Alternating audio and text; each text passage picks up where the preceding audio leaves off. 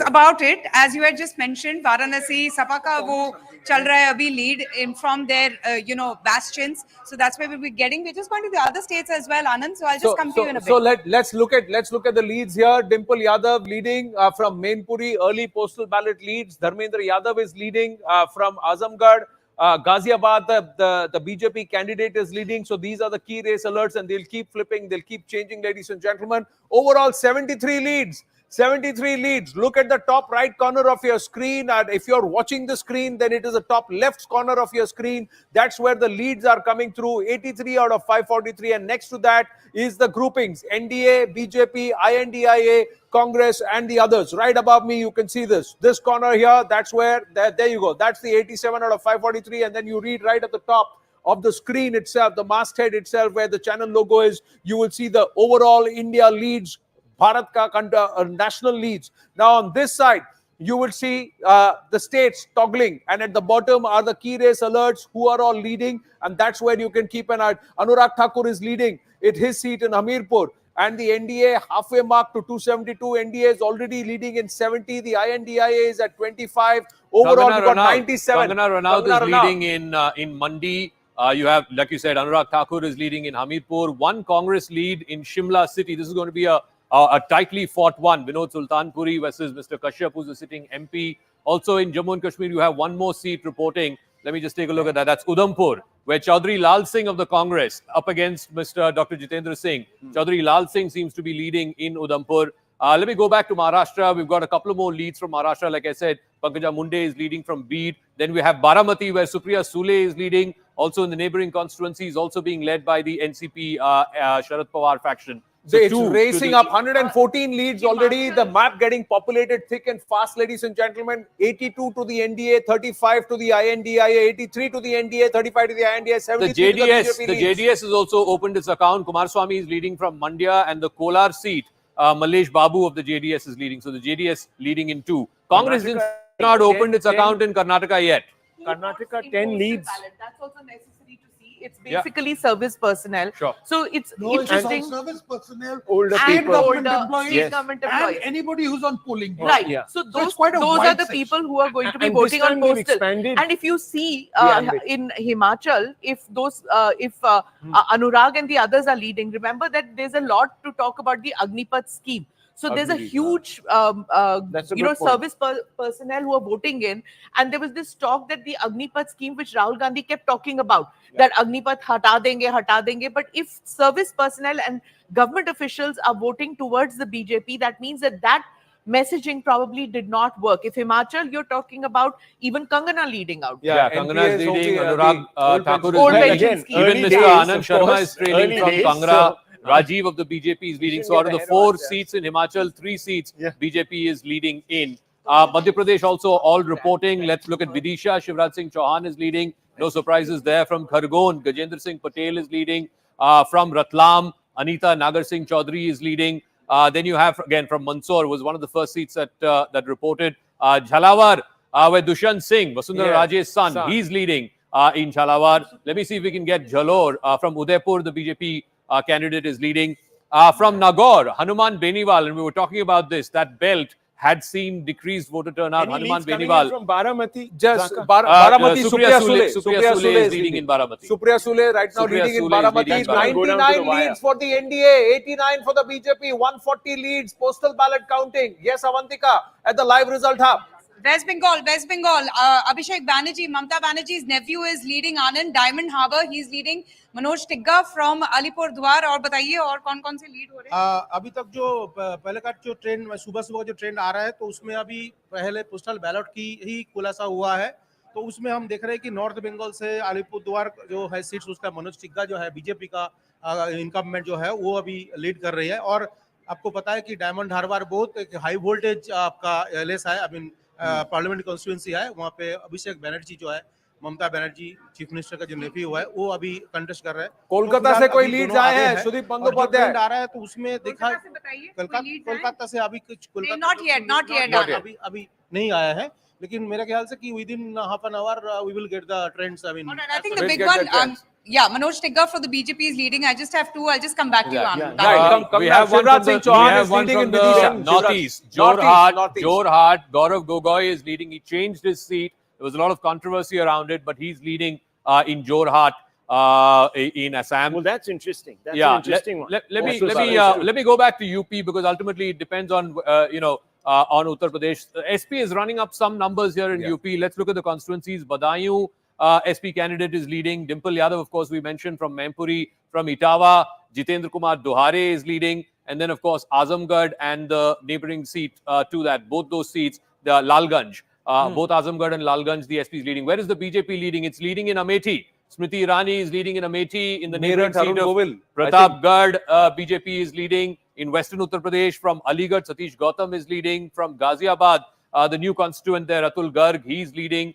From Meerut, Arun Govil is leading. So Western Uttar Pradesh seems to be going the BJP's way. Rampur, Delhi leads like I said. coming in also. Delhi leads. Delhi Let leads. me look at Delhi.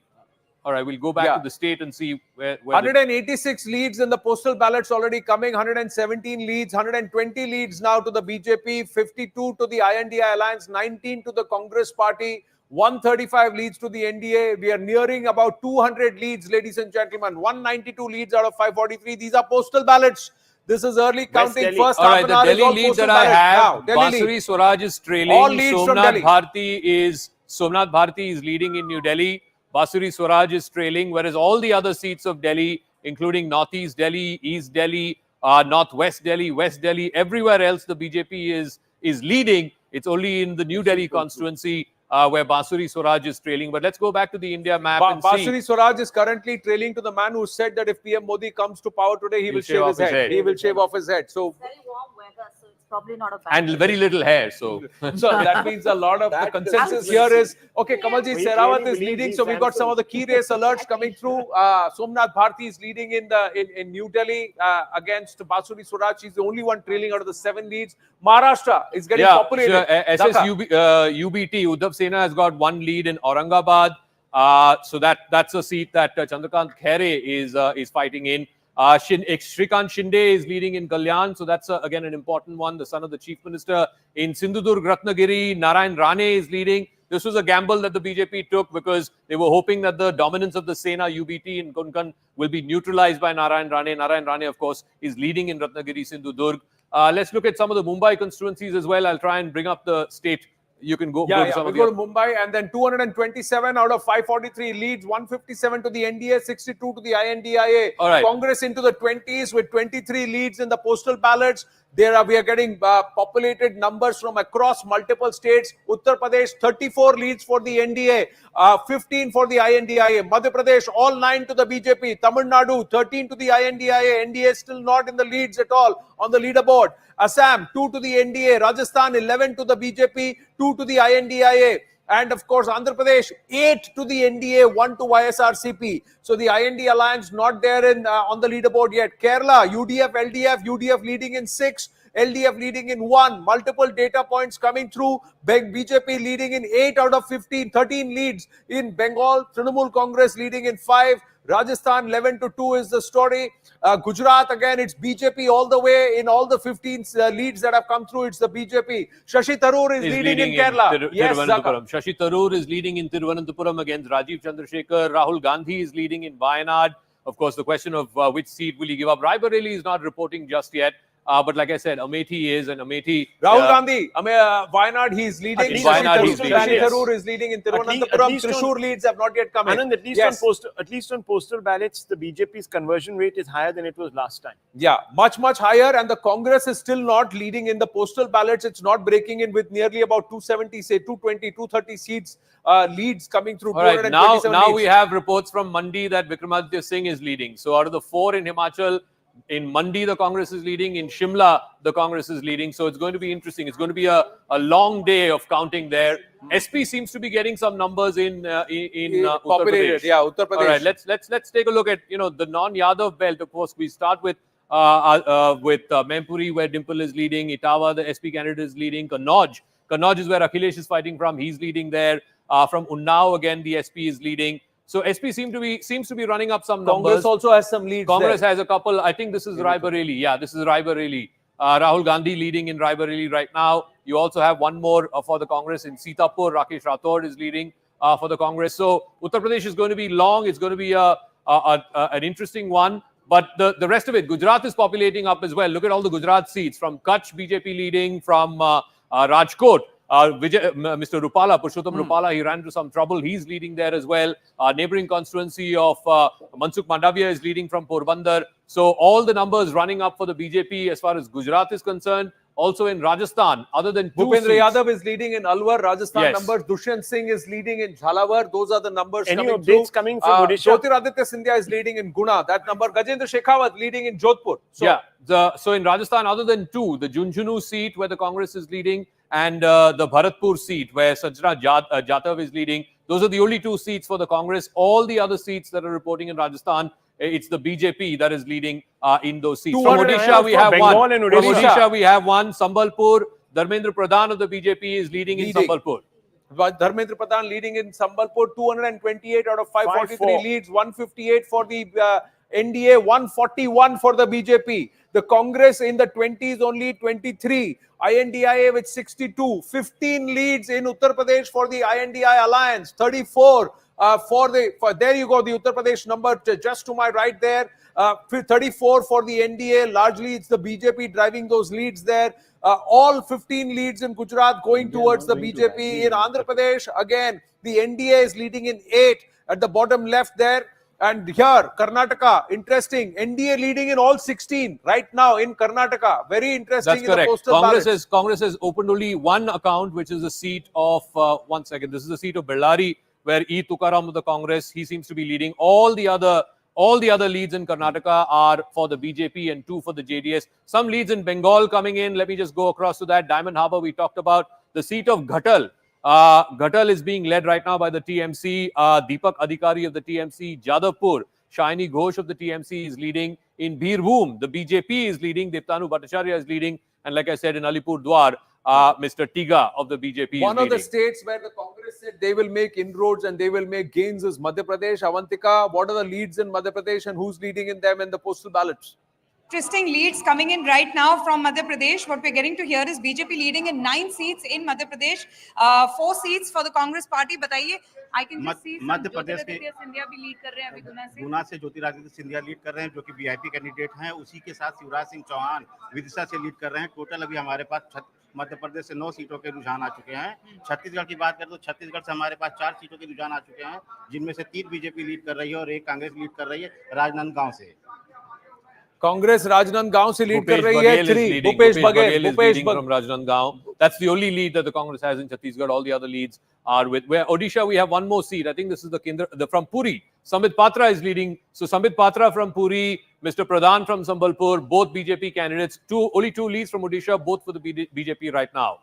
It's populating there. Even in the northeast up there, there are some. Can I just quickly go through Maharashtra? Aurangabad, UBT candidate is leading. From Palghar, again, the SSUBT candidate is leading. Couple of seats for the Congress. Kolhapur, which is again a hotly fought seat. The Congress candidate there is leading. The neighboring seat of Hatkangle, again, the SSUBT is leading. This is all again in the coastal part of Maharashtra, the Konkan, Ratnagiri, Sindhudurg, that belt, where of course Narayan Rane is leading from that particular seat. But we're getting more and more numbers for Congress. Let's look at the seats of Kerala as well. All right, the neighboring. So Thiruvananthapuram, Shashi Tharoor. Now Rajiv Chandrasekhar has taken a lead. Now Rajiv Chandrasekhar has taken a lead in Thiruvananthapuram. Now Rajiv Chandrasekhar has taken a lead in Thiruvananthapuram. Neighboring seat of Attingal, it's V. Joy of the CPM who's taken a lead. The next seat of Kollam, M. Mukesh, who's a film actor of the CPM, he's taken a lead. Then you have the seat of Alapura, where KC Venugopal is fighting. There again, the CPM seems to have taken a lead. So all right, now Attingal has flipped. Now Adur Prakash of the Congress is leading in Attingal. The left also leading, Joyce George leading from Idiki. This was again a Congress seat. Dean Kuriakose. Pattanam Titta, Dr. Thomas Isaac, former finance minister, he's leading. So the left seems to be running up numbers far more than what the Congress did. They had just 1 MP last time around from Kerala. This time they seem to have a lot more, at least in the postal ballots. Let's look at Tamil Nadu for example. We haven't got reports from Coimbatore yet, but from Erode, DMK candidate is leading. From Toothukudi, Kanimuri is leading. Then you have a bunch of seats in the north of the state from Arani, DMK candidate leading from Arakonam, Jagat Rakshagan leading of the DMK from Kanchipuram, again the DMK leading. Sri Parambadur TR Balu is leading. Shashikant Senthil, who's a close associate of Rahul Gandhi of the Congress party, he's leading in Tiruvallur. Let me take a look at Telangana. We got one seat, Mehboobabaad, where that we have reports for, where the Congress candidate is leading. In Andhra Pradesh, again, constituency number 13, Guntur, where the TDP candidate is leading. So Andhra Pradesh, I suspect, will take some time to report. But again, let's go back to Bengal. We have more reports in Bengal. The seat of Asansol, Shatrughan Sinha seems to be leading. The neighboring seat of Birbhum, the BJP candidate there, is leading. And then, of course, I reported the two Calcutta seats, Diamond Harbour and Jadavpur, where the TMC candidate is leading. In Arunachal West, Kiran Rijiju is leading. So that's the one seat from Arunachal that's reporting. From Nagaland, the NDPP is leading. So that's the one seat we have from that state. From Manipur, Inner Manipur, Mr. Basanta Kumar Singh of the BJP is leading. Manipur also should be watched out for the two seats, Inner and Outer Manipur. We'll see how that plays out. Gujarat, all the numbers in favor of the BJP, except in Sabarkantha, where Chaudhry Tushar Amar Singh of the Congress. So out of 20 odd seats that are reporting, one for the Congress lead and the rest for the BJP. Again, go back to Maharashtra. Maharashtra is going to be the election-defining state in many ways this time around. From Palghar, the SSUBT candidate is leading. In Baramati, Supriya Sule is leading. Shiv Sena, NCP candidate also leading in the neighboring seat. Then you have in the Konkan belt, where Narayan Rane is leading in Ratnagiri, Sindhudurg. In Kolhapur, the Congress candidate is leading. You have one more seat reporting from Western Maharashtra.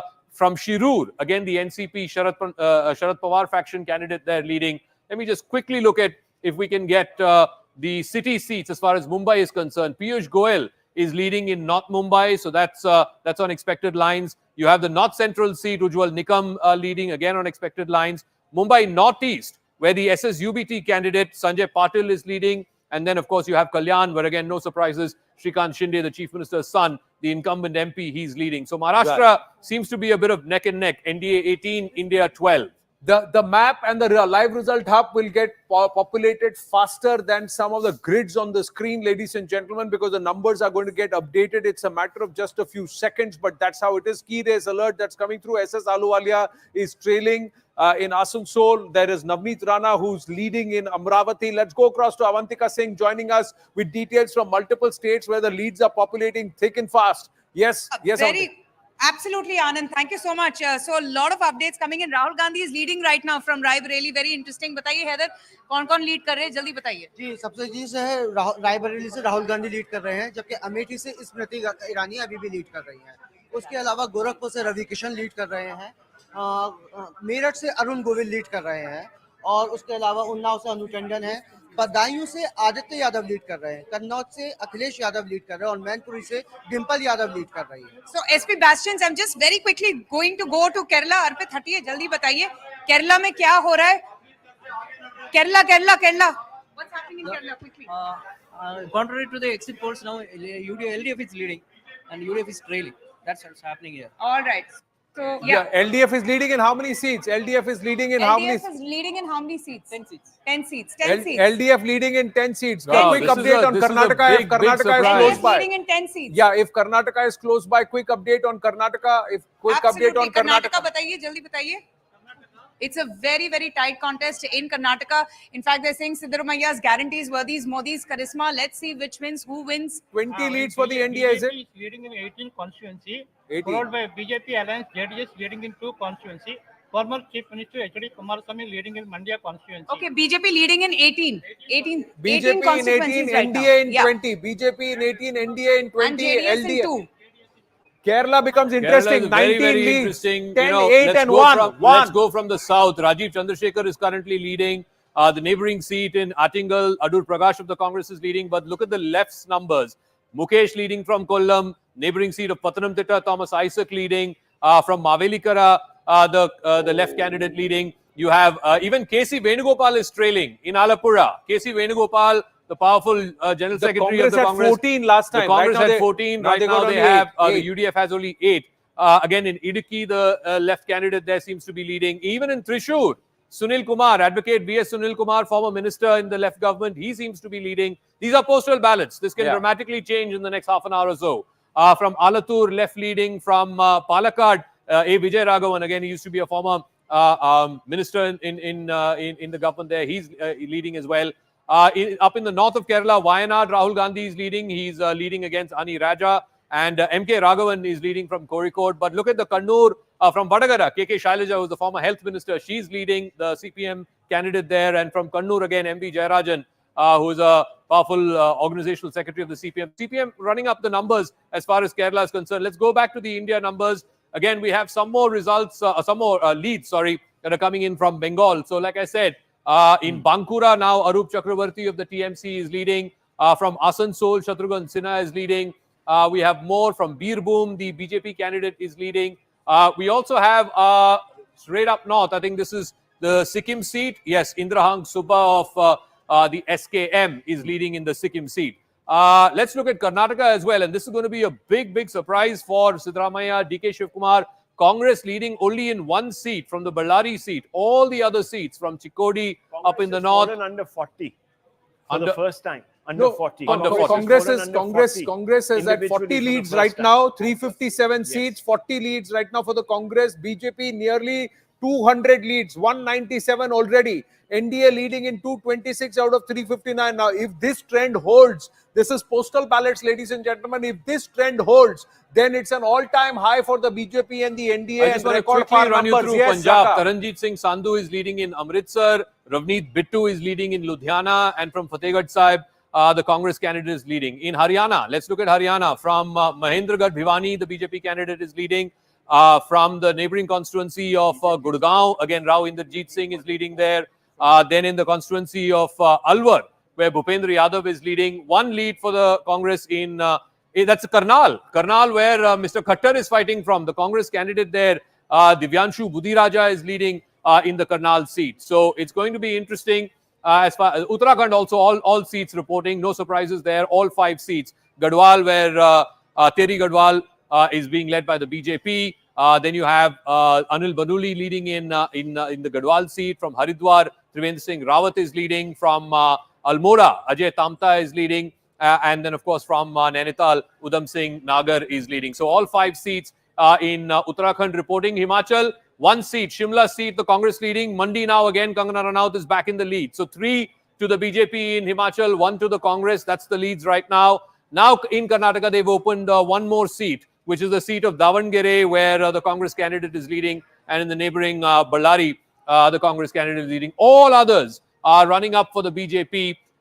Let's take a look numbers. Bihar, Avantika's got details from the live result hub on Bihar, and then we'll come back to the grid with Zakir Jacob. Leads are populating thick and fast, nearly 378. 378 leads. The BJP has crossed the 200 mark in terms of leads in the postal ballots. 209 now. Congress at 47. So it is nearing the 50 number. Overall, 246 for the NDA, 137, 132 for the INDIA, the big numbers. 133 for the INDIA, 250 for the NDA, 217 for the BJP, 402 leads already in the postal ballots. The leads are pouring in thick and fast, ladies and gentlemen. Rohini Acharya currently is trailing. Let's get the Bihar update. Yes, Avantika. Right, you're absolutely right. In fact, both the daughters, Anand, they're both trailing. In fact, what we're getting to see is Saran Rajiv Pratap Rudy. He's leading right now. Ram Kirpal Yadav, BJP. So both the daughters, Rohini Acharya and Misa Bharti, both trailing. Very interestingly, you have Desh Chandra Yadav from the JDU who's leading. So interesting. 3 leads. Giriraj Singh leading right now. 3 leads for the BJP, JDU alliance looking good as of now, at least from the initial trends that we can see coming in from Bihar. All right, let's look at Uttar Pradesh. That's let's look at where the BJP is running up numbers. Many people were BJP saying that leading JDU was going to be the bit of a Ghaziabad, BJP leading in Meerut, BJP leading in Amroha, BJP also leading in Aligarh, BJP leading in Agra. So that's SP Singh Baghel's seat. So these are the Western Uttar Pradesh seats where the BJP is leading. As far as the SP is concerned, from Badaयूं, you have Aditya Yadav leading. You have a cluster of seats in the Yadav belt, which the SP is leading in Mempuri, it's leading in Etawah, it's leading in Kannauj, where Akhilesh Yadav is fighting from. A couple of Congress leads have opened up as well. Let's take a look at some of these seats. From Barabanki, the Congress candidate seems to be leading. From Sitapur, the Congress candidate is leading. Of course, the Raebareli candidate is also leading. So 3 seats there in that belt for the Congress. Let's take a look at where else. Rajnath Singh is leading from Lucknow. Of course, you have this seat of Fatehpur, where Sadhvi Niranjan Jyoti is leading. I said just a big announcement, ladies and gentlemen. The EVM counting will also get underway now. It's 8:30. It's half an hour into counting. The first half an hour was postal ballots. EVM counting would have also now begun. And that means that by the time in the next 15 to 20 minutes, round 1 data, including the EVM data, will start populating. So the postal ballots is a huge number across multiple constituencies, 404 already. And you will also have EVM data coming through in the next 15 minutes, 20 minutes. And the EVM counting would have begun across a lot of the counting centers from 8:30 onwards as per so the Delhi picture has changed. Now Basuri Swaraj is leading in New Delhi, whereas in South Delhi, the Aam Aadmi Party candidate Sahi Ram of the Aam Aadmi Party is leading. So 6-1. BJP leading in all seats except the South Delhi seat. Mr. Bidhuri used to be the MP from that seat. Let's go back to the All India picture. Let me also bring you up with Haryana. Let's take a look at some of the seats there. Kumari Sailja is leading from Sirsa. That was expected. Rohtak is not reporting, where Dipinder Hooda is fighting. Like I said, Karnal, where the former Chief Minister is fighting. He's trailing right now. The BJP leading in Bhiwani Mahendragarh, in Gurgaon, and of course in Faridabad. These are the 3 seats that are reporting. Interesting story in Telangana. 5 seats to the NDA, 4 to the Congress. BJP is leading in 5. BJP leading in 5. Congress in 4. And once again, if the BJP emerges as the single largest party in Telangana, is that a big story? That Coromandel story is going to be interesting. Let's take a look at Avantika is joining us with more. Yes, Avantika. Rajasthan is looking very interesting for the BJP, leading in 11 seats. Jalore, Ashok Gehlot's son is trailing right now. We're getting good leads there for the BJP. Just take a look. 11 seats right now, right? बताइए. अभी अशोक गहलोत के बेटे वैभव गहलोत पीछे हो गए हैं. Just अभी आया है वहां का रुझान. जालौर सीट से अशोक गहलोत के बेटे वैभव गहलोत सीट लग रहे हैं. उन्होंने सीट चेंज की हुई है. पहले जोधपुर से लड़े थे चुनाव. इस बार उन्होंने सीट चेंज की है. ओवरऑल रुझान 20 में बीजेपी आगे है. 20 में एनडीए आगे है. 14 seats. Anand, 14 seats. BJP is leading in 14 seats in Rajasthan out of 25. 14 out of 25. 14 out of 25, and the BJP is leading.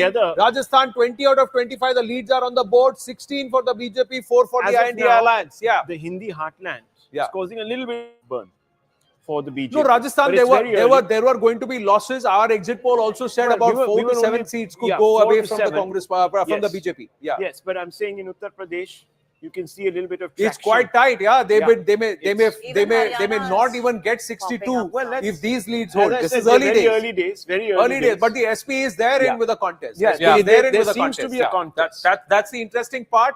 And Raebareli, Rahul Gandhi is leading. Wayanad, Rahul Gandhi is leading. Anupriya Patel is currently leading in her seat of Mirzapur. That's the lead. NDA opening up in Tamil Nadu. They're on the leaderboard.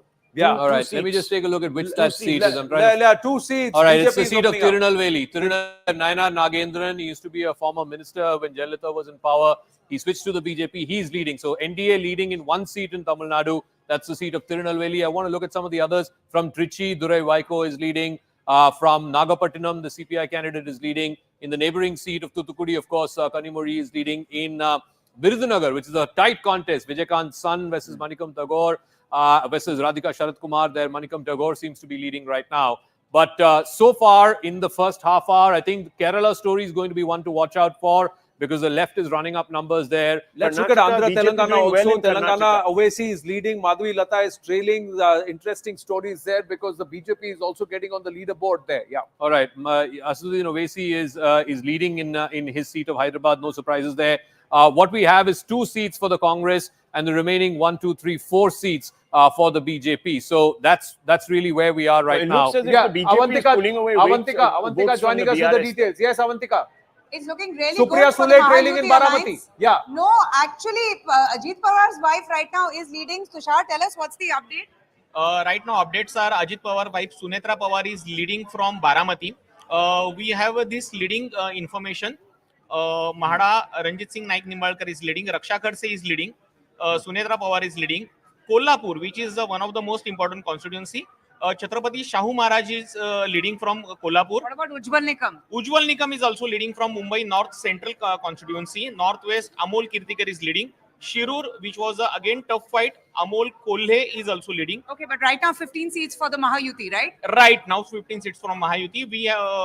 If I show you tally, we've got more leads. Maharashtra is populating more leads on the leaderboard at this point. Nearly 27 seats for the NDA. Maharashtra 27 seats for the NDA. INDIA 18 out of the 48, 45 seats they are showing. We are getting leads basis the postal ballot EVM numbers, and round one numbers should consolidate in exactly 10 minutes from now, ladies and gentlemen. Numbers coming through thick and fast. 470 leads out of 543, 291 to the NDA, 246 to the BJP, 161 to the INDI alliance, 60 to the Congress party. So the Congress party leading in more seats than it polled last time around. Will this revise upward, downward? We have to wait and watch. For the NDA also, will it revise upward, downward? We have to wait and watch. But the BJP closest in terms of leads to that 272 number with 246. So they are at least just 26 seats behind that magic number of 272 right now out of 470 seats. So there is still a good 70 seats which still need to be in Karnataka. If I can,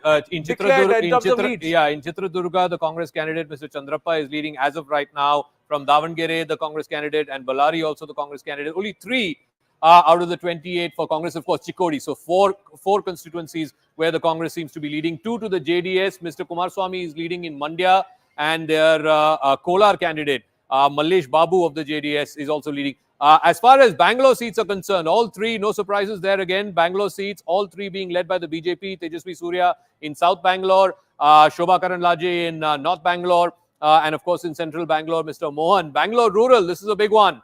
Dr. Manjunath, who is Devegowda's son-in-law, contesting on a BJP ticket, he's leading. DK Suresh, the brother of the Deputy Chief Minister, DK Shivkumar, he's trailing right now. Jagdish Shettar is also leading. Jagdish Shettar in Belgaum is leading. That is correct. Basuraj Bomay is leading from Haveri. From Dharwad, Prahlad Joshi is leading. From Uttar Kannada, Vishweshwar Hegde Kegeri, who is a former speaker, he's leading. From Shimoga, B.Y. Raghavendra, the brother of B.Y. Vijendra, he's leading. From Udupi, Srinivas Pujari is leading. All the coastal Karnataka seats, Brijesh Shorta, captain, is leading from Dakshin Kannada. From Mysore, Yaduvir. In a state where the Congress is in power. Yeah, in a state where the Congress is in power. Odisha, 18 out of 21 leads that have come, and then the BJP is leading in nearly 10 of them. I just have 2 on the magic wall. On that the is magic Sambalpur wall. So the Odisha should and populate. Puri. Odisha, we've just got leads on the leaderboard coming through, and big leads for Pradhan, Sambalpur. Yes, he's leading. Yeah, Dharmendra Pradhan has been leading for a while. Avantika joining us with more. Avantika, yes, Avantika. Yeah, so Odisha we're still waiting, and what Zaka was saying was right. I just have 2, that is Sambit Patra. But let's focus on Assam. We are getting a lead for the NDA, 5 out of 14.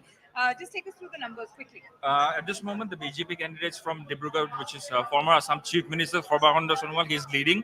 From Sonitpur, the the BJP is leading. From Lakhimpur, the BJP is leading. So how many total for the NDA? Total 7 for the NDA. We are still waiting for one result from a constituency called Borpeta, which would make it 8. But at this moment, the big thing is that the Congress is leading in 4 constituencies, which is supposed to be a very good. All right, quickly. Let me just quickly go to Gaurav Odisha also. Gogoi is actually leading in Jorhat. Odisha update coming through. Odisha, Yes, Avantika. jaldi. Yes, Avantika. Samrit Patra is leading in postal ballot, and also in Bhubaneswar, Aparajita Sarangi. Oh, Aparajita Sarangi is also leading. So both BJP is leading in 2 seats for the time being, and we are getting. What about Dharmendra Pradhan? What about Dharmendra Pradhan is also leading in postal ballot, and counting is still going on. Okay, so it's looking good for the BJP. Anand, we just have information for 3 seats. From are you getting details anywhere where the EVM countings have also begun? When can we expect round 1 data that is to be consolidated across? Not yet, but it's just about to begin. I've just gone to all the states and just waiting, just a few minutes just now. Waiting. So round 1 is just going to start then. Just want to run you through the Bengal numbers. Bengal numbers are coming in thick and fast. In Purulia, the BJP candidate Jyotirmay Singh Mato is leading. Neighboring constituency of Bankura, the TMC candidate Arup Chakrabarti is leading. In Asansol, I mentioned Shatrughan Sinha is leading. In Bolpur, which used to be Mr. Chatterjee's seat many years ago, Asit Kumar Mal of the TMC is leading. In Bashirhat, Sandesh Khali, Haji Nurul Islam of the TMC is leading. BJP has 1 lead in Malda Uttar, where Khagen Murmu is leading. 1 lead, of course, in Alipur Dwar, where the BJP candidate there, Mr. Thiga, is leading. and in Birbhum, Devtanu Bhattacharya. So 3 leads for the BJP in Bengal. 4 Postal ballot lead 17 out of 34. That's the postal ballot number. Yes, Avantika, some big news from the live Big result news hub. coming in from West Bengal. बताइए जल्दी. 17 और 17 दोनों BJP और तृणमूल 17 सीटों के दोनों भी एक बराबर की हिस्सा भी नेक चल रहा है. और जो सबसे बड़ी खबर अभी तक आ रहा है कि बसीरहाट संदेशखाली मुद्दा जहां से जो पार्लियामेंट्री कॉन्स्टिट्यूंसी शुरू हुआ था, तो वहां पे तृणमूल का जो कैंडिडेट है वो आगे चल रहा है और रेखा पात्रा जो बीजेपी कैंडिडेट वो पीछे चल रही है. पीछे चल रही है. 17 in Bengal. Thank you for that. 297 for the NDA. Close to 300 already in terms of leads. Postal ballots, EVM data has just started counting at the counting centers, ladies and gentlemen. EVM data along with the postal ballot and the consolidation will start happening over the next 20 minutes to half an hour. By about 9:30, beg your pardon, you would have more of the round 1, round 2 data of the EVMs and some more consolidated leads and more of the leads populating. All 543 should start populating by 9:05, 9:10 a.m. 477 leads so far, 295 to the NDA, 248 for the BJP, 60 for the Congress, 165 for the INDI alliance, 19 to the others. That's the leaderboard right at the top. And of course, the NDA way past the halfway mark in terms of leads on postal ballots. It's already at 294, so 1 seat less. That's where it slipped down. 294 and 168. It's a jostle and tussle that's happening. But clearly, in terms of leads, it's crossed the halfway mark, the NDA at this point, with just 481 seats that have been declared in terms of leads. 481 seats where the leads have started coming through. We are still saying these are early days. Postal ballots, even the first round of EVM counting has not come in, but the postal ballot numbers are quite sizable. And across constituencies, like the last time around in 2019, 9 seats across 8 states were decided by postal ballots. So all right, these numbers cannot more be from undermined. Karnataka. Yeah, more numbers coming through. Chamarajanagar, Sunil Bose of the Congress is leading. Now in Bangalore rural, DK Suresh seems to have taken the lead. In Kolar as well, where it was a very, very personal battle. Now KV Gautam of the Congress has taken a lead. So some seats for the Congress as far as the southern part of Karnataka is concerned. Let me also quickly just run you through Haryana because we're getting more. Mr. Khattar has now taken the lead back in Karnal seat. BJP leading in the Ambala Kant seat. But the Aam Aadmi Party, Sushil Gupta leading from Kurukshetra. He's leading against Naveen Jindal. Then you have from the Sonipat seat where Satpal Brahmachari of the Congress is leading. Rohtak, Dipinder Hooda is leading. From Hisar, the BJP candidate is leading, Ranjit Singh. From Mahendragarh, Bhiwani, again the BJP candidate leading, and so they are in Gurgaon as well as in Faridabad. Let me also quickly run you through Rajasthan. From Junjunu, Brijendra Ola of the Congress leading.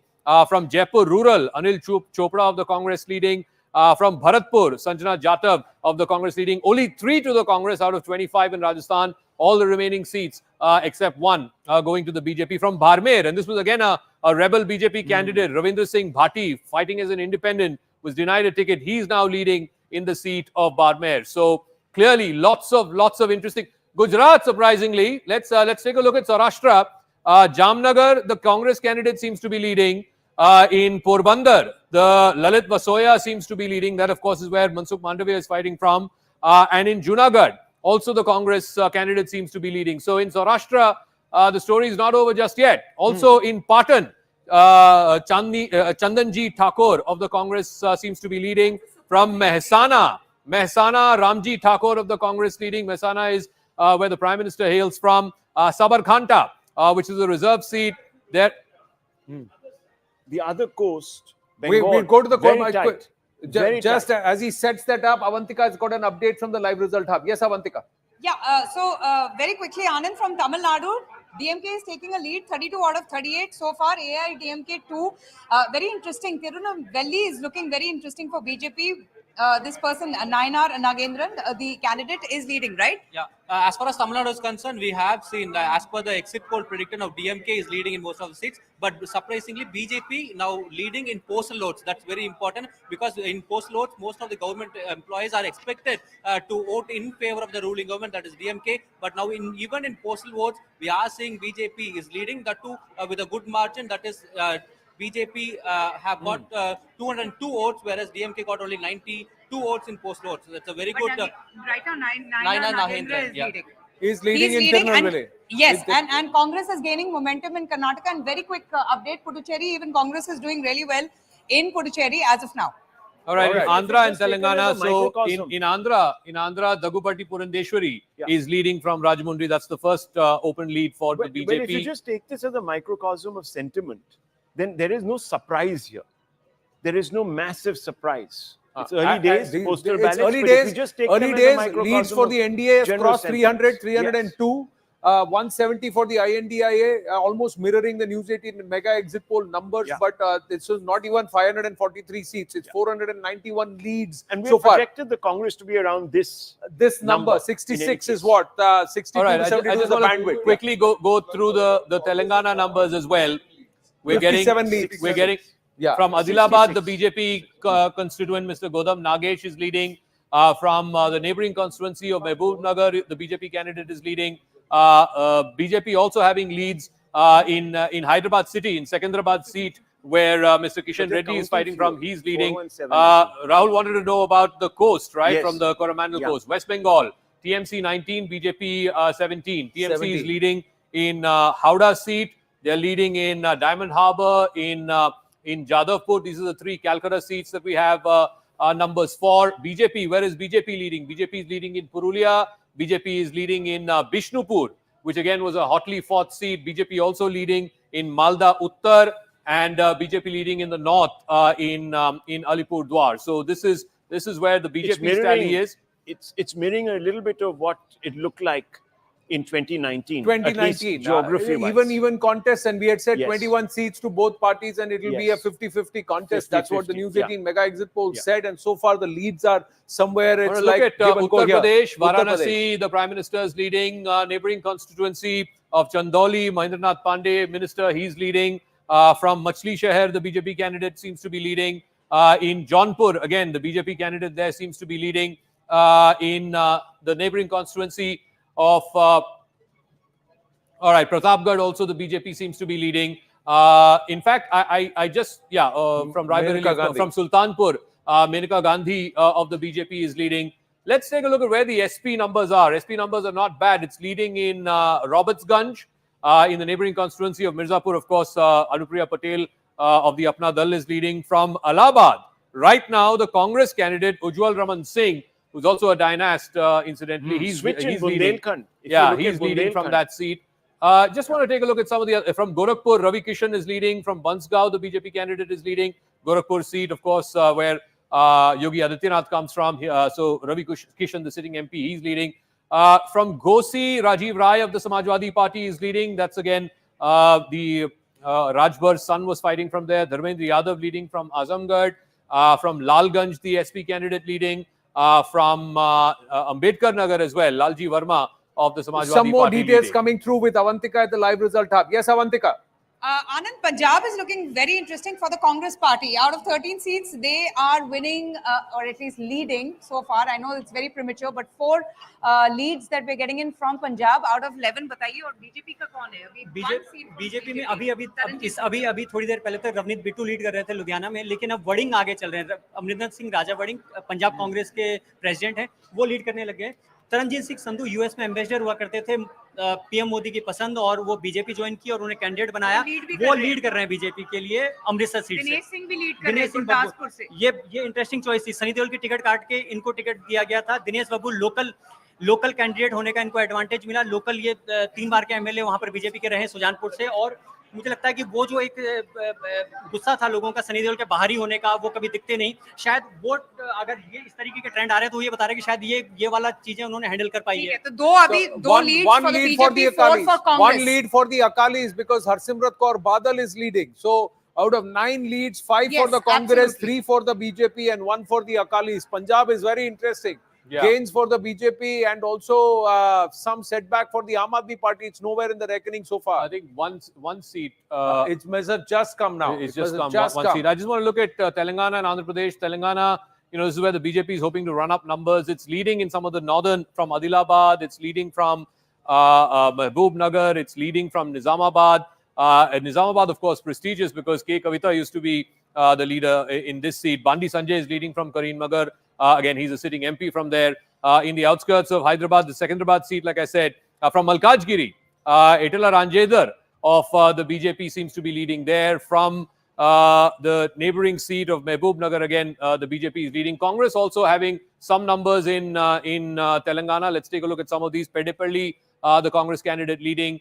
Vamsi Krishna Gadam, that's his name. He's leading from that constituency. So Congress running up numbers in Warangal, in that belt. That's where the Chief Minister hails from. In fact, if you look at it, Malkajgiri at one point of time, Revant used to be the sitting MP from there. In the Hyderabad seat, of course, Mr. Asaduddin Owaisi overall Hindi belt, the is big leading. states, Zaka and Anand, it's a mixed bag really right now. Bihar down for the BJP, Uttar Pradesh also a little down. Madhya Pradesh, they're holding.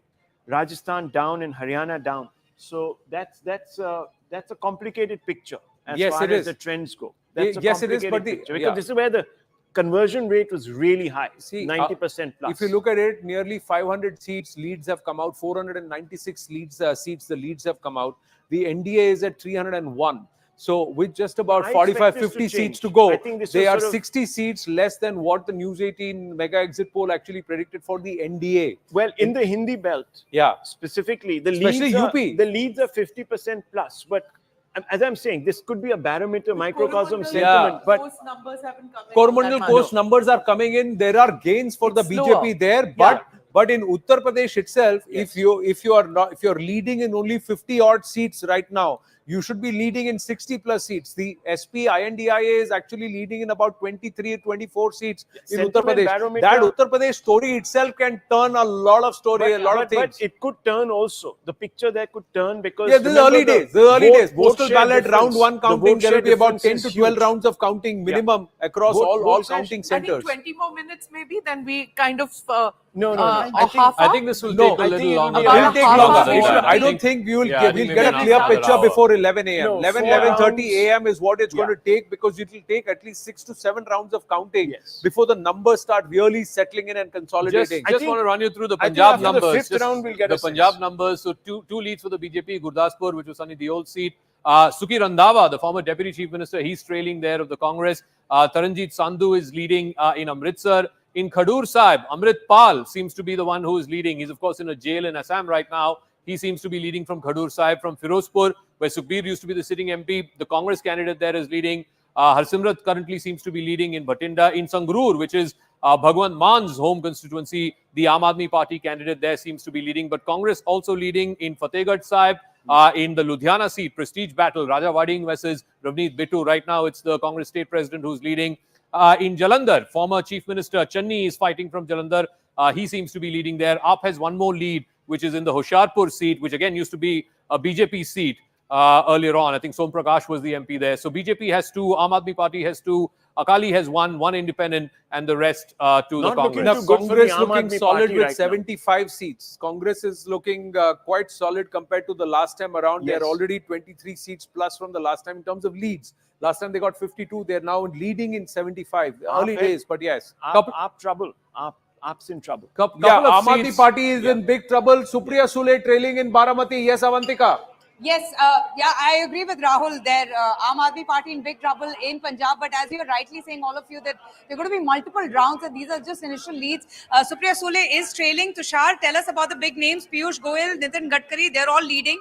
Yes, if we talk about big fight in Maharashtra, Amravati from Navneet Rana is leading, Balwant Walkhedi is trailing, Nitin Gadkari, big fight, he is leading, Piyush Goyal is leading from North Mumbai, as well as Narayan Rane, which is again big fight from Ratnagiri Sindhudurga, he is leading. If we talk about Baramati, Supriya Sule is right now trailing, and Sunetra Pawar, Ajit Pawar's wife, she is leading. All right. And in Gujarat, it's 20 out of 26 for the BJP right now, with 4 going to the Congress. 20 out of 26. That's again Gujarat. The Congress making inroads in Gujarat or showing leads, populating leads, even if it is early, it's quite significant. 76 leads for the Congress. I want to show you where that is. 76 leads for the Congress. It's in the northern part of the state. So the districts of the seats of Patan, the seat of Mehsana, Banaskantha, and Sabarkantha. These are the seats where the Congress, and there's one in Saurashtra, which is the seat. I think all of this is going to change. It's really the Hindi heartland right now, which is. The Blues in Gujarat show it's something that was not predicted. You know, the India Alliance is doing pretty well in the early rounds in Gujarat. Yeah. Saurashtra region, especially. Correct. It's early days, and the NDA leads has actually slipped. They had gone up to 306. Now, out of 496 leads, they have slipped down to 297 overall. NDA slipped below the 300 mark. BJP is at 254. INDIA is at 176 leads overall, and Congress is at 72 leads so far. You know, you're overall. talking about Others have got 23. We were all talking about Rajasthan and how there could be Yeah. some downside there. So in Ganganagar, the Congress candidate seems to be leading. In Churu, Rahul Kaswan, remember he was denied a ticket by the BJP. He fought on a Congress ticket. He seems to be leading there. In Jhunjhunu again, Brijendra Ola of the Congress is leading. From Jaipur Rural, Anil Chopra is leading. From Bharatpur, Mr. Jatav is leading. And then from Kota, which is Om Birla's seat, which is a surprise. In Kota's seat, the Congress, Prahlad Gunjal of the Congress is currently leading. And I said Ravindra Bhati is leading from Barmer. All the others going. So Rajasthan, there is a cause of worry as far as the BJP is concerned. Well, Let me just Kerala scenarios are changing because Thomas Isaac has just showed that he is trailing. Anil Antony is trailing. Rajiv Chandrasekhar is leading. Yeah, V. Rajiv Muralidharan is trailing. Yes, Rajiv Chandrasekhar is leading right now against Shashi Tharoor. Mr. Muralidharan is trailing in Attingal. The NK Premachandran is 500 leading. leads. A quick overview of things as they are progressing. 500 leads, NDA 299, BJP 256, 180 for It's INDIA, the Hindi 74 for belt. Congress. It's the Hindi belt that is proving to be a little bit of a problem little bit area. of a worry, problem It's a area worry. for It's the a problem BJP. area in these This initial is what rounds. they had said, that Dakshin mein half and Uttar mein half Yes. is what the NDA, INDIA alliance had said. Yes. So here it seems that their confidence was somewhere. All right, let's based look on at some the early Hindi trends. heartland. Of course, other than Uttarakhand and Himachal, where the BJP is winning all 9 seats, the NDA right now at 96, India Alliance at 39, which is primarily again Congress, because of course there is a Samajwadi Party in Uttar Pradesh. So the Congress getting a few seats in Rajasthan, a couple of seats in Haryana, in Madhya Pradesh as well. From Morena, the Congress candidate there seems to be leading. From Bheen Morena, even in the assembly election, for those of us who traveled, there was talk about some amount of anti-incumbency in Bheen Morena.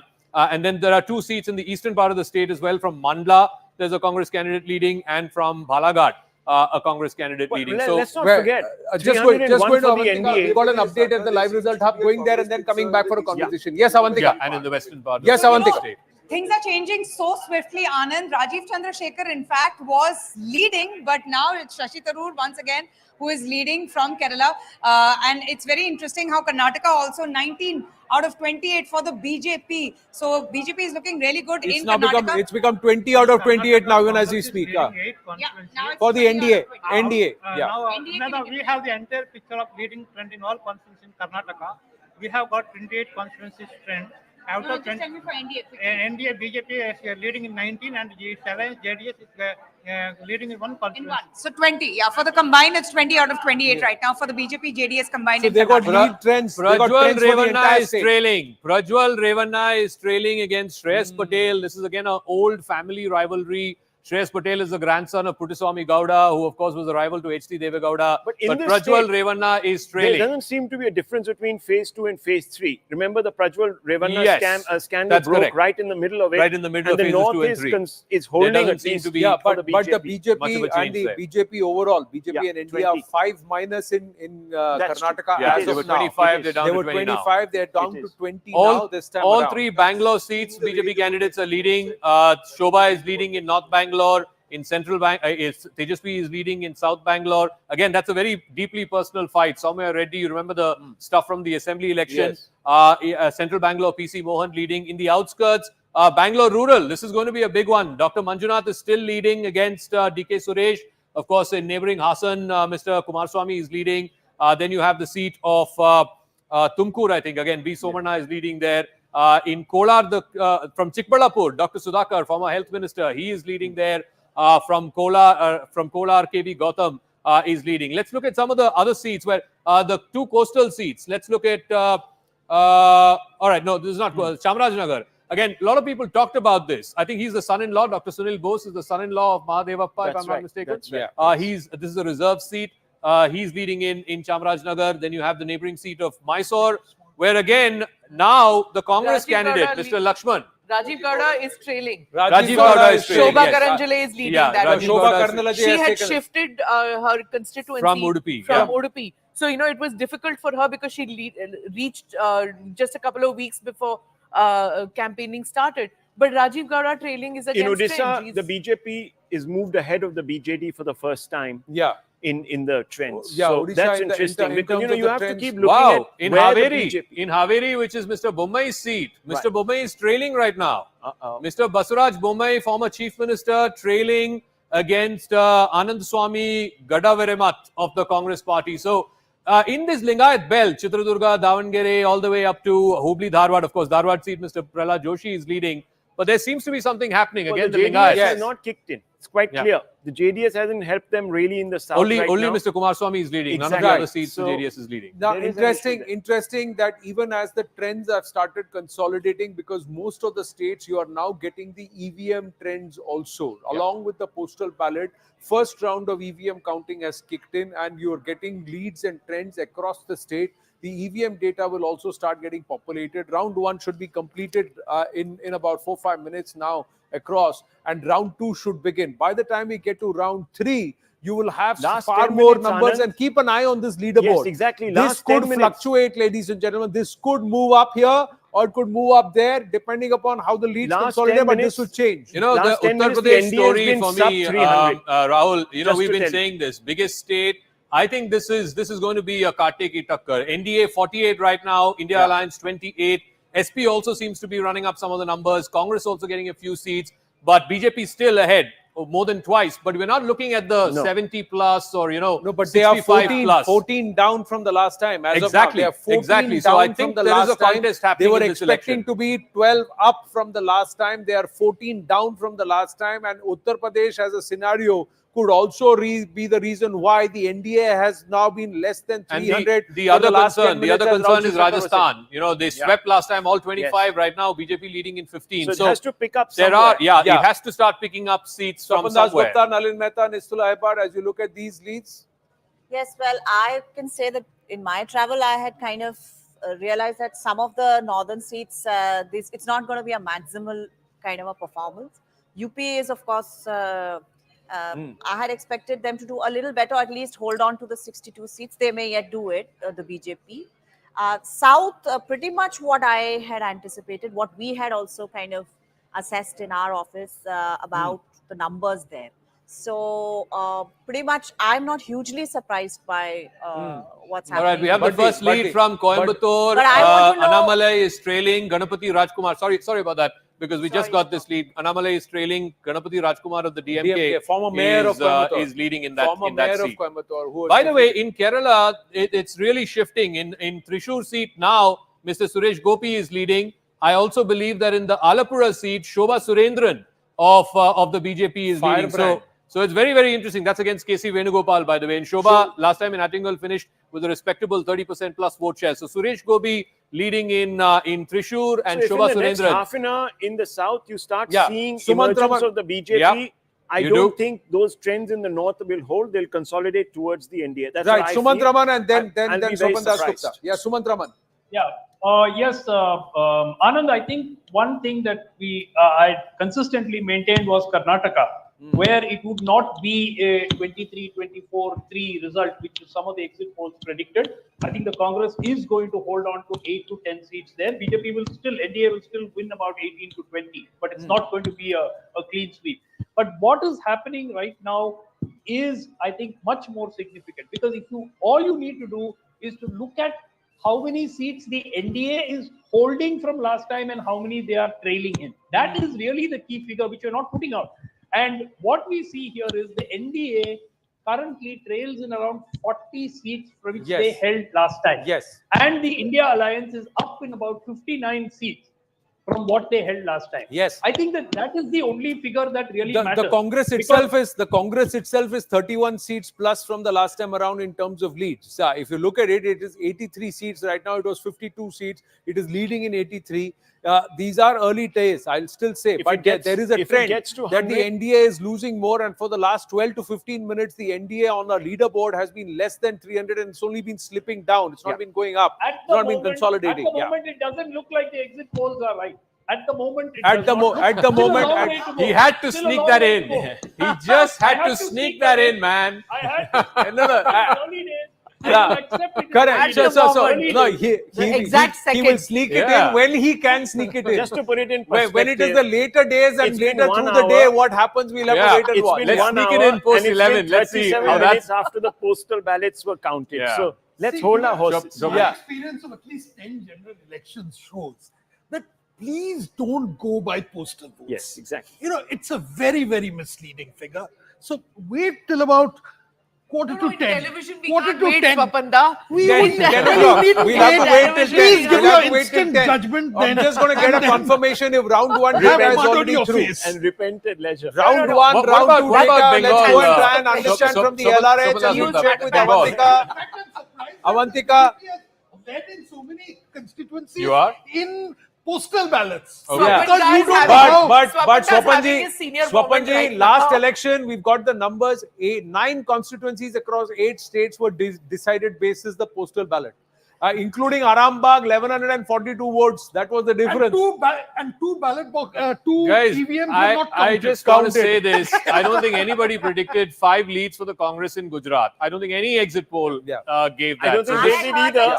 Considering they gave. Why didn't you say it on the Just day of the exit update. poll? No, You no, could have no. sneaked in Update. like Dr. Raman did. I don't think they either because they gave a couple of seats away to the arm. After your update, please also check if the first round of counting at EVM has completed or Yes. undertaken. Yeah. All right, I'll get a hang of that, Anand. But you know, I was just listening to what Mr. Swapnim was saying, and I agree. We're not really getting carried away. These are early trends, but it's very Swapan interesting, you know, Dasgupta, because yeah. all these numbers are coming, and we are also double crossing everything. Right now, we're getting a lead. Adhir Ranjan Chaudhary is doing really well. He's leading, so that means Yusuf Pathan is not really doing well. और बताइए lead. हाँ जी, अभी तक जो है एक बड़ी खबर जो है वो भी अधीर रंजन चौधरी जो है बरहमपुर सीट से पार्लियामेंट्री कॉन्स्टिट्यूएंसी से जो है कंटेस्ट कर रहे हैं, उसका खिलाफ में है डेब्यूटेंट जो है यूसुफ पठान, तो वो ट्रेल कर रहे हैं अभी तक। तो अधीर रंजन चौधरी जो है अभी वहाँ का जो संसद है एमपी बन चुके हैं, इसके लिए डबल हैट्रिक के लिए वो काम कर रहे हैं। I mean hopefully he will do it, but the thing is now early trend shows that Adhir Ranjan Chowdhury is leading from his own. All right, just very quickly, how Gujarat कैसे कर रहा है? Gujarat Shatabdi Roy of the Trinamool also leading. अभी 6 सीटों पर कांग्रेस आगे चल रही है, जो बड़ी बात है कांग्रेस के लिए, और इसके अलावा 20 सीटों पर बीजेपी आगे चल रही है। इस वक्त बनासकांठा, पाटन, जामनगर, यहाँ पे कांग्रेस आगे चल रही है। जूनागढ़ में भी कांग्रेस आगे चल रही है। You know, I want to show the Delhi figures, folks. I want to show the Delhi figures. 3 seats where the India Alliance is leading. Chandni Chowk, JP Agarwal, former state president, is leading. In New Delhi, Somnath Bharti is leading. In South Delhi, the Aam Aadmi Party candidate Sahi Ram is leading. BJP leading in all the other 4 constituencies. Again, 4-3. It's sort of even Stevens as far as the national capital is concerned as of right now. As of right now, NDA leading in 290. So it's slipped down about 14-15 seats. Let me in the also last take a look 10 at minutes Haryana, itself. where again 10 seats. It seems to be even Stevens. Let's take a look at where the India Alliance is leading. In Sirsa, Kumar Selja is leading. Sushil Gupta leading in Kurukshetra against, of course, Mr. Jindal, who switched sides just a few weeks before. Sonipat, Satpal Brahmachari is leading. Rohtak, Dipinder Hooda is leading. Let me take a look at Karnal. Yeah, Karnal, So there are Mr. 4 seats Khattar minus is back. in Haryana, the Yeah. BJP. Last time they got all 10. They got all 10, so it's 6-4 as so far 4 as seats Haryana minus, is concerned. Yeah, 4 seats minus in Haryana in So terms Uttar of leads Pradesh already. is proving to be a bit of a Yeah, stumbling Uttar Pradesh block is quite right a bit because All right, 45-32. Yeah. That's far closer. That's Yeah. far closer, That is. 45-32. I don't know if I have the exact breakup of the Samajwadi and Congress seats. Samajwadi has 24, Congress has 6. Samajwadi is plus 21. Yeah. Congress is plus 5. They had just 1, which was Raebareli last time around. Let's look at the NDA figure. NDA was 62 last time. They're 45 right now. They're down 19. So essentially, you're not looking at a 70-plus election here. Yeah. This is now, if proving to this be a holds, problem. then this is a big story. Yeah, If this is a this big holds, then for the NDA and the BJP to get past that 272 or even the 300 number is going to be very tough. Well, The just BJP look at Bihar BJP is hovering between Yeah. 244 and 248 seats again last 20 Just minutes. UP and Bihar, right? Bihar, last time NDA had 39 out of 40. This time they have 31 leads. The BJP leading in 7, that's down 3. JDU leading in 7, down 3. Harm has an increase of 1. Let's look at the India Alliance seats and who's leading where. The RJD is leading in 3. That's up 3 from last time. Congress leading in 1. I want to see which that seat is. That, by the way, is Anshul Avijit's seat. Yeah. Ravi Shankar Prasad versus Anshul Avijit. But like I said, this could potentially change as well. But right now, anything that they get from these states, from UP, from Bihar, is a gain for the India Alliance. If you go back and check the overall number, it's 31 for the NDA and 7 for the India Alliance. So there seems to be pickups. Let's look at Rajasthan as well, because that was a state where we were expecting there would be some dents for the BJP. It's 14 to the BJP, 10 to the Congress and the India Alliance. Let's just take a look at where it is in Jalore, where Mr. Gehlot's son is fighting from. He's, of course, leading there right now. There's an independent candidate in Nagaur, Mr. Beniwal, who's leading.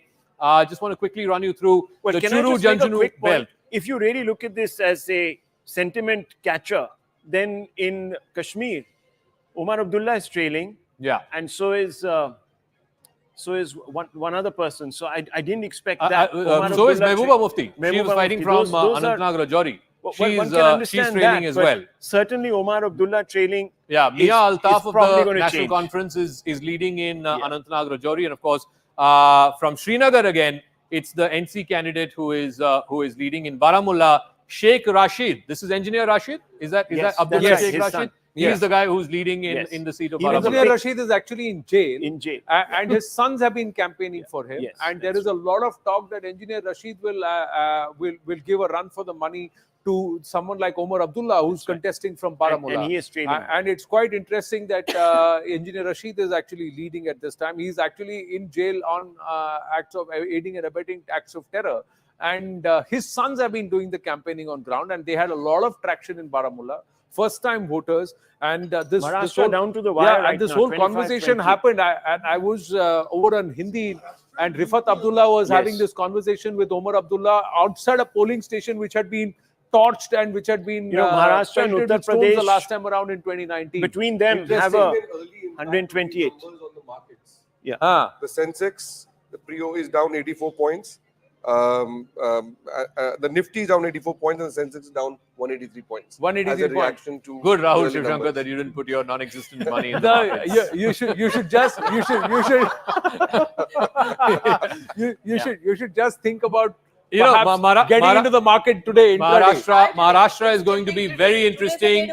Maharashtra is very interesting. It's almost evenly split. 25 to the NDA, 20 to the India Alliance. Let's break up in terms of the allies. Are the allies dragging? BJP down 10 from last time. BJP had 23. They're at 11 right now. Sena Shinde down 6 from last time. Ajit Pawar, NCP. I think it's the Baramati seat where Sunetra Pawar is leading. Yes, that's the gain of 1 for the NCP Ajit Pawar faction. Let's look at the India Alliance. Who is gaining where? The Congress gain of 10. Wow. Gain of 10 from last time. Sena UBT gain of 4 from last time. Let's look at some of the Mumbai seats.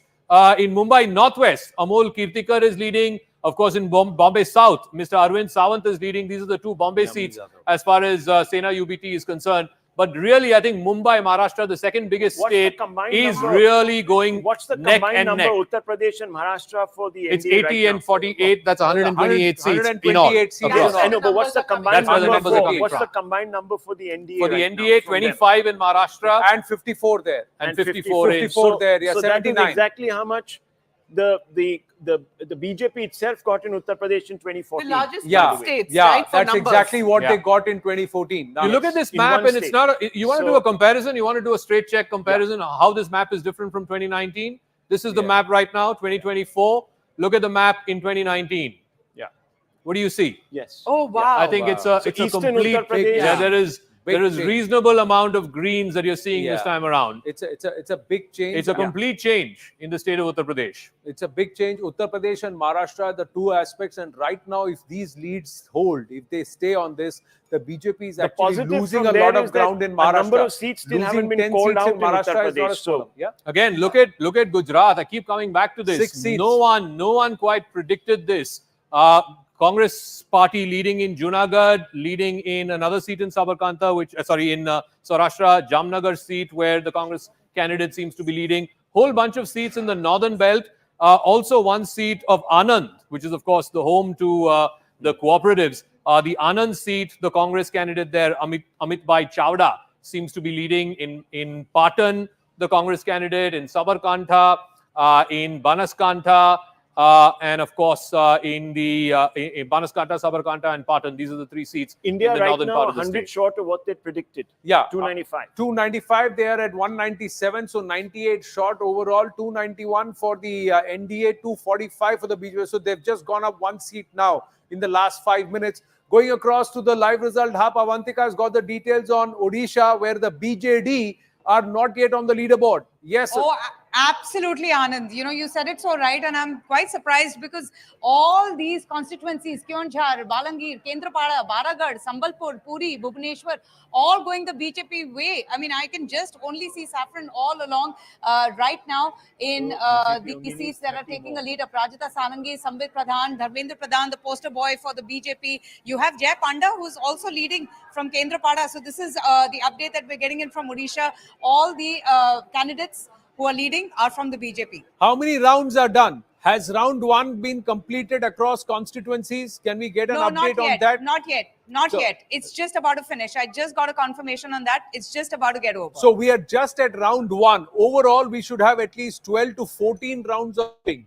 So we are just... One is that there's a problem in the Hindi belt for sure. But in the Coromandel coast, in Orissa and in Bengal, they're holding.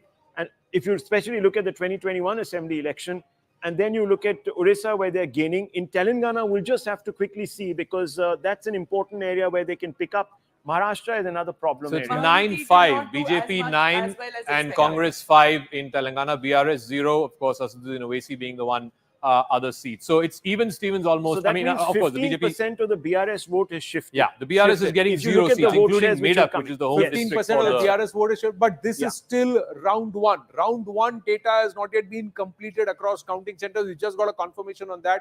Early days. We got to wait for at least 5 rounds minimum before we see changes. So is this going to change further? We got to wait and watch. It's going to happen. Postal, exactly. Round 1 is postal votes. So let's the actual EVM starts from round 2. No, postal plus EVM, round 1. Round 1 this time around is postal plus EVM. Postal data, EC is not coming out. We are doing it from our counting centers because 770. I just want to look at the Northeast. We don't talk about the Northeast so much. Let's look at Assam. Couple of interesting developments there. The Dhubri seat, Congress seems to be leading. Neighboring seat of Barpeta, the AGP seems to be leading. I don't know when the AGP last won a seat. Kokrajhar, there's an independent from the UPPL leading. Nagaon, Pradyut Bordoloy, who's the state chief, he seems to be leading. From Kaziranga, Rosalina Turkey seems to be leading. But I believe Gaurav Gogoi is trailing. That's what I have on the map. Well, that's if you look at that, then Gaurav Gogoi trailing. In fact, Tapan Kumar Gogoi of the Congress BJP is leading in that particular seat. Let's look at some of the other Northeast seats. I think these numbers are going to now start changing. Stabilizing. You're going to start seeing. You're going to now see a little bit of a regression. Prajwal Revanna is leading in Karnataka. Well, we just got an update. Prajwal Revanna is leading. Now these numbers may shift He or was the weakest consolidate. link. Which way we have to wait and watch because early on there has been an even Steven consolidation. The NDA and the BJP losing traction in the Hindi belt in some key states like Uttar Pradesh and Maharashtra. The Congress and the BJP and the INDIA alliance consolidating.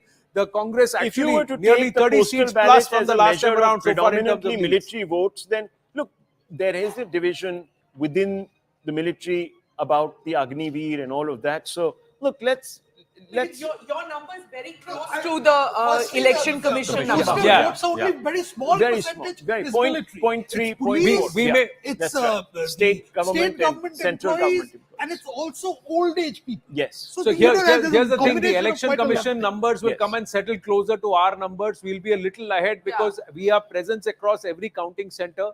720 reporters across the 717 counting centers nationally, and these are people with experience who are not only watching the counting of the ballot boxes. 281 is the election commission number. Yours is 291. 291. Yeah, so it's not too and different. this is 510 out of 543, 291 and 245. Ladies and gentlemen, the round 1 of the EVM counting will conclude now in about 4-5 minutes, and thereafter round 2 begins. These numbers could change either ways. There will be a fluctuation over the next hour and a half. By the time we come to round number 5, at least 12 rounds to of make counting. a point. I'm sure it's about the exit poll. By the time we come to round number 5, there could be certain leads, certain victories also called out because of the margin of victory. Yes, I'll concede this. I think this is a far closer election than we all thought. I think at least after the first hour, yeah. As of now, the key figure, NDA is down 53 seats. The India Alliance is up 75 seats. I think that is the only figure. So if you take the NDA's tally from last time, you're looking at 50 seats lower for the NDA. For the BJP, it's close to 40 seats down from what it was last time. So that As of now, potentially, and I know these are early days, but potentially that brings it. It's more than 40 seats for the BJP. Sumant Raman, it's more right than now. 40. Right now, it's more than 40 seats, but also there are still about 33 seats to be declared. 33 seats, the leads have not yet come out. So out of 510 seats, they are at least about 32 seats or 30 seats minus right now. I want to add something on numbers. Please. When I'm looking at the Election Commission data, like you said, is slower than what we are showing. The BJP is ahead on 144. The Congress is ahead on 53. The Samajwadi Party in 27, which is a huge number in UP. That's all UP. They had 5 last time. So that's one measure. But now look at the vote share. The vote share numbers are fascinating because the BJP on vote share right now is at 41.76% nationally. Well, that's going to change. And the Congress is at 29.9, which is just. Last time they had 19, so it's a 10% exactly, jump. 10%. Yeah. But the BJP is also up by 4%. Yeah, by 3 or 4%. We're expecting the Congress vote share to go up. Even the exit polls have sort of shown that. But if the BJP holds on to 40%, there's no way that this number is going to be 246. Yeah. At a 41% vote share, this number will because go up that by means at they're least gaining in a lot of seats. places where they haven't really had a presence, which means that there will be incremental gains. Look, I mean, it's early days right now. 517 seat trends only out of 543. We still have about 25 seats. Yeah, I just want to quickly run through Tamil Nadu because Sumant is also here. The NDA has one lead, which is in Dharmapuri, and I'm sure you've heard this as well. Soumya Anbumani, who's the wife of Dr. Anbumani Ramdas, she's leading in Dharmapuri. It's a one-year dominated seat, so the caste equation. And Ramanathapuram, where Opani Selvam seems to be leading. These are the two leads for the NDA, Sumant, in Tamil Nadu. Otherwise, it's 35 to the... Dharmapuri is more likely to be going down to the wire. I expect Ramanathapuram to change in favor of the DMK after a few rounds. But early days yet, Dharmapuri, they really have a chance. The ADMK is also leading in one seat. Tenkasi seat, Dr. K. Krishnaswamy of the ADMK is leading. So, again, just want to put this out there as far as Tamil Nadu is concerned. You want to take a quick look at Kerala? Let's go back to Kerala. The map color has changed. All right, now Shashi Tharoor is leading against Rajiv Chandrasekhar. Neighbouring seat, Attingal, the left candidate of the Vjoy of the CPM, he's leading.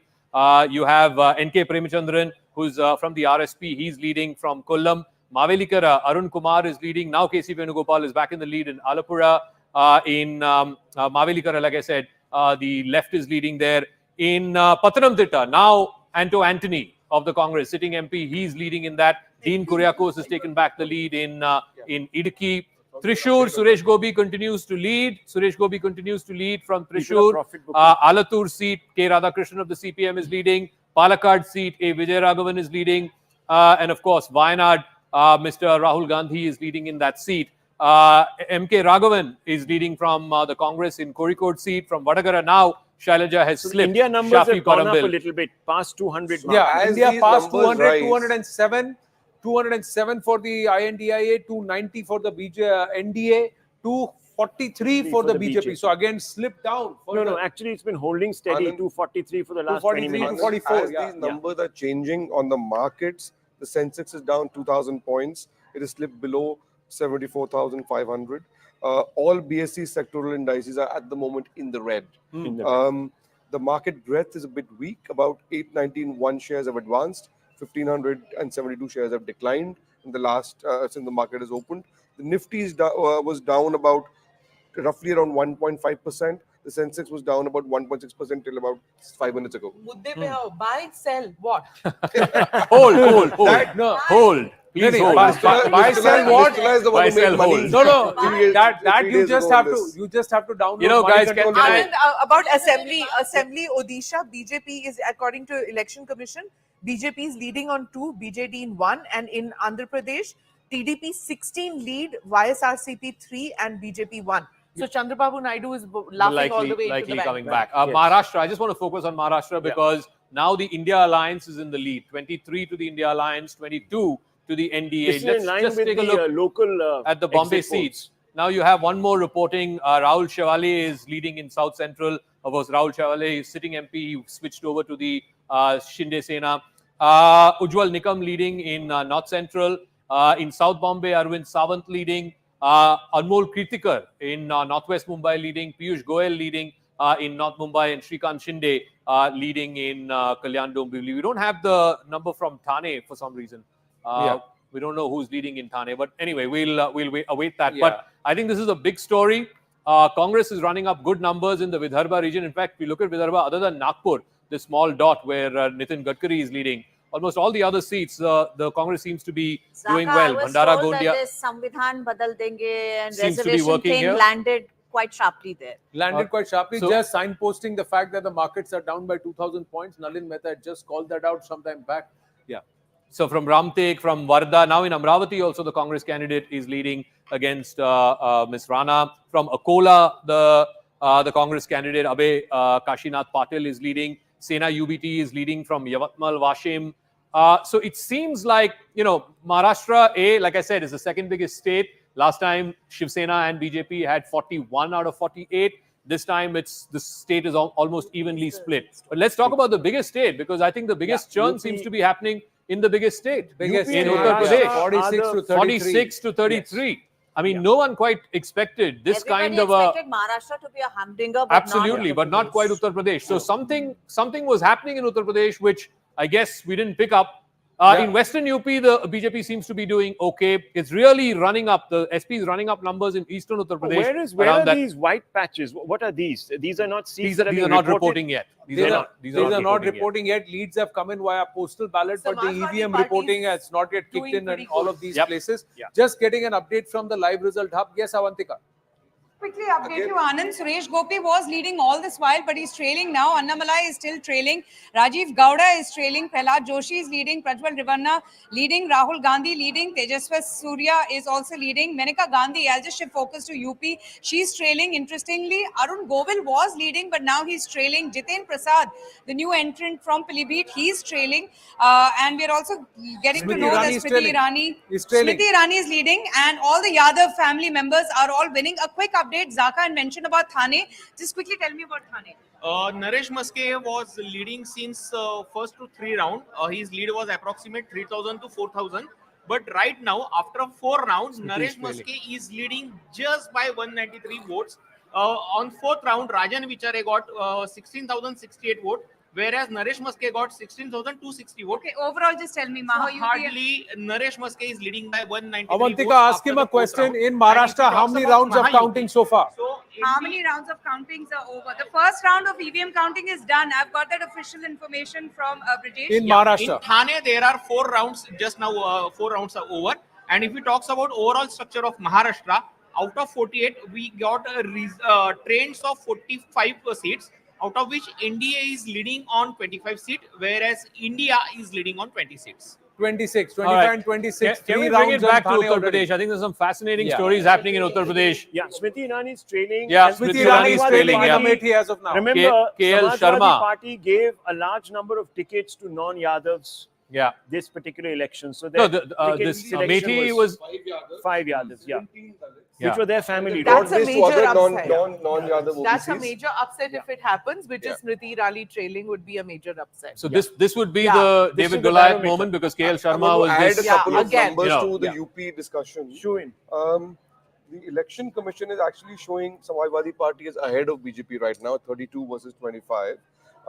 Look at the vote share numbers are again very similar in terms of proportion to what the national numbers are showing in terms of vote share. That is in UP. In UP but as well. Last time UP BJP had 49%. Just very quickly. So right now the election commission is showing 41% for it's BJP down. in UP. It's down. But 32% for Samajwadi Party. But another point which is important, the absolute number of votes counted right now is minuscule. For example, it's showing 6.3 lakh votes for BJP versus 4.9 lakh votes. That's minuscule. That is exactly what I'm saying. So this is 25 crore base of the voters, of which about 18 crore, 19 crore will go to polls. Yes, key race alerts have that. NDA was at 290. It's picked up 7. Yeah, it's picked up 7. See, these numbers, ladies and gentlemen, will change. There will be changes that will happen. Early on, the early leads, it looked like that the INDI alliance and the Congress have really gained a lot of traction. And the NDA is in a spot of bother. And the NDA and the BJP, and especially at least about 50 to 60 seats minus Let me just overall add a quick caveat. Yes, Let me add a quick caveat here. We all expected vote shares to come down in the Hindi heartland. How much we don't know as of now. We're trying to look at those vote shares. I'm going to be looking now at vote shares very, very closely.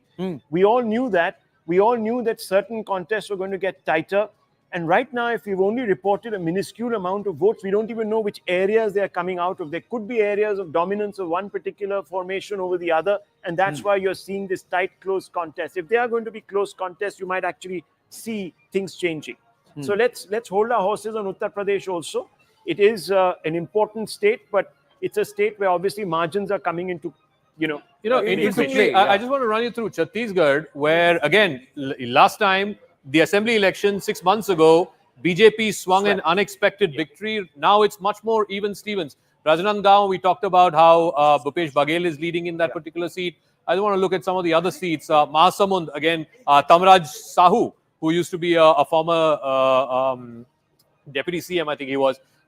He's leading in that seat. From Korba, where Jyotsna Mahant is also leading. She's leading against Saroj Pandey of the BJP.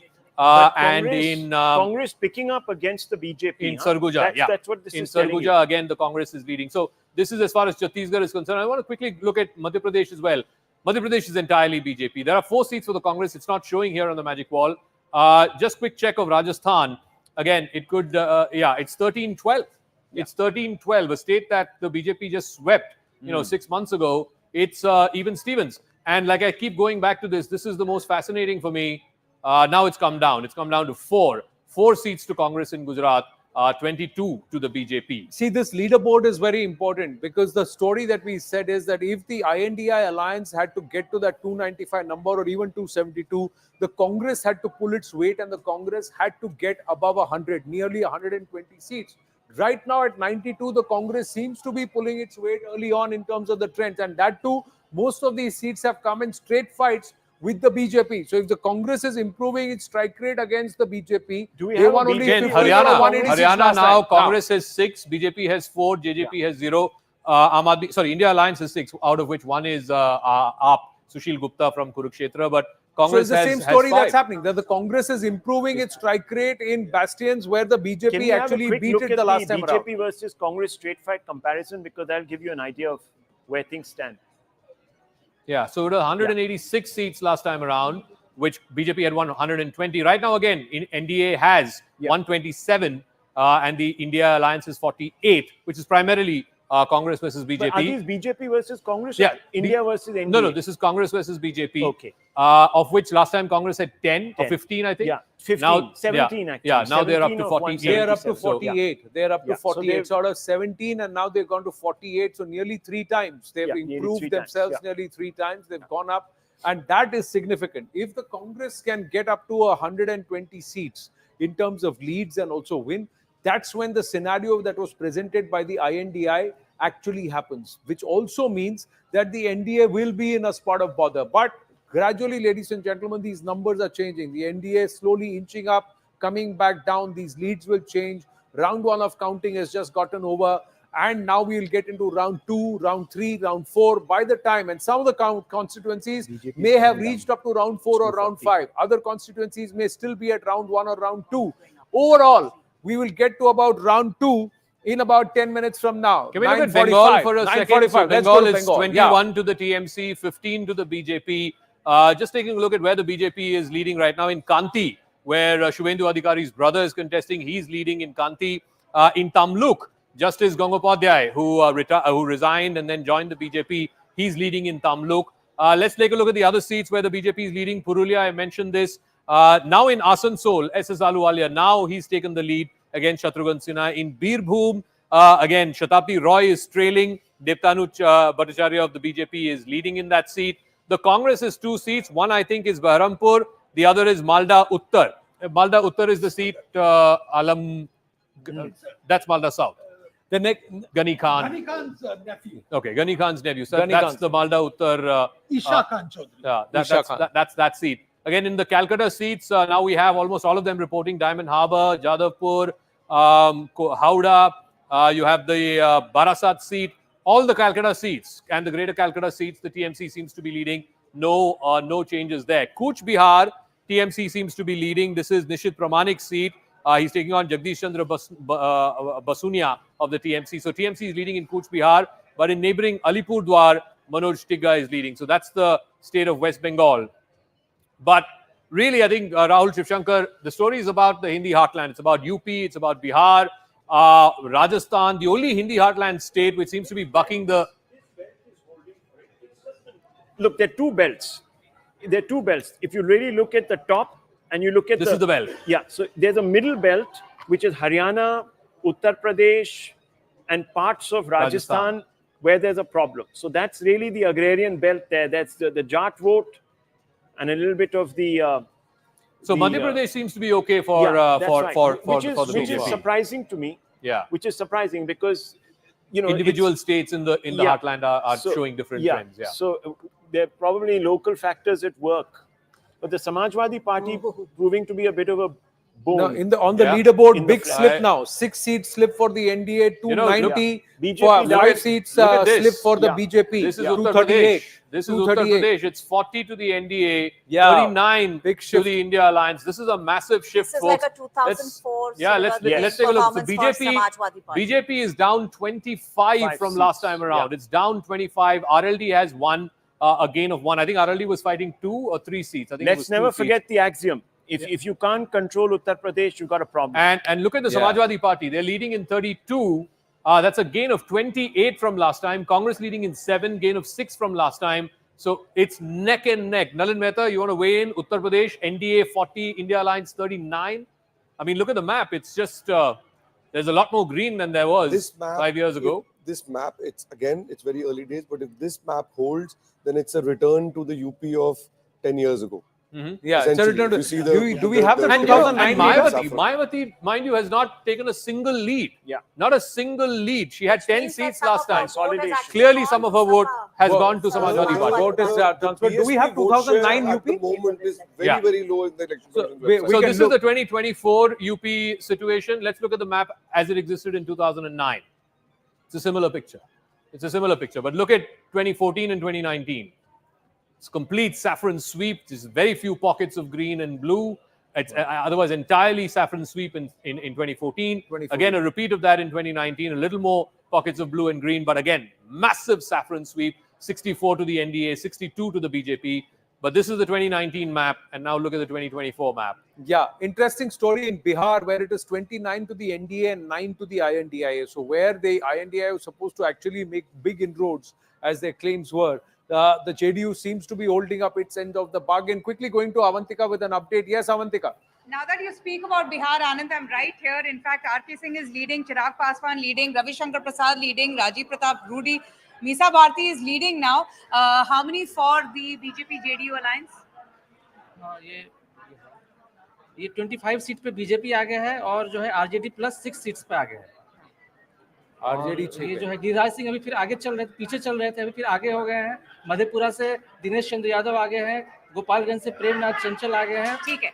All right, so that's the count. I just want to give a quick update. Annamalai is trailing by 10,000 votes. Dayanidhi Maran is leading by 10,000 votes. Karthi Chidambaram is also leading. He's doing really well. And a very quick update from Jammu and Kashmir. Mehbooba Mufti, she's trailing. And the National Conference is leading. And very interestingly, all the 4 seats for the BJP is doing really well in Himachal Pradesh, Anand. All 4 seats well in Himachal now Pradesh. In Delhi as well. Yeah, I think all seats are reporting for the BJP, including in South Delhi, where Sahi Ram, Ramveer Singh Viduri now the BJP is leading. Sahi Ram of the AAP was leading for the longest time. But now if you look at the India map, Gujarat again, BJP's pulled one more seat back. It's 23. They're leading in 23 out of 26. Yeah, so there is only 3 seats where the Congress is leading. 23 out of 26. Well, Gujarat the BJP is beginning to turn for Gujarat the is BJP beginning to turn. Yeah, I think we've got to be a little more. Add a few more caveats there. Delhi swinging towards the BJP bellwether. Don't forget that in about since 1989, 1999. All elections. All whoever's won elections. Yeah. Delhi has. No, but Delhi में I think थोड़ा सा touch and go हो रहा है. वो South Delhi वाला seat थोड़ा सा. Look, Uttar Pradesh is a problem right now, and it is a problem because many people will say that, look, there has been distress, this, that, the other, and there was obviously this talk about 400 par and the way the opposition sort of construed it. So there could be a bit of a problem there, but if the BJP starts picking up in some pockets and gets closer to the 50 mark, then things will change even in Uttar Pradesh, and that will have a bearing on the overall number. Yeah. Trouble for Annamalai, 10,000 votes. He's trailing by 10,000 votes already. That's the update from Coimbatore. Dayanidhi Maran leading by 10,000 votes. Comfortable lead for Karthi Chidambaram. Very confident of retaining that seat, and he should do it by a big margin. That's what the indications are. Let's come back and look at the state of Tamil Nadu and see where are the possibilities. To get a number of how many votes people are leading by in Uttar Pradesh? Can we get that sort of? We could. We'll try and get if we can get Avantika to tell us what is the lead margin for some of the and how many votes have been counted? Some of the key candidates in some of the big seats. But ladies and gentlemen, the scenario could change, will change. Either ways, these numbers will not hold. These numbers will change either in favor of the NDA and the BJP or in favor of the INDI and the Congress party. But this is after the first hour and 15 minutes of counting. The first hour and 15 minutes of counting, where some of the counting centers have gotten into round 4. Some of them are getting into round 2. These are the status. This is the status. The big story is that the INDIA, the alliance, the opposition has closed the gap with the NDA early on. And the BJP is slipping. The BJP is slipping. On UP because, Uttar Pradesh is the story. You have to win Pradesh UP. is the story. Just on Western Uttar Pradesh, I want to run you through some of the seats where the alliance is leading. Saharanpur, Imran Masood is leading. In Kairana, Ikra Hassan Chaudhary is leading. In Muzaffarnagar, Harendra Singh Malik of the Samajwadi Party is leading against Sanjeev Balyan. And then you have Baghpat, which I think the RLD was fighting from Baghpat, if I'm not mistaken. Again, the Samajwadi Party candidate there is leading. In Sambal, Ziaur Rahman of the Samajwadi Party is leading. Let's take a look at Nagina from Bijnor. Again, Chandan Chauhan of the RLD is leading. Of course, RLD is now with the BJP, with the NDA. Taking a quick look at the center part, Amethi, Congress candidate is leading. Raebareli, Rahul Gandhi is leading. Barabanki, Tanuj Punia is leading. And then in Sitapur, Rakesh Rathod of the Congress is leading. So where the Samajwadi Party is running up numbers, obviously in their belt, the Yadav belt of Mehpuri, this Itawa. was phase 2. This was phase 2. Mehpuri, Itawa, this belt, which is the Yadav belt, some in Western Uttar Pradesh, in the Jat belt, and a large number of seats here in Eastern Uttar Pradesh. A large number of seats from Robertsganj, even in Mirzapur, which is Anupriya Patel's seat, the Samajwadi Party is leading. This is the non-Yadav. The Election Commission website is currently showing that Ajay Rai is leading against Prime Minister Narendra Modi in Varanasi. That the votes counted are about 10,000. Oh, I see. Votes counted at 10,000. No, in that constituency. In a lot of constituencies, the total number of votes counted is not so much.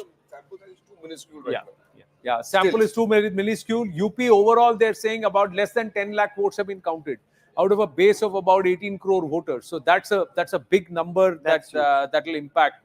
So obviously Odisha these good news. this Odisha scenario. Assembly is good news right now. Odisha, It's in the Assembly. Odisha BJP is leading in 14, BJD in 9. In Andhra Pradesh, TDP is leading in 45, and the BJP in 3, YSRCP in 13, JNP in 8. So big gains for the BJP as far as Odisha Assembly and Andhra Assembly seats is concerned, where there could be a bit of a turn there, and we are given to understand the BJP will stand to gain. Constituencies, so you can see the mood on the ground there. The story in Haryana has changed. The story in Haryana is that the BJP is leading only in 4.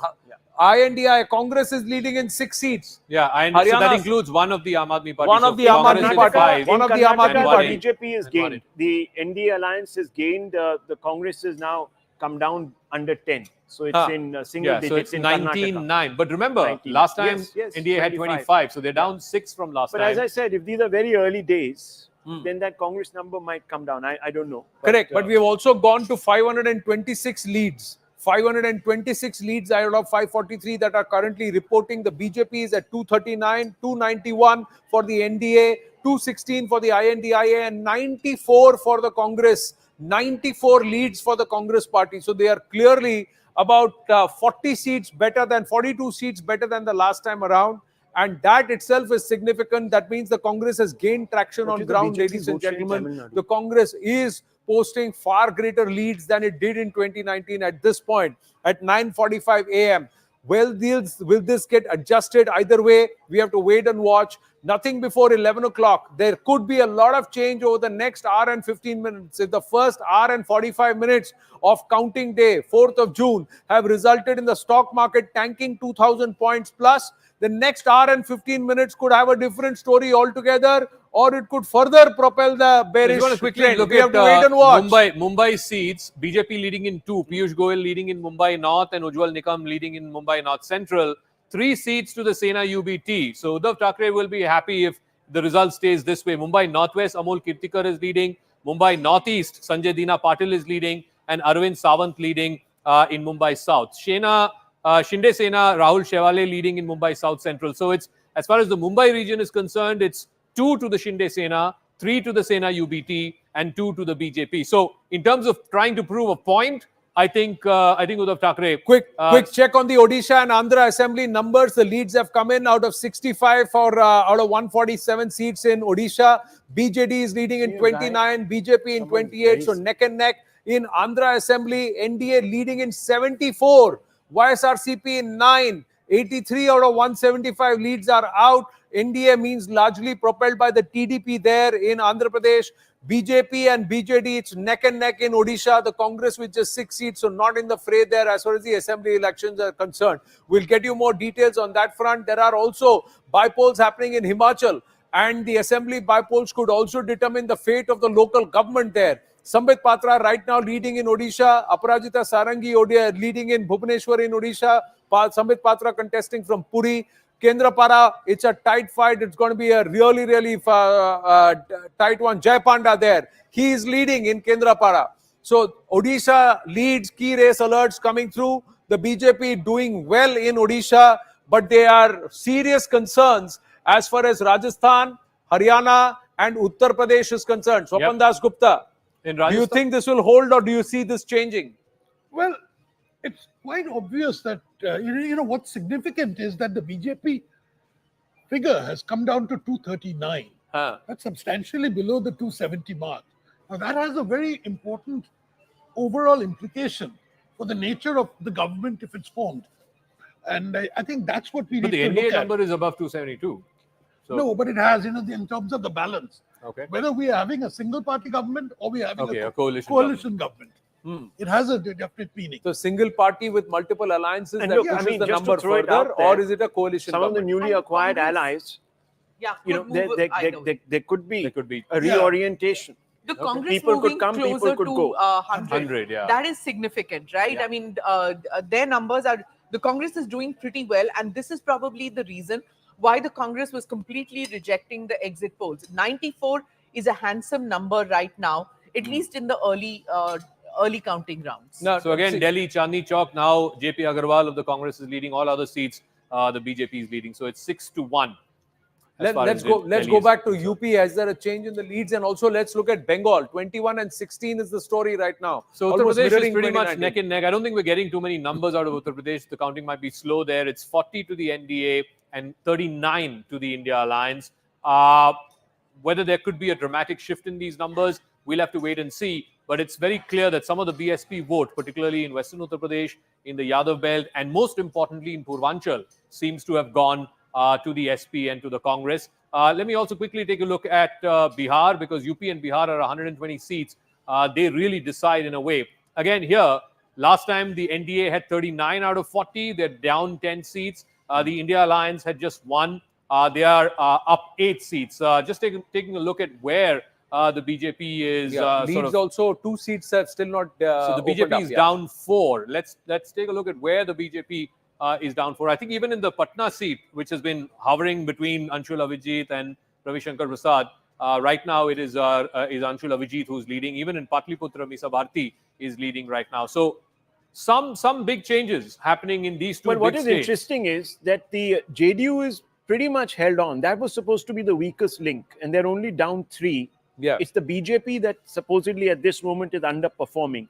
Now, I don't know if that is actually a factor of the fact that there are fewer votes being counted as of now. Apparently 10,000 votes per constituency. That's very little. Maybe I mean, this is that entire thing that Zaka was talking about in the morning, that this Slow. time around we'll see slower counting because all the returning officers would be under that much scrutiny. Yeah, we'd also have to see You know, over the next hour right and 15 now- minutes, hour and a half, 90 minutes, does the counting actually pick up and I do think- these numbers actually I think change? Nalin was 291, talking about it 216. some time back. Right now, the magic wall is showing Ajay Rai leading Narendra Modi in Varanasi. Yeah.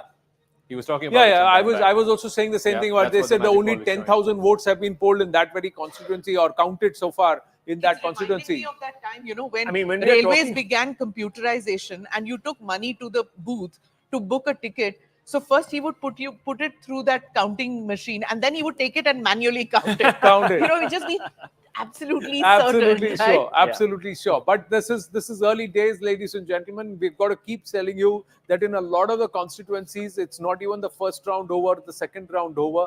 Overall, in some of the states which returns huge number of voters, the total number of votes counted is very small. So that's why the way the map is plotting could be surprising. But yes, it has shocked the stock market. The stock markets so far have reacted very negatively, down 2,000 points. Sanjeev Balyan is currently leading in Muzaffarnagar in Uttar Pradesh.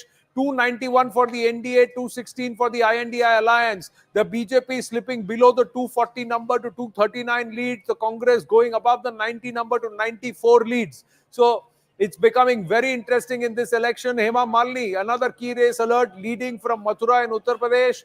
So far, the NDA is in position to form government as a coalition government because they are above the halfway mark of 272. In terms of leads, they have 291 leads, the NDA.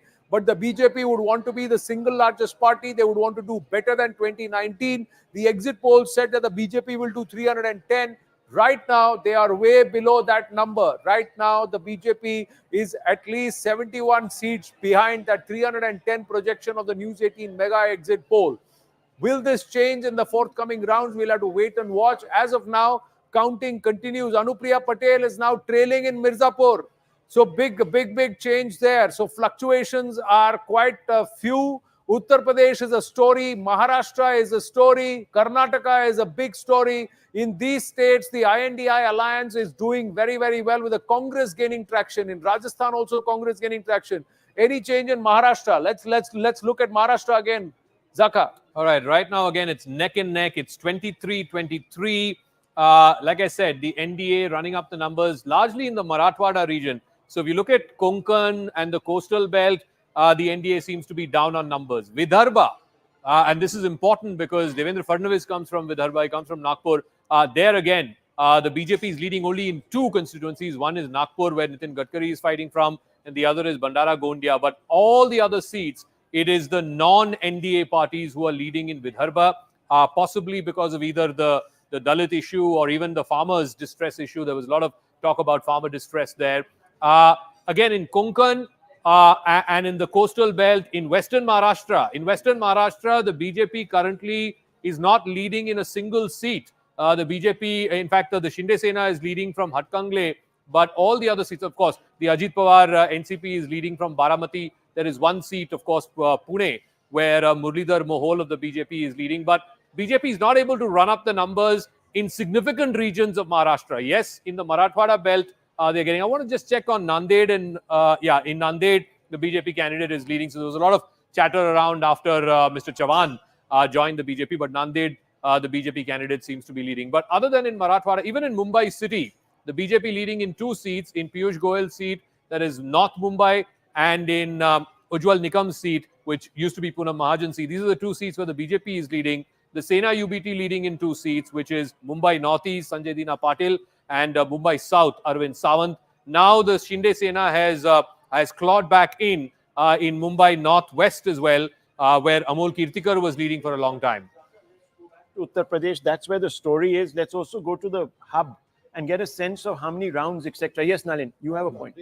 Banaras. Banaras. Modi is now leading in Banaras. Okay. But to give you a sense of the scale, at the moment, the Election Commission website is showing 28,719 votes for Modi and 28,283 votes for Ajay Rai. So that is still the the level of the magnitude of. So this PM Modi is now leading in Varanasi. So that's the update coming in from Varanasi. By PM about Modi is 200-300 leading. votes. Huh? By about 200-300 436 votes. 436. As per the EC counting, 436 votes is the difference between both sides are 28,000 votes plus Ajay Rai and Prime Minister Narendra Modi. So a lot of it will change. 5 lakh, I think. 5 lakh is the target that the BJP wants to win by, and if they're only counted, what is it? Quickly do the math. About 56,000 votes. 56,000 votes. Less than 60,000 votes is the votes that have been counted. Varanasi will return at least 8.5 lakh voters, if I remember correctly. More than 8.5 lakh voters. No other candidate so far has got more than 500 votes. Now In Varanasi, it's in Gujarat, it's all seats reporting, all seats going to the BJP. So this is business, normal business resumes Normal as far as Gujarat is concerned. It's all I think I'm just going to check. Like what I think we have Anil Antony seats. I think what happened was within a couple of minutes. Then we have Anil Antony contested. that the mud pack. You decided to hide yourself behind a mud pack. Now, why did you have to do that? It looks really strange how suddenly. I'm just checking. Do we have Anil Antony with us? Yes. Yeah. Anil Antony, good morning. Morning. This is Anand Narsimhan with Zakat Jacob and Rahul Shivshankar in the studio. But what's the sense right now? The trends show that you are trailing in your constituency in Pathanamthitta. Yes, at the moment I am trailing early. There were a couple of occasions I was leading also. Yes. These are very early rounds. The postal ballots are almost over. At the same time, I think we are in the second round. In one constituency in Kerala, Thrissur, we are substantially leading. We are very sure that by the time the elections are over, we will be seeing a good performance by the NDA, where we will be coming back with a bigger mandate than the last two elections. And multiple of those seats will be from Kerala, including mine. So no palpitation for you. How many rounds before you believe you are going to be confident about your position? So we are going till the last round, but I am very sure that we are winning. Oh, you're going down to the wire, but you're very sure. But because you know that the stock markets have reacted negatively to the early trends, down 2,700 points. Some momentary trends. Right now, it's only second round in most of the places, but we are still having a good. Like if you look at the numbers right now, we are still leading. The NDA is leading, but by the end of it, you will be seeing us reaching our 400. So there is nothing to panic about. So far, counting peaceful. No problems all across. No, Kerala is peaceful so far. Well, all the best. Yes. Yeah. Rahul has a question. So the top of 10 o'clock, the three big takeaways right now as things stand, it appears that just to look at the absolute numbers, the NDA is more than 272. That's the one thing that one has to look at. The BJP slips down right under 240 as of now, which could be problematic, as Swapan Das Gupta also mentioned, if this continues to hold in the way it is holding in government formation and continuity. But fundamentally, what you're really looking at is a bit of a reversal in the Hindi heartland, which I think we will begin to see correcting over the next 1 hour. Significant. So there is definitely a problem, and I think that as Nistula was saying, the journalists might have got it right from their compared to the pollsters. If the BJP is anything less than 260, then the 297 that you're seeing for the NDA, that's in jeopardy. They need to get to 260. This is of course trends, but they need to get to 260 so that the NDA. If it's anything less than that, then the NDA formulation last is garbage. Last 5 minutes. Anil Antony, thank you for speaking with us. All the best to you, and hopefully we'll connect with you if things go according to your plans. But all the best to you there. We'll connect with him even if it doesn't go according to his plan. All the best to you there. But ladies and gentlemen, last 5 minutes, the NDA has moved up from 289, 291 to 297, closer to 300. The BJP has moved from 239 to 242 in terms of leads. The Congress has slipped from 94 to 91. The INDI alliance has slipped 5 seats from 216 to 211. So things will change slowly and gradually. Either ways, they will keep fluctuating. We'll keep telling you where the fluctuations are happening. Right now, if I can tell you, in Rajasthan, the BJP is now 13 and 12. If you look at Maharashtra, it's 23-23. It remains the same. Yeah. In Gujarat, the BJP is now pulling back the lead away from the Congress party. In Tamil Nadu, again, the NDA is still 1. In Jharkhand, it is 10 and 4. Interesting. In Odisha, it is 13 and 5 between the BJP and the BJD. In West Bengal, it is 22 and 15. So some change there. Bihar, it's 29 and 9. NDA, Maharashtra continues to be the up on the leaderboard in Punjab now. Yeah, Maharashtra and Punjab, we look at both. Yeah, is like I said, it's neck and neck between the Mahayuti and the Maha Vikas Aghadi. But let's take a look at Punjab also. Punjab, I think there were 2 AAP seats. Sangrur, which is Bhagwant Man's seat, the AAP is leading there. That's against Sukhpal Khera, by the way, the man he put in jail. And then you have in the Hoshiarpur seat, which used to be the BJP seat, Som Prakash was the sitting MP there. The Congress has 7. Incidentally, Aujla is leading in Amritsar. He's leading against Saranjit Sandhu. In Gurdaspur, where Sukhir Randhawa, the former Deputy Chief Minister, is fighting. He's leading there. You have a couple of independents in Kadur Sahib. Amritpal Singh is leading in that seat. And then also in the neighbouring constituency of Faridkot. Faridkot, an independent, Sarabjit Singh Khalsa, is leading in Faridkot. The Akali is managing to retain both Batinda as well as Firozpur, both the seats that were won by Harsimrat and by Sukhbir last time around. So Congress is down 1 from last time. AAP is gain 1 from last time. SAD, no change. BJP has not opened its account as far as Punjab is concerned. Just very quickly on Delhi, if I can look at Delhi. Again, one seat, which is Chandni Chowk. JP Agarwal is leading in that seat. All the other seats, the BJP is leading. Kerala, we are given to understand that Suresh Gopi in Thrissur is leading by 15,000 votes. So he's breaking out into a lead. But the UDF has more seats than the LDF in terms of lead. Yeah, that does not augur well for Pinarayi Vijayan and the LDF. Yes, given that they are in power there. Last time had 18, the left only had 1, so they are up 1 from last time. But like I said, ultimately it will go back to the India alliance. Punjab, since you started with Punjab and come down to Kerala, the Congress holding on. Remember, it had 8. They had 8 last time. They have 7 now. So 7 this time, and in Kerala, I don't know if we have. It's not there on the map. If you can check with our team on the Chandigarh seat. Is Manish Tiwari leading, trailing? We get an update on that, but here they are -3 right now. Yeah, UDF, LDF is +2, but largely the Congress seems to be holding. Congress is leading. Manish Tiwari is leading Chandigarh. Yeah, so I'll tell you where the Congress is trailing as far as Kerala is concerned. Last time they won Attingal. BJP number has gone up just a bit. BJP now back to 249. BJP 249, NDA 307. The Congress slipping to 90, INDI alliance now 206. So they have slipped 5 seats. The BJP has really raised 10 seats plus in the last 10 minutes, ladies and gentlemen. And the NDA has gone to 307. So these numbers will change. The others are consolidating. We still don't have leads from all 543 constituencies. It is 538 to 543. Akanksha joining us with details from the live result hub. Akanksha, Bengal, what's the story? Anand, the projections are very interesting in Bengal because Adhir Ranjan is trailing behind TMC's Yusuf Pathan.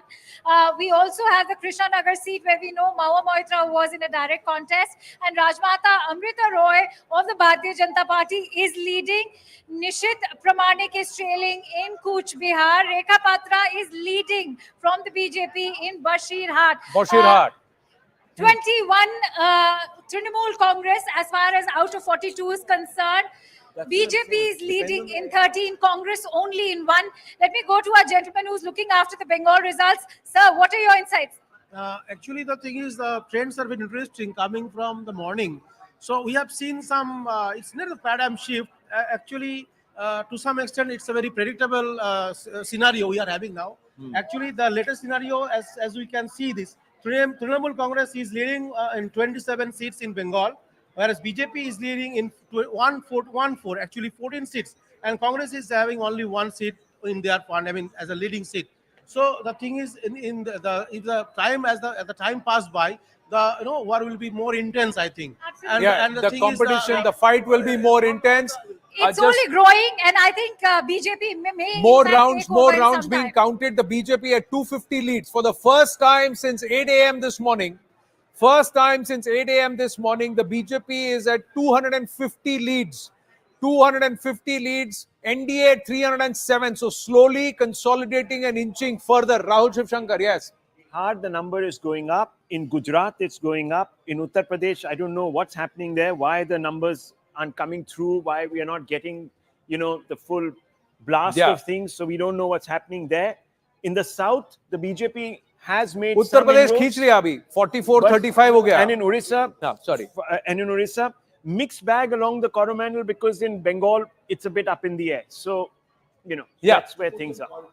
The shift that you're talking about, the one thing that has remained consistent since the morning is the vote share, not the numbers. And the BJP vote share has remained constant at 40.56% so far, and the Congress number is around the 27.2% mark. So it's fallen but from 29. But the absolute number, it's fallen 2% in the last 10 minutes. But the absolute number is now indicative of the votes. The BJP is at 40.56% with 2 crore votes at the moment nationally, and the Congress is at 27.2% of the vote share with 1.3 crore votes in its favor. 2 crore. How many nationally votes counted so far?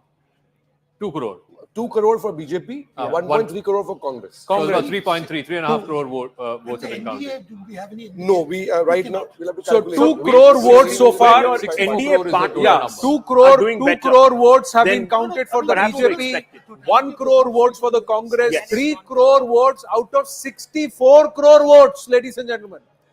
3 crore votes out of 64 crore votes have been counted. Yes, there have been some votes that have been counted for the others also, some of the regional parties, but only of roughly about 4.5 crore votes have been counted so far.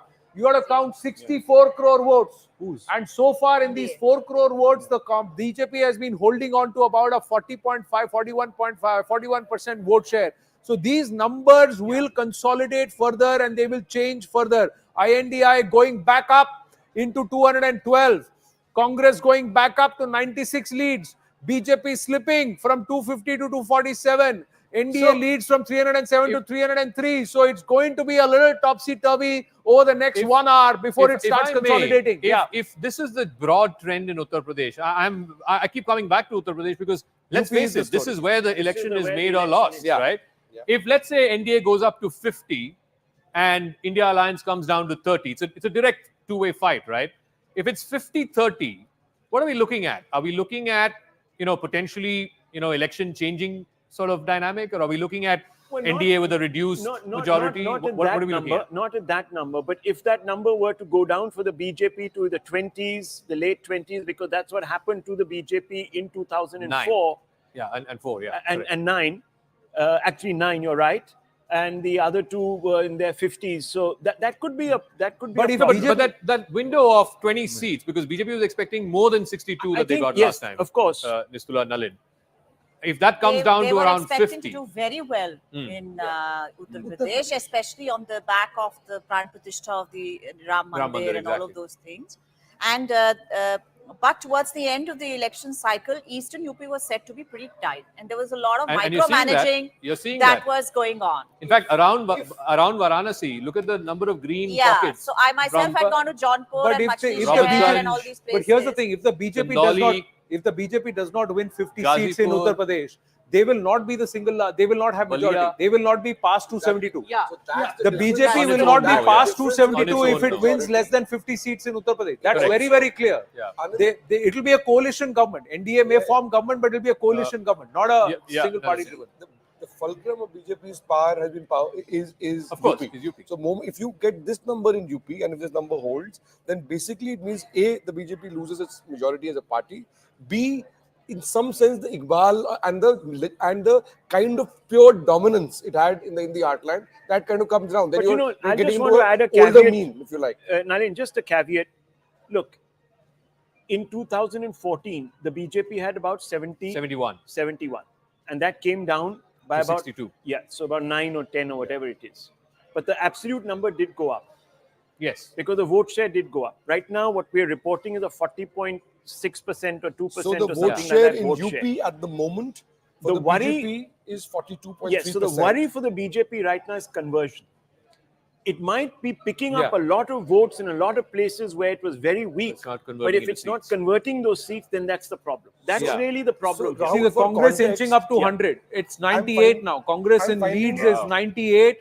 The BJP is right on the flirting with 250 for a while. We need to find out where these gains are coming for the Congress from. Predominantly, if we can just filter the Congress numbers, we'll get an idea. Sumant Raman, and after that, Nalin Mehta and Smita Prakash. Yes, Sumant Raman. Gains for the Congress are very clearly coming from Karnataka. They are coming from Maharashtra. They are coming from Rajasthan. That is, at the moment, close to 30 seats are coming from just these three states for the Congress party. So here are here are the 99 seats. Okay, you're bang on right. Kerala, Tamil Nadu, Karnataka. I'll just select Kerala, Tamil Nadu, Karnataka. Some seats in Telangana, Maharashtra, Rajasthan. A few seats in UP. Let's not forget UP. A few seats in Haryana, in Punjab, and then of course you go back here. A couple of seats in Chhattisgarh, a couple of seats in Jharkhand, 2 seats in Bihar, and some in the northeast. In Assam, a couple of seats in Assam. So they're picking up everywhere where in some of those places it's direct fights with the BJP. For example, in Karnataka, in Rajasthan, etc. And they're also and Chhattisgarh, in Telangana, but they're also picking up in places where it's fighting against other regional parties. So the alliance, the India alliance, is helping surely in places like Kerala, in places like Maharashtra for sure, because they're banking on both Uddhav Sena as well as the NCP. So there are places where and of course in Uttar Pradesh they are being helped by the Samajwadi Party. Otherwise, there's no way that the Congress is leading in 7 seats in Uttar Pradesh without the help of the Samajwadi Party. True, but like you said, some of the seats are also in Haryana. Haryana, it's a 6+ for them. They had nothing last time around, Sumant Raman. So the Congress is gaining there. Yeah, it's slipping. It's been flirting with that 100 number for a while, just like the BJP has been flirting around with 250 for a while. Yeah, that's really been their catchment. That's really been their area of dominance.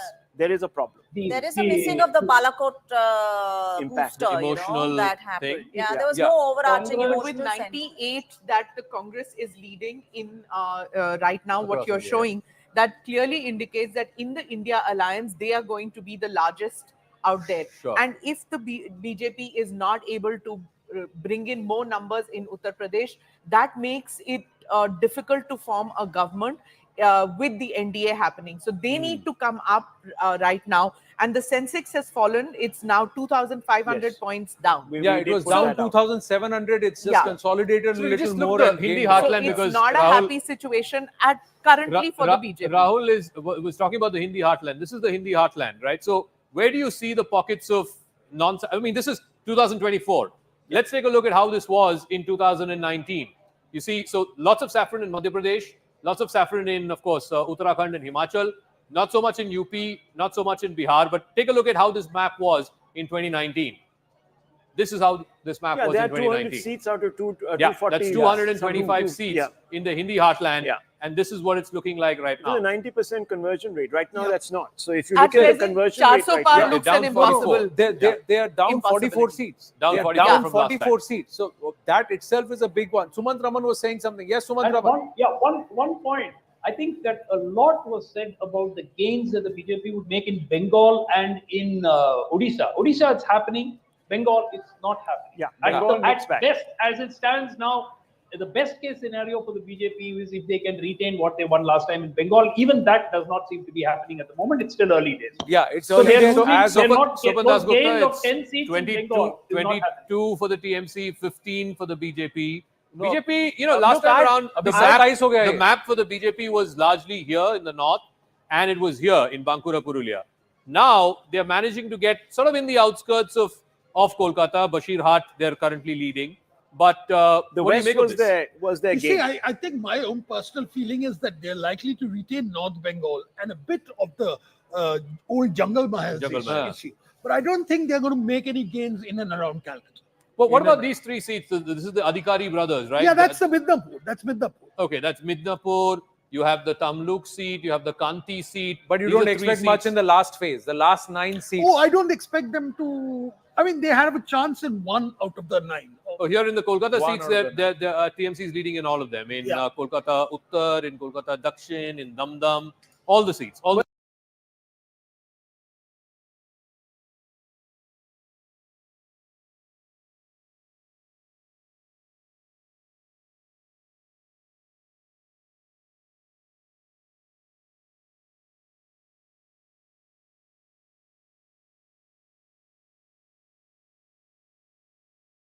Samajwadi Party could end up being the third largest party in the new Lok Sabha. They're sitting at 33 seats. How many rounds over?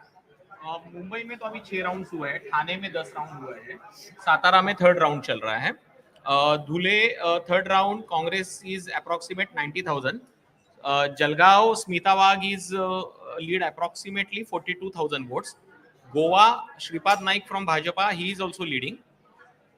So as far as now, as we check Election Commission of India sites, for Maharashtra, BJP is leading on 13. Interestingly, Himachal was also being discussed by Anurag Thakur. He said that चौके और छक्के हम ही छुड़ाएंगे, but यहाँ पे चौके BJP के हो रहे हैं, पर छक्के कांग्रेस के हो रहे हैं as far as the by-elections are concerned. Could you give us a sense of what the Himachal numbers are looking like? In Himachal Pradesh, Congress by-elections and 4 seats are going to as of. So another interesting update is Chhindwara is in fact being led by Bunty. BJP sort of manages that in the exit polls as far as another Gujarat of sorts for BJP. This is why 4 Lok Sabha seats in Himachal Pradesh.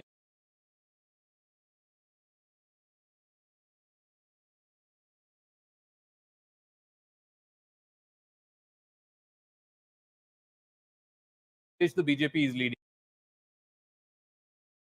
but all the six they repopulated altogether. Zach, can we have a breakdown of the NDA, please?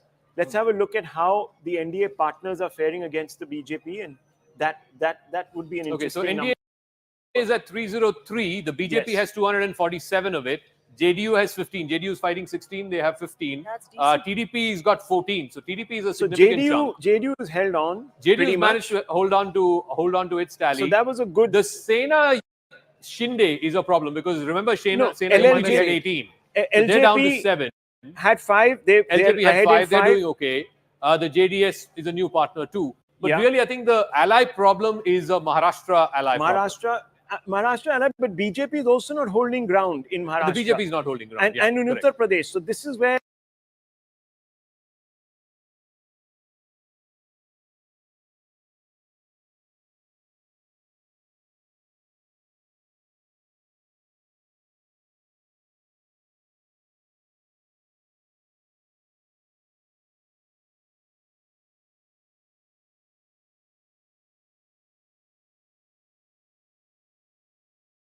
So last time it was 25.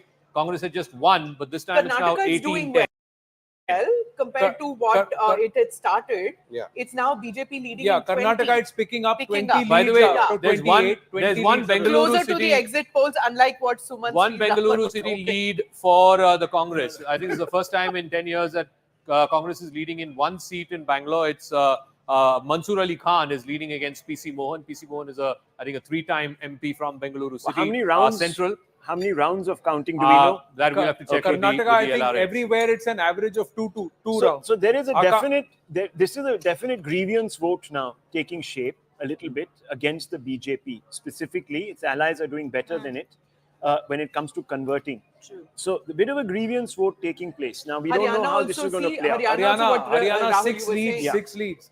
It's doing better. Let me just check with Akanksha. Yes, Akanksha, what's the update? All right, so you were discussing the numbers as far as Karnataka is concerned. The latest is that Congress is less than half of BJP. BJP placed at a comfortable 17 at the moment. Congress at 8. Prajwal Revana still taking this lead in Hassan. Can you share the other seat details? Yeah, Jagadish Shettar and Prahalad Joshi, prominent candidate, they are leading in their own constituency. Dharwad constituency. He is leading from the rounds of counting in Karnataka. The 4th round is over. Four rounds. 4. Yeah, back and Sure, forth. back and forth.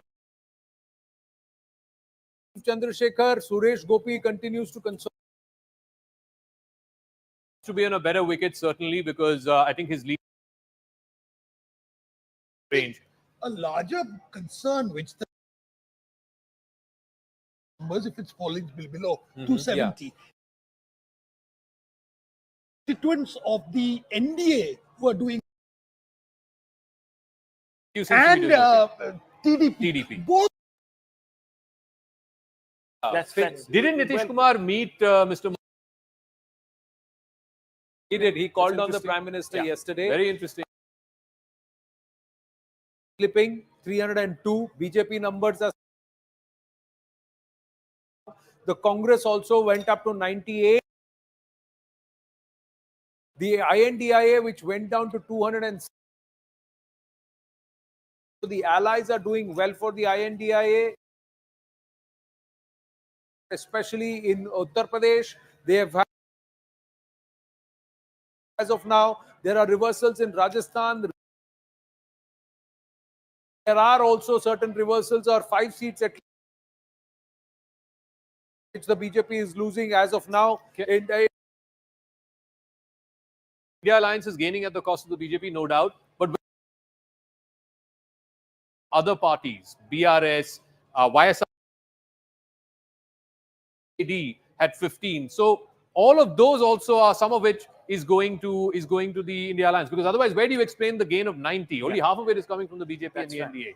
Where is the rest coming from? That's right. I think Sumant Raman wants to say something. Telangana has proven to be a bit of a... Yeah, Sumant Raman.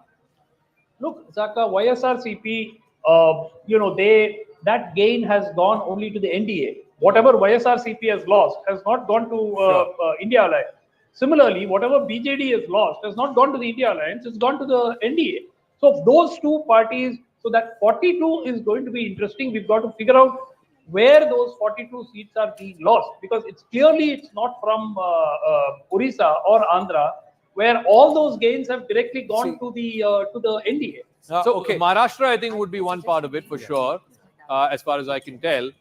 Maharashtra, Gujarat, again, the BJP is back on 25 and 1 now out of 20. Are 25 EVMs on to be 1. trusted at this point or not to be trusted? Are EVMs to be trusted or not trusted at this point? So far, the EVMs are trustworthy. So far, they're trustworthy. Four rounds, the EVMs are trustworthy. So far, at 4 rounds, the EVMs are trustworthy. Can I just look at the Northeast as well, because we don't pay enough attention to the Northeast. So let's see where. Okay, BJP is now really running up the numbers in the Northeast. So NDA Alliance is 17.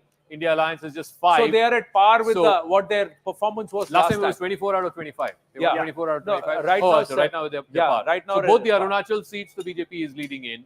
I just want to quickly look at the Assam seats. Which are the ones the BJP is not leading? So in Jorhat, Gaurav Gogoi back in the lead. In Nagaon, Pradyut Bordoloi back in the lead.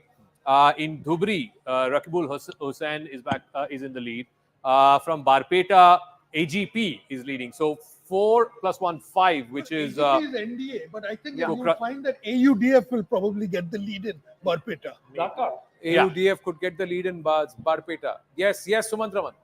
Zaka, what is happening in Jharkhand? We haven't been there at all. The arrest of the former Chief Minister. Let's look at Jharkhand. Has it had an impact? So Jharkhand is 11-3. Last time around, I think BJP, almost. it was 12-2. Yeah, I think so it's more or less the same, except let's look at, Sita Soren. That's an interesting constituency. Sita Soren, sister-in-law of the arrested Chief Minister. She's leading on a BJP ticket from Dumka. Sita Soren was the one who rebelled against Hemant Soren. Nishikant Dubey is leading in Goda.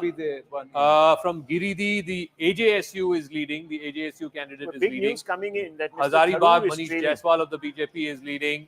In Ranchi seat, again, the Mr. BJP Tharoor is leading. trailing from Which is said, Rajiv Chandrasekhar has a slender lead in From Kunti, Arjun Munda is trailing. Arjun Munda is trailing from Kunti. It is the Congress candidate against him who is leading. From Chhatra, again, the Congress candidate is leading. So Jharkhand, more or less the same. One pickup seat for the India Alliance, but by and large, it is really for. When at least we are leading. Well, one thing we can say, we don't know who's going to lead eventually and how, what by what, but we are leading, ladies and gentlemen, and thank you very, very much. हमने We तो got 300 only पार कर thank you. दिया. हमने 3 lakh par kar diya. It is 3,42,000 live views right now, and we would like to go across to, we want it to be 5 lakhs. What the PM wants, we also want. In Varanasi, 5 lakh plus margin, we want it to be here. We want, in data beings, this is view count taken at 5-minute intervals between 9 a.m. and 10 a.m.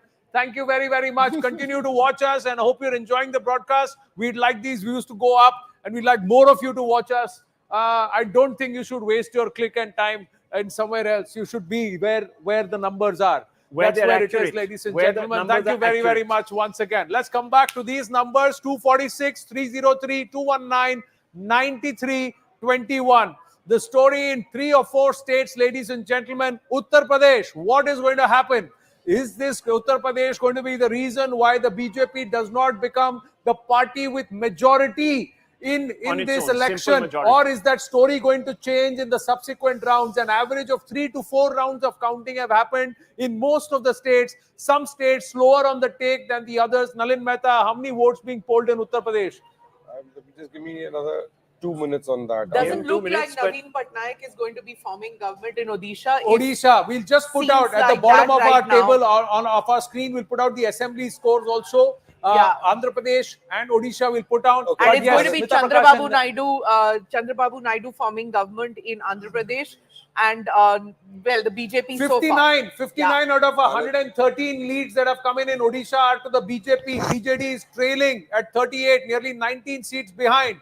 And in Andhra Pradesh, 118 to the NDA, YSRCP 16. It's a rout. 134 leads out of 175. It's a rout out there. It's a rout. Chandrababu Naidu steamrolled Jagan Reddy there. I think the arrest was the turning point. Yes. It was on the morning of the G20, Jagan deciding to arrest Chandrababu Naidu. He kept him. I mean, the prevailing feeling was it was all flimsy cases. And when Naidu came out, the day he came out, there was this visible difference in just his... So, Zaka, can I ask you a question? Were the other arrests that have taken place of other opposition leaders? So far in Delhi, no. In Delhi, no. Let's take a look at Delhi. In Delhi, no. But in Punjab, yes. No, but in Maharashtra, it has had an effect. The splitting of parties and things. No arrests have happened. To answer your question, Rahul, in Delhi, no. Aam Aadmi Party is not leading in any of the constituencies. And Punjab too. But in Punjab, I just want to run you the Punjab number. They've got 3 now. 3. Okay. They had only 1. They've got 3 now. Let's take a look. Anandpur Sahib, which was Manish Tiwari's old seat, AAP is leading there. In Hoshiarpur, old BJP seat, AAP is leading there. And of course, in Sangrur, which is the Chief Minister's former seat, the AAP candidate is leading there. So this is where Maharashtra and UP are the 2 states, beg your pardon, which are going to hurt the BJP the most. Because it is 27 and 20 there in Maharashtra. That's a big setback. 25-22. This is within the NDA right now. It is a BJP problem. Let's be honest about it. It's the BJP problem. The BJP really needs to start kicking in the next, 3 or 4 rounds if it's in any way going to sort of be in a commanding position. And see, if they really kick in, it's got to be a massive turnaround. From 244 to about 320. It's a big jump that they need to make in the subsequent rounds. I think right now this is about 272 to give first. Context on the UP battle, the BJP's vote share at the moment is 42.68%. The Samajwadi Party's vote share is 31.5%. In terms of the magnitude of votes counted, BJP has 41.1 lakh votes at the moment in UP. And the Samajwadi Party is at 30.4 lakh votes. Oh, not even a crore. So not even 1 crore votes have been counted in Uttar Pradesh. Ladies and gentlemen, UP can change because not even 1 crore votes have been counted. So which way? It's not even. In fact, not even 80 lakh votes have been counted. Can you say that again, Nalin? What was the BJP vote share? What is the BJP vote share right now? So the percentage of the percentage is 42.6. So they had that's 49. remained constant since the morning. So they've had 49 last time. This is 2019. They had Also, 49 last time. Madhya Pradesh has become the new Gujarat. Complete sweep and one more. so far. What did you say was the Samajwadi Party? Samajwadi Party is at 31.5. They were at 17 last time. Yeah. So they've almost doubled. So they've almost doubled. That is so for the BJP, let's just put it in perspective. Only SP. We're just looking at SP for the right BJP to get to 272, Uttar Pradesh right now is crucial. Forget about 300 right now for the BJP. It's 272 that they really have to focus what on. Sumant is making a point is that SP plus Congress is 42%. So it's the same as what the BJP is getting. Congress is about Congress is at about 11% or 10%. That is a good 10.9. 10.9. So 11%. So if the Congress is at 11%, so then it's even keel. And is it on all the... But we have to say that nearly 18 crore voters in Uttar Pradesh, not even 1 crore votes have been counted so far. And the BSP has dropped to below 10. It's dropped to 9.2%. Yeah, it is so on that's a very significant. It is Last on time a in the base of assembly 80 election, lakhs. they were around It is on a 12.5. base of 80 lakh votes counted so far. 80 lakh votes. I agree. West Bengal, TMC is at 31. Yeah. BJP is at 10, and Congress is at 1. Adhir Ranjan Chaudhary is trailing right now, but Mamata Banerjee seems to have really made a big comeback. If these numbers hold, she had 22 last time. She's at 30 right now. BJP had 18 last time. BJP is down to 11 now. BJP right now fighting for 272. Let's be honest. You know, we can't think about 370. So can't think the about breakout states for last time, which was Bengal, Uttar Pradesh, of course, and Bihar, Maharashtra. These 5 big states, the BJP is losing big, and that's where this election is really turning. Punjab, Aam Aadmi Party taking a major hit out there, and the Congress doing pretty good. Yeah, that's another story. That's See, as we look at the BJP and the Congress story, there is also the Aam Aadmi Party story in these 2 states. So, which means of that Delhi the and arrest of Kejriwal and then him coming and campaigning in Punjab in the last leg, it did not seem to have clicked and got the sympathy vote. No, there. but the interesting part is to see how all many of votes those have been seats counted in ultimately Bengal go up also. to the India Alliance, whether AAP wins or Congress wins. Yeah, but whatever. I'm just saying Aam Aadmi Party story. How many in votes Delhi, they're not counted in leading in a Bengal? single in seat. Delhi, they're not leading either. How many votes counted in Bengal? We should also see how many votes counted in Bengal out of the overall base, because that could also show a different picture altogether. Yes, Sumantraman. Just one very quick point. The Election Commission website now shows the Samajwadi Party and Congress together leading in 42 seats in UP. That's the first time I think it's crossed the halfway mark. 34 seats for the SP and 8 seats for the Congress is what the Election Commission website is officially showing. 35 leads for the BJP, 2 for the RLD. Yeah, this was some time back, sir. Right now, the scenario has changed. This is what we have right now. Yeah, it's right now it's 42 and 37. NDA, 37 to the Anyhow, India it's quite Alliance. clear. In If the this was a- 42, the 42, BJP is leading in 39, RLD in 2, Apnadal S in 1, or Rajbhar's party in no seat. And again, a breakup of the India Alliance. Samajwadi Party is leading in 29, Congress in 8. So this is the breakup that we have right now. Samajwadi Party is the real story coming out of Uttar I think Pradesh so. right now. I think it's a big story. And that's a very big story, and it's it's coming on the back of talk of crisis as far as economic. But if Smriti Irani is trailing in Amethi, Yep. then it's not just a Samajwadi Party story; it's an anti-BJP story happening in and the Uttar vote Pradesh. transfer, the vote transferring from one party to the other. Only one aspect that we've got a base of 17.5 to 18 crore voters to count in Uttar Pradesh itself. We've not even counted 1 crore voters if that's the case. So that there is a lot that could happen. And somewhere we got to hand it to Zaka But to this say is that really the the counting largest- will be slow, it will be steady, and they will want to make it sure. That means we are going But to Anand, be in this it is the for a largest- longer time. It's the results are not going to be called anytime soon. Okay, ladies but and this is gentlemen. the It's going to largest take at live least exit till poll. 1 p.m. I think Till it's 1 going to p.m. be- if not more. Till Okay, 1 this is p.m. the largest. I have Hey, a feeling hang that on. Subala Gupta is right. I think we So, might go Hang into on, the this is the afternoon. largest. Go into This the is the afternoon largest till live about- exit till about poll. 4 Okay, p.m. Till on about Uttar 4 Pradesh. p.m. before the results consolidate.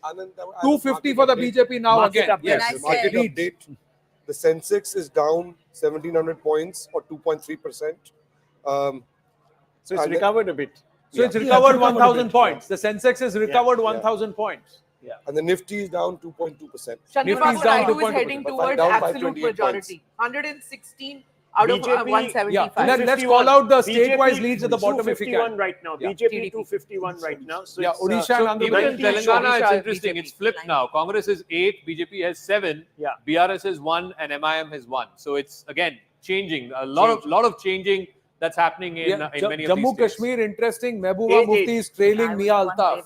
Mehbooba Mufti trailing Mia Altaf. And in that- Omar Abdullah is trailing Engineer Rashid. Yeah, Omar Abdullah trailing Engineer Rashid. Mehbooba didn't even come for that India Alliance meeting, if you yeah. remember. Nor did Omar. Farooq came, but Omar Abdullah So did not both come for Omar that. and Mehbooba are trailing. Yeah. But Omar will, I think, anyway come Yeah, up. national conference is number strong, but, yeah. but the challenge there was not from the PDP; it was from somebody who's in jail, Engineer Rashid, Sheikh Rashid. So very interesting this one. Yeah. If you're looking at the regional parties around the country, looking at the larger message, this may be the end of the Naveen Patnaik era in Odisha. With others, MK Stalin has been reaffirmed. Thackeray has been reaffirmed.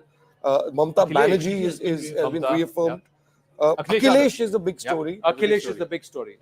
Akhilesh Yadav, big story. Mamata Banerjee, somewhere one So see. the early assessment of the exit polls that the regional parties are going to take a hit does not seem to be borne out by the actual results. Yeah, in fact, the regional parties have worked hard and they've also propped up the Congress nationally. In Bihar and Uttar Pradesh, the two Yadavs have It been able also to. confirms what I felt as a journalist on this thing. There was a lot of questioning by the Indian voter that was happening the other way around, saying, who are you? Where have you come from? Are you doing a survey? What channel do you work in? You know, those kind of questions were also asked. A lot of people just kept their own counsel. Every time I spoke to politicians, they said, voter silent hai. So I think this is... Just a quick check of the leads. Mahua Moitra is trailing when the TMC's got 31. 31. I guess that also is a story in itself. Yes, Odisha, just quickly doing the state-wide thing. We'll get back into Bengal. Odisha, BJP 61, BJD 44, Congress 10, 120 out of 147 leads. So the BJP clearly in pole position right now, still short of the majority number in terms of leads. But there, Chandrababu Naidu and the BJP, the NDA's steamrolling YSRCP. So far, it's one-sided election, 133, 17 out of 150 leads. So they... Well, Akanksha has an update from Punjab. Going to her. Yes, Akanksha. All right. So, Anand, it's basically between Aam Aadmi Party and Congress so far. BJP has 0 leads in Punjab, and that's massively disappointing news for the Bharatiya Janata Party. Could you share the breakup? In fact, if I could request my camera person to show all those leads. From Sangrur, you have Gurmeet Singh and of the Aam Aadmi Party. I think we lost her. Let's also look at the other You got to hold the mic closer, please. All right, if you can see, there is Dharamveer Gandhi, who is leading in Patiala, and in fact, Praneet Kaur of the Bharatiya Janata Party, Captain Amrinder Singh's wife, she is trailing as far as BJP is concerned. Sukhjinder Singh Randhawa from Congress again in another lead.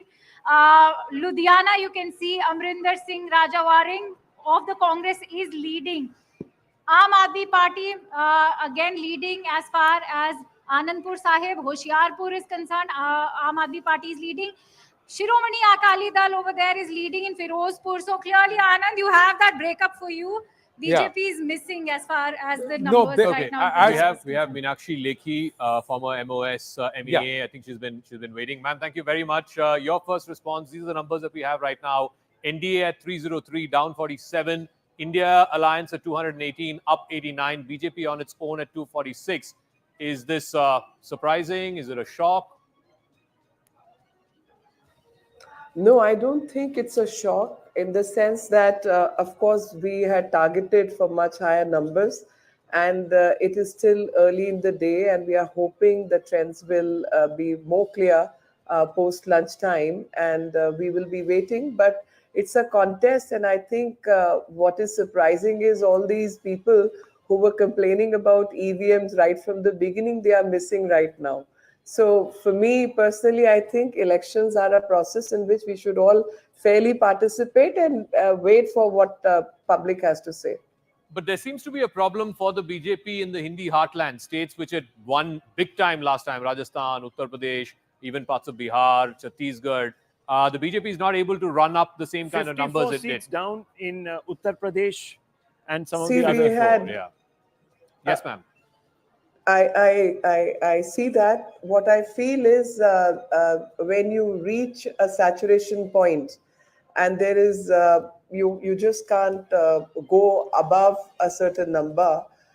You have to keep that number going and you have to build the momentum, and that's what we tried to do. And whatever a public decides to do for us, we take it in a stride. And just a quick word on Delhi. Out of the 7 seats, Congress is leading only in 1. All 6 other seats are the BJP candidates are leading. Very good news, because a lot of work had been done, and which is where we get the confidence of the people. All right, Meenakshi Lekhi, thank you very much, ma'am. We'll touch base with you as and when the picture becomes a little clearer. I just want to underline Just that. from I don't two think states. we can call this election just yet. No, we There's can't. a long ways to go. Just before... from 2 states right now, Uttar Pradesh No, not just 2 and states. Maharashtra. Uttar Pradesh and Maharashtra, 48 seats down from last time's tally. Just to put it in perspective, just 2 states are beginning to eat into the BJP. We were talking about Maharashtra as the game's not known. Right. There are new parties. There are 6 parties in the fray, and so on.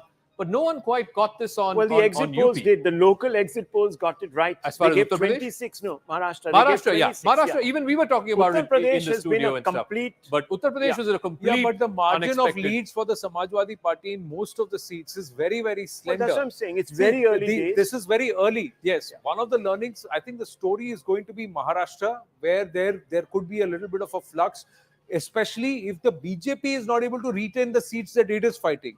Many would say that Eknath Shinde Sena pressure is on them, but if the BJP is not able to retain seats... Can I just add a small caveat? Yeah. What it tells you is that the voter in Uttar Pradesh is very divided. Even if it's, less than a crore, 50, 70 lakhs, it means that every other voter right now, is not voting for the BJP. So if it's 42 and 42% each, it shows that the voter it's neck and neck. As far as Maharashtra is concerned, one concern for the BJP is you look at the Vidarbha region where there was farmer distress. Other than one seat of Nagpur, which is Gadkari's seat, and Bandara Gondia, which is another seat, which I think Praful Patel used to be the MP from that seat many years ago.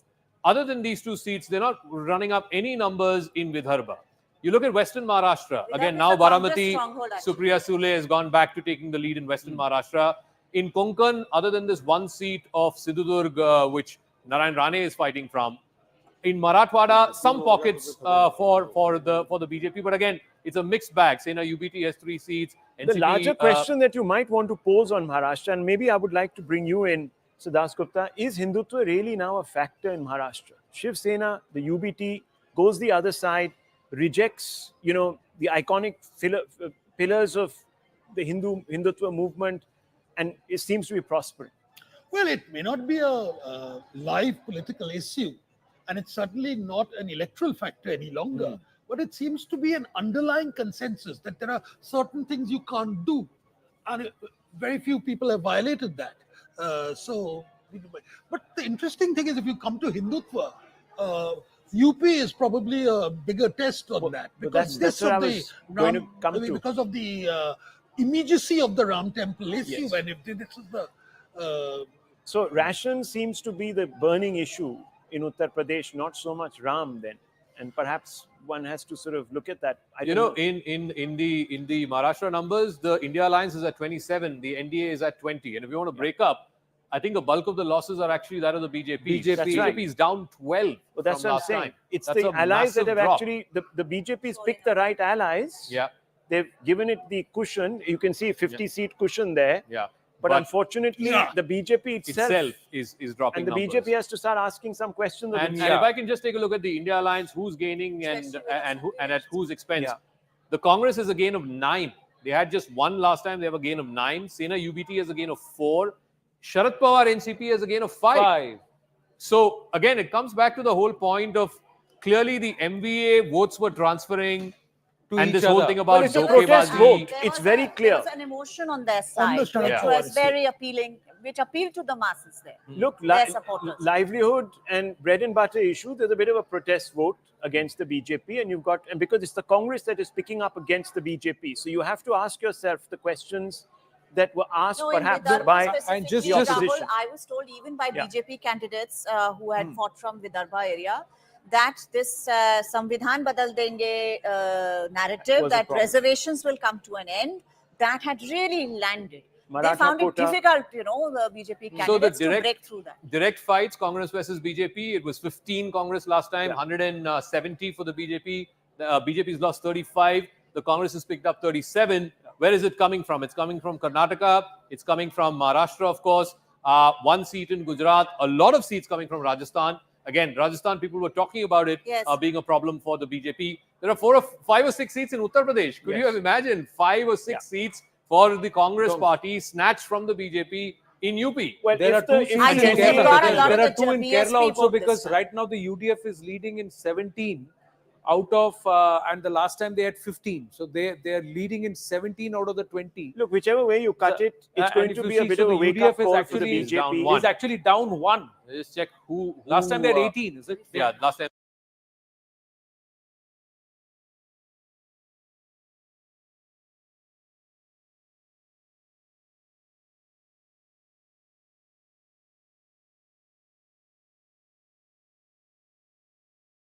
They had 18. So the Congress is down 2 in Kerala. So the flip seat, I think, is the left seat. The Kollam seat, no, but N.K. Premachandran is with the UDF. So I don't think that's the flip seat. Of course, right now, Rajiv Chandrasekhar is leading. So that's one flip seat. And Thrissur is the other seat, which of course, have Mr. moved Suresh away. Gopi So is the leading Congress is -2 in Kerala, but it's plus in Maharashtra, plus in Uttar Pradesh, plus in let's Rajasthan, get the Anand, numbers in from Uttar Uttar Pradesh, we Pradesh. must discuss Mayawati's data base and how it has transferred to the SP Congress, because BJP was hoping that once she comes down, then they will get the rest of the Jata vote, but it has clearly gone the other way.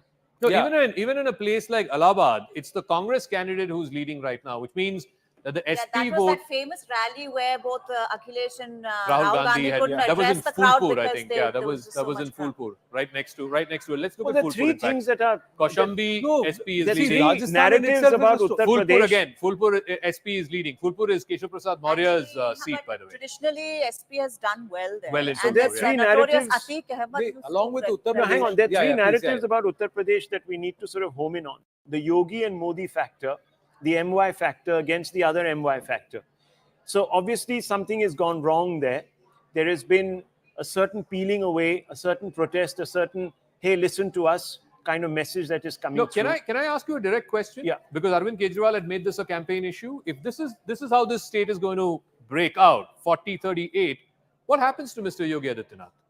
Straight question. Well, I think it's a bit premature right now to ask that question. 40-38. It's a little premature because, we saw the Samajwadi Party picking up. Just like, you saw the RJD picking up in Bihar, you saw the Samajwadi Party picking up in a bipolar contest against the BJP. And there have been a couple of elections, local body elections, where you saw the Samajwadi Party forging ahead. What is worrisome right now for the BJP, and that's the second point I want to raise, is the consolidation of that big coalition that they had, the caste coalition, that seems to have been fractured. So that's the second issue. Maneka Gandhi is trailing in Sultanpur. Yeah, exactly. So, and if you said Amethi, Smriti Irani is trailing, it tells you that people are questioning the party now about performance. Yeah, but I'm just still going to qualify this. 40-38 is not healthy for the BJP, but the fact is it's early days in Uttar Pradesh. But the numbers, 39-39. The numbers will by the way, consolidate and BSP, can I just BSP has picked up too. I just want to see where those. I don't know if I can tell you where those seats are from because it's not showing. Yeah. So the seat now it's data back to zero again. Yeah, one sec. I also want to bring your attention to Rajasthan. Rajasthan, the pollsters predicted about 7 seats to the Congress. Yes. 5 to 7 seats. The Congress is now, or the INDIA is in 12 seats out of 25. That's a big thing. And many, Swapan Gupta, are saying that in Rajasthan, the problem is not the Congress. The problem is the BJP. Well, I think internal rumblings within the BJP has hurt them. Which may not have gone down very well with the BJP's own rank voters. and file. Yep. That is that if you bring in obscure people and catapult, and it was 13-12, it's 14-11, it's improved now a bit. Those who take decisions in the BJP, even in Haryana, for instance, yeah, you alienated a lot of the Jats. You didn't accommodate them when the need arose. So perhaps, people are the Gurgaon seat, the Rohtak seat, the Sirsa seat, the Kurukshetra seat, the Ambala seat. I mean, this is the Jat heartland, as it were, and the BJP is doing badly in those seats. And they swept Haryana twice completely, 10-10, both in 14 and in 19. What is interesting is that there is no all India pattern. That the BJP is doing badly in Uttar Pradesh, Rajasthan, Maharashtra, but it's doing remarkably well in Madhya Pradesh, Chhattisgarh. Even Karnataka, they're doing Gujarat, very well. So there's no all India pattern to this. But I think but Uttar the Pradesh, BJP, when Uttar it was Pradesh doing and its number crunching, Uttar Pradesh, Maharashtra and Rajasthan together are nearly 150 seats. So when BJP was doing its number crunching, I think they over depended on this Labharti vote. It looks like that when they thought about all the welfare measures, they thought that would be good enough to get all the numbers. But right now it seems that things, when people went to vote, the Samvidhan khatre mein hai, the Jat anger, all these things factored in when people were casting their vote. So what we're going to see now is, Nitish and Chandrababu becoming kingmakers. If this is what the numbers are. I know it's a day of fluctuations. One second, Rahul. The India Alliance is ahead of the NDA in Uttar Pradesh. Yes, it's 40 to the India Alliance and 38 to the NDA. This was I'm telling you, unthinkable. if it's a crore votes, as Nalin had pointed out, and even within a crore, if that was an exit poll, It's there is changed one further. voter going It's this way and one going 41-37. that way. It's indicative. It's changed further. It's 41-37 now. But I just want to put this in some perspective here. Look, you've had 10 years of anti-incumbency, but 2 black swan events. You've had a war in Europe and, of course, in the Middle East, and you've had, of course, COVID. And despite that, after all of this, the BJP is there in the picture. It's the single largest party right now. The vote share, you can look at the graph. The vote share has gone up from 37.7, I think it was, to 40. So about 2.2 or 2.3% rise for the BJP. Yes. But the Congress's vote share, which was 19%, has gone up to 27. Now, So that is a 8% jump. And we've got the UP numbers here. The UP numbers show that the BJP has 43%. The Samajwadi Party has 31%. The Congress has 11% and the others are 15%. So Samajwadi Party and the Congress put together is 42%. So it's neck and neck with the BJP. So then for them, seat conversions is going to be a problem. And in Uttar Pradesh, the BJP's vote share has to go up. The NDA, its partners have to add on, and they need to get to nearly 50% vote share for them to be able to convert the kind of seats they do. And they are minus 7%. What it also shows is, if you add up the Samajwadi and Congress vote share, that's an increase of 19%. 19%. And 7 of which is coming from the BJP, yes. But the remaining is coming from the others. It's coming from the BSP. It has to come from it's coming from the BSP. Very clearly, it's coming from the BSP. 9% or 10% coming from the BSP. But for the BJP, they have had an erosion in their own vote share. And that's an issue. That's going to be an issue so far. As of now, this is the number. About 1 crore, crore and a half. Still about 12-15 crore votes to be polled. But what it's telling you, generally speaking, what it's telling you is that the other pichra classes, the EBCs, they have moved not to the BJP as the BJP was expecting. It's clearly moved to the other side, which is where the problem is.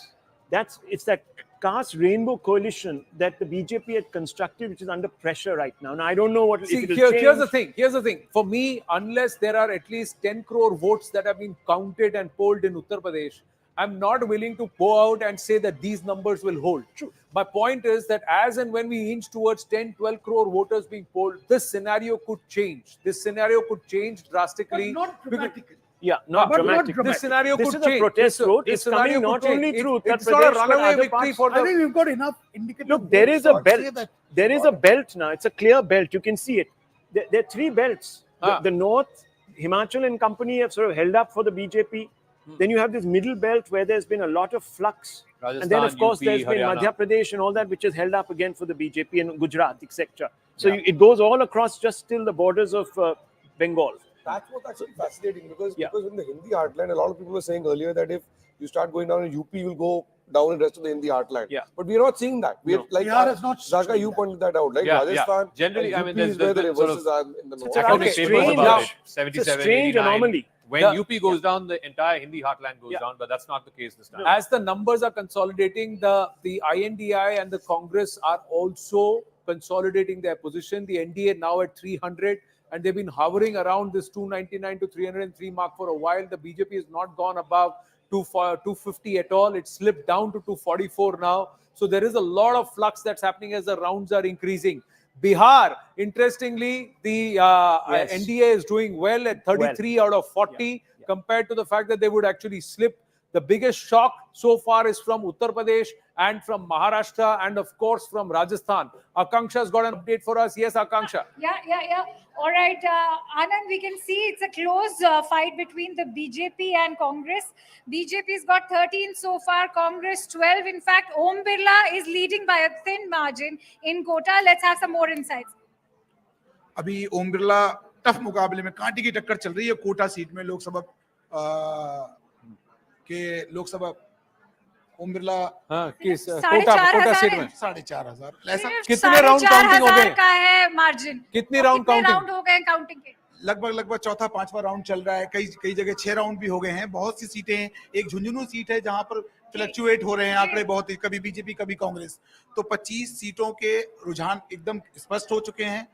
BJP 13, Congress 12। कोई ऐसी seat है जहां 15-20 हजार से ज्यादा vote share का votes का difference कोई है? ऐसी सीट है जहां 15-20 हजार से ज्यादा का वोट शेयर या मार्जिन दिख रहा है? करीब 12 से 15 सीटें हैं जहां 50,000 के मार्जिन में कांग्रेस प्रत्याशी आगे चले गए, लगभग 30,000 से मोस्टली आगे हैं।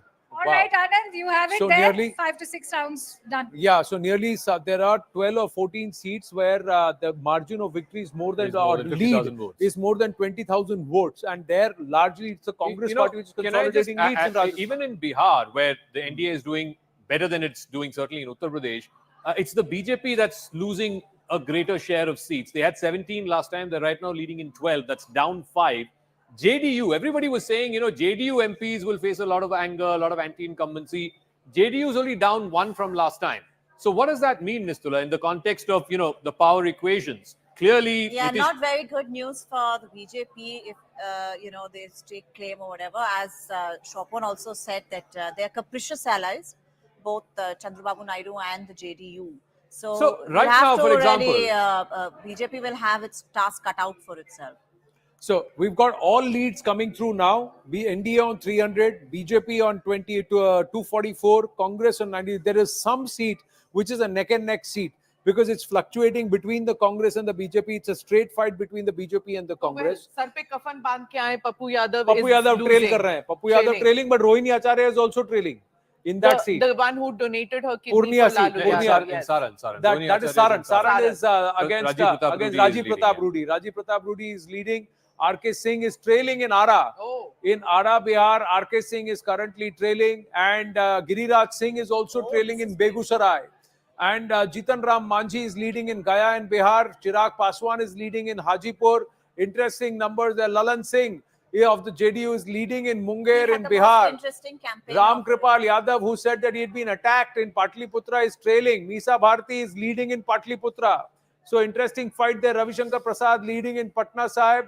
There you go. That's the Purnia seat where Pappu Yadav, who's fighting as an independent, is trailing. Radha Mohan Singh of Purvi Champaran is also leading of the BJP.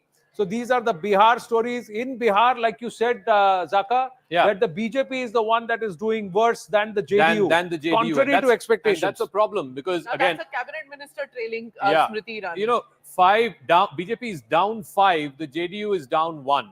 Again, all the people who traveled to Bihar were saying, JDU MPs are feeling the heat. People are not liking this, Palto modifying as Nitish Kumar, Paltu Chacha as he was called. But he seems to be doing okay.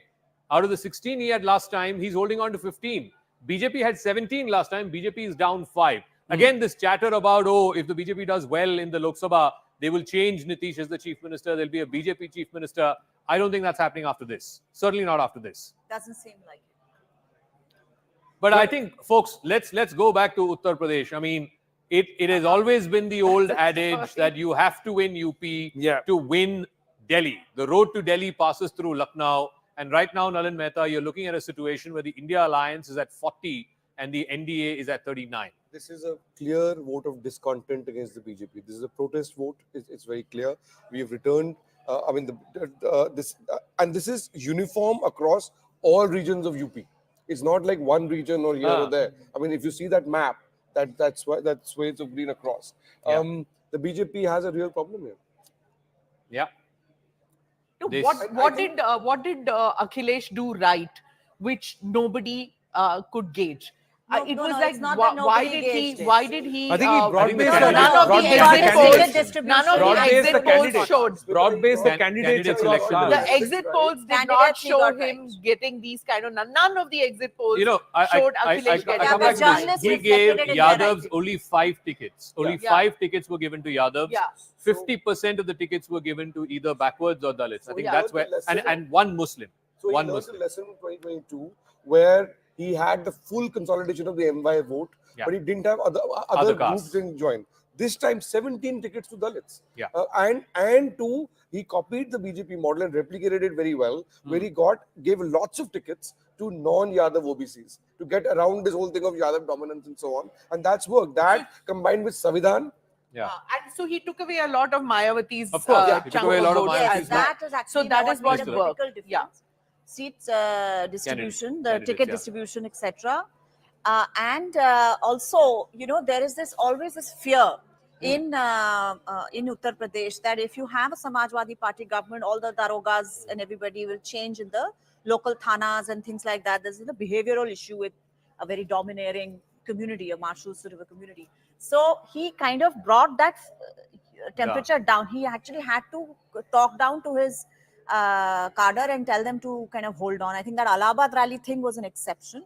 And very importantly, this time around, the Shivpal Chacha was very much with him, and he had the organizational sort of heft to do this kind of Again, scenarios changing. BJP slipping closer to the 240 number, whereas the Congress is inching slowly closer to the 100 number. 95 leads the BJP at 240 and 294. So 6 down 300. The NDA overall. INDIA inching closer. So some of the allies of the INDIA are consolidating and becoming stronger.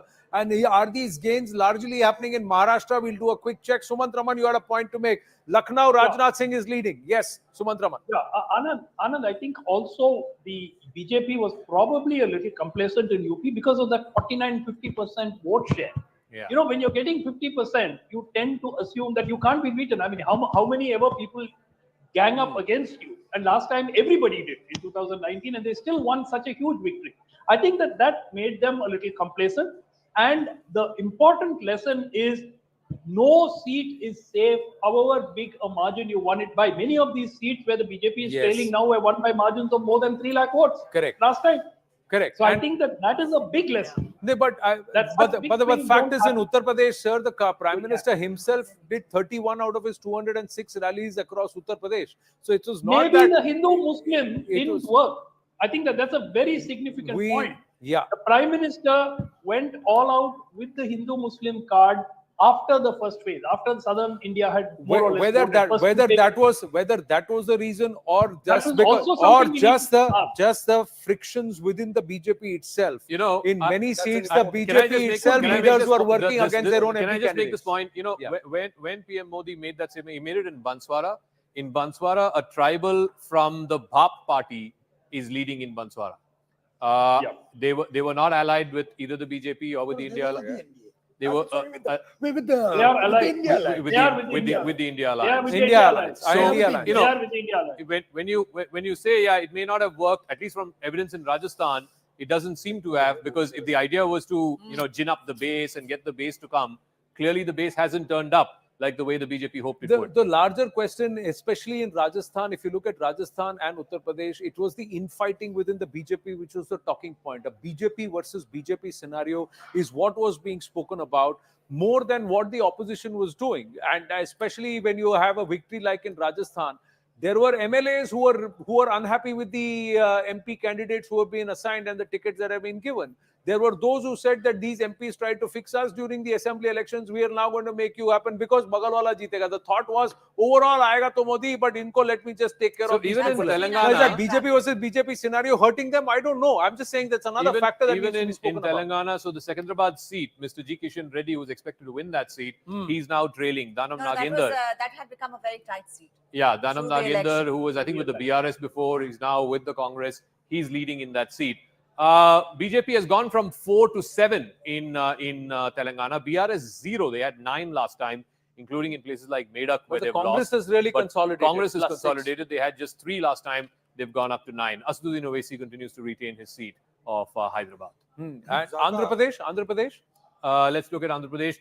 This is a NDA sweep all the way. I think YSRCP had 17 last time. They're down to 5. It's almost a flip from what happened last time. So NDA 20 seats, YSRCP at 22. This time they're down to just 5.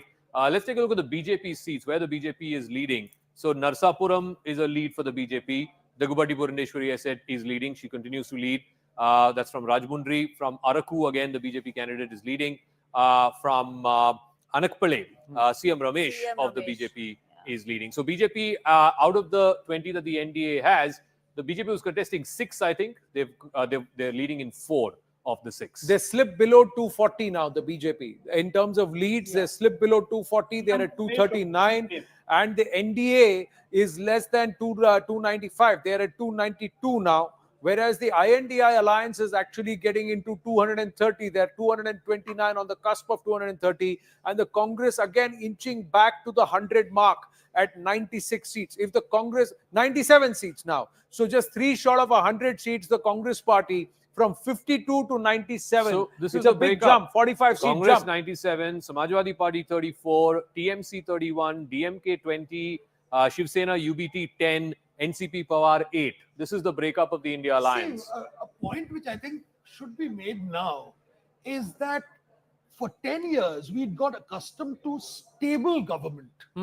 I think if these results are to hold till the end of the day, we have a underlying instability in the dispensation. Yeah.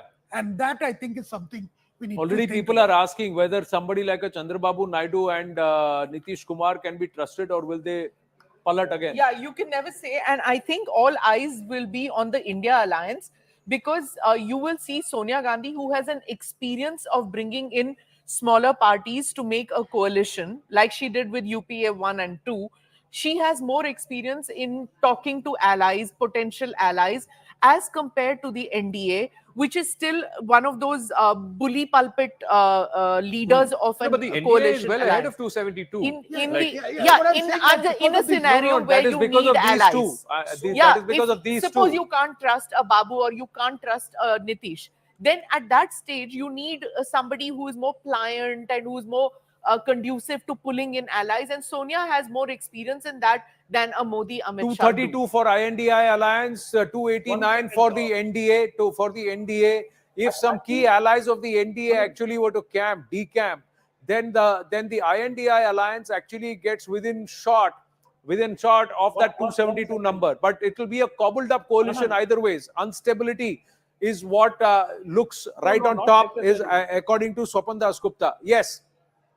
Anand, I think the important factor that we have to look at is this government, even if it is an NDA government, will be forced to be more democratic, will be forced to take in opinions from all sides. It can no longer be my way or the highway, which is what it was in the last 5 years.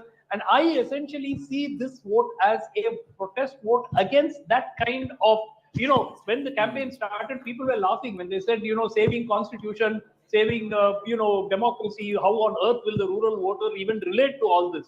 But the results tell us that I see this fundamentally as a voter saying that he wants more, a more consensuous kind of a government. And I think that this entire approach of, concentrating power in one individual, whatever be the result, even if Mr. Modi does become the Prime Minister again, that will have to change, because there will be some level of checks and balances. Well, you're going to have an opposition in Parliament to start with. You're going to have a exactly. You're going to have a very robust, solid opposition in Parliament. Yeah, but no, the other thing is, in Tamil Nadu, what happens to the ADMK? The ADMK has not been able to do anything there significant, because they are just 1 seat ahead of the NDA right now. So then the political dynamic in Tamil Nadu does it also change? Hang on, I have a different take on this. ADMK has more seats than the NDA, more vote share than the NDA. This is EPS telling the BJP that, look, you can't do business in the state without me. In 2026, it is a question mark over Annamalai, no doubt about it. But I think this is definitely good news for EPS, telling the BJP state and central leadership, in 2026, in the assembly election, let's put up a joint fight. We can take on the DMK. And Doc mentioned this yesterday. Had they fought together, they would have won at least 10 seats. 15 or maybe even 15 what seats. He was saying, Anand, I want to point this out. I said this point not once, twice. In fact, I You've said it every time. You have said it every time. No, I said it at the time that the alliance broke. Yeah. That had this, and at that point, people said it doesn't matter, because whether they contest together or whether they contest separately, they're going to lose anyway. And at that point, I was, I saw this writing, because I knew that there is anti-incumbency against the DMK. Their vote share will come down to 45 thereabouts. And if these two people had put their eggs together and fought together, a minimum of 15 seats. And mind you, those 15 seats may be important today. It may not have been important after the exit polls, but those 15 to 20 seats could have been very important today. Today, okay, let's try and get a sense of how many rounds of counting are over across most of the states and how close are we. Let's start with Uttar Pradesh. We'll try and check with Akanksha how many rounds are over, what's the base of votes, and are results consolidating anywhere? Is in any constituency, are the leads really consolidating? Smriti Irani is currently trailing in Amethi in Uttar Pradesh. There are other leaders. Dharmendra Yadav is leading in Azamgarh. There are many pockets where, as per the Election Commission website, the lead is very slender for the Samajwadi Party, but we've got our own reports on ground, and are some leads consolidating into victories and wins? We'll have to wait and watch. It's about 11:50. Can we also ask our We're team, still far away from victories. at the We're still back far end, away from wins. Can we ask our team at the back end, the ministers in the Modi cabinet who are currently trailing? I think we should have a graphic on that. How are they I doing? think it gives you an indication of, if there was this anger and 1.2 protest and crore, all that. there are 1.2 crore votes that have been counted in Uttar Pradesh. 1.2 crore. Yes. So, but that's very small compared to an 18 crore base. But it's representative. You see, you've got to understand that even within those 1.2 crore voters, half are not voting for the BJP. So that huge 15% gap that the BJP enjoyed, or even more in some cases, since the Can we actually say that with 1.2 crore voters is the question that I'm asking, when your base is more than 15 crore is what I'm asking. Theoretically, you're right. But I'm just saying the trend is that the voter is not following the BJP in a pack like it perhaps was. Because every Lok Sabha constituency is made up of certain assembly constituencies. Now, there could be one assembly constituency out of 5 or 6 which may have voted entirely against the BJP. And there could be 2 or 3 constituents vote totally in favor. That's why I said, unless we get to about a 5 crore base, can we actually call Uttar Pradesh saying that this is how it's going to stay? Not if you won 56 or 54% of the vote in each constituency, or even 48%, 49%, then it becomes a bit tricky. That's all I'm saying. But yeah, because the BJP is also minus 7% in terms of vote share out of these 1.2 crore votes. By 9 or 10, by significantly by more. 19%. That's a huge. 19% That's a huge jump out in of vote that share. 1.2 crores that Rahul is Look at talking West about. Bengal now. It's 32-9. Trinamool Congress is actually steamrolling the BJP in West Bengal. It's not 22-18. It's far greater. Bengal scenario has changed drastically. The BJP is only leading in 9 seats in Bengal. So again, if you go back to 2019, Bengal, the north seats, Darjeeling, it is exactly half of what they won last time. They had 18 last time, now it's 9. But again, BJP only winning in the northern part. In the southern part, let me look at the seats where the BJP is leading in. They're leading in Bangaon, which is Shantanu Thakur's seat. That was expected. In Bishnupur, where Soumitra Khan of the BJP is leading, and the 2 Mednipur seats. Angimitra Paul is leading in Mednipur, and then Kanti, where Shomendu Adhikari is leading. So in the southern part of Bengal, they're trailing in one of the seats. Okay. So now 20% of the vote is counted by now. Mahua is in the lead in Krishnanagar. And 290 is what the NDA has, and the India Alliance has 233. So if 20% of the vote is counted, though in many of the places, the lead is very slim, 200 to 300 is the lead. So you can never tell which way the seats will go. Vote share alag baat hai. So far, 20% of the votes have been counted. 20% of the votes have been counted, and this is the scenario at this point. In Bengal, is this going to change drastically is one big question. 32 seats for the Can I Trinamool. put this out there? If we are having for the first time a non-single party majority government in 10 years, what does that mean? How is our polity going to change? Well, I think, first of all, it'll be difficult for the BJP to dictate terms during government formation. I mean, I think there's going to be that, which is going to be the first impediment that they're going to face, which means there'll be a large number of people making demands on the party. There could be demands of different kinds that could be made. Cabinet berths, special status. I think you'll have to put forward somebody like, say, Rajnath Singh or Nitin Gatkari. No, how much is that is going to affect the growth story overall, the investor confidence overall? I know a lot of other questions. Markets are crashing again. I think you'll have the details now. So the markets are coming down further. Markets are coming down again. We'll get that update from Nalin in just a bit. Akanksha, yes, what's the update at the live result hub? NDA is in fact at 36 in Uttar Pradesh, India 43, which of course as far as the leading BJP leaders are concerned, they are in fact trailing behind. Menka Gandhi, remember, was taking the lead, but I'm learning that she's also trailing, as is Smriti Irani. Let's quickly get in some inputs. बताएंगे कौन-कौन अभी आगे या पीछे है? UP में इस वक्त सबसे चौंकाने वाली बात यह है कि 4 केंद्रीय मंत्री पीछे चल रहे हैं। स्मृति ईरानी पीछे चल रही हैं, अजय मिश्रा टेनी पीछे चल रहे हैं और कौशल किशोर मोहनलालगंज से पीछे चल रहे हैं, सपा प्रत्याशियों से आगे हैं। ये पीछे चल रहे हैं ये चारों केंद्रीय मंत्री। और अभी जो हम देख रहे हैं इस वक्त 36 सीटें हैं एनडीए के पास, जबकि 40 प्लस इंडिया गठबंधन के पास है, जो कि काफी चौंकाने वाली चीज है। कितने राउंड्स हो गए हैं अभी? ये लगभग कई जगह पे 4, कई जगह पे 5 राउंड हुए हैं, कहीं पे 7 राउंड हुए हैं, अलग अलग जगह पे इस तरह से राउंड हुए हैं। राहुल गांधी आगे चल रहे हैं रायबरेली से, जबकि अमेठी से स्मृति ईरानी पीछे चल रही हैं। जी, What did he say? से आगे चल रहे हैं। Akansha, sorry, I missed that. He said 4 sitting ministers are trailing. Yeah, yes, 4 sitting ministers. He did Who say are the that. Who are the 4? 4 जो 4 मिनिस्टर्स थे उनके नाम फिर से दोहरा। Smriti, Kaushal Kishore and Mahendranath Pandey. Ajay Mishra Teni पीछे चल रहे हैं। अजय मिश्रा टेनी। हाँ, Kaushal Kishore and then Mahendranath Pandey. What about Brajbhushan's son? What about him? Brijbhushan Sharan Singh के बेटे जो है Karan करण सिंह आगे चल रहे हैं। वो आगे चल like रहा है। Prajwal Revanna, you have a Karan Singh also who is in fact. But Prajwal is trailing now. Prajwal is trailing now, but Karan Singh is leading in Uttar Pradesh. Interesting turn of events there now. 294 for the NDA, so gaining some seats there, but the BJP is still at 238. The Congress now slipping back from 96, 97 seats to 93. India Alliance, which was at 231, has now slipped to 238. So 3-4 seats plus minus, that's the tussle that's going on over the last half an hour, ladies and gentlemen. But only 20% of the votes have been counted yet.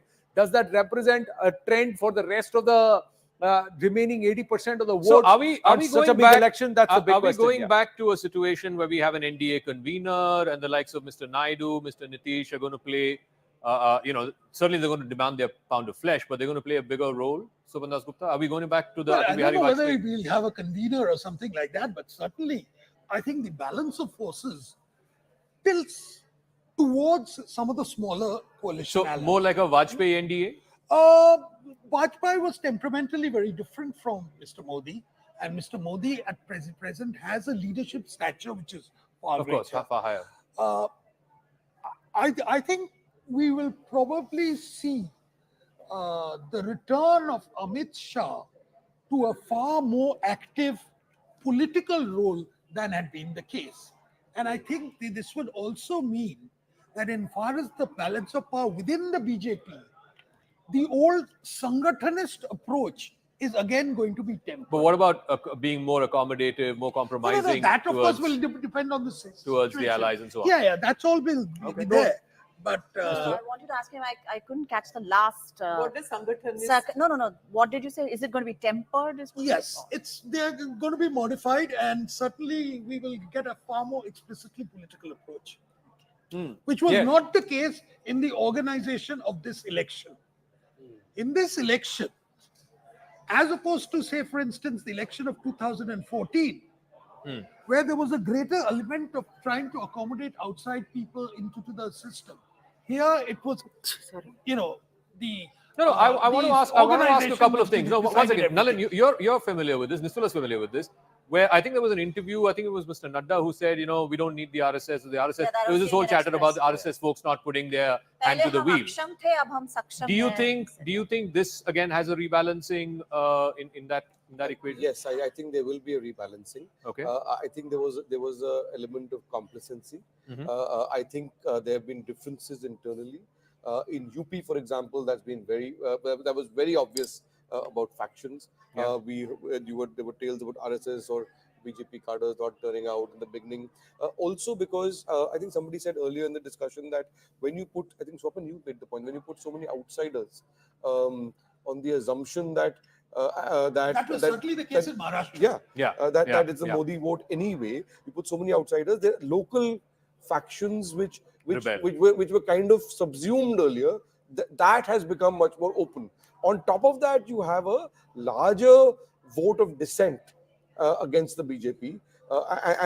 And a vote of, essentially and a consolidation of all the opposition forces who've also learned who've taken a leaf out of the BJP book in terms of organization and caste How to arithmetic manage and things caste. like that. Look, you made the point in one of the earlier shows, right, in the first or second phases, that at the local level, everybody's like, anyway, Modi is going to win, but I want to fix. I want to fix the local MP. So that is the 399 trap, as I call it. 400 नहीं, ठीक है, 399 आ जाएंगे, मोदी जी प्रधानमंत्री बन ही जाएंगे. तो इसको हम निपटा इसको सबक सिखाना है. Yes, ये so- नहीं ये निपटाओ राजनीति जो है, this Sushma Swaraj had also said कि बीजेपी में निपटाओ राजनीति, ये निपटाओ परंपरा चल रही है. And interestingly, in How Uttar Pradesh, many one top second. berths are going Look to at be sort Ayodhya. of up now Samajwadi for Party is leading in leading in the Shahjahan. Ayodhya What does that fundamental mean? question. Wow. Where everybody would, Wow. they were saying that मंदिर जो है वो आस्था का विषय है. Vote जब देंगे तो कुछ और चलेगा. So that's just what has happened. I mean, to a large extent, the Labharti vote, the Ayodhya vote, all those things, the Ram Temple vote, all that has been miscalculated by the BJP if these numbers are to... If these numbers, there is a bloodbath in the Sensex as of now. Both Nifty and Sensex down by 5%. On the market update, the Sensex is down by 3,500 points. 3,500 points. The Nifty is down by 1,120 points, or 4.8%. The market breadth at the moment is overwhelmingly negative. There are 356 shares which are up, but 2,926 shares which are down. The Nifty has seen the biggest single day fall since February 2022.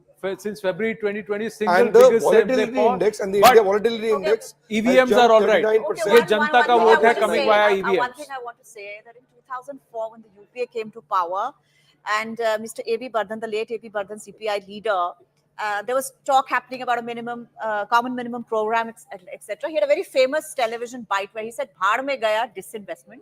That day, they had to put circuit breakers on the stock exchange, and it recovered. So everybody just take a breath, buy what you want to buy today.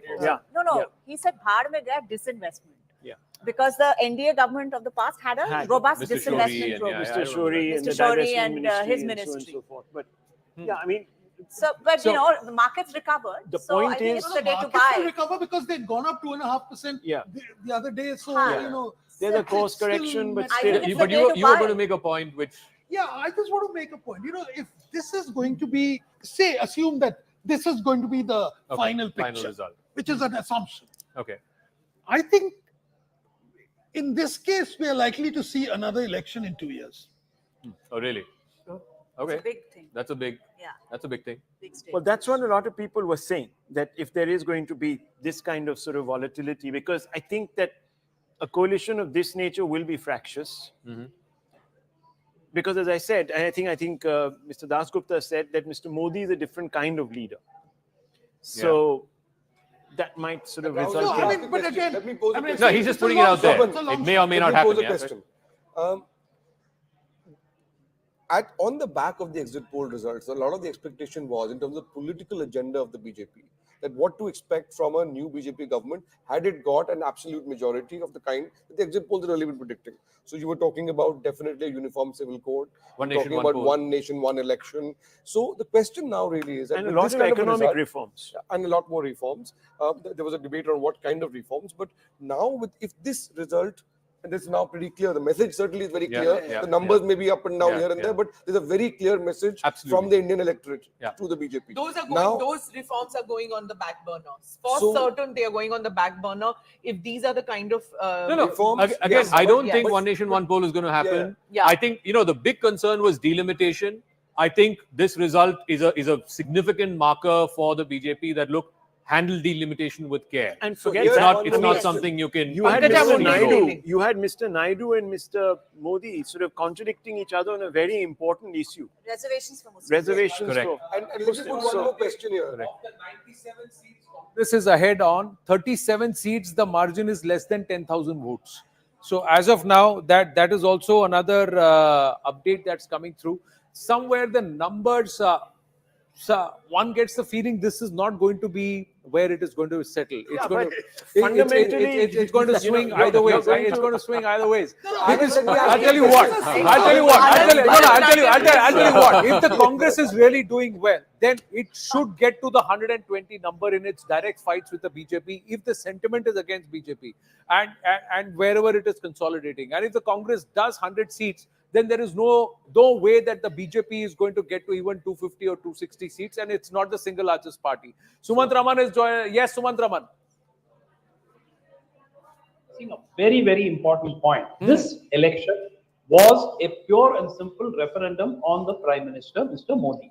Now, results are out in front of everyone. Now, obviously, we'll have to wait till the end of the day, but by and large, there is a clear trend in these elections.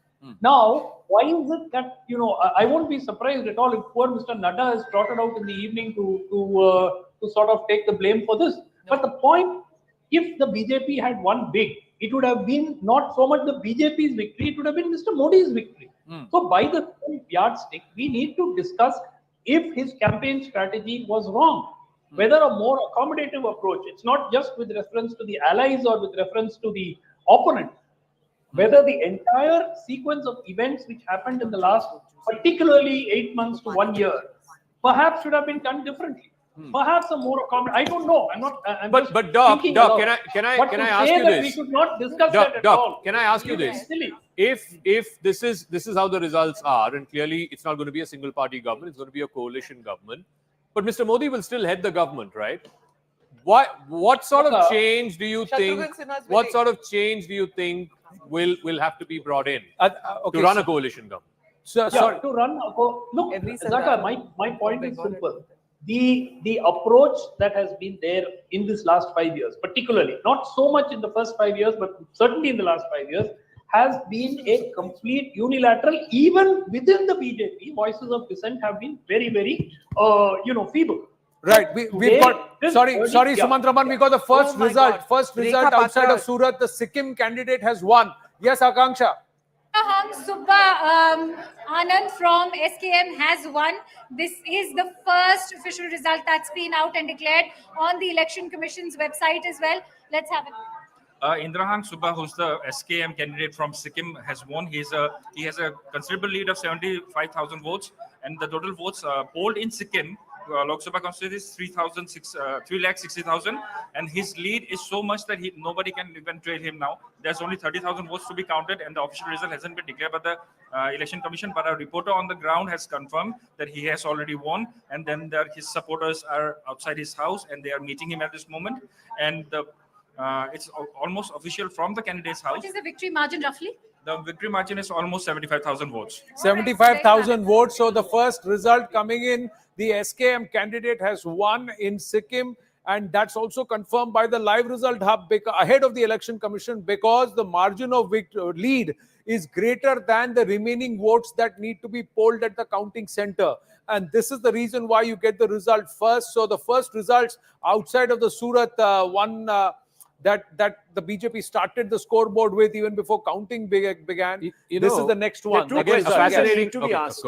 Sorry, the two questions that need to be asked now fundamentally is this: how secure are the two main allies of the BJP that have actually done pretty well there? That is the JDU, and also, of course, you mean how secure the BJP is with them? Well, that's right.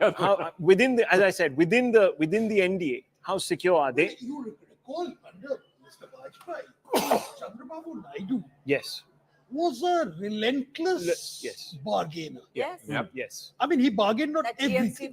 And let's not forget, there was a bitter split between the TDP and the BJP just about 5 years ago. Lots of harsh words were exchanged. And I'm just saying, what is the guarantee that you might not see the NDA staying together in the present sort of framework, that things could change very dramatically. Things could change, And certainly Nitish is not going to be accepted by the India Alliance. I don't think Tejasvi or Lalu will be agreeable to getting Nitish back again.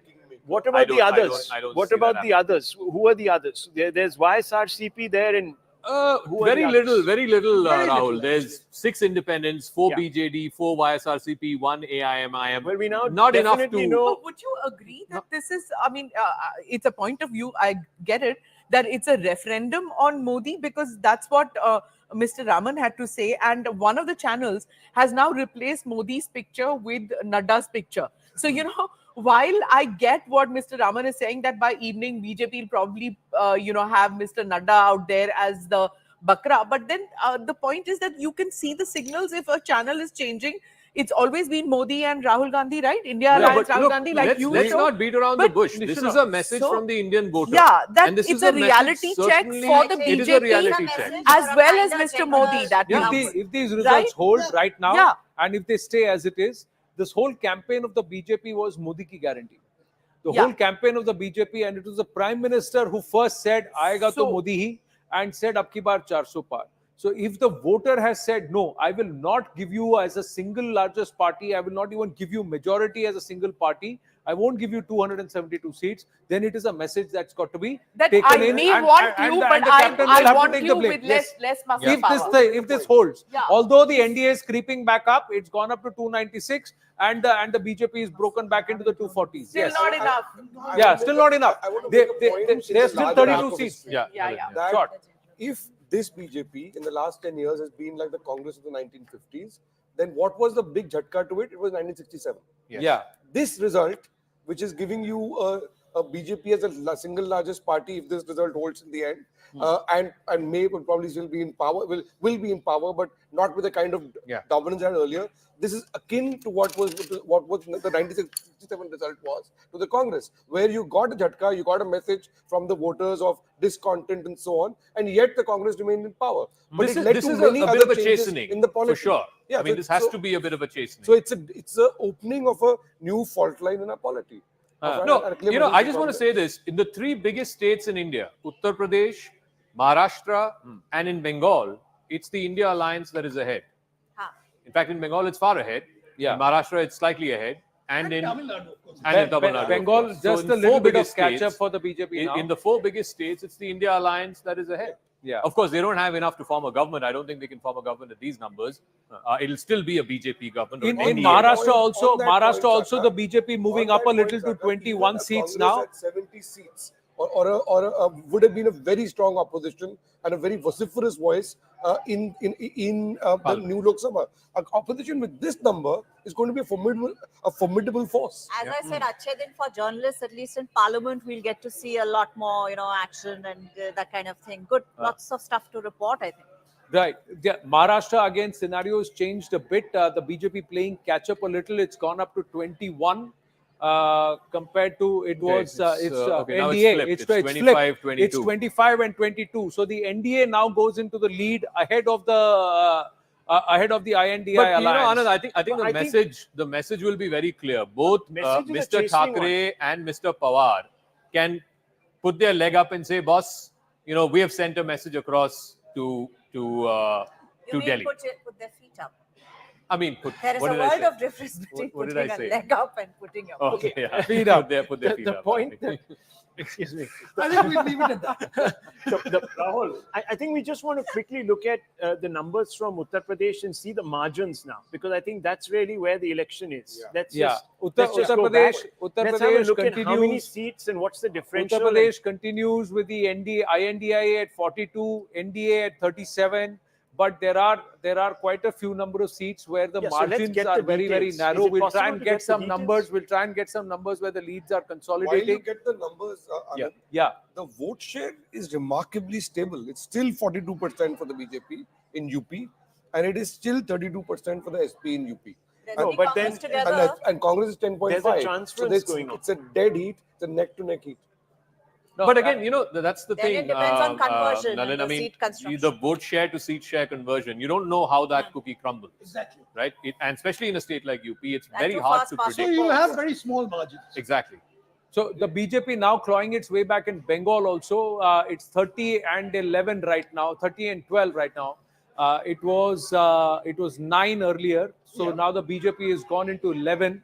And from 32 to it's come down to 30. It's straight fight between the BJP and the Trinamool Congress. One seat has gone to the other West Bengal leads. There you go. Congress Plus is at 1 seat. That looks like the Behrampur seat.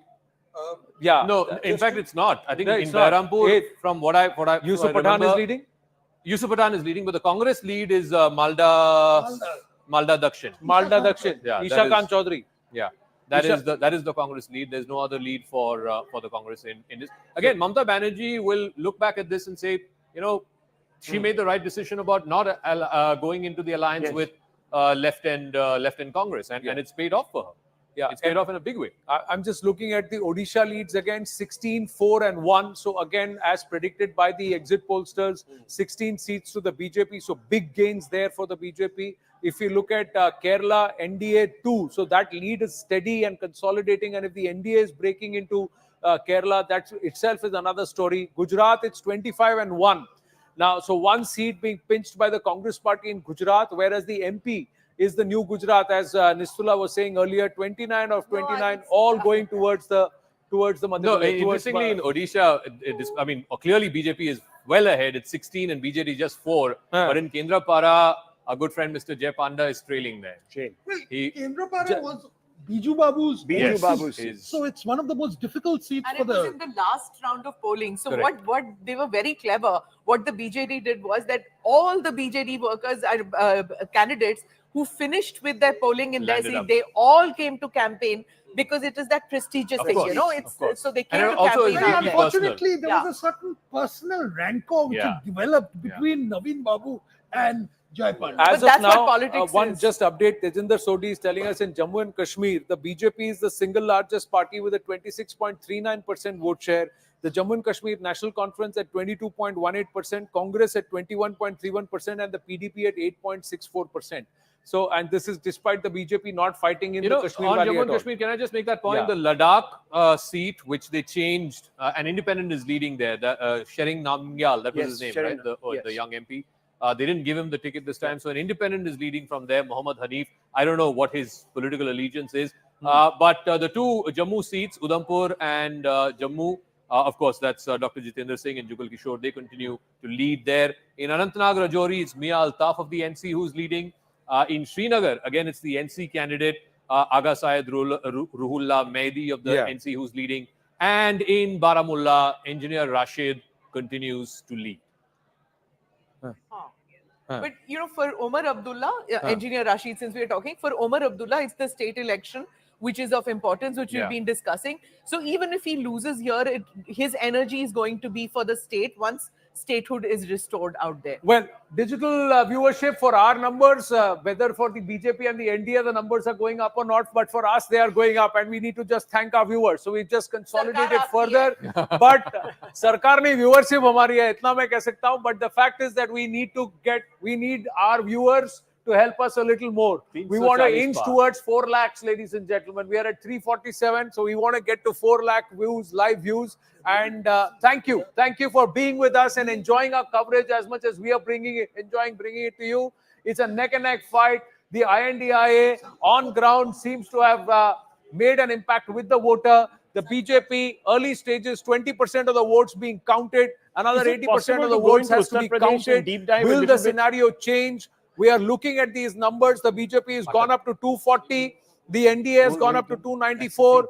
INDIA is slipping down a little. Congress going up a little. There is a lot that's happening. The result is not yet settled. It's not yet over. There is a bloodbath in the stock markets, but will they pick up later on in the day? Or will this settle and will this trend settle? Are we looking at a coalition government or are we looking at a majority government? Is it a mandate for Modi or is it trying to... There is another update from the northeast, after Sikkim, where there was a first result. There is a result now in Meghalaya. Yes, Akanksha. This is the first victory for Congress from Meghalaya. Let's quickly bring you the details. In fact, it's a victory margin of over 1 lakh votes. Saleng A. Sangma has he's in fact... she's a former MP. She's also the sister of Meghalaya Chief Minister Conrad Sangma. And she was the former MP from Tura. And she has lost this time around. Saleng A. Sangma has pipped her to this prestigious post, which is a bastion for the Sangma family. Okay, there you have it. This was a prestige seat as far as Tura in Meghalaya is concerned. As the gentleman here was discussing, Agatha K. Sangma happens to belong to the prestigious Sangma family, has been beaten by Saleng A. Sangma of the Indian National Congress. The victory margin is of over 1 lakh votes. Over a lakh votes, yeah. Over 1 lakh votes and in Tura. So that was the Sangma again, bastion. Conrad, it's interesting because they split just before the state election. Then they came back again as part of the NDA after the election. And again, people are looking at this and saying, boss, don't take us for a ride. Don't take us for granted. Yeah. I mean, you don't have an alliance before. You break the alliance just before the election. You fight separately. And then you come back again together. And the person who's been defeated is the sister of Conrad, right? It's a message from the voter. True. Obviously, it's coming down to the wire now. Uttar Pradesh is the state where I think we should focus our the energies story and is Uttar attentions. Pradesh and the story is Maharashtra. Because that could be the difference between what kind of government we're going to get. Yeah. Ayodhya, losing Ayodhya, Faizabad, I feel, Ayodhya. I feel that there are certain things which will happen, even if the NDA does make a government at the center. What's going to happen is Kashi, Mathura, UCC, these three things will go into the back burner because it's not getting you the votes. NRC will probably also go to the back burner. Many things which was about the Hindu consolidation, because a Hindu consolidation has obviously not happened, not been delivered for the BJP. So many of these things are there's going to be reworking if at all the NDA is able to form a government, if we see this right now. Yeah, I think, things like one nation, one poll, and I keep coming back to this. I think delimitation, this is a big signal from the Indian voter. Don't take that exercise lightly. Don't just steamroll, the numbers. Because of what happened in Assam, if you can recall, the Again, delineation look there at had Assam. created I a lot don't of think problems. it's a slam dunk for the BJP. Let me just take a look at Assam. Last time, I think it was 11-3, if I'm not mistaken. Yeah, I'm not 11, sure 9, exactly. 9. Yeah, Last so time 9, so this time it's 10 plus it's 1. 10. Yeah. But again, you have in the India bloc plus others. So if you Look, I think in Assam they've done better. But I think that the issue is not quite that. I think the election will be won or lost by the BJP in the Hindi heartland. Of course, Hindi heartland. And more than the other larger factors, it is what they have done within their own party. But it does present a dilemma. I mean, does the BJP completely back off on Hindutva? Or does it persist? Rahul, I think you've tracked the BJP for a long time. The BJP has always maintained power or no power, they don't deviate from their ideology. And it's not that they want the vote. They have a commitment, and this is something. The problem is what the allies. The problem is what the allies. How do you go at it in the discourse? Yes. Look at the Hindi heartland. Yes. Out of the 225 seats, last time BJP had 202. This time they're down to 152. It's still twice that of Congress. I think the bigger story is that the Congress has gone from 15 to questions will 72. be asked of the Prabharis of Uttar Pradesh, Prabharis of Rajasthan, and also those who decided these are the tickets, these are how the ticket distributions have to be done. The NDA alliance and the Congress, wherever it is gaining, are those places, and there could be a lot of seats where the candidate Hang on. No, why just the Prabharis? What about the sitting chief ministers? Yeah. The chief minister of Rajasthan, the chief minister of Uttar Pradesh will be asked. They will be questioned. Mr. Bhajanlal Sharma. Bhajanlal Sharma. Thank you. But these questions will be questions asked. will be asked. I guess As much as so. questions will be asked about Prime Minister Modi being on the ticket and him being the face of the campaign, those who are part of the organizational mechanism will also be asked. Is there, and if Zaka was asking this question, will there be pressure on Yogi now? What will happen if this is the result in Uttar Pradesh? Yes, Rahul. Yeah. Well, I just feel that if you really want to look at how the next government is going to sort of come through, you have to look at the base number of the BJP. Yeah. If it falls further, then there might be even questions asked in a more meaningful way, which could lead to a large number of changes right at the top of the BJP. That could also happen. Okay. So I think this is now becoming an issue. How short are we going to be from 272? I think that's where the conversation is at this moment in time. Okay. Without Chandrababu Naidu, it's not Just deviating a bit. Deviating a bit, Odisha is a story. In the assembly elections, it looks like a big victory for the BJP. BJP in position now to form the government in Odisha. And the NDA alliance led by the TDP in position to form the government in Andhra Pradesh. There you go. That is it. 147, 76 leads for the BJP. So they are there. They are there in the halfway mark in sight of forming government, and they are clearly comfortable at this point. After the advertisements are over, thank you to all our sponsors and our advertisers on this result day. 76 for the BJP, 53 for the BJD, 14 for the Congress, and it looks like that the BJP is in position to form government and come to power in Odisha. It's a story in itself. It's a story in itself. And 150 landslide victory for Chandrababu Naidu in Andhra Pradesh. Yes, in Odisha, this is something where the leadership in Delhi has listened to the ground level workers, who said that no to the alliance. Till April, there was talk of Modi and Patnaik talking to each other and an alliance coming through. Mr. Pandian was also included in those talks. But the local unit persisted and said we can win. And they have been correct, and Amit Shah backed the local unit. And that is where, and this is the strange thing, that Mr. Patnaik should have read the tea leaves. He could have gone out gracefully without, making a spectacle and making the sad picture that he painted towards the end, where those videos were leaked and those came out. There was absolutely no need. He could have just stepped back and said, I have had a good run and I'm backing out right now. Or he could have brought in somebody else to say that he will be taking the lead. Somewhere, I think the BJD overemphasized that whole loved so much kind of a thing. And there's been this chup-chap vote towards the Kamal, because they voted Shank. Always there was Shank and there was Kamal. This time they have voted Kamal and Kamal So and why not Shank and didn't Kamal. that happen in Bengal? Shobhan Das Gupta, there was a whole thing, chup chap, Kamal chap and all that. What happened there? No, I think in Bengal, we need to know the exact places. What seems to have happened in Bengal is twofold. Firstly, that the BJP has done okay in North Bengal, it would seem, by and large.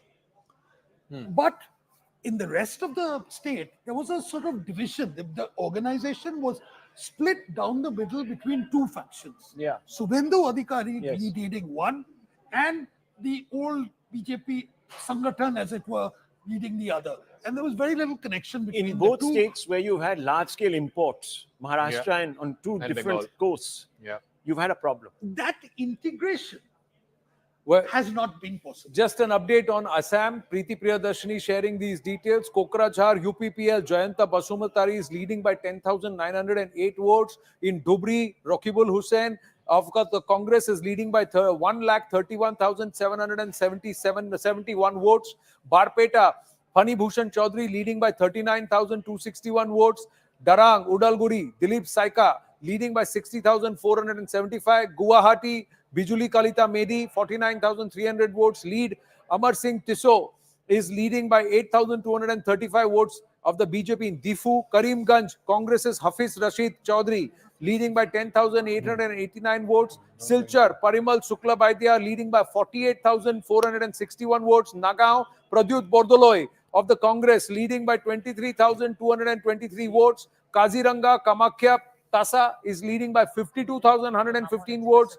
Sonitpur, Ranjit Datta is leading by 99,660 votes. Lakhimpur, Pradhan Baru of the BJP leading by 52,270 votes.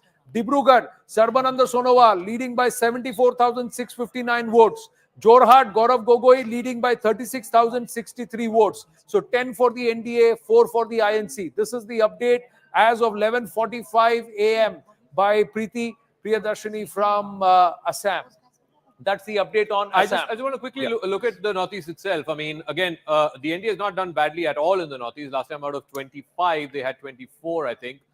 This time they have 16 to the NDA. You want to look at the breakup. The NDA alliance is a gain of 2, but the breakup for the NDA out of that 16, just down 1. The BJP 12, AGP 1, NDPP 1, NPF 1, UPPL 1. So basically, the BJP is holding on to its sort of premier position in the NEDA alliance. Here again, some of these allies are fickle allies. They sort of fair enough follow the scent of power. But I think Hemanta seems to be doing okay. Hemanta is delivered. I think BJP by itself is doing so well Yes. in a state like Assam. in So Assam, now in Orissa, you've got a majority. Assam, you've consolidated yourself. So I think in Eastern India, that foothold of the BJP is there, And I think except for Bengal. if Mr. Modi is on the ticket and was on the ticket, I don't think you can sort of hold it against him. Yes, he didn't give you 370 seats, but it's a very competitive score right now for 10 years. More. No, they need the 30. BJP They need needs 40 34. more. Okay, The BJP Arun Singh. needs 40 more for comfort. Otherwise, they are 40 not more for acceptable. 40 more for comfort. They So, need- so can we is look why at I'm It's Uttar Pradesh? interesting. Arun Singh of News 18 is reporting that TDP और Nitish JDU से दोनों से बात करेगी Congress party. The Congress will reach out to both Naidu's those fickle allies. vote base. Or Naidu Naidu has is won a reporting that. Hang on, Naidu's won an assembly election. Talking about A big Parshurams. win, 150 out of 175. So Naidu's vote base is a very different vote base, really, from the BJP sort of traditional vote base. So he's going to look at survival, continuity, all of these things, then, as I was saying, many say this could be Chandrababu Naidu's last election. After this, it will be. It just depends on how far the Do you BJP remember is the from time that when magic Chandrababu mark. Naidu was requested to become the Prime Minister? Even Jyoti Babu told him ki ban jao. Acha, but nahi bane. You know? Acha, update from Gujarat. Amit Shah has won Gandhinagar. Yes, Akanksha. Margin already इकट्ठा हो गया, उससे कम voting बाकी है तो count करना गांधीनगर वहां से खुलेगा क्योंकि Yeah. Yes, Akanksha. Amit Shah has won Gandhinagar. Yeah, go ahead, please. And could you please share the breakup right now? जी गांधीनगर बैठक पर अमित शाह की अभी जीत चुके हैं क्योंकि काफी ज्यादा मार्जिन के आगे चल रहे हैं और जो अभी वोटिंग के काउंटिंग राउंड है वो भी कम बाकी है तो 4 लाख की ज्यादा से लीड अभी तक हो गई है तो मतलब वो 4 लाख से ज्यादा है ना? 4 lakh से he surpassed the previous victory margin. Previous victory margin. Akanksha, can you just check what's the margin of lead for the Congress, the lone Congress candidate who's leading in Gujarat? जो सोनल शाह का कितना है? सोनल पटेल का काफी कम vote है 60-70 हजार vote ही अभी उनका चल रहा है तो अमित शाह जीत चुके हैं No, not the Congress candidate in Gandhinagar. There is one lead for the Congress in Gujarat. Lead आ रही है गुजरात से? पाटन से क्या है? पाटन लोकसभा पर से कांग्रेस के उम्मीदवार चंदन जी ठाकुर जो है वो आगे चल रहे हैं कितने वोटों से? फिलहाल की कितने वोटों से? 15,000 वोटों से अभी आगे चल रहे हैं 15,000 votes. So it's कितने राउंड हो गए? 11 राउंड हुए अभी 12 राउंड और बाकी है Was it 11? और बाकी हैं. All right, 12 more rounds to go for Patan. So 23 rounds in Patan, 15,000 is the margin of lead for the Congress candidate in Patan in Gujarat. Amit Shah has more than 4 lakh plus in terms of lead. So yes, So Akanksha. Have a look at the Maharashtra figure. It's pretty much neck and neck. I'll request the camera person to show you. Congress is at 11, BJP 11 again. As you can see, Uddhav Thackere's Shiv Sena 11. And the Sharad Pawar NC is at 8, surpassing Ajit Pawar's NC, which is at 1. And in fact, the overall tally is coming to more than what BJP's tally is right now. Let's have the insights.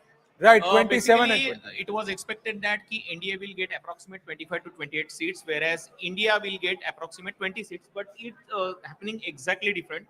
Whereas NDA is getting only 20 seats and India is getting 27 seats. And one is independent, which is Vishal Patil is leading from Sangli. So how many rounds? How many rounds over? How many rounds? How many rounds over? There are various rounds. In few constituency it was 8 round, few constituency it was 12 round. So how many rounds in all? अभी हर जगह के अलग-अलग rounds बचे हुए हैं. But overall कितने? On an average 22, 23 rounds. How many average in Maharashtra? How many rounds now left? Many. There are different kind of rounds. In different constituencies, there are different rounds. So, कुछ constituencies में 12 rounds sympathy But vote मिला है. average में, Anand, it's very apparent that India is taking the And lead. by the way, about remember 20 to one second, 22 rounds, there's an 22 rounds overall. there's a much bigger important point as far Yeah. as Maharashtra is concerned. In 6 months, you're going to have an assembly election. Yes. If this result holds, then the assembly election is going to be a real wake-up call for the BA. No, BMC You've got elections BMC in elections Mumbai also. also, no? All of that. The assembly elections will be a big flux. The political future of a few people If will the be in MVA big flux. continues to BMC hold on. Also, that's important Yeah. because it's the richest Richest, municipality. I mean, our stock market is there. It's the financial capital of the country. So for that election is also very important. Bengal scenario has changed again. 32 and 9 again. So Trinamool Congress again really storming away with the lead at 32 and with the BJP at 9. That means it's a tight contest there also. It's going down to the wire there. Let's have a look at the vote shares in Bengal. Is it possible to see the vote one shares? of our viewers wanted your opinion on Naveen Babu. What happens next with Naveen Babu and also with the BJP? Naveen Babu, I personally, Yeah, you know him personally. I'm not the only person in this panel who knows him personally. Yeah. But still, what happens next? Well, I think it's sad. Here's a man who had a very, very distinguished career. And I think the public perception of the proximity to Mr. Pandian, I think, was his undoing more than anything else. And I think he'll be remembered as a very good chief minister of Odisha. And it's sad that the ending was like this. Do you believe Mr. Pandian is a worthy successor and will he actually take the party? It's not a question of whether I believe or not. It's a question is that the people of Odisha don't think so. they have got the impression that Mr. Pandian has been manipulating Naveen Babu at a point when he is very vulnerable. So these public perceptions seem to have become conventional wisdom and has been expressed in the thing. So the victory of the BJP is complete. Mr. Pandian must take a big credit for three short of majority in Odisha. BJP 3 short of majority in Odisha. As far as the leads are concerned, these are not even settled results, but the indication is very clear. NDA sweeping Andhra Pradesh, 150 out of 175 seats. All the leads are already out at this point, but the BJP still 3 short of majority. BJP has 52, Congress has 14. So if they are 3 short of majority and if this stays, the phasega Odisha mein? Also see that 5 terms of going on voting for the same one, the youngsters feel okay, we like him, he's respectable, everything fine, but there is oob gaya man, you want to move faster. Yeah, there's a boredom factor. At some point of time there will be an anti-establishment sentiment that will come in, and there will be this happening. Also the isolationist way of Naveen Babu's style of working. He stayed in his home, he hardly steps out. He has a very close set of friends that he meets. You don't see him meeting. It's only when the BJP seem to be mounting a challenge, which is like literally in the month of May, that he started getting out and campaigning. And that also just a few sentences here or there.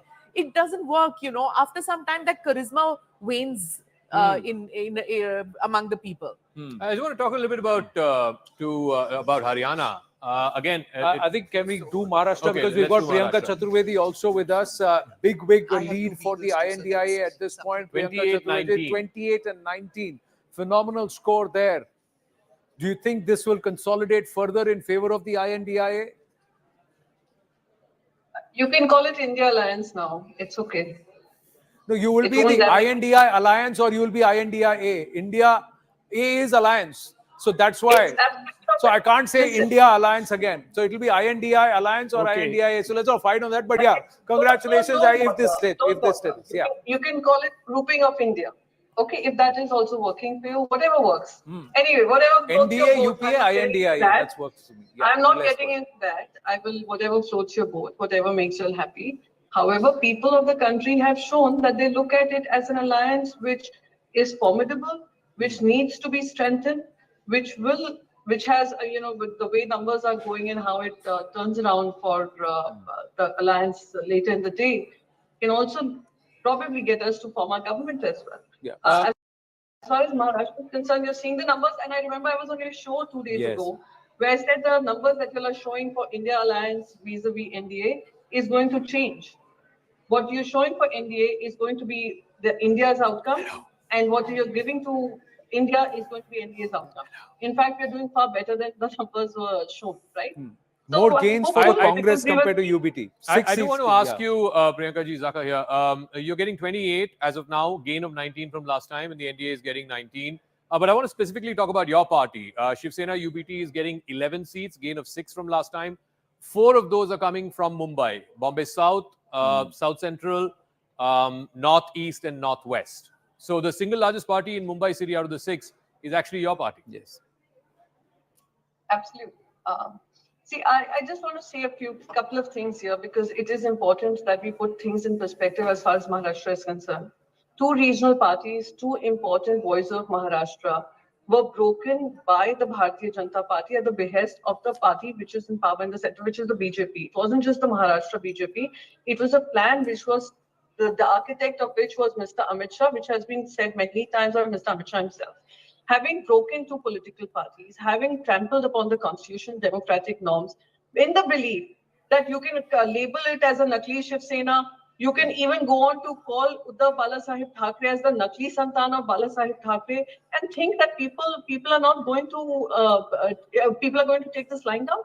That people who are born and brought up in the state of Maharashtra, who are the Bhumi Putras of Maharashtra, are going to take it easily, and whatever narrative that is set on them is going to be the narrative that they will vote on. They have understood that this was trying to damage the idea of Maharashtra, the ethos of the state, only for wanting to be in power. I just want to bring your attention. back to the numbers. You can continue to postpone the local elections. You can continue to bypass the electoral processes for the local bodies. It is going to be a city which has stood by Shiv Sena Uddhav Bala Sahib Thackeray, Shiv Sena Bala Sahib Thackeray, and the numbers are now proving that. I just want to come back to the numbers again. The two parties that you said tod marod karke kiya tha. So Sena UBT has 11. Mr. Sharad Pawar's NCP has 7. So that's 18 seats between the two of you. And if you look at your counterparts on the other side, Mr. Eknath Shinde Sena has 4 and the Ajit Pawar NCP has 1. So that's 5 compared to 18. You think this now settles the whole issue of who is the real Sena and who is the real NCP? I think the only issue that needed to be settled was in the minds of the media and the news anchors who are asking us this every day. No, the people have spoken. The people have spoken. Just allow me to complete. No, this was a narrative which was being spoken about day in, day out by television channels. You all were the media, right? And so was Mr. Narendra Modi, who thought that he can say this, he can build this narrative against the will of the people of Maharashtra. So I think people of Maharashtra, without, making too much noise, listening to all the noise, doing away with all the narratives that were being pushed across by a very aggressive media and a very aggressive Narendra Modi and his team, have shown through their votes, through the ballot, who the Asli Aulad is, who the Asli party is. Take away our symbol, take away our name, take away whatever you want to take away. We will vote on a new symbol. We will stand by Uddhav Bala Sahib Thackeray because we all know that Uddhav Bala Sahib Thackeray is the true legacy bearer of Bala Sahib Thackeray. No, we respect the people. Everyone should respect the people. At the end of the day, it is Janata Janardhan, no doubt about it. And the people have spoken. This is the first time you've had elections in Maharashtra after all this Tod, Mod, Farod and all that. And the people have given their unequivocal response. I also want to know from you that if this is how the numbers stack up in Maharashtra and this is how it ends at the end of the day, what may this mean for the upcoming assembly elections? Yes. What may this mean for the BMC elections, which, as you said, the can has just been kicked down the road and kicked down the road and kicked down the road? So, two things. One thing is that we are going above 35 seats in Maharashtra. And Mr. Modi and Mr. Devendra Fadnavis are going to see the biggest loss of a state in Maharashtra, where they were trying to consolidate, but it's gone the other way around. The experiment has failed spectacularly. That's one. So we're going above 35 seats by the end of the day. The second, how it will relate to assembly elections as well as the local body elections, which are pending for over 2 years. We don't have corporators, we don't have elected representatives being able to run these corporations. And not just in Mumbai, various other parts of the city and in the state of Maharashtra. Elections haven't happened. So we are very certain. People have shown faith in us. We will not let down their faith.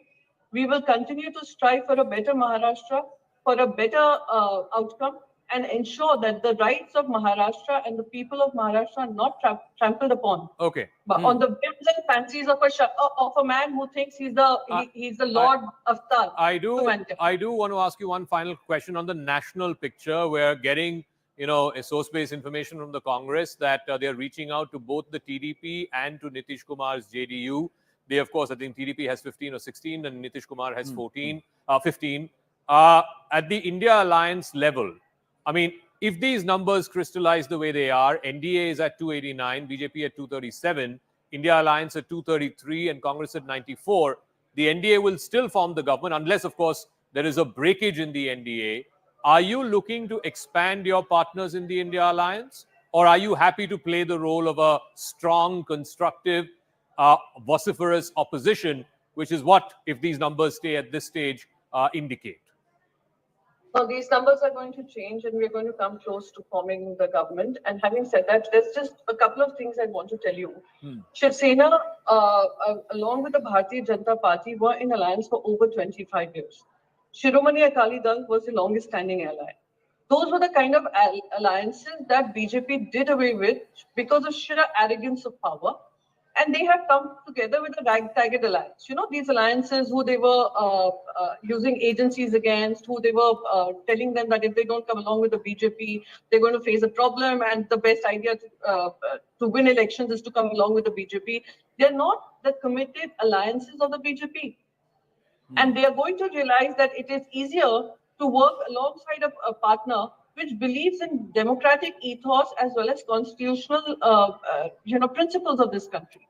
All right. They also realize, these alliances, they also realize that sooner or later Bharatiya Janata Party will go after them, like they went after Shiv Sena, like they went after Shiromani Akali Dal, like they went against LJP. So those are things that people, the political parties, for their own existence as well as their own, ideology to continue, they are going to rethink their alliance to the BJP. And all right. I am telling you, we are forming the government. Priyanka Chaturvedi, many congratulations. It is a well-deserved victory. Like I said, Janta Janardhan in a democracy, the people of Maharashtra have spoken. It's not just the numbers. I think the message from the voters of Maharashtra is very, very clear. We are rejecting outright all this Tod, Ford, Marod ki Rajniti, and that this whole legacy... People of the state. Yeah, and not just that, the betrayal versus betrayal aspect, the greater betrayal has been chosen, which was the greater betrayal by the people of Maharashtra in terms of these hold. And Priyanka Chaturvedi confident that these numbers will only improve in favor of the alliance. Let's quickly just get, before Ghanshyam Tiwari comes, thank you Priyanka ji. We've just got results coming in from the Northeast, 2 big results, going to the live result hub. Shivani joining us, 2 more results. Yes, Shivani. Yes. Just some big names that are being declared winners, and that's always interesting to watch out for. I've got our Northeast, yes, Assam and Tripura. We've got big results coming in. Tell me the big names who've been declared now. Kiran Rijiju has won from Arunachal West by a margin of almost 80,000 votes. He defeated former Arunachal Chief Minister Nabam Tuki. And then Agatha Sangma from Tura, who's the sitting MP from Tura, she lost to Salenge Sangma of the Congress. And 2 seats from Tripura have been declared. Former Chief Minister Biplab Kumar Dey has won by a whooping margin of over 5.5 lakh. And Kirti Dev Burma, who's the sister of Padyut Dev Manika Burma, who's the princely king of Tripura, has also won from Tripura East. So, East is the place, Anand, where actually the BJP is kind of managed to hold on. I just want to quickly give you a sense of West Bengal, where the numbers are standing. What's the situation looking like? TMC 31. Within 42 seats में जो है हम आ गया trend पूरा आ गया तो उसमें तृणमूल 31 में लीड कर रहा है और बीजेपी 10 में लीड कर रहा है और 1 सीट है मालदा दक्षिण जो है वहां पे कांग्रेस लीड कर रहा है. तो ये जो है सिनारियो देखिए सुबह 8 बजे से शुरू हुआ है वोट का जो काउंटिंग है तो 4 घंटे में जो ट्रेंड आ रहा है तो उसपे थोड़ा एक बात हम कह सकते हैं कि एग्जिट पोल का जो है जो था अभी उसमें थोड़ा अंदर कितने राउंड हो गए हैं कितने बचे अभी तक तो फिलहाल अगर आप एवरेज करें तो देखा जाए कि 5th राउंड तक हो चुके हैं 42 पार्लियामेंट्री कॉन्स्टिट्यूएंसी में. 5th round ही हुआ है. So there is a little bit of caveat here that there is actually very little rounds that have actually taken place. But as most of us, our experts here are also saying, and you are also discussing, the trends are pretty much clear as it stands right now. Anand, I'll also get you UP. What are the big names that are trailing and by how much in just a bit? Right. Thanks for that update, Shivani. Yes. At TMC in 31, BJP 10. BJP was hoping that they would get somewhere around 18 to 20. Yeah. So you're looking at way short of what the BJP expected, even in Bengal. Yeah, even in Bengal. Yeah. Bengal, they While were looking Odisha at 25 plus. Bengal, news. they said 25 plus. Yeah. Maharashtra, they said they will retain and they actually contested 27. It's a big slip there. Right. And in Uttar Pradesh, the story itself is evident. 44 and 34. I think it's a phenomenon. So I think what UP they had is the story of this They election. had expected that some numbers would come down in states like Karnataka, Rajasthan, Uttar Pradesh. They would be made up in the eastern side, which is Bengal, Odisha, Andhra Pradesh, when they had Telangana. But it's not happening. Minus the 28 UP in UP. picture. UP The is- India Alliance is ahead of the NDA. It's a disaster for here in our studios. We were here on Saturday when we did the exit polls. This is not a map you expected on Saturday. It's not a map anybody showed on Saturday. Expected. None of the pollsters even predicted. I have to say, Zaka, a very different mood from the exit poll. Yeah. But I mean, I thought the smartest thing anyone has said today was Nistula on this program when she said the pollsters lost, the journalists won. This is not unlike what most journalists who toured were expecting. Most people were saying about 250, 260, short of a majority for the BJP. But Mr. Modi is still the most popular leader, will form the government, he will get allies. And I think that's pretty much the situation that's come to pass. But a couple of things I think worth pointing out. The first is UP. We read contradictory reports from journalists who went.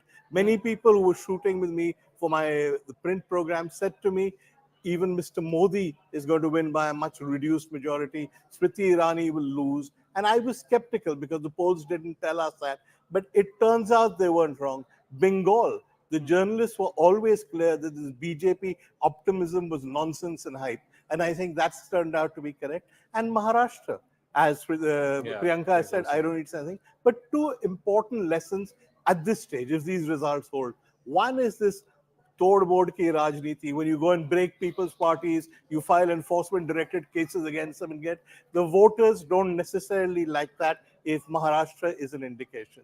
Secondly, if you do the politics of hate, and the BJP has done a lot of the Hindu-Muslim stuff, etc., particularly in UP, where Yogi is pretty much a champion at this, it doesn't necessarily yield results. I think these are lessons that are going to be important going forward. Ghanshyam is also joining us. Ghanshyam, first of all, congratulations. No one expected that Akhilesh Yadav and Samajwadi Party in particular would do as well as you are doing right now. Right now, India Alliance in Uttar Pradesh is leading in 44, NDA in 34. And I just want to give you the breakup. The Samajwadi Party is leading in 37, up 32 from last time. Last time you had 5. Phenomenal. Now you're leading in 37. You'd probably be the third biggest party in the 18th Lok Sabha. Congress leading in 7. So, first of all, congratulations, Ghanshyam. What is it that the pollsters, maybe even the journalists, did not see that has resulted in this result? But you folks always knew, certainly Akhilesh was going around saying that particularly in Eastern Uttar Pradesh, it's not as what you guys are saying, there is an undercurrent. Good afternoon, Zaka, to you, the fellow co-panelists and the viewers. I want to congratulate the country. What you asked, that what the media did not see, the pollsters did not see, is the nation wants to say, "Fat of dictatorship." The dictatorial dreams of BJP, Narendra Modi, Amit Shah have been removed, erased by people of India. That a prime minister can stoop so low to say that election of opposition is a mujra. People of India have rejected that prime minister, and it is clear with this verdict that no single alliance partner of BJP no one wants to be blackmailed, no one wants to sign their death sentence by joining BJP. The alliance partners of BJP will not allow Mr. Modi to return as prime minister. No one wants to sign their own death sentence. If this verdict holds, and it is only going to go better, and if Mr. Modi becomes the prime minister again, you will see every day protests across the country by the youth who these people have robbed of their future, by the farmers who they have fired on, by the women against whom they propped up Prajwal Revanna and Pradbhushan Sharan Singh and the rapists of Bilkis Bano, by the backwards Dalit, Alpsankhyaks and Adi against whom they stood against caste census. This government has no moral authority to sustain. They misused, abused machinery and media and exit polls to get to this number. But the grassroots sentiment against this government is much wider. If Mr. Modi dares to return as prime minister, people of India will not settle. I need to come in. That dream is one second, Sanju Verma. There will be everyday protests. People have spoken. The opposition, let them have their say. I mean, people have spoken. We have to respect that. A BJP at 237 is not something anyone predicted. None of the exit polls predicted. Journalists. One second, Ghanshyam, one second. Journalists may have anecdotally said this. No one said it on television. Nobody wrote newspaper articles about the BJP ending up at 237 and NDA at 290. So, Sanju Verma, before I come to you, just give me 30 seconds. But Ghanshyam, Mr. Modi will still be prime minister. NDA is still far ahead of 272. They're 290. Of course, it may be a different Mr. Modi. He'll have to, of course, take everybody along. He'll have to listen to the allies and so on. And of course, he has to respect and listen to the Indian voter, which is fair enough, which is what a democracy should do to people. But I don't think Mr. Modi is not going to be prime minister. Zaka, there are 3 things. No ally wants a backstabber as their prime minister. This BJP has backstabbed every alliance partner, including Nitish Kumar, including Chandrababu Naidu. So there is no reason for people to sign their death sentence and go and ally with Mr. Modi as prime minister. That's one. 2, everybody understands that there is grassroots sentiment against Mr. Modi. The youth want him out. The women of India want him out. The farmers of India want him out. They have abused the machinery to somehow find a majority. that will not sustain. If the alliance partners believe this, Mr. Modi will not be the Prime Minister. Whether that holds or not, let's just see. We've just got a result coming through, then Sanju Verma coming across to you. The first Karnataka seat, the result has come through. The JDS has won Kolar. So the result coming through. Yes, Shivani, going through the live result. Absolutely. Just showing you some trends and leads, and now results coming in from Karnataka. The first Karnataka result has come. We've got the Kolar seat that has been declared. That's the JDS seat, mind you. The JDS candidate Malesh Babu has won from there. Now, that's the only seat declared from Karnataka? Yeah, it is so far only one seat is declared in Karnataka. In Kolar constituency, JDS candidate Malesh Babu won the seat. Yeah. All right. I also want to give you a trend. DK Suresh fighting from Bangalore Rural. Just show me exactly who's leading from Bangalore Rural. Is DK Suresh doing okay, or what is happening? So CN Manjunath is now leading by over 1 lakh votes, 1,43,000 votes. He's leading by. So DK Suresh, the brother of heavyweight DK Shiv Kumar, is trailing by roughly that margin. So this is a contest that is going to be very interesting one to watch out for, Anand. Right. He recently joined politics, Manjunath. Dr. Manjunath just recently joined politics, known cardiologist. And then, you know, the BJP had only given 3 seats to the JDS. So they didn't know where to accommodate him. So they brought him into the BJP, though he's Deve Gowda's son-in-law. They bring him into the BJP. They put him out there. He refuses to say a single word against DK Suresh.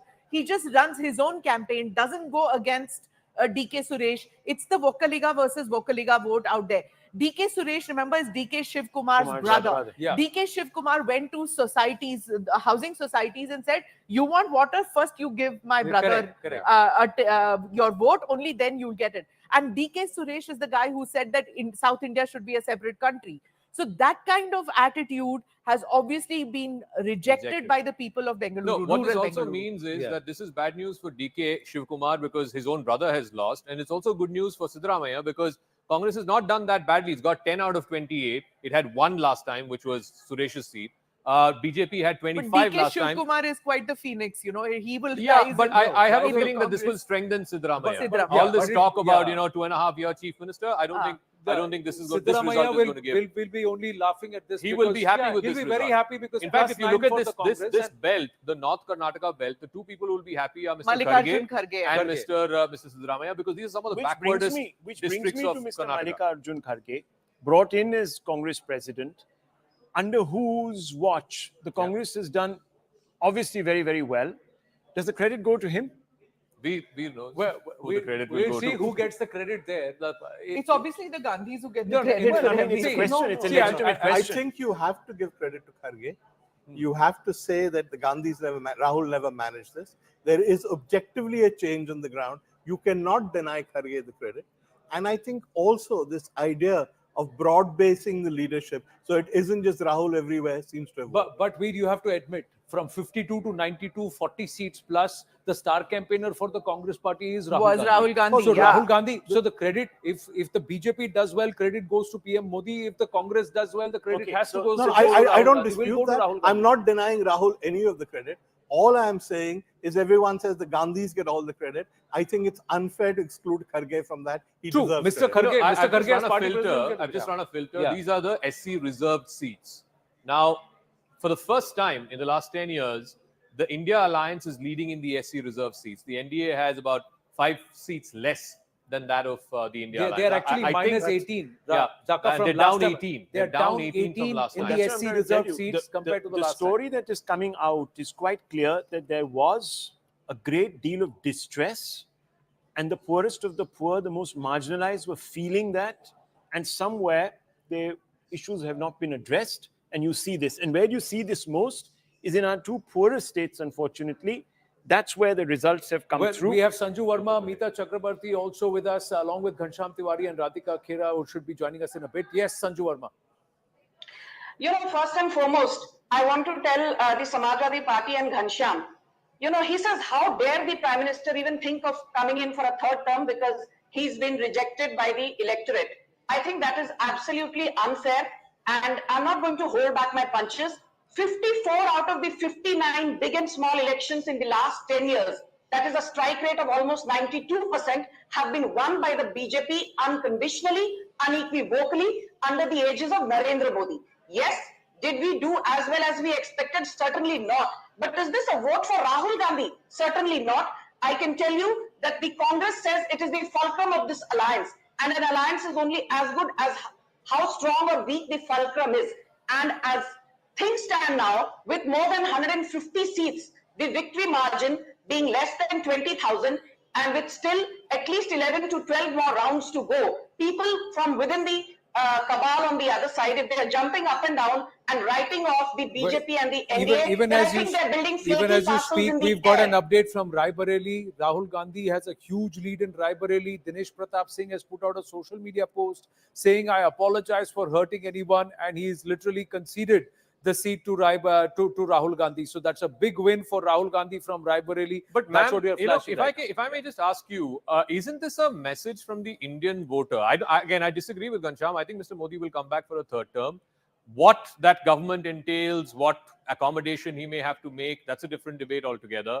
But isn't it, sometimes it's okay to be a little humble in politics and say, okay, we're listening to the people. The people have spoken. And the people have spoken quite emphatically. From 303, the BJP is now down to 238. There are concerns in UP, in Bihar, in Rajasthan. The BJP's numbers have come down quite significantly. What you attribute that to is, again, you'll have to do an analysis, whether it is jobs or Samvidhan Badal Denge, whatever it is. But ultimately, the people of India, particularly in the Hindi heartland, Rahul Shivshankar has been making this point since morning. It's the Hindi heartland which brought you to power, and it's the Hindi heartland which is sending you a message that, look, there are concerns and you need to listen to our concerns. Zaka, that's a very valid point. That is why even in my introductory comment, I did say that, the results in terms of what we were expecting by way of seat tally has certainly not happened. Am I disappointed? Of course. I mean, if we are talking about the BJP standalone being well past the 300 mark, and here the NDA itself is contained in and around that 300 number, there are reasons to introspect, and to say otherwise would reek of overconfidence. My limited point, Zaka, without being offensive, is only this. Is this a vote for Rahul Gandhi, which is what the Congress would have you believe? No. Is this a vote yet again for Narendra Modi, but with a lower mandate? Certainly yes. Is the BJP and NDA going to come back to power? Yes. And if you're going to take the knives out and say UP has taught a lesson to the BJP, please also then give us credit for the fact that in two big states, after 25 odd years, Naveen Patnaik would have been forced to hang his boots. Whether it was Pandian who worked in BJP's favor or not, I'm not going to comment. But give us credit for the fact that we are going to be coming back with a thumping majority in Odisha. Give us credit for the fact that the BJP-led alliance will be forming a government in Andhra Pradesh. Uttar Pradesh, I agree, we need to introspect what changed between 2022 when we had a 41.29% vote share and 255 seats, and now. In less than 2 years, what has been the catalyst that has led to a performance which certainly leaves a lot to be desired? Thank you, Sanju Verma ji. We've got guests coming back to back. I think Pawan Khera, the head of the media department of the Congress Party, is now joining us. Thank you very much, Khera Saab. I know you joined us on Saturday and you were like, exit polls are wrong, exit polls are wrong. None of us believed you, but congratulations. I mean, the India Alliance is at 230, Congress at 93. I think it's a phenomenal performance against anything that anybody sensed on the ground. I think clearly the exit pollsters missed it, maybe the journalists missed it, but you sensed something that none of us could. No, it's premature for me to celebrate or for anybody to get depressed. Let's wait for another couple of hours. Situation will be clearer. But you're right, pollsters and a lot of people in the media missed what was happening on the ground, because I think the BJP imposed upon the country a particular echo chamber, and everybody was busy listening to each other. When Rahul Gandhi stepped out and went for a Bharat Jodo Yatra, I think that's when people realized that here is the man who's speaking the language of the common man, and he understands my issues, your issues. So I think that was that broke the iceberg. I think that's what breached the iceberg to begin with. Then the Bharat Jodo Nyaya Yatra, and all these things, of course, helped a lot in a connect with the people. What is the message, particularly from the Hindi heartland, your home state, Rajasthan? Last I checked, it was 13-11, I think. Uttar Pradesh, where now the India alliance is leading 42 to 36 of the NDA. What is the message of the Indian voter, particularly from the Hindi heartland, to the BJP and to the India alliance with this kind of numbers? I think the message is very clear, loud and clear. Don't be arrogant. Please talk about our issues. Enough of your own Man Ki Baat. Our Man Ki Baat also matters, and that's where Rahul Gandhi tapped. That's where he spoke their Man Ki Baat. That's where the issues raised by Mr. Kharge and Priyanka ji. I think Priyanka ji emerged as our ace campaigner, I must say. And these are the issues that they talked about. The constitution was a serious issue. I think people connected with that issue because our rights, your rights, everybody's rights depend on the constitution. And that was under serious threat, and people realized that. I do want to ask you, Mr. Khera, at these numbers, 293 NDA, 240 BJP, 229 India Alliance, and 93 Congress, it seems like Mr. Modi will come back for a third term. Well, of course, like I said, in what form or shape, in what kind of accommodations he'll have to make, we don't know. That's another matter. But do you see this as a mandate where, yes, the opposition's numbers have increased, you'll be a formidable opposition in the 18th Lok Sabha, the NDA's numbers have been cut down, the BJP's numbers in particular have been cut down, so they have to listen to the people, they have to listen to the opposition. But ultimately, it will still be a third term for Mr. Modi. Let's wait and watch for a couple of more hours. But for a man who thought he was the reincarnation of God, this is worse than a defeat. Okay. Are you reaching out to NDA allies? Even if we were, we won't reveal it on any channel right now. But obviously, processes are on from all sides. But no, the mood. Okay, tell me this: do you believe you still have a shot at forming the government? Absolutely, absolutely. A lot of partners of the NDA are not comfortable with the arrogance of the two men from Gujarat. Okay. They would rather choose someone else. They would rather partner with someone else. Pawan Khera, thank you very much. Once again, like I said, in a democracy, you have to listen to the people. Janata Janardan, they have spoken. And I think this is a resounding message. I mean, our panelists are back again. Rahul Shivshankar. Okay, I think Anand's going to take just do a quick check. Smriti Irani is trailing big time in Amethi, trailing by about 50,000 votes. Amit Shah has won by more than 4 lakh votes in Gandhinagar. We'll go across to the live result hub in just a bit. Just quickly telling you, how does the parliament look like right now? There, as we set this up, ladies and gentlemen, clearly there is a huge amount of attrition for the BJP and the NDA, and it's not going to go all the way past the halfway mark comfortably. The BJP on its own, it's not the single largest party. It is consolidating, getting closer, the NDA, till about 300. But at the basis, at the back of some of its allies, the JDU and Chandrababu Naidu, that is the TDP. What a turn of fortunes for Chandrababu Naidu. The Congress, on the other hand, if you were to look at it, the Congress and the INDI alliance or the India is coming right across, right up to about the 230 number. 93 seats, near about 100 seats for the Congress party. That makes it a far more robust and a far more vocal, vociferous opposition in the lower house in parliament. What does that do going forward? We'll have to wait and watch. This is the scenario as of 12:30 p.m. As of 12:30 p.m. Does this scenario hold at 4 p.m. this evening? We have to wait and watch. Experts believe that this will stay. More or less, it will be steady. There's not going to be a radical change in the picture. There is no way that the BJP is going to emerge as the party with the majority. It may be very short, but it may fall short of that majority magic number of 272 on its own. That's the scenario as of now. Quickly going across to the live result hub for an update on Smriti Irani and also Amit Shah. Yes, Shivani. Yes. Amit Shah, as you mentioned very rightly, has won with a huge vote margin. I'm just going to step over to the Gujarat desk in just a bit. मैं अभी उत्तर प्रदेश के desk पे हूँ. यहाँ पे हमारे साथ है हमारे साथी. उत्तर प्रदेश से स्मृति ईरानी का भी कितना गैप चल रहा है? स्मृति ईरानी अभी 15,000 वोटों से पीछे चल रही है. हाँ. और आपको क्या लगता है कि उत्तर प्रदेश में जो सीट्स हैं, बराबर की टक्कर की लड़ाई है, उसमें वोट मार्जिन कितना चल रहा है अभी? कितना डिफरेंस चल रहा है मोस्टली सीट्स में? देखिए, कई जगह पर तो बहुत कम डिफरेंस चल रहा है. बार बार चीजें पलट रही हैं। जैसे कि अभी अरुण गोविल 7,000 वोटों से आगे हुए हैं, जबकि अभी वो पीछे चल रहे थे। उसी तरह से फतेहपुर सीकरी में राजकुमार चाहर जो अभी तक पीछे चल रहे थे, अब वो फिर 6,000 वोटों से आगे हो गए हैं। अच्छा, और जो बड़ी बड़ी सीट्स हैं, जैसे आप रायबरेली और उसकी अमेठी की बात जैसे रायबरेली में राहुल गांधी 1 लाख से ज्यादा वोटों से आगे चल रहे हैं। 1,56,000 वोटों से आगे चल रहे हैं राहुल गांधी। और कन्नौज और अखिलेश जी कन्नौज में अखिलेश 70,000 से ज्यादा वोटों से आगे चल रहे हैं।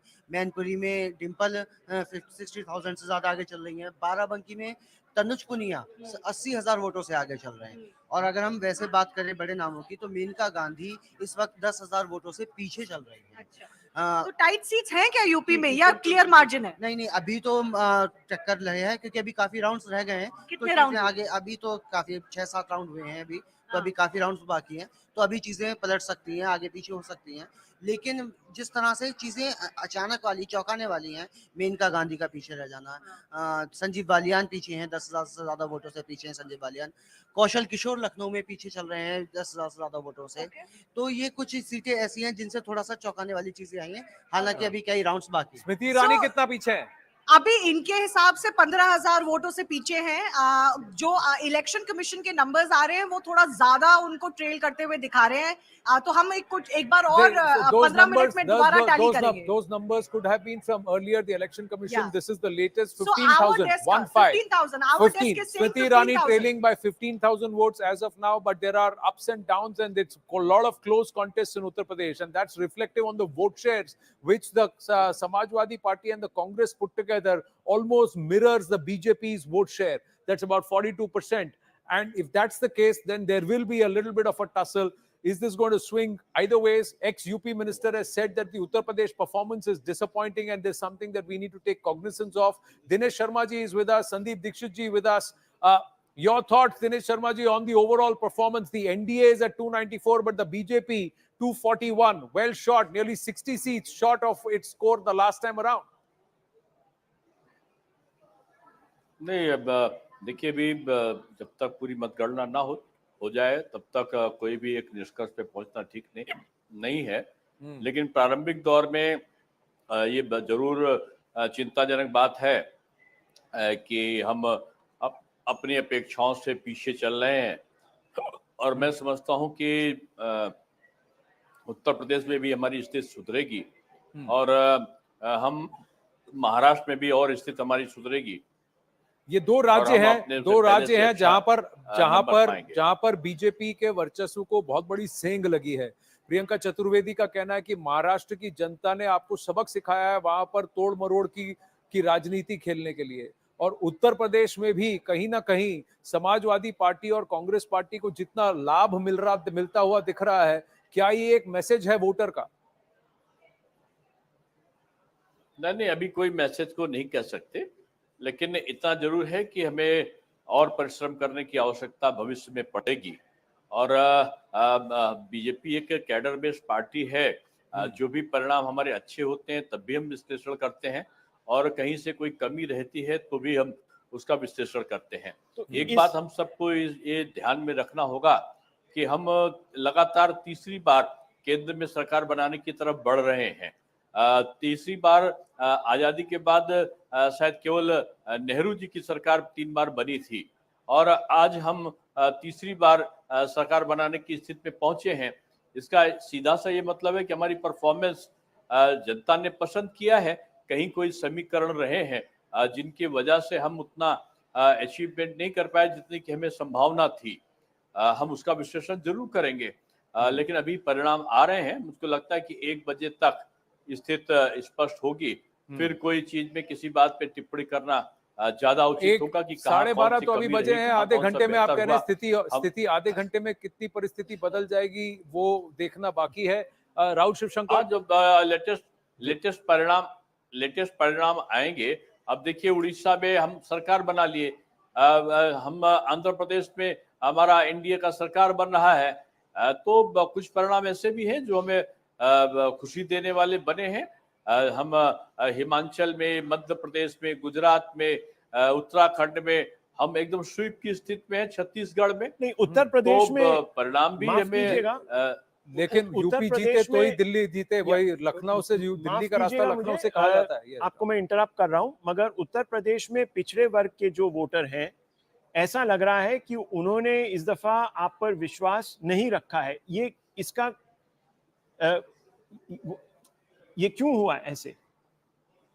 देखिए, अभी ये प्री मैच्योर बात है, अभी पहले से ही इस प्रकार का आकलन ठीक नहीं है। अभी पूरे डाटा आ जाए, कहाँ पे कितना प्रतिशत हमको मिला है, कौन सी सीट ऐसी थी जो ओबीसी डोमिनेटेड है या कौन सी सीट है जो एससी डोमिनेटेड है, ये पहले देखने के बाद ही तब हम किसी विश्लेषण पर पहुंच सकते हैं।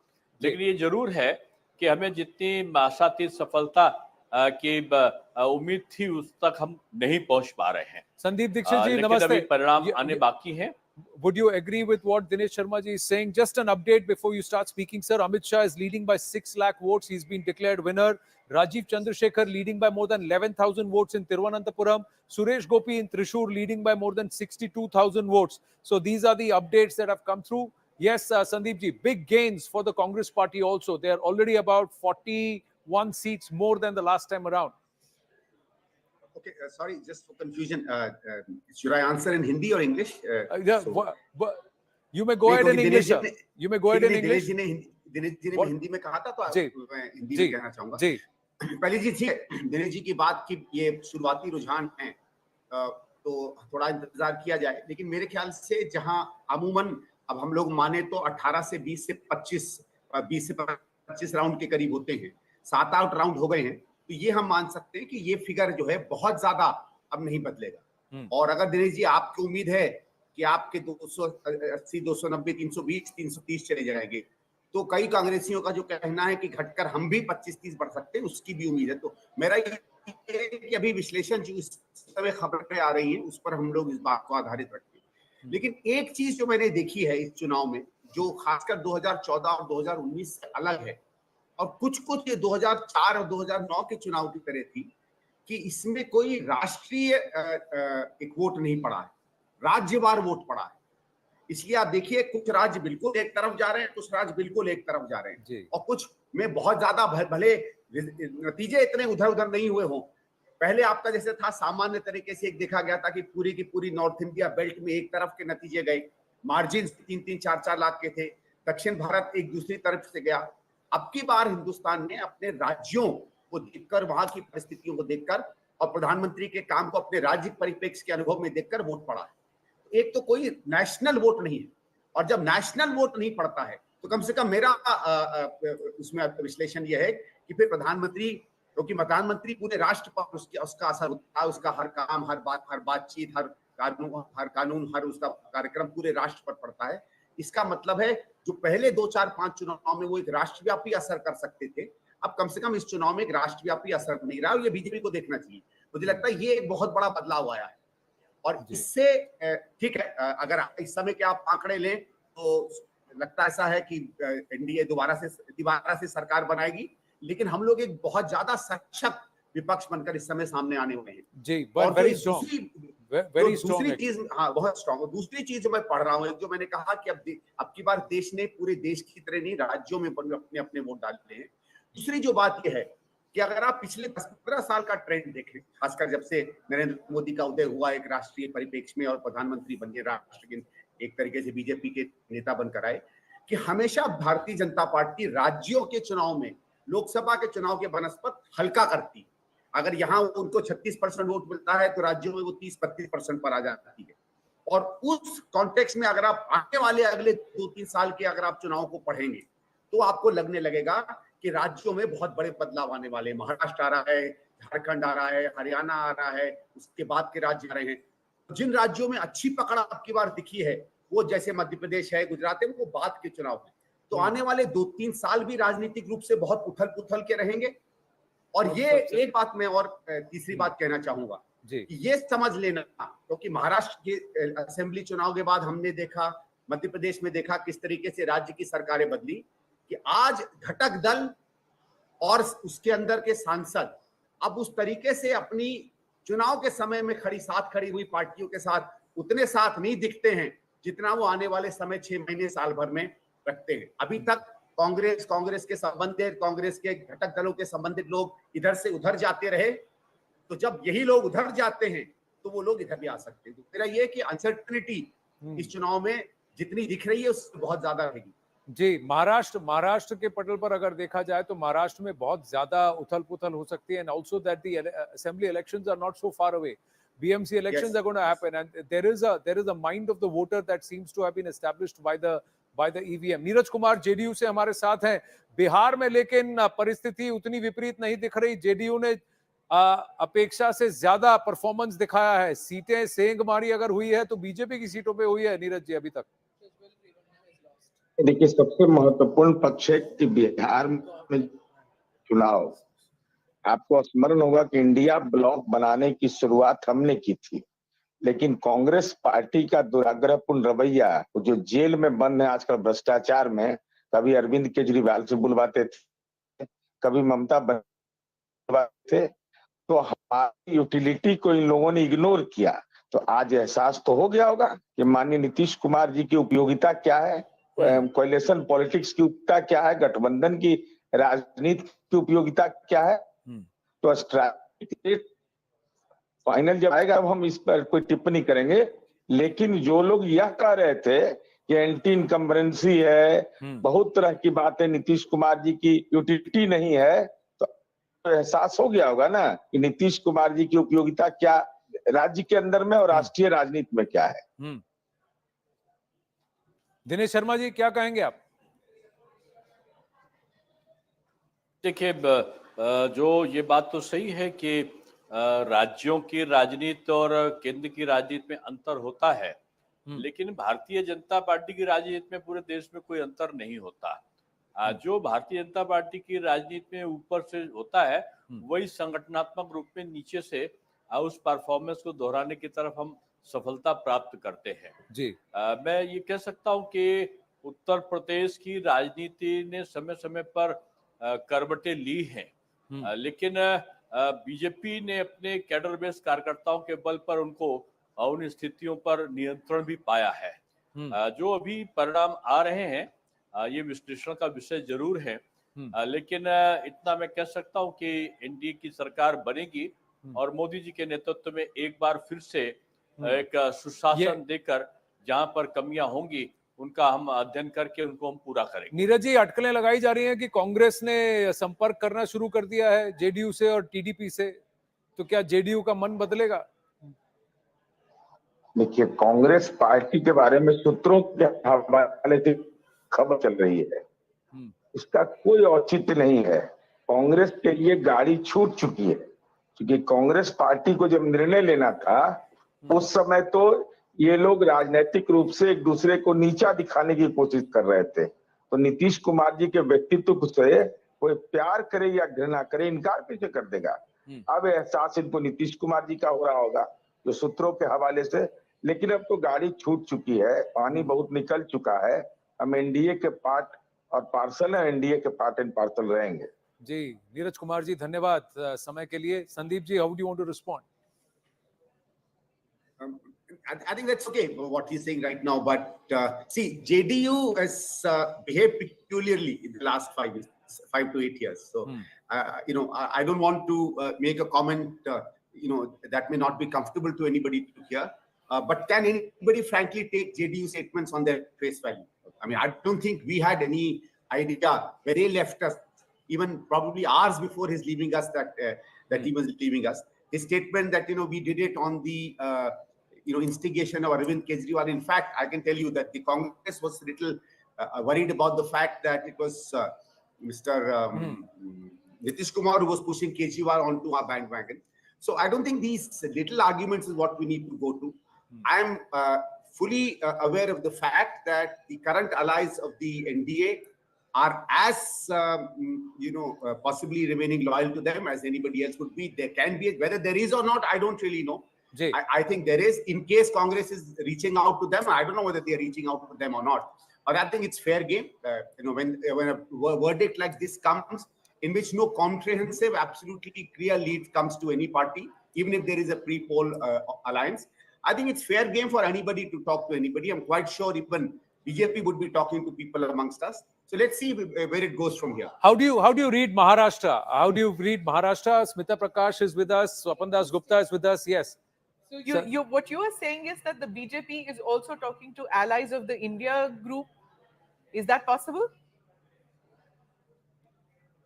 Are you asking me? Yes, sir. Sorry. I just seem to have gone off. No, as I said, I don't know. I don't know. I'm just listening to what's coming on TV. I don't know whether anybody is speaking to anybody or not. But all I'm saying is that in case there is a verdict like this, and what we are finding out in 290, 295, what's about 230, 240, if this is a broad figure that goes on and carries on till about 435, then talking to anybody is fair game. All our allies, with all the respect that we can give them, have shown in the past that they have moved, they have jumped from one ship to another, and once they jump ship and form a government, they all become respectable. So let's see. And this is applies something to that the Congress has experience in dealing with this kind of a situation. The BJP doesn't have experience since the days of Mr. Can Vajpayee. I just ask Mr. Yeah, Dixit, please go ahead. Anurag Thakur has won from Hamirpur. Just that update, we put it on the Mr. screen. Dixit, Yes, Rahul. Is the India Alliance, the India bloc, going to try and form the government? That's the fundamental question right now. I think it will all depend about 5:30 what the results are. See, 290, 300 by itself is a fairly confirmed number of a majority. Yeah. And I think at 290, 300, I don't think anybody would really venture out unless there are some back channel talks and you hear that people are uncomfortable. Okay. And this level of discomfort can continue. The reason I'm asking is because let me just finish. I'll just take 2 minutes. Let me just finish. See, will there be a discomfort with regard to BJP's selection of its CLP, parliamentary party leader, etc.? So that's something we need to do. If they are dropping below 290, if it's going to be a 72, 70, 275, 280 NDA, okay? If BJP say suddenly we find it goes to about 220, 230, okay? I think these 20 seats is going to give a lot of change. My personal gut feeling is that, because that was also the talk amongst political people, overall, BJP and otherwise. Overall, there are about 40 seats. Just one second, Mr. Dixit, many people say that it's easier for the India parties to find partners. We've had a history between Mr. Naidu and the BJP, and of course Mr. Nitish Kumar, where both of them walked out of the previous government because of differences over special packages, for example, for their own states. So, you would fancy your chance to do business with these two individuals, despite all the water that's flown under the bridge. I don't know really fancy. I think fancy is a bit of the word that has a lot of meaning. But you see, there are others. The NCP and the Shiv Sena, I don't know, they're probably getting half a dozen seats among themselves. They are another, motley group that happens to be under the NDA. Okay, there is a couple of seats that maybe Akalis are getting. There are 2-3 seats here and there that some other parties are getting. Chandrababu Naidu very clearly, as I said, although he said this morning that he'll stand with the India Alliance, NDA Alliance, but he's there. I think there are 2-3 seats that Jagan are also getting. So, there are parties that make up about 10-15 seats among themselves, and there's a stronger bloc of about 30-40 seats. So let's see. Right. Okay, as I said, I have no idea whether we will go forward or not. But if it's the same numbers plus 8 or 10 to NDA, I think they are comfortable in their formation of government. And if it's 8 or 10 on the other side, then things go into a flux and it's everybody's game. We'll come back to this conversation in just a bit. Big updates coming in from Karnataka. Prajwal Revanna has lost. Some seats are being declared in Karnataka. Now let's go across to Shivani at the live result hub. Yes, Shivani. Yes. Anand, big update coming in. Prajwal Revanna, who was mostly leading throughout the morning and the early afternoon, has lost from Hassan, and the Congress candidate has won from there. We've got Shreyas M. Patel of the Congress party winning and being declared winner in Hassan. This is going to be a big headline seat, if not overall changing the scenario seat. But I've got more results coming in from Karnataka. Bellary, Congress has won. Udupi Chikmagalur, BJP has won. Uttar Kannada, BJP has won. Hegde Vishwar. Mandya, HD Kumaraswamy, JDS has won. We've got Sunil Bose, Chamarajnagar of the Congress winning, Belgaum, Jagdish Shettar of the BJP has won, and of course Kolar, I had told you that Malesh Babu has run. How many rounds are currently still ongoing in Karnataka? Counting process is going to end very soon. Very soon. So in Karnataka, the counting process is going to end very soon, which is why so we've the got result almost more or 10 less results coming in from Karnataka more already. or less settled in Karnataka. 18-10 is the leaderboard. Some of the seats have been declared. Prajwal Revanna versus Shreyas Patel was also a family fight which was happening, and within the family, and even this controversy that broke out about Prajwal Revanna, somewhere on ground has it impacted him already even before it became a huge controversy. Prajwal Revanna losing that seat, but the Congress big gains for it in in Karnataka, where it's come plus 9 seats. It's 10 seats there. The NDA is 18. What Sandeep Dixit ji said, Meeta Chakrabarti of the Congress also with us, what Sandeep Dixit said, that if this lead holds, 290 plus for the NDA means nothing unsettled. Yes, Prime Minister Narendra Modi will have to work with the allies. Anything less than this, if it goes up to 280, 285, then there is a flux. It's all up in the air. Agree, disagree, possibility. Yeah. I think it's going to be interesting because Mr. Modi is a man who's never lost an election in his life. He's never had to deal with allies in any substantial way. How will he deal with allies? He's pretty much an absolute ruler even within this government. And this election, the only issue has been Narendra Modi. He's fought it on his own charisma. To now say, look, I fought on my own charisma, but guys, I still need your help, is something he's not used to saying. How will he do it? I don't know. It remains to be seen. Shatrughan Sinha is leading from Asansol. Adhir Ranjan Chaudhary of the Congress is trailing Yusuf Pathan in Bahrampur. Nalin Mehta and then Meeta Chakrabarti. I want to make a point about UP because the final number will hinge a great deal on what UP when he lands up at. Out of the leads in UP, there are about 17 seats which are under. How many seats? 17 seats. 17 seats. In which the margins are very small. Margins are under less than 10,000. Several of them under 5,000. Some of them under 1,000. Now the thing is, in terms of how they're split right now, out of these 17, 9 SP is leading in and 8 BJP is leading in. So there's nothing in it. So there's nothing in it. Won't make so it they could all go one way or the other or remain as it is. Yeah. So it's all these UP results are is still the most possible in interesting, these seats. and I think Smriti Irani losing is the leitmotif of what She's BJP not, as of stand now, for. she's trailing 15,000 votes. 15,000, but to think that a KL Sharma would give a run, Smriti Irani a run for her money is what it is. David Goliath kind of a battle happening in Uttar Pradesh. But the argument is that Priyanka Vadra was fighting from the If shadows. she had, so Priyanka Vadra fought from 2 constituencies without actually having her name on the ticket. Right? And she's won both Raebareli and Amethi. In both Raebareli and Amethi, it was Priyanka, though her name was not on the ticket. The other one is Prajwal Revanna that you're talking about. Thank God for small mercies. In some way or the other, the gods seem to have worked, and he's not going to be there. But the point which Veer pointed out about the BJP reaching out, and that it was Mr. Modi who was on the ticket. He has been an absolute ruler. Will he be the one who will reach out to the smaller ones, which Mr. Dikshit pointed out that it is possible that the BJP is doing a backroom negotiations. Have they already started? The fact that Mr. Nitish Kumar met with Mr. Modi yesterday is also significant, that they're not taking anything for granted. So it is possible that backroom conversations but have Prime begun. Minister Modi was not meeting Chandrababu Naidu. The point is the no reason doubt for right meeting now Nitish Kumar could that be very different. You cannot have even a minorly stable government without the NDA, without the BJP. So let's be honest about that. This may be a chastening result for the BJP. It's certainly not an acceptance of the other side. But he did throw, Mr. Sandeep Dikshit did throw an important point that if these results by 435 swing either ways or more towards the Congress party and the Congress inches towards 100 seats, that means the INDI alliance goes to 235 and the NDA slips to about 280. Then this takes you back to the Chandrasekhar kind of government.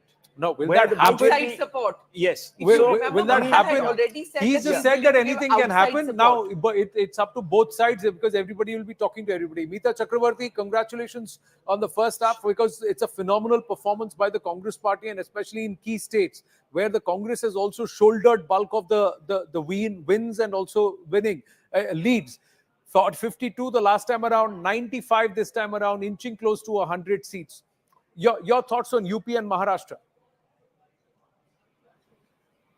Well, thank you very much. But I think we need to wait for the actual results before we start celebrating. And I think the actual numbers will be much more than what is being projected right now as leads. Right now, you're projecting 230, 231 for the India Alliance and about 95 for Congress. I'm sure Congress will be in three digits. And this despite us not having a level playing field. Months before the election, we know that our bank accounts got frozen. We had opposition chief ministers getting arrested. We had opposition leaders being continuously harassed and targeted by ED, CBI, income tax. We had a section of media also being compromised. I really do not understand. I do not get the rationale and the logic behind the poll surveys, the opinion polls, and especially the exit polls. And the fact that some of the exit polls actually predicted a 400 plus for NDA. So the margin of error, you really cannot just pass it on as a simple margin of error or a simple calculation error. To a great extent, these opinion polls and the exit polls, if I may take the liberty of saying, were highly manipulated. So right now, when we did not get a level playing field, here we are giving a much closer contest, and let's wait for another couple of hours to get the final results. Yes. Picture abhi baki hai. No, I think just both sides are saying picture abhi baki hai. We are also saying picture abhi baki hai. About Anand, 4 o'clock, 4:30 is when it will consolidate. I think the one thing that the exit polls got right was the vote share. Now, vote share to seat share conversion is always difficult. You can say, yes, there might have been confirmation bias, etc., at work, but the vote share, the exit polls got right. But the collective vote share of the INDI alliance, has it then worked in their favor? We'll dwell on that. Picture abhi baki hai. Break ke baad milte hain. Stay with us.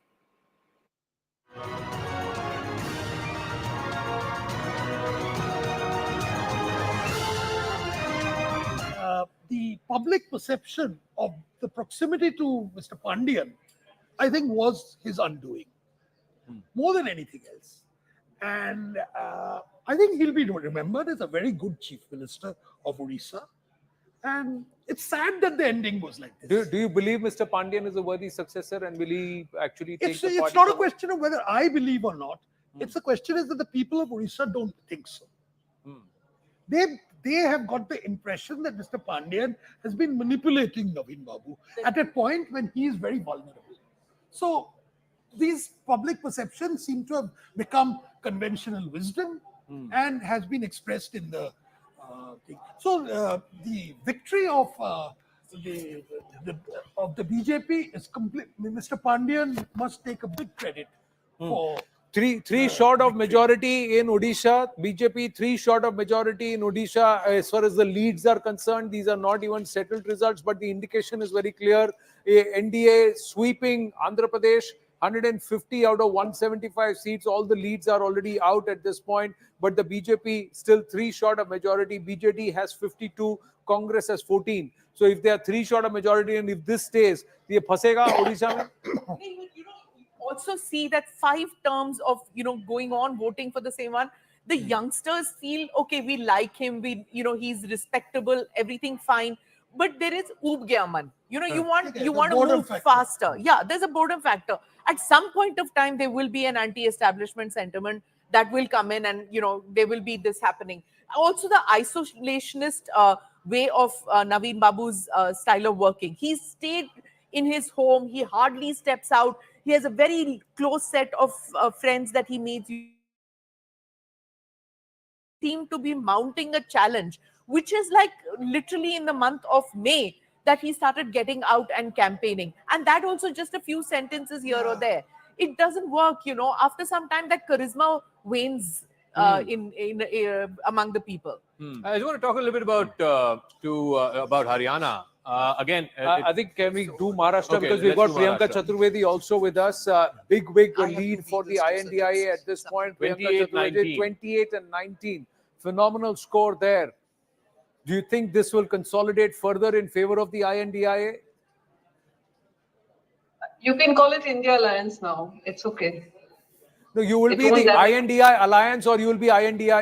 India A is Alliance. So that's why. So I can't say India Alliance again. So it will be INDI Alliance or INDIA. So let's all fight on that. But yeah, congratulations if this did. Yeah. You can call it Grouping of India. Okay, if that is also working for you, whatever works. Anyway, whatever floats your NDA, boat, UPA, I'm not getting into INDA, that. that's works for me. Yeah, I'm not less getting work. into that. I will, whatever floats your boat, whatever makes you all happy. However, people of the country have shown that they look at it as an alliance which is formidable, which needs to be strengthened, which has, with the way numbers are going and how it turns around for the alliance later in the day, can also probably get us to form our government as well. Yeah. As far as Maharashtra is concerned, you're seeing the numbers, and I remember I was on a show 2 days Yes. ago where I said the numbers that you are showing for India Alliance vis-a-vis NDA is going to change. What you're showing for NDA is going to be the India's outcome, and what you're giving to India is going to be NDA's outcome. In fact, we're doing far better than the numbers were shown, right? So More gains for the Congress compared to UBT. I do want to ask you, Priyanka ji, Zaka here. You're getting 28 as of now, gain of 19 from last time, and the NDA is getting 19. But I want to specifically talk about your party. Shiv Sena UBT is getting 11 seats, gain of 6 from last time. 4 of those are coming from Mumbai, Bombay South, South Central, Northeast, and Northwest. So the single largest party in Mumbai city out of the 6 is actually your party. Yes. Absolutely. See, I just want to say couple of things here because it is important that we put things in perspective as far as Maharashtra is concerned. 2 regional parties, 2 important voices of Maharashtra were broken by the Bharatiya Janata Party at the behest of the party which is in power in the center, which is the BJP. It wasn't just the Maharashtra BJP. It was a plan which was, the architect of which was Mr. Amit Shah, which has been said many times by Mr. Amit Shah himself. Having broken 2 political parties, having trampled upon the constitution, democratic norms, in the belief that you can label it as a Nakli Shiv Sena, you can even go on to call Uddhav Balasaheb Thackeray as the Nakli Santan of Balasaheb Thackeray and think that people are not going to, people are going to take this lying down? That people who are born and brought up in the state of Maharashtra, who are the Bhumiputras of Maharashtra, are going to take it easily? And whatever narrative that is set on them is going to be the narrative that they will vote on. They have understood that this was trying to damage the idea of Maharashtra, the ethos of the state, only for wanting to be in power. I just want to bring your attention back to the numbers. You can continue to postpone the local elections. You can continue to bypass the electoral processes for the local bodies. It is going to be a city which has stood by Shiv Sena Uddhav Balasaheb Thackeray, Shiv Sena Balasaheb Thackeray, and the numbers are now proving that. I just want to come back to the numbers again. The 2 parties that you said tod marod karke kiya tha. So Sena UBT has 11. Mr. Sharad Pawar's NCP has 7. So that's 18 seats between the 2 of you.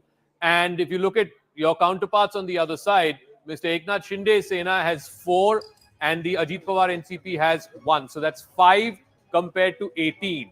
You think this now settles the whole issue of who is the real Sena and who is the real NCP?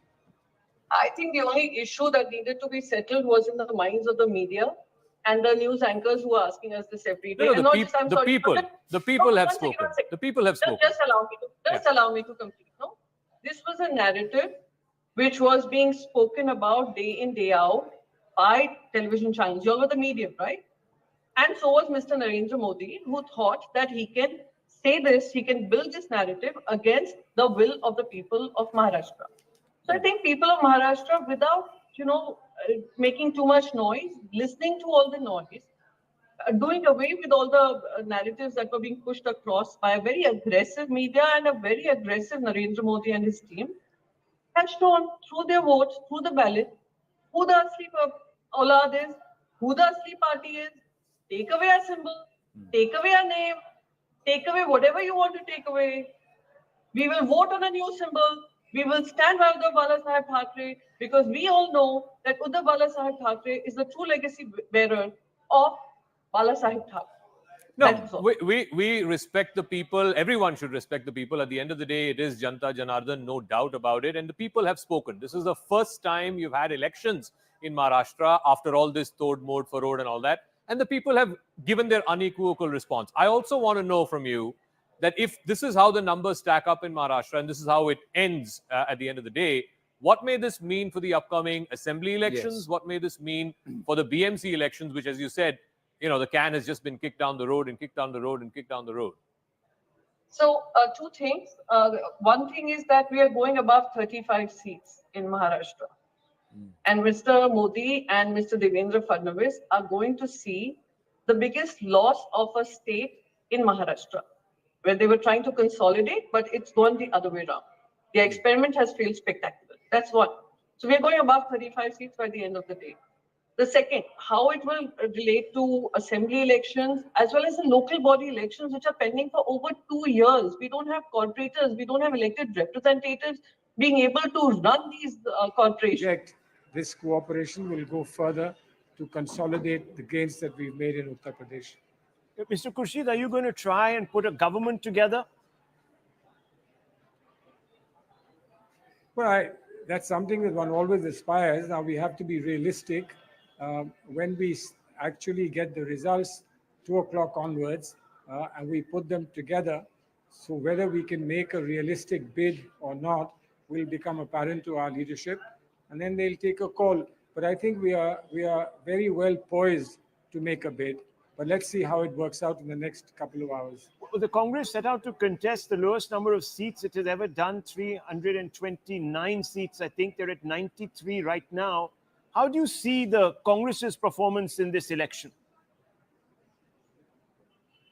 Well, see, I can imagine that if we had contested more seats, we would certainly have got much more than 93. 93 is impressive by itself, but we would have got much more than 93. But then don't forget that if we hadn't worked as hard and sacrificed as much as we did, an alliance hadn't come into existence, then perhaps we wouldn't have had the extra spring in our walk of the alliance to have got these extra seats. So for the larger cause, I believe we did the right thing. And even if it meant that we had to give up something somewhere, etc., but for the larger cause, I think it was just the right thing we did. And I'm very, very glad that it's looking good in terms of how people now perceive our efforts. Well, how do you perceive the message from the voter? What do you think they voted for? Well, the voter, I think, has voted for specifics that we put in our manifesto.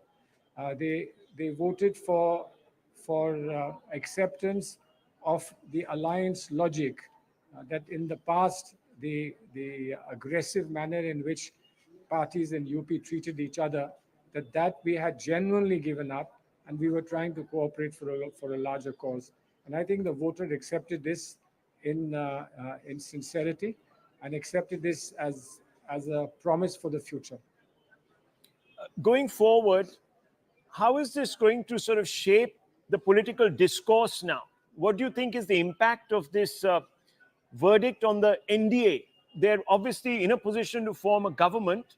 There might be permutations and combinations that they'll have to look at, but it almost does appear that Mr. Modi will be back as Prime Minister. But how does that sort of shape the larger national picture with regards to the opposition now? Well, I think you'd finally have an opposition in terms of substantive numbers.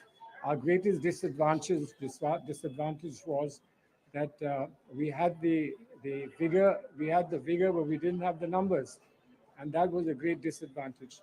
I think that disadvantage is gone. We can truly be a substantive opposition in a democracy.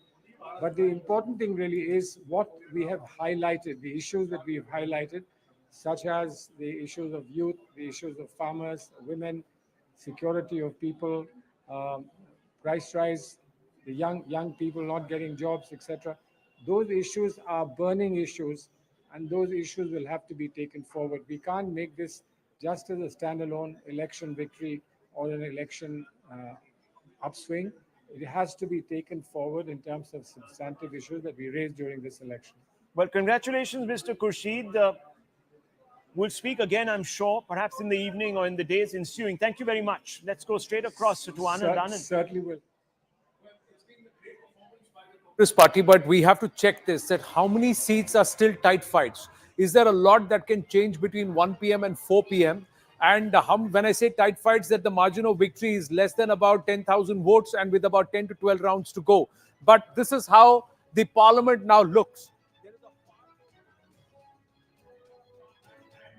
very much shrunk NDA if these numbers that are flashing on top of our screens currently hold.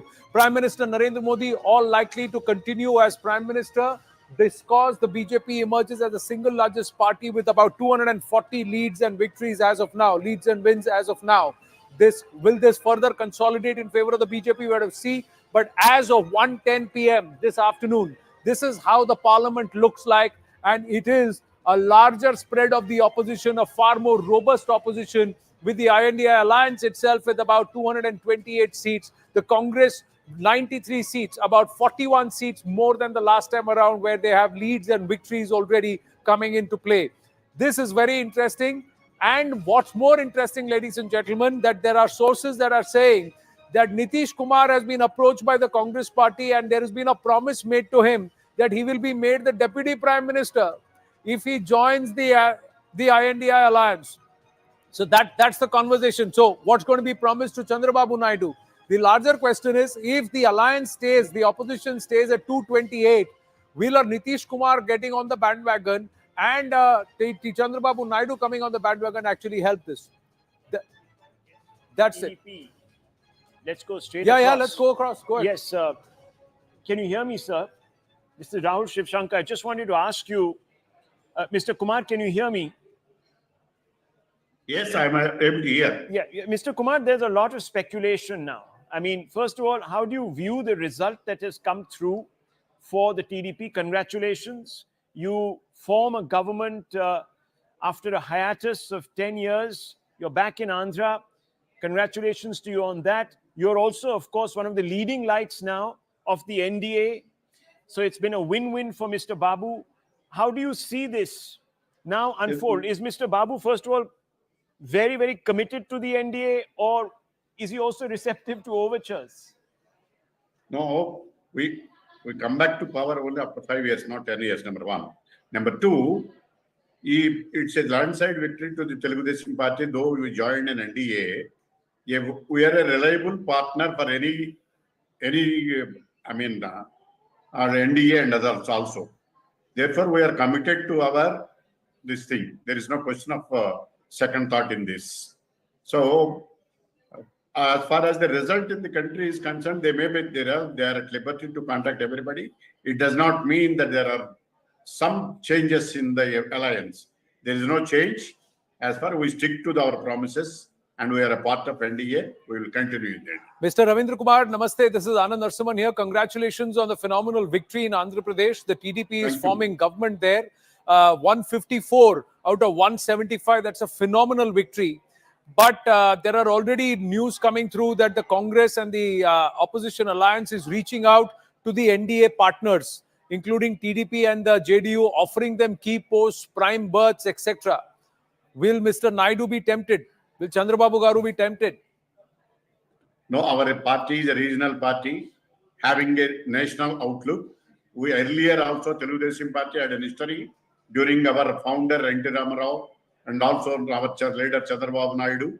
We have placed, participated in key role in the center. Now also we will play the key role. There is no doubt about it. But it is a pre-poll alliance. There is no question of post-poll alliance. Pre-poll alliance is already there. As per the pre-poll alliance, we will continue that. Well, did you expect this kind of a result for the NDA? These setbacks in Uttar Pradesh and Maharashtra? Yes, as far as said, after the exit polls also, it is totally reversed as per the present result is concerned. But so far as in Andhra Pradesh is concerned, exit polls, it's a sweep. Almost most of the exit polls, some of the national channels has given edge to the YSRCP to some extent.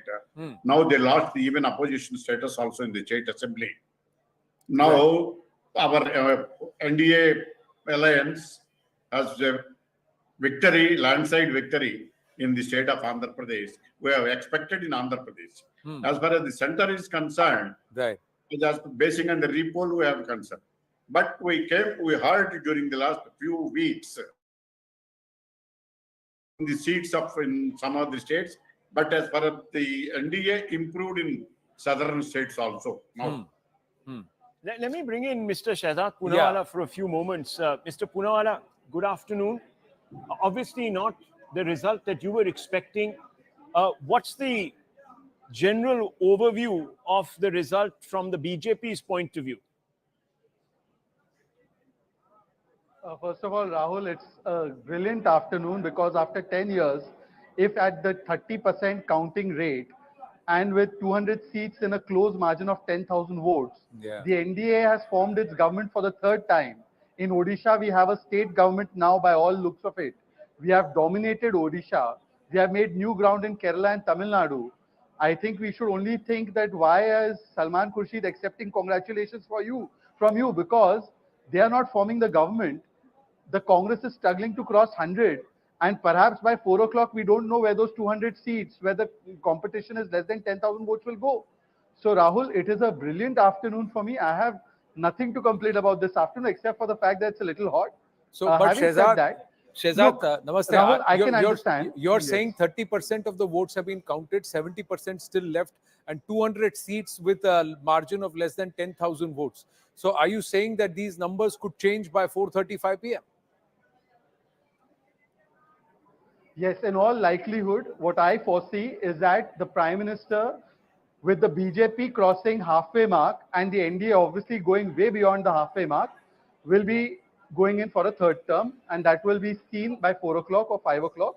But because Mr. these Poonawalla, countings are going to go till late. But I am very happy. It still just could 10 be. seconds more, Rahul. You're I absolutely am very right. happy, Rahul. Yeah, go ahead. Just one line before you come in. Yeah. Rahul, I am very happy that today, Anand, you have been absolved from being Godi media when Salman Khurshid is talking to you, and nobody has abused the EVMs. So Rahul and Anand, I am very happy for you guys. Democracy is clearly the winner. But We just are, one second. we are happy that democracy is the winner. We are happy mandate of the voter is being respected across all party lines. And we are happy that there is a message that is going across to all political parties. I just wanted to मेहनत ask, करोगे फल मिलेगा, अकड़ दिखाओगे तो डंडा मिलेगा. So, but one thing that we can take away from some of the numbers that we are now getting, the vote shares, for example, this is a tight election. This is not a one-sided canter as it was in 2019 and 2014. Now, what do you think that came down to? Why is it such a tight election? It is unforeseen, obviously, but why? Well, again, putting the caveat that I've put, but for the sake of not being repetitive, let me say that we need to analyze, and Rahul, I'm glad that I'm on your show with Anand and others who have intense discussions on the subject. Is politics dominating over policy? That should be the question that we can perhaps have a detailed discussion after 5 o'clock, that the politics of fear-mongering, the politics of trying to make brother against brother fight, the politics of trying to seep in division-based politics, as opposed to the policies of taking everybody together. We can have an analysis post-5 that is a short-term politics, something that people have played, taking the country to the edge, and has that given them a certain bit of benefit over a long-term policy that benefits the country? I think that discussion can be had. Well, we'll post see. 5 p.m. We'll see after 5 p.m. because you're saying the numbers will change, consolidate. Let me ask Pradeep Bhandari. Is there any rationale to Shehzad's argument? 30% votes have been counted, 200 seats with less than 10,000. These numbers could change. NDA creeps up. It's 294 now. Thank you so much, Anand and Rahul, for having me, and it's great to be there with you guys. Anand and Rahul, I do believe that the trend has stabilized in the last one and a half hour. Now we've seen in the Bihar Assembly elections, if you very well remember, that after 2 p.m. you saw a complete reversal in trend which took place. So if it could happen in Bihar, yes, because the margins are very, very narrow, it can happen. But imagine in a hypothetical scenario, if it is not happening, Rahul, then I would definitely conclude that rather than welfare, what has dominated as a narrative in the states, particularly of Uttar Pradesh, has been caste and the local candidate, because the Bharatiya Janata Party did not change majority of its candidate in Uttar Pradesh. But as of right now, I will not conclude, because there are 200 seats where the margin is very, very narrow. And we have seen in Bihar that how the entire reversal took place. Earlier, the Bharatiya Janata Party was celebrating, and post-lunch, it was Nitish Kumar and RJD who formed the government. So let us hold our conclusions for 1.5 hours. And after that, we'll be able to conclude whether this has been a caste in a candidate election or an election which is being dominated by the national narrative. because state of Uttar Pradesh, Maharashtra, Bengal, these three Well, for Pradeep, me I'm have been outliers. because we have the former Chief Minister of Karnataka, Shri H.D. Kumaraswamy, joining us at this time. Mr. Kumaraswamy, namaskara. This is Anand Narasimhan here. Congratulations. Congratulations on your victory. How would you look at the performance in Karnataka, sir?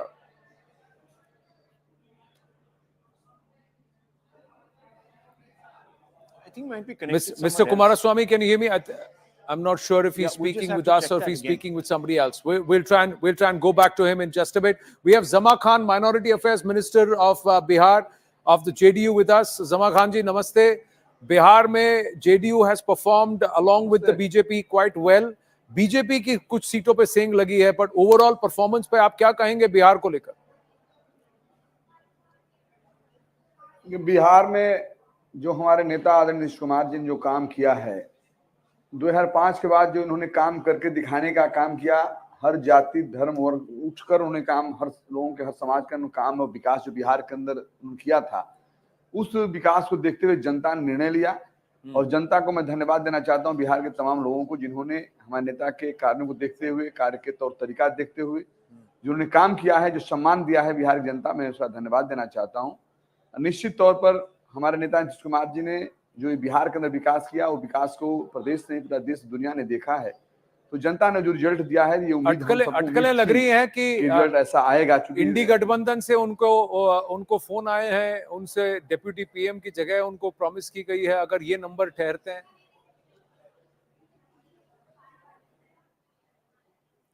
अब ये तो मुझे नहीं जानकारी, जो आप जानकारी दे रही है मुझे जानकारी नहीं है। आपको लगता है कि विपक्ष के साथ हाथ जोड़ना चाहिए? कुमार जी हैं, हम लोग देखिए, हमारे नेता, हमारे गार्जियन, हमारे अभिभावक है, हमारे गुरु हैं, जो उनका निर्णय होगा उस निर्णय के साथ हम सब लोग खड़े हैं।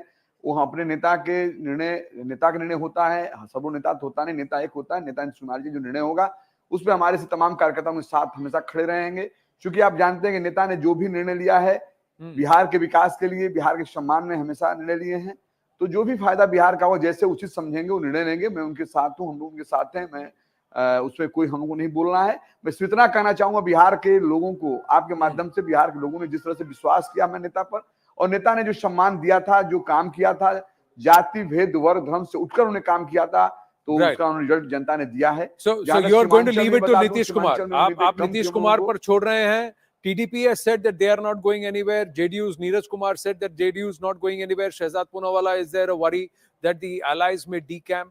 Because the Congress has been talking up, there are talks that they are reaching out to NDA allies or BJP's allies. Ji, First of all, I think you just spoke to a representative of TDP.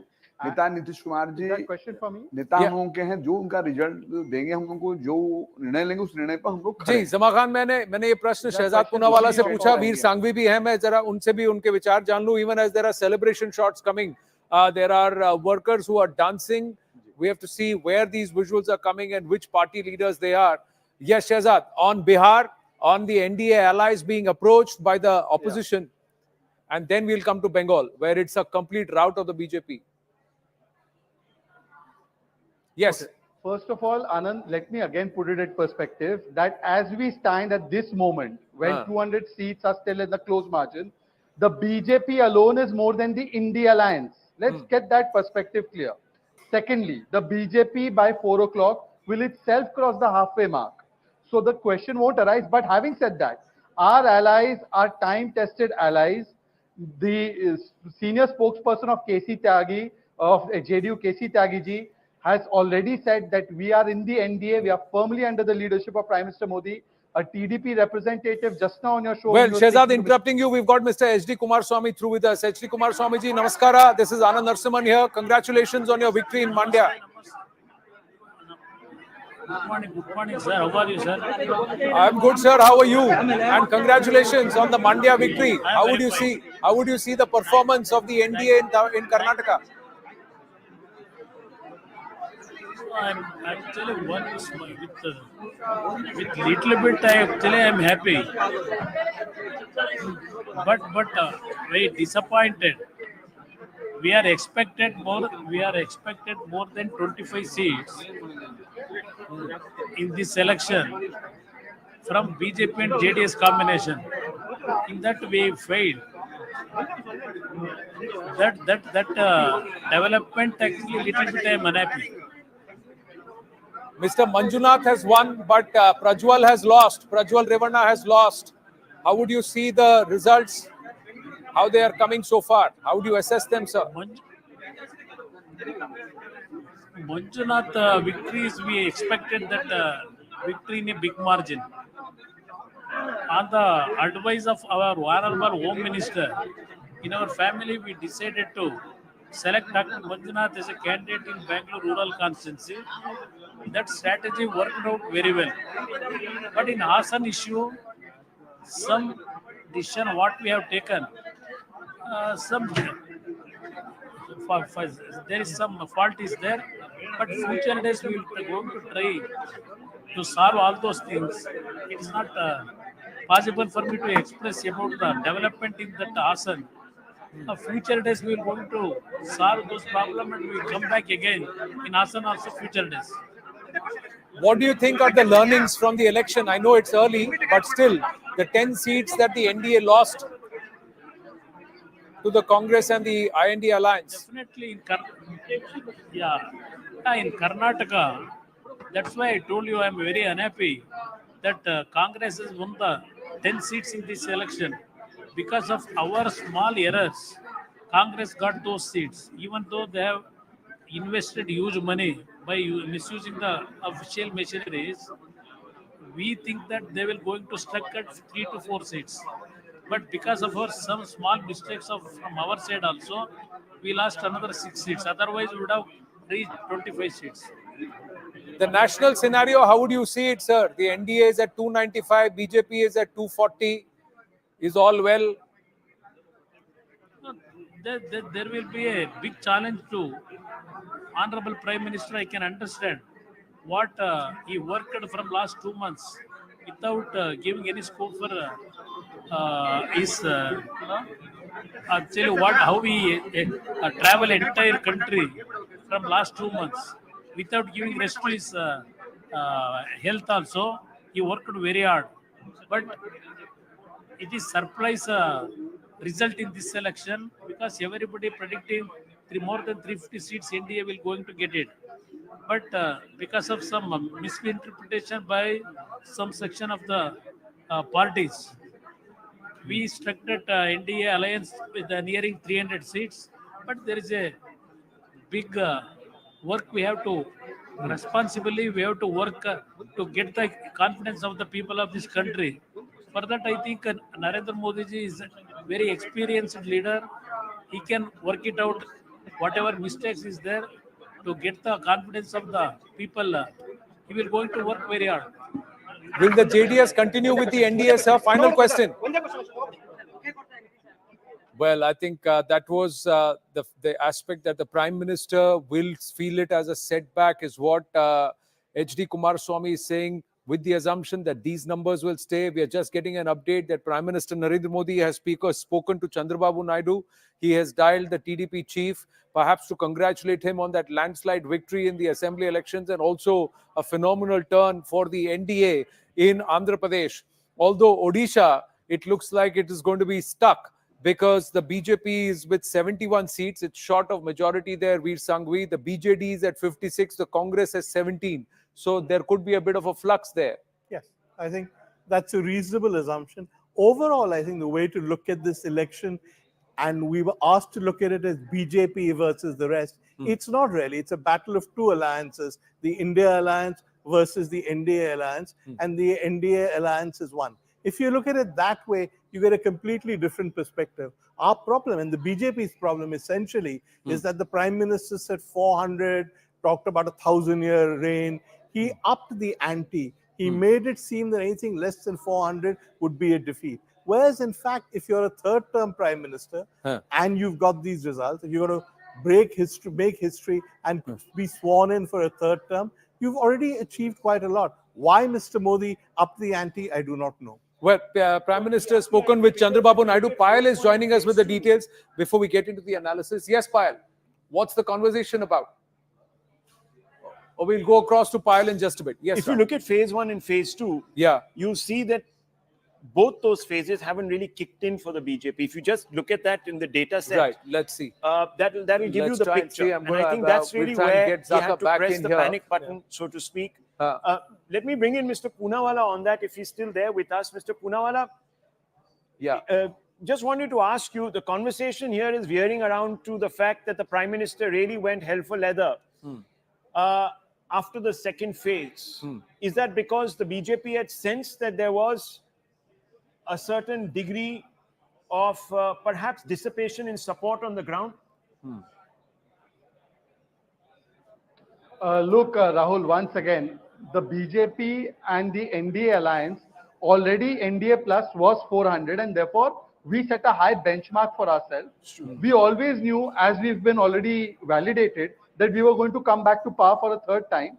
The only question was that could we reach or better the target that we had set for ourselves? Perhaps Veer has a point that we set our ambitions too high. We could be guilty of the burden of expectations weighing too heavily on us. But now, just think of it. Had this been 2014, the 2014 NDA was about 310 or 315 seats. We are not very far away from that. By all likelihood, in 4 o'clock or 5 o'clock, we'll be making that mark. Right. At that time, that was considered as a wave. And today, it's not being considered as a wave. No, and see, I'm just looking at Zaka wanted to know, beg your pardon, Rahul wanted to know, in phase 1 and 2 together, the opposition has actually taken 26 seats, plus 26 seats. The NDA is minus 23. And in that, if I have to look at the breakup of the NDA, the BJP has got 72 seats. They are minus 23 overall. So that's the breakup. And if you look at phase 1, 2, and 3, let me add to the filters and add phase 3 also. If you look at phase 1, 2, and 3, overall, the NDA is minus 34 seats. Yes. So the first 3 phases is where the BJP and the NDA has suffered a lot of losses. Bulk of the losses are from the BJP. And that's the area where the SP has really capitalized in Uttar Pradesh also. If you overlay those and 3 if you look at the Uttar Pradesh region, and let's look at the region, let's go back and we'll look at the states. I've got Payal with me. Just a minute. Yes, Payal. Chandrababu Naidu has dialed, has been spoken to by the PM. What's the conversation about? Yes, Payal. So, what we are given to understand is that Prime Minister Narendra Modi had called up Chandrababu Naidu, the TDP chief, to convey his congratulations to Naidu's led TDP, which is, of course, heading the NDA alliance over there for the stupendous kind of result they've been able to get. If you remember, the 2019 election was just the reverse when Jagan Mohan Reddy swept the entire election, but this time around it's the reverse which has taken place. Also, very importantly, although there were a lot of talks within the Congress circles that they will approach Chandrababu Naidu for an alliance, but Chandrababu Naidu, in no uncertain terms, has conveyed to the Prime Minister that irrespective of whatever is going the rounds, he still solidly continues to be with the NDA. Now, Chandrababu Naidu is somebody who's been with the Atal Bihari Vajpayee government also. He was with the government in 2014. He walked off the alliance in 2019 before the 2019 elections, but he's come back just a few months ago, so he's very much solidly behind the alliance and very much solidly behind the NDA. That's what Chandrababu Naidu has conveyed in his brief conversation with Prime Minister Modi. Right. So, just quickly understanding between the JDU and the TDP, any of these allies who are a little dicey, is the BJP worried about them decamping or leaving the NDA because they're being wooed openly by the opposition? Well, that cannot be confirmed as of now because, like I know that Chandrababu Naidu has conveyed, in fact, to the Prime Minister himself that he's going to be with the NDA. Nitish Kumar is known as the Palturam, is known as to have several flips and flops. It'll be important to see what the BJP's conversation will be because I'm sure the BJP will put the likes of Vinod Tavde and the others who are in charge of Bihar to have a conversation with Nitish Kumar to make sure that they are on the same page. Because much to the surprise of BJP, although they were expecting Nitish Kumar's some seats to be lost, interestingly, Nitish Kumar has done better than the BJP really expected. So will Nitish Kumar stage another flip-flop? We'll have to only wait and watch. But as of now, the BJP is very, very, sure that their alliance partners will stay with them. Right. So as of now, the alliance I partners. think we should ask Mr. Poonawalla if there will be any more conversations. Shahzad Poonawalla, if you can hear me, do you believe that the BJP itself? Okay, we've lost his line. No. See, you wanted to understand where the Samajwadi Party has actually made gains. Yes. The gains are there in the first phase. Yes. You see this, the first, second, and second phase. But look at this. This is the final phase. Yeah.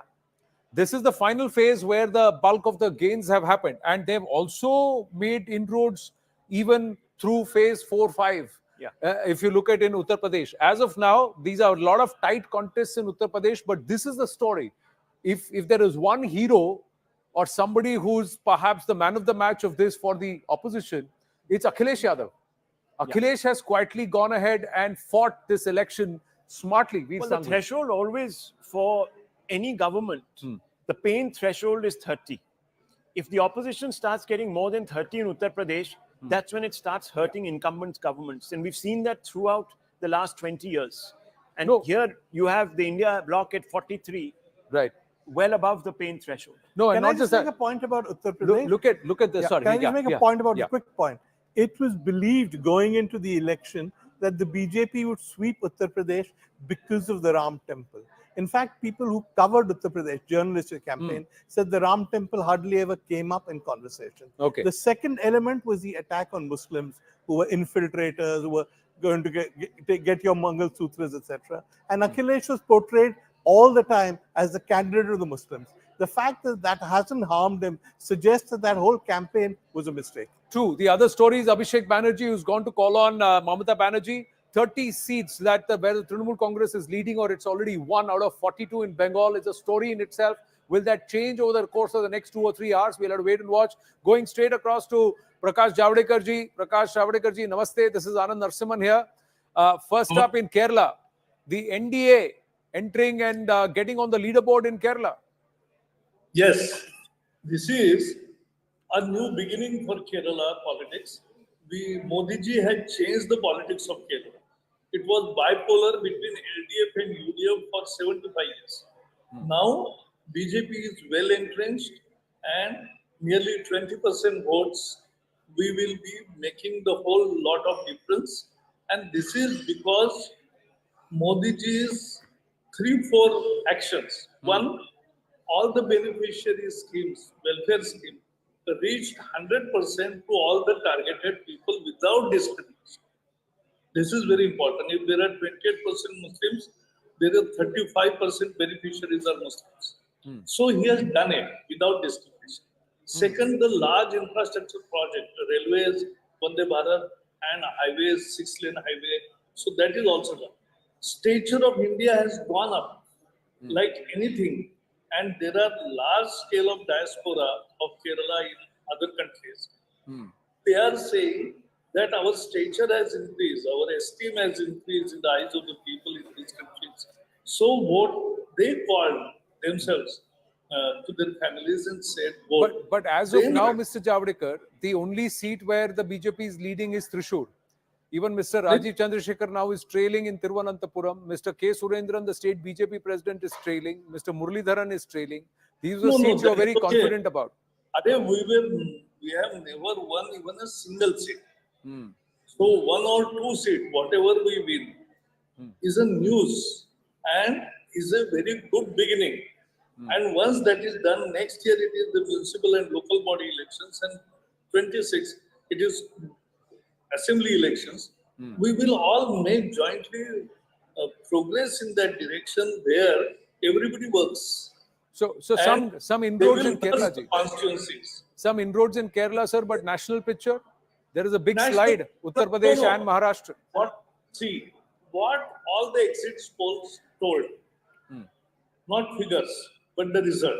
And result was that NDA will become the ruling party for next 5 years, and Modi will become the Prime Minister.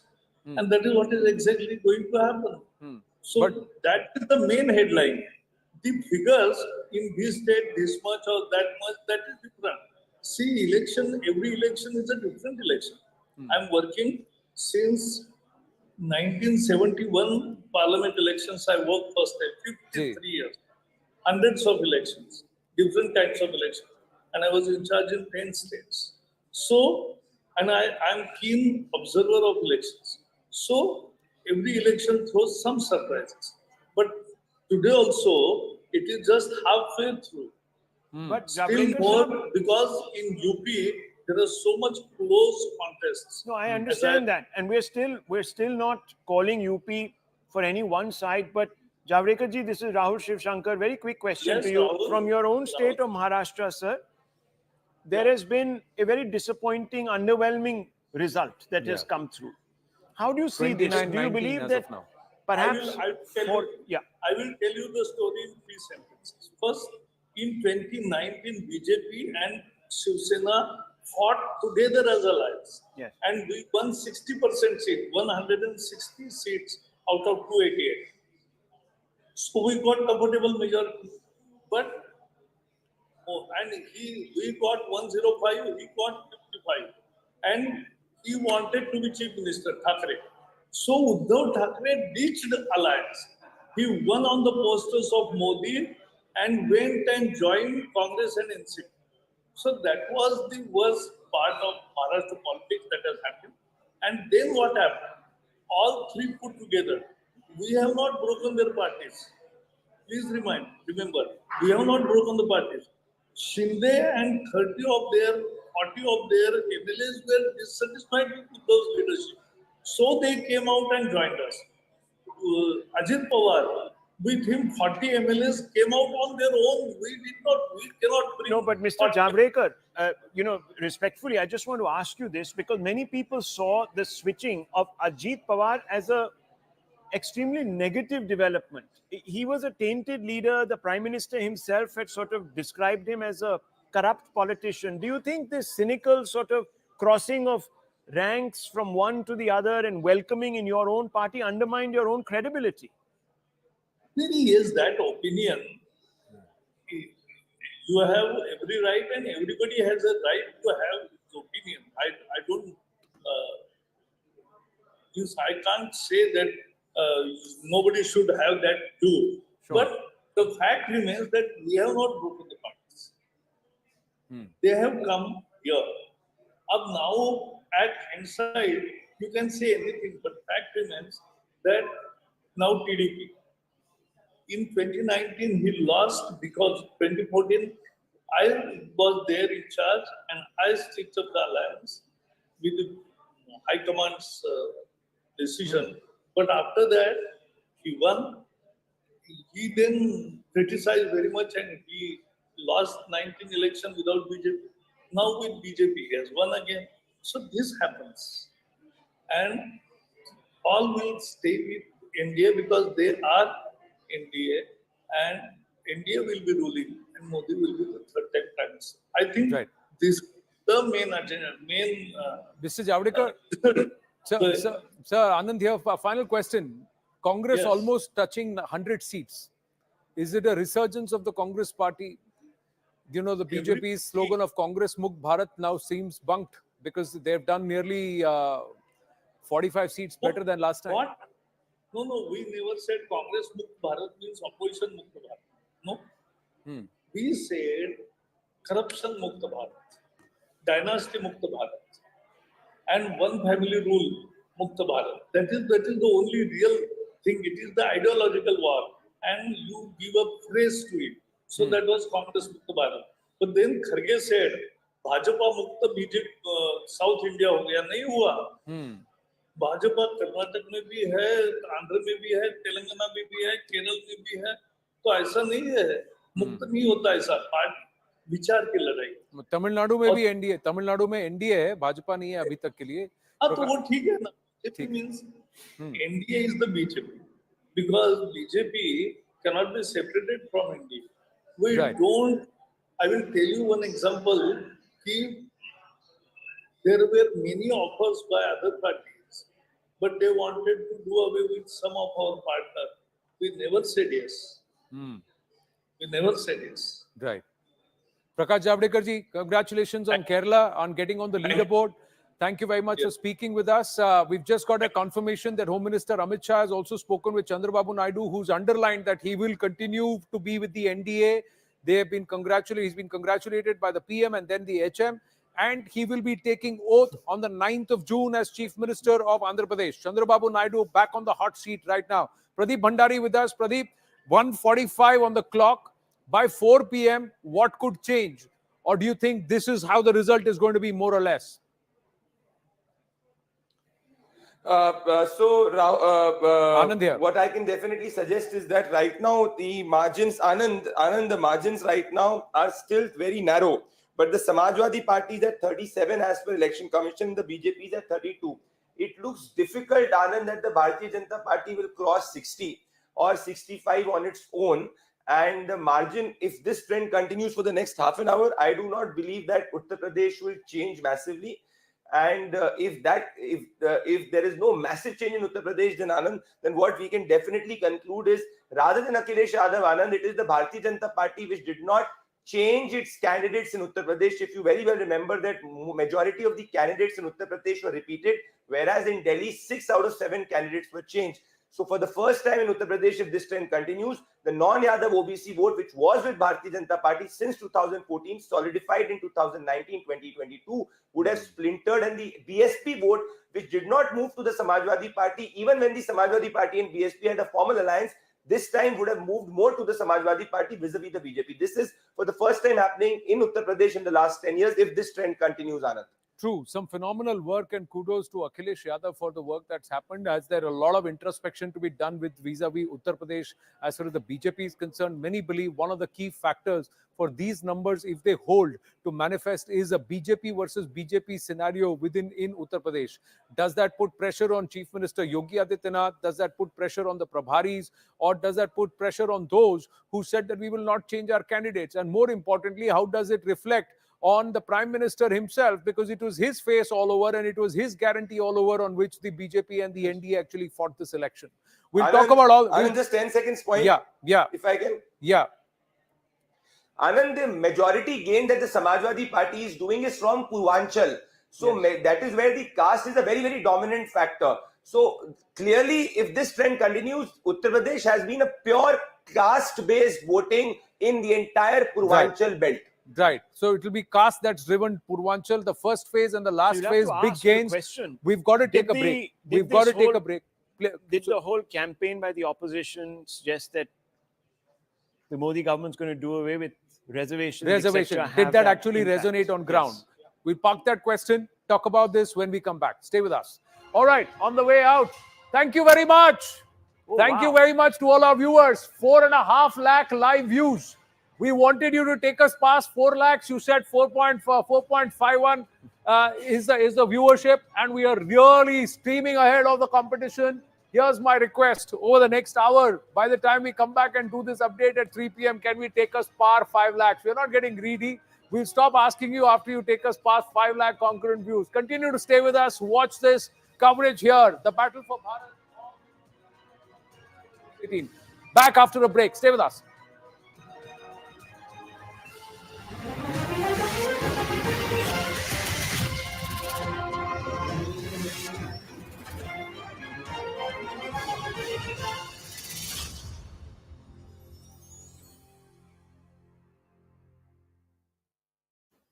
ओए self मार नहीं हो रहा पाजी। Service करा ली, diesel भरवा लिया, फिर भी गाड़ी बंद पड़ गई। बंद से याद आया, ये गोलू का ढाबा भी बंद हो गया। बंद हो गया? अब चिकन कहाँ खाएंगे? सही स्वाद। South India should be a separate country. So that kind of attitude has obviously been rejected by the people of Bengaluru. No, what this also Bengaluru. means is that this is bad news for DK Shivkumar because his own brother has lost, and it's also good news for Siddaramaiah because Congress has not done that badly. It's got 10 out of 28. It had 1 last time, which was Suresh's seat. BJP had 25 last time. But DK Shivkumar is quite the phoenix, you know. He will. Yeah, but I have a feeling that this will strengthen Siddaramaiah. All this talk about 2.5-year chief minister, I don't think this is good. This result is going to give. Will be only laughing at this. He will be happy with this result. He'll be very happy because. In fact, if you look at this belt, the North Karnataka belt, the two people who will be happy are Mr. Kharge and Mr. Siddaramaiah because these are some of the backwardest districts of Mr. Karnataka. Mallikarjun Kharge, brought in as Congress president, under whose watch the Congress has done obviously very, very well. Does the credit go to him? We know who the credit will go see to. who gets the credit there. It's obviously the Gandhis who get the credit. It's a question. It's a legitimate question. I think you have to give credit to Kharge. You have to say that the Gandhis Rahul never managed this. There is objectively a change on the ground. You cannot deny Kharge the credit. And I think also this idea of broad-basing the leadership, so it isn't just Rahul everywhere, seems to have worked. But Veer, you have to admit, from 52 to 92, 40 seats plus, the star campaigner for the Congress party is Rahul Gandhi. So yeah. Rahul Gandhi. So the credit, if the BJP does well, credit goes to PM Modi. If the Congress does well, the credit has to go. No, to I don't Gandhi. dispute that. I'm not denying Rahul any of the credit. All I am saying is everyone says the Gandhis get all the credit. I think it's unfair to exclude Kharge from that. He True, deserves Mr. credit. Kharge. Mr. I've Kharge just as run a party filter. president. I've just run a filter. Yeah. These are the SC reserved seats. Now, for the first time in the last 10 years, the India Alliance is leading in the SC reserved seats. The NDA has about 5 seats less than that of the India Alliance. They are actually minus 18. Yeah, Zaka, they're down 18. They're down 18 from last in time. the SC reserved seats compared to the last story that is coming out is quite clear that there was a great deal of distress, and the poorest of the poor, the most marginalized, were feeling that, and somewhere their issues have not been addressed, and you see this. And where you see this most is in our 2 poorest states, unfortunately. That's where the results have come through. We have Sanju Verma, Meeta Chakrabarti also with us, along with Ghanshyam Tiwari and Radhika Khera, who should be joining us in a bit. Yes, Sanju Verma. You know, first and foremost, I want to tell the Samajwadi Party and Ghanshyam, you know, he says, how dare the Prime Minister even think of coming in for a 3rd term because he's been rejected by the electorate. I think that is absolutely unfair, and I'm not going to hold back my punches. 54 out of the 59 big and small elections in the last 10 years, that is a strike rate of almost 92%, have been won by the BJP unconditionally, unequivocally, under the aegis of Narendra Modi. Yes, did we do as well as we expected? Certainly not. But is this a vote for Rahul Gandhi? Certainly not. I can tell you that the Congress says it is the fulcrum of this alliance, and an alliance is only as good as how strong or weak the fulcrum is. And as things stand now, with more than 150 seats, the victory margin being less than 20,000, and with still at least 11 to 12 more rounds to go, people from within the cabal on the other side, if they are jumping up and down and writing off the BJP and the NDA, Even then as I think they're building even flaky as you castles speak, in the we've got air. an update from Rai Bareli. Rahul Gandhi has a huge lead in Rai Bareli. Dinesh Pratap Singh has put out a social media post saying, I apologize for hurting anyone, and he's literally conceded the seat to Rahul Gandhi. So that's a big win for Rahul Gandhi from Rai Bareli. But that's ma'am, what you're you know, flashing. if I may just ask you, isn't this a message from the Indian voter? Again, I disagree with Ghanshyam. I think Mr. Modi will come back for a 3rd term. What that government entails, what accommodation he may have to make, that's a different debate altogether. But isn't it, you know, sometimes it's okay to be a little humble in politics and say, okay, we're listening to the people. The people have spoken. And the people have spoken quite emphatically. From 303, the BJP is now down to 238. There are concerns in UP, in Bihar, in Rajasthan. The BJP's numbers have come down quite significantly. What you attribute that to is, again, you'll have to do an analysis, whether it is jobs or Samvidhan Badal Denge, whatever it is. But ultimately, the people of India, particularly in the Hindi heartland, Rahul Shivshankar has been making this point since morning. It's the Hindi heartland which brought you to power, and it's the Hindi heartland which is sending you a message that, look, there are concerns and you need to listen to our concerns. Zaka, that's a very valid point. That is why even in my introductory comment, I did say that, you know, the results in terms of what we were expecting by way of seat tally has certainly not happened. Am I disappointed? Of course. I mean, if we are talking about the BJP standalone being well past the 300 mark, and here the NDA itself is contained in and around that 300 number, there are reasons to introspect, and to say otherwise would reek of overconfidence. My limited points, Zaka, without being offensive, is only this. Is this a vote for Rahul Gandhi, which is what the Congress would have you believe? No. Is this a vote yet again for Narendra Modi, but with a lower mandate? Certainly, yes. Is the BJP and NDA going to come back to power? Yes. And if you're going to take the knives out and say UP has taught a lesson to the BJP, please also then give us credit for the fact that in 2 big states, after 25 odd years, Naveen Patnaik would have been forced to hang his boots. Whether it was Pandian who worked in BJP's favor or not, I'm not going to comment. But give us credit for the fact that we are going to be coming back with a thumping majority in Odisha Give us credit for the fact that the BJP-led alliance will be forming a government in Andhra Pradesh. Uttar Pradesh, I agree, we need to introspect what changed between 2022 when we had a Election is going to be a real wake-up call for the BM. No, BMC elections in Mumbai also, no? All of that. The assembly elections will be a big flux. The political future of a few people will be in big flux. Continues to hold on. Also, that's important because it's the richest municipality. I mean, our stock market is there. It's the financial capital of the country. So for that, election is also very important. Bengal scenario has changed again, 32 and 9 again. So Trinamool Congress again really storming away with the lead at 32 and with the BJP at 9. That means it's a tight contest there also. It's going down to the wire there. Let's have a look at the vote shares in Bengal. Is it possible to see the vote one shares? of our viewers wanted your opinion on Naveen Babu. What happens next with Naveen Babu and also with the BJP? Naveen Babu, I personally, Yeah, you know him personally. I mean, I'm not the only person in this panel who knows him personally. Yeah. But still, what happens next? Well, I think it's sad. You know, here's a man who had a very, very distinguished career. And I think the public perception of the proximity to Mr. Pandian, I think, was his undoing more than anything else. And I think he'll be remembered as a very good chief minister of Odisha. And it's sad that the ending was like this. Do you believe Mr. Pandian is a worthy successor and will he actually take the party? It's not a question of whether I believe or not. It's the question is that the people of Odisha don't think so. They have got the impression that Mr. Pandian has been manipulating Naveen Babu at a point when he is very vulnerable. So these public perceptions seem to have become conventional wisdom and has been expressed in the thing. So the victory of the BJP is complete. Mr. Pandian must take a big credit for. Three short of majority in Odisha. BJP 3 short of majority in Odisha. As far as the leads are concerned, these are not even settled results, but the indication is very clear. NDA sweeping Andhra Pradesh, 150 out of 175 seats. All the leads are already out at this point, but the BJP still 3 short of majority. BJD has 52, Congress has 14. So if they are 3 short of majority and if this stays, the phasega Odisha mein? Also see that 5 terms of going on voting for the same one, the youngsters feel okay, we like him, he's respectable, everything fine, but there is oob gaya man. You want to move faster. Yeah, there's a boredom factor. At some point of time there will be an anti-establishment sentiment that will come in, and there will be this happening.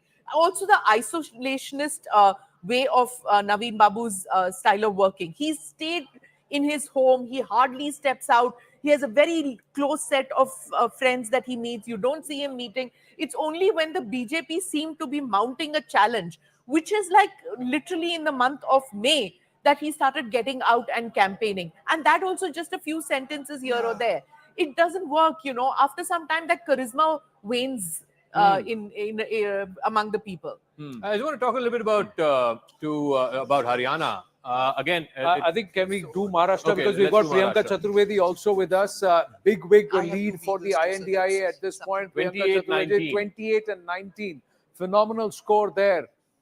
Do you think this will consolidate further in favor of the INDIA? You can call it India Alliance now. It's okay. No, you will be the INDI Alliance or you will be INDIA. India A is Alliance. So that's why.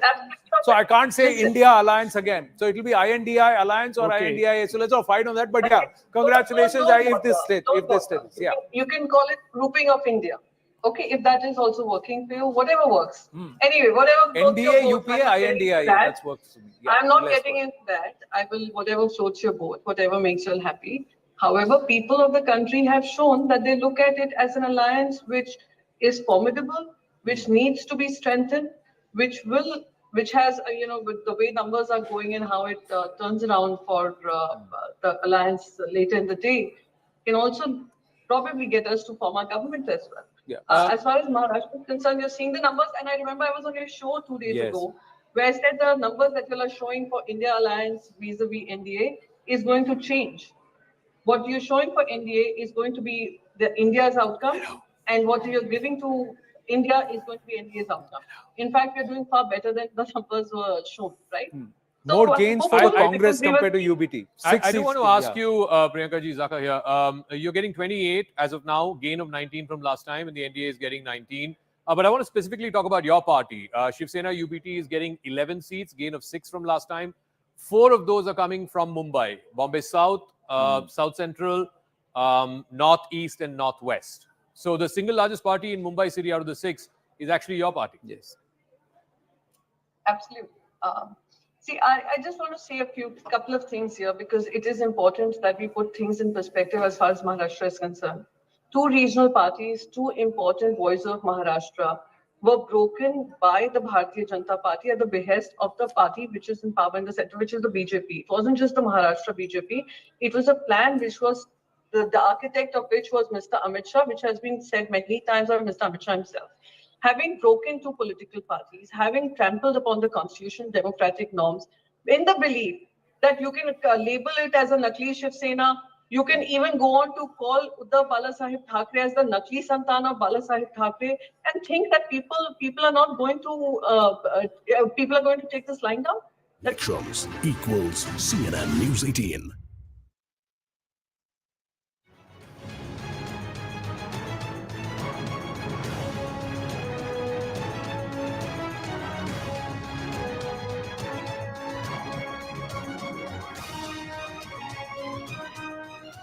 Good afternoon, everyone. Thanks a lot for staying with your election hub, CNN News 18. I'm Shivani Gupta joining you from our studios. And what a morning and an afternoon it has been. Nobody literally saw this coming. Certainly none of the exit pollsters, because the trend that has now come as far as the numbers are concerned at 2 p.m. this afternoon is not what anyone saw. Barring, of course, the best of the most optimistic supporters of the India Alliance. The big numbers are flashing on the top of your screen. 290 for the NDA right now. They've been hovering around the 290-300 mark. 233 for the India Alliance. Who would have thought? 100 plus for the INC Congress alone. Who would have thought? And they're certainly going to have a spring in their step if these numbers are going to hold on. The only caveat I will add at this stage is there are a lot of seats. At least about 50 seats where the margin is 5K, about 200 seats where the margin is 10K or less. In Uttar Pradesh alone, which I'm going to show you on my magic wall very, very soon, of why this is the story of the 2024 general elections. In Uttar Pradesh alone, there are 10 seats almost where the margin is less than 10K. All right, speaking of Uttar Pradesh, this is of course first up the national picture on our magic wall. The sea of saffron that you saw in 2019, mind you, is no longer the case. In fact, I want to show you the picture. So this is 2019. You see this on your screen, 2019. You see virtually apart from this eastern belt and southern India, it's virtually a sea of orange. And as I now change this to 2024, you can just visualize that this is no longer a sea of saffron. All of this, Maharashtra, you've got, of course, BJP doing well in Andhra Pradesh. In Telangana, Congress has bounced back. Even in some states in Chhattisgarh, Rajasthan, Karnataka, they have gained. Of course, Maharashtra, they seem to have gained a lot. So I'm going to focus a little bit on the areas where the BJP has declined, mostly or majorly, and the areas where they have managed to pick up, because they're still, of course, touching almost 300. The big question will be if BJP will get 272 on its own. So first one, of course, I have to talk about Uttar Pradesh. This is Uttar Pradesh. This is not looking like what anybody saw coming, except, of course, the Samajwadi Party was insisting quietly behind the scenes that they are confident of about 30 to 35, which is why the India Alliance came out with a number of 295, remember, 2 days ago. Again, I want to do the same thing. Just visualize what has happened in 5 years. This is 2019 Uttar Pradesh. Yes, BSP won 10 seats. There were about 1 for the Congress, a few for the Samajwadi Party, but it was virtually a sweep still for the BJP. And this was less than 2014 for them. Now visualize this as this map changes.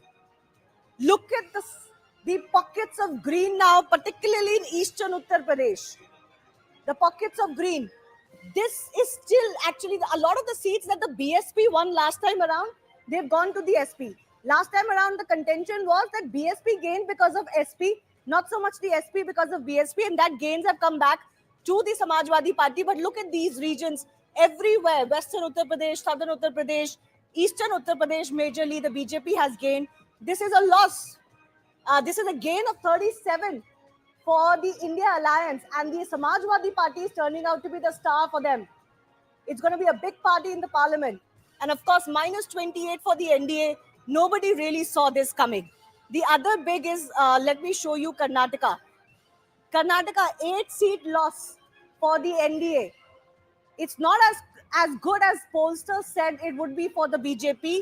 They've managed to lead on 18. Most of these results have also come out. But the trend tells you the Congress has gained. Maybe not so surprising because the Congress won the recent state elections there. Let's also look at West Bengal. Now look at West Bengal. West Bengal, a loss of 7 seats for the BJP. They were hoping to increase from the 18 last time around, but actually they've gone down from the 18 last time around. Again, I want to do the same thing. Visualize the map from 2019 to 2018. 2019, BJP swept Upper Bengal and Western Bengal plus pockets of the border area with Bangladesh. As we get into 2024 leads, this is now majorly TMC, the green. Yes, BJP has retained some, not all in Northern Bengal. They've lost what they won in Western Bengal. Couple of seats in that the border area, Matua community, they have managed to retain, I think, but not all. So these are the areas where they're losing predominantly. Rajasthan, they've lost 10 seats as it stands. In Rajasthan alone, it was supposed to be tricky for them, but nobody saw this coming. And look at Haryana. Haryana is even Stevens at 5 all. Loss of 5 seats for the BJP. So this is the kind of area where they have lost predominantly. Of course, there are areas where they have also gained. And I'm going to come to those areas in just a bit. Let me quickly show you Bihar as well, because Bihar is where the NDA had done well. They had swept 39 of the 40 seats, minus 6 this time around. I've got my colleague. We've got some breaking updates now coming in. NCP Sharad Pawar sources are telling us that Sharad Pawar, the patriarch of the NCP, and of course the Chanakya on the other side of the political divide, he has dialed Nitish Kumar. That is what we're getting to know. He has dialed Nitish Kumar, has spoken to him. You know, this is where Sharad Pawar is going to come in very handy for the India alliance. He is known to be able to manage pushes and pulls that maybe not many can manage. And given the numbers that have come in as far as the NCP and the India alliance is concerned, certainly this is going to give them fillip. But JDU plus TDP, both sources have told us that they are not going anywhere. These are the NDA alliance that are going to be targeted. Both were estranged at one point of time, but they are not estranged anymore. Let's get you the big takeaways as far as the general elections 2024 are concerned. The big takeaways as the numbers stand this afternoon. Prime Minister Narendra Modi is going to need allies for his 3rd term. As it stands, the BJP is not clear majority, and they will need to take their allies along. Of course, the BJP says we've always done that, but the criticism against them is that they haven't. Anti-incumbency clearly hurting the ruling BJP. Their allies have done okay. They've not really pulled down the BJP, as was the suspicion.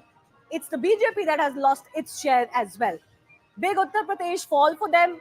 We showed you on the magic wall how the numbers have come down for them, but not nobody really saw as bad a situation in Uttar Pradesh. Some tight seats still remain, but certainly a big setback for them. They wanted to improve. And the Samajwadi Party had 63. So obviously the strike rate had to be different. But we are just very glad that we put this alliance together, and we've got some wonderful results. I think a lot of thinking went into how the alliance was to work itself through. And I think all that has been successful. We are very pleased with the result, and we hope that this cooperation that we showed and our leaders came together to project, this cooperation will go further to consolidate the gains that we've made in Uttar Pradesh. Mr. Khurshid, are you going to try and put a government together? Well, that's something that one always aspires. Now, we have to be realistic. When we actually get the results 2 o'clock onwards and we put them together, so whether we can make a realistic bid or not will become apparent to our leadership, and then they'll take a call. But I think we are very well poised to make a bid. But let's see how it works out in the next couple of hours. Well, the Congress set out to contest the lowest number of seats it has ever done, 329 seats. I think they're at 93 right now. How do you see the Congress's performance in this election? Well, see, I can imagine that if we had contested more seats, we would certainly have got much more than 93. 93 is impressive by itself, but we would have got much more than 93. But then don't forget that if we hadn't worked as hard and sacrificed as much as we did, and alliance hadn't come into existence, then perhaps we wouldn't have had the extra spring in our walk of the alliance to have got these extra seats. So for the larger cause, I believe we did the right thing. And even if it meant that we had to give up something somewhere, etc., but for the larger cause, I think it was just the right thing we did. And I'm very, very glad that it's looking good in terms of how people now perceive our efforts. How do you perceive the message from the voter? What do you think they voted for? Well, the voter, I think, has voted for specifics that we put in our manifesto. They voted for acceptance of the alliance logic, that in the past, the aggressive manner in which parties in UP treated each other, that we had genuinely given up, and we were trying to cooperate for a larger cause. And I think the voter accepted this in sincerity and accepted this as a promise for the future. Going forward, how is this going to sort of shape the political discourse now? What do you think is the impact of this verdict on the NDA? They're obviously in a position to form a government. There might be permutations and combinations that they'll have to look at, but it almost does appear that Mr. Modi will be back as Prime Minister. But how does that sort of shape the larger national picture with regards to the opposition now? Well, I think you'd finally have an opposition in terms of substantive numbers. Our greatest disadvantage was that we had the vigor, but we didn't have the numbers, and that was a great disadvantage. I think that disadvantage is gone. We can truly be a substantive opposition in a democracy. But the important thing really is what we have highlighted, the issues that we have highlighted, such as the issues of youth, the issues of farmers, women, security of people, price rise, the young people not getting jobs, etc. Those issues are burning issues, and those issues will have to be taken forward. We can't make this just as a standalone election victory or an election upswing. It has to be taken forward in terms of substantive issues that we raised during this election. Well, congratulations, Mr. Khurshid. We'll speak again, I'm sure, perhaps in the evening or in the days ensuing. Thank you very much. Let's go straight across to Anand. Anand. Certainly will. This party, but we have to check this, that how many seats are still tight fights? Is there a lot that can change between 1 p.m. and 4 p.m.? And when I say tight fights, that the margin of victory is less than about 10,000 votes and with about 10 to 12 rounds to go. But this is how the parliament now looks. Very much shrunk NDA if these numbers that are flashing on top of our screens currently hold. Prime Minister Narendra Modi all likely to continue as Prime Minister because the BJP emerges as the single largest party with about 240 leads and victories as of now, leads and wins as of now. Will this further consolidate in favor of the BJP? We have to see. But as of 1:10 p.m. this afternoon, this is how the parliament looks like, and it is a larger spread of the opposition, a far more robust opposition, with the NDA alliance itself with about 228 seats, the Congress 93 seats, about 41 seats more than the last time around, where they have leads and victories already coming into play. This is very interesting. And what's more interesting, ladies and gentlemen, that there are sources that are saying that Nitish Kumar has been approached by the Congress party and there has been a promise made to him that he will be made the Deputy Prime Minister if he joins the INDI alliance. So that's the conversation. So what's going to be promised to Chandrababu Naidu? The larger question is, if the alliance stays, the opposition stays at 228, will Nitish Kumar getting on the bandwagon and the Chandrababu Naidu coming on the bandwagon actually help this? That's it. Let's go straight across. Yeah, let's go across. Go ahead. Yes, can you hear me, sir? This is Rahul Shivshankar. I just wanted to ask you, Mr. Kumar, can you hear me?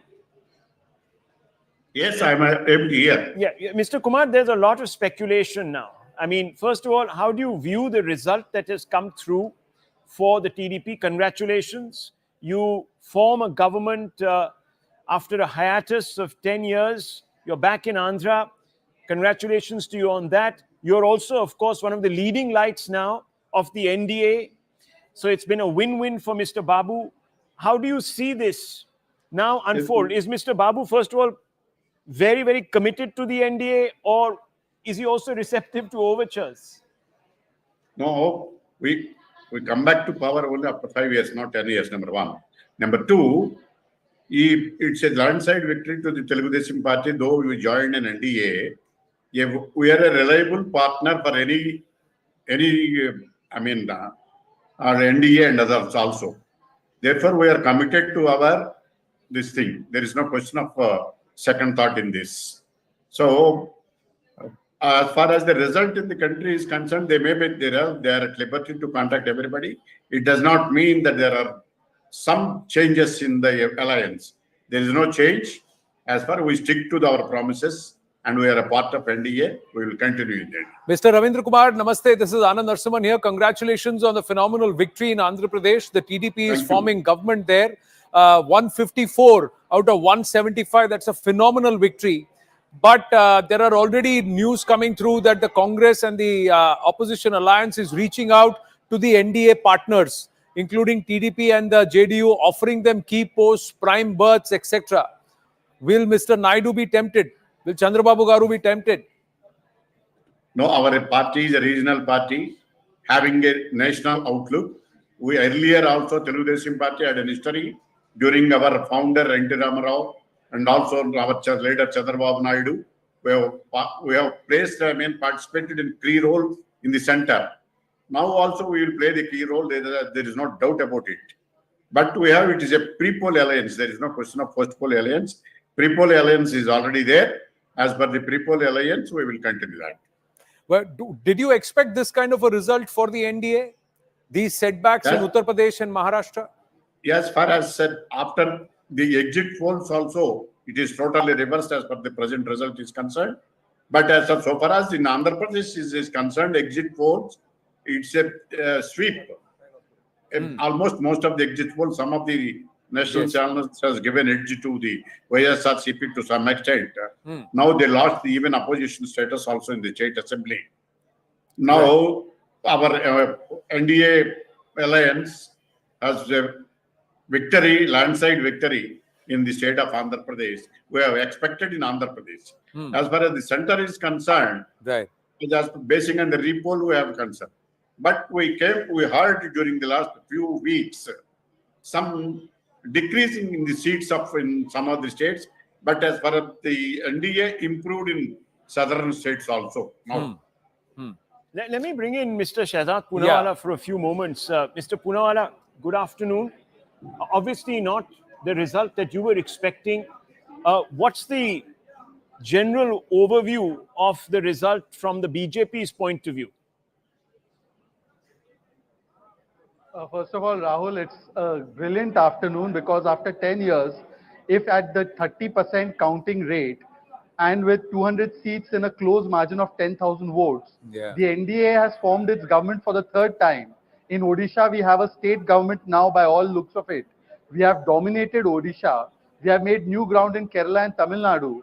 I think we should only think that why is Salman Khurshid accepting congratulations from you, because they are not forming the government. The Congress is struggling to cross 100, and perhaps by 4 o'clock we don't know where those 200 seats, where the competition is less than 10,000 votes, will go. So Rahul, it is a brilliant afternoon for me. I have nothing to complain about this afternoon except for the fact that it's a little hot. So, but having said that, Shehzad, namaste. Rahul, I can understand. You're saying 30% of the votes have been counted, 70% still left, and 200 seats with a margin of less than 10,000 votes. So are you saying that these numbers could change by 4:35 p.m.? Yes, in all likelihood, what I foresee is that the Prime Minister, with the BJP crossing halfway mark and the NDA obviously going way beyond the halfway mark, will be going in for a third term, and that will be seen by 4 o'clock or 5 o'clock, but because Mr. these Poonawalla, countings are going to go till late. But I am very happy. It still Just could 10 be. seconds more, Rahul. You're I absolutely am very right. happy, Rahul. Yeah, go ahead.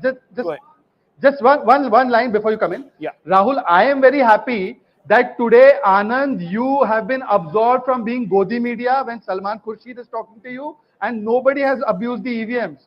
So Rahul and Anand, I am very happy for you guys.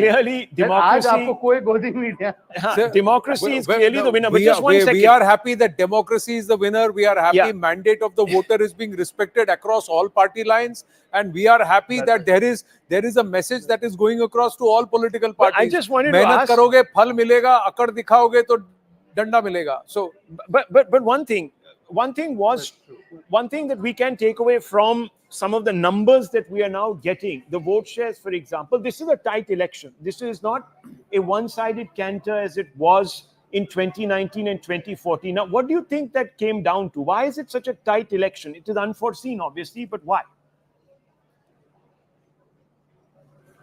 Well, again, putting the caveat that I've put, but for the sake of not being repetitive, let me say that we need to analyze, and Rahul, I'm glad that I'm on your show with Anand and others who have intense discussions on the subject. Is politics dominating over policy?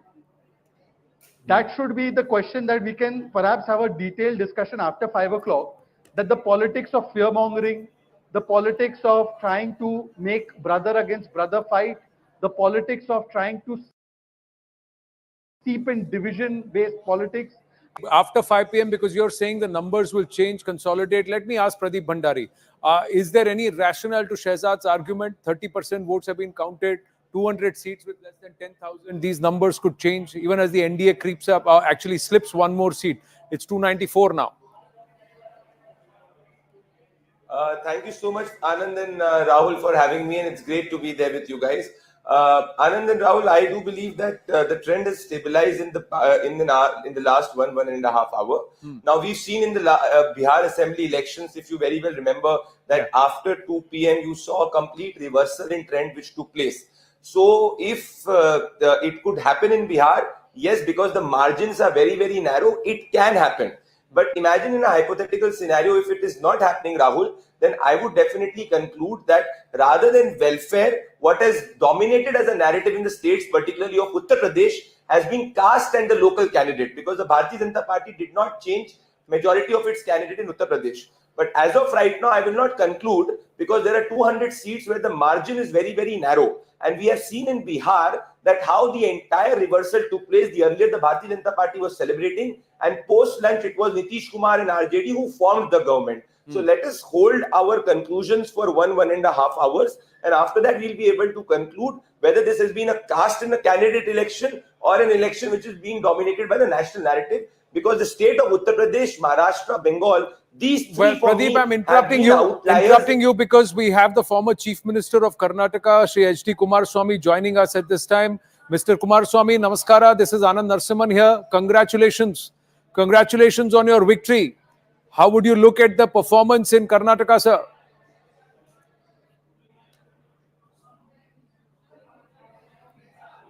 I think might be connected. Mr. Kumaraswamy, can you hear me? I'm not sure if he's speaking with us or if he's speaking with somebody else. We'll try and go back to him in just a bit. We have Zama Khan, Minority Affairs Minister of Bihar, of the JDU with us. Zama Khan ji, namaste.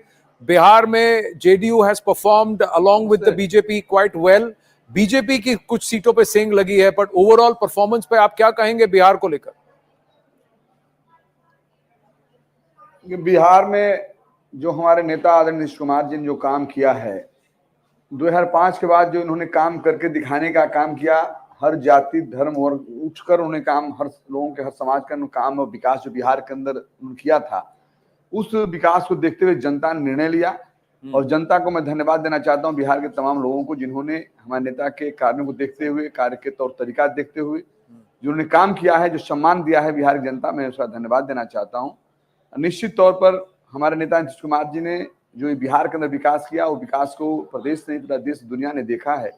तो जनता ने जो result दिया है, ये उम्मीद अटकलें लग रही हैं कि रिजल्ट ऐसा आएगा। इंडी गठबंधन से उनको फोन आए हैं, उनसे डिप्यूटी पीएम की जगह उनको प्रॉमिस की गई है, अगर ये नंबर ठहरते हैं।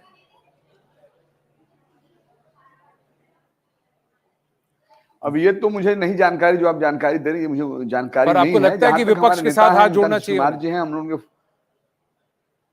देखिए हमारे नेता, हमारे गार्जियन, हमारे अभिभावक है, हमारे गुरु हैं, जो उनका निर्णय होगा उस निर्णय के साथ हम सब लोग खड़े हैं। वो अपने नेता के निर्णय होता है, सब लोग नेता तो होता नहीं, नेता एक होता है। नेता नीतीश कुमार जी जो निर्णय होगा उस पर हमारे से तमाम कार्यकर्ताओं के साथ हमेशा खड़े रहेंगे, क्योंकि आप जानते हैं कि नेता ने जो भी निर्णय लिया है बिहार के विकास के लिए, बिहार के सम्मान में हमेशा निर्णय लिए हैं। तो जो भी फायदा बिहार का हो, जैसे उचित समझेंगे वो निर्णय लेंगे। मैं उनके साथ हूँ, हम लोग उनके साथ हैं। मैं उसमें कोई हमको नहीं बोलना है। मैं सिर्फ इतना कहना चाहूंगा बिहार के लोगों को, आपके माध्यम से, बिहार के लोगों ने जिस तरह से विश्वास किया हमारे नेता पर, और नेता ने जो सम्मान दिया था, जो काम किया था, जाति भेद वर्ग धर्म से उठकर उन्होंने काम किया था, तो उसका रिजल्ट जनता ने दिया है। So you are going to leave it to Nitish Kumar? आप नीतीश कुमार पर छोड़ रहे हैं। TDP has said that they are not going anywhere. JDU's Neeraj Kumar said that JDU is not going anywhere. Shehzad Poonawalla, is there a worry that the allies may decamp? Because the Congress has been talking up, there are talks that they are reaching out to NDA allies or BJP's allies. Ji, first of all, I think you just spoke to a representative of TDP. छोड़ रहे हैं।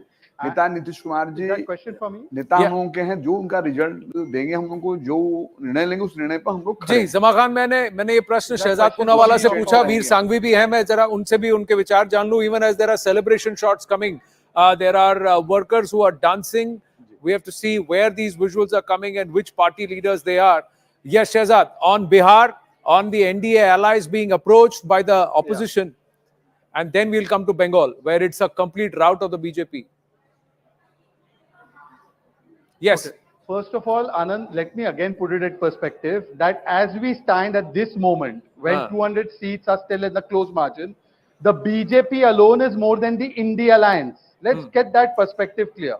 Secondly, the BJP by 4 o'clock will itself cross the halfway mark. So the question won't arise. But having said that, our allies are time-tested allies. The senior spokesperson of KC Tyagi, of JDU, KC Tyagi ji, has already said that we are in the NDA. We are firmly under the leadership of Prime Minister Modi. A TDP representative just now on your show. Well, Shehzad, interrupting you, we've got Mr. HD Kumaraswamy through with us. HD Kumaraswamy ji, namaskara. This is Anand Narsiman here. Congratulations on your victory in Mandya. Good morning, sir. How are you, sir? I'm good, sir. How are you? And congratulations on the Mandya victory. How would you see the performance of the NDA in Karnataka? I'm actually one is with little bit. I'm happy, but very disappointed.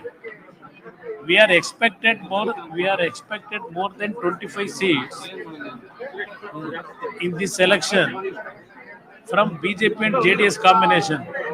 In that we failed. That development actually little bit I'm unhappy. Mr. Manjunath has won, but Prajwal has lost. Prajwal Revanna has lost. How would you see the results? How they are coming so far? How would you assess them, sir? Manjunath victories, we expected that victory in a big margin.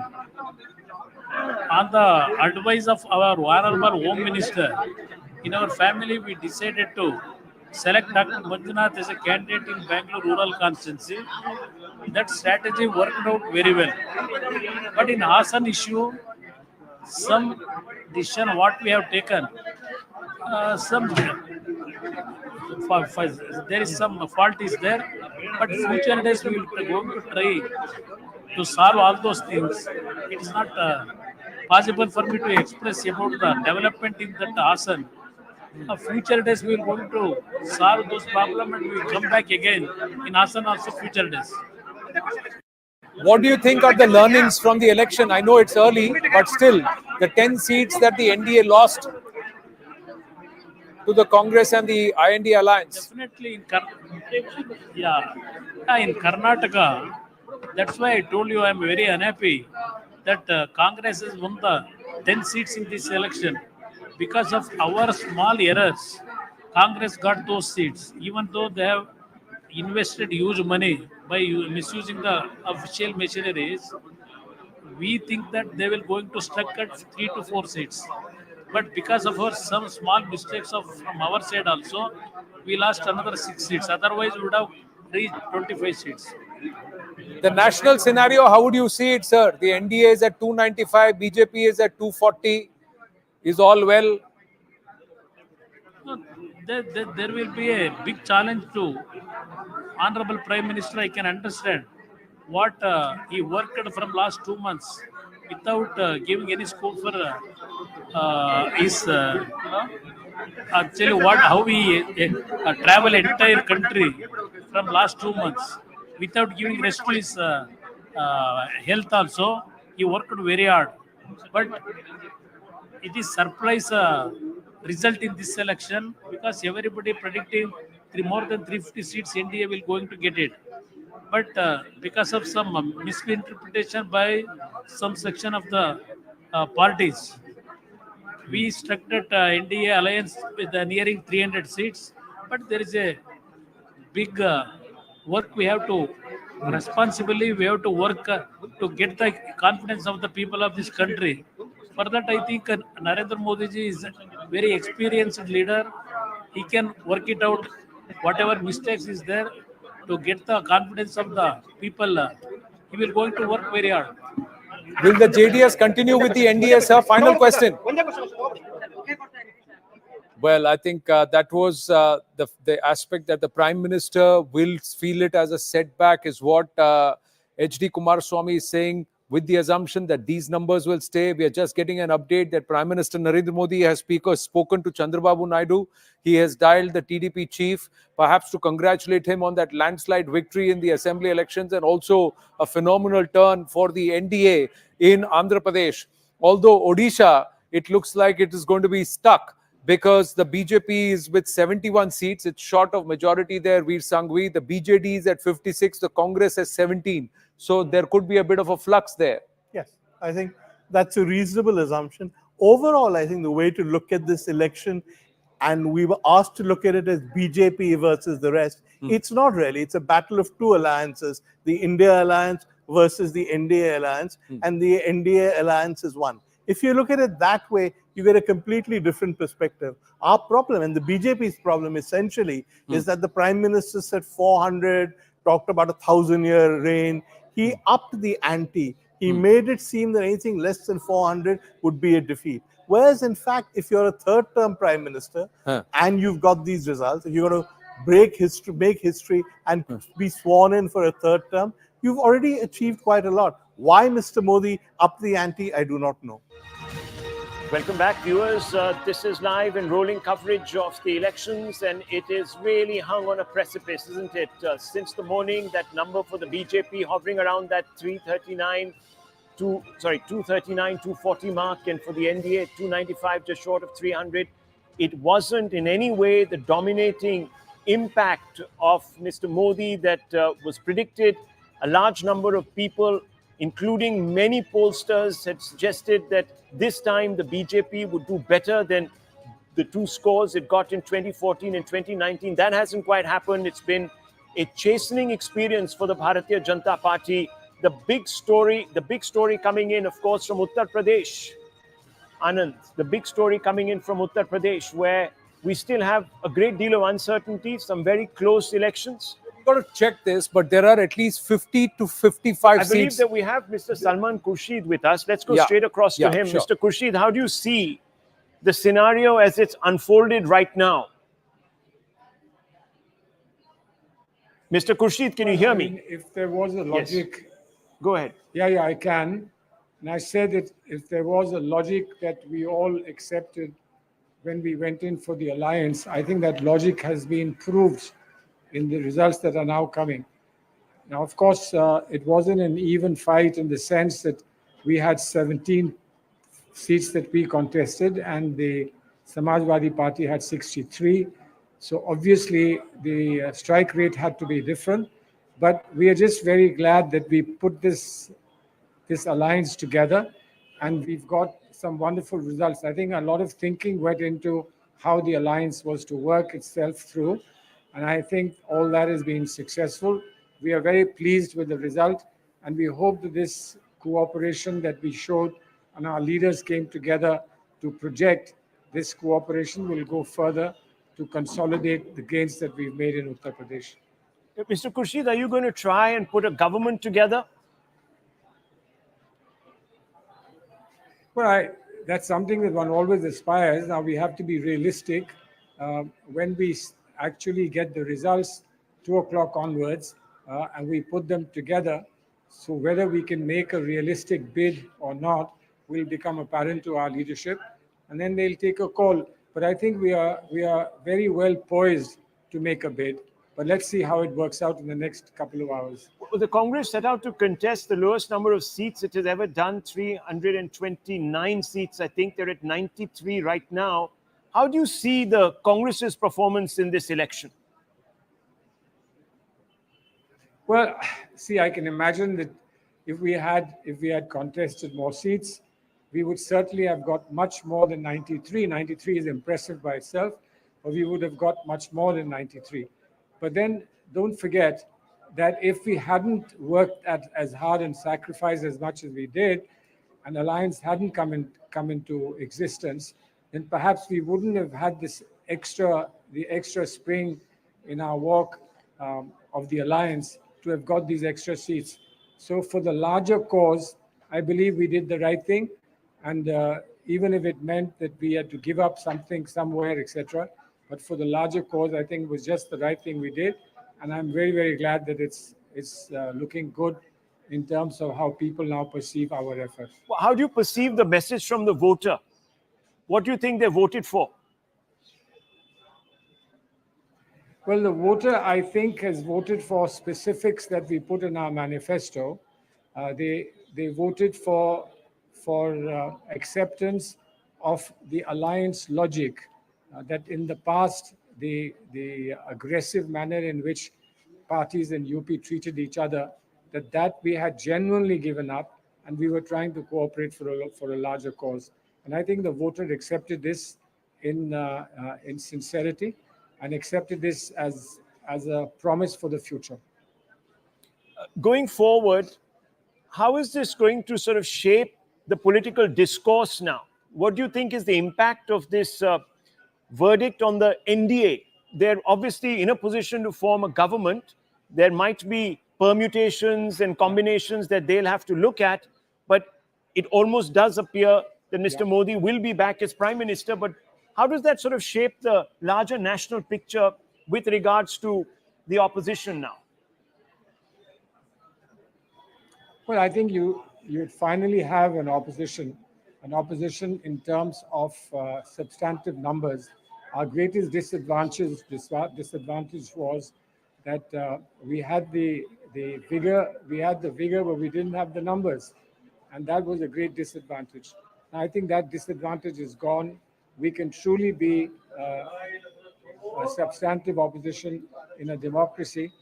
But the important thing really is what we have highlighted, the issues that we have highlighted, such as the issues of youth, the issues of farmers, women, security of people, price rise, the young people not getting jobs, etc.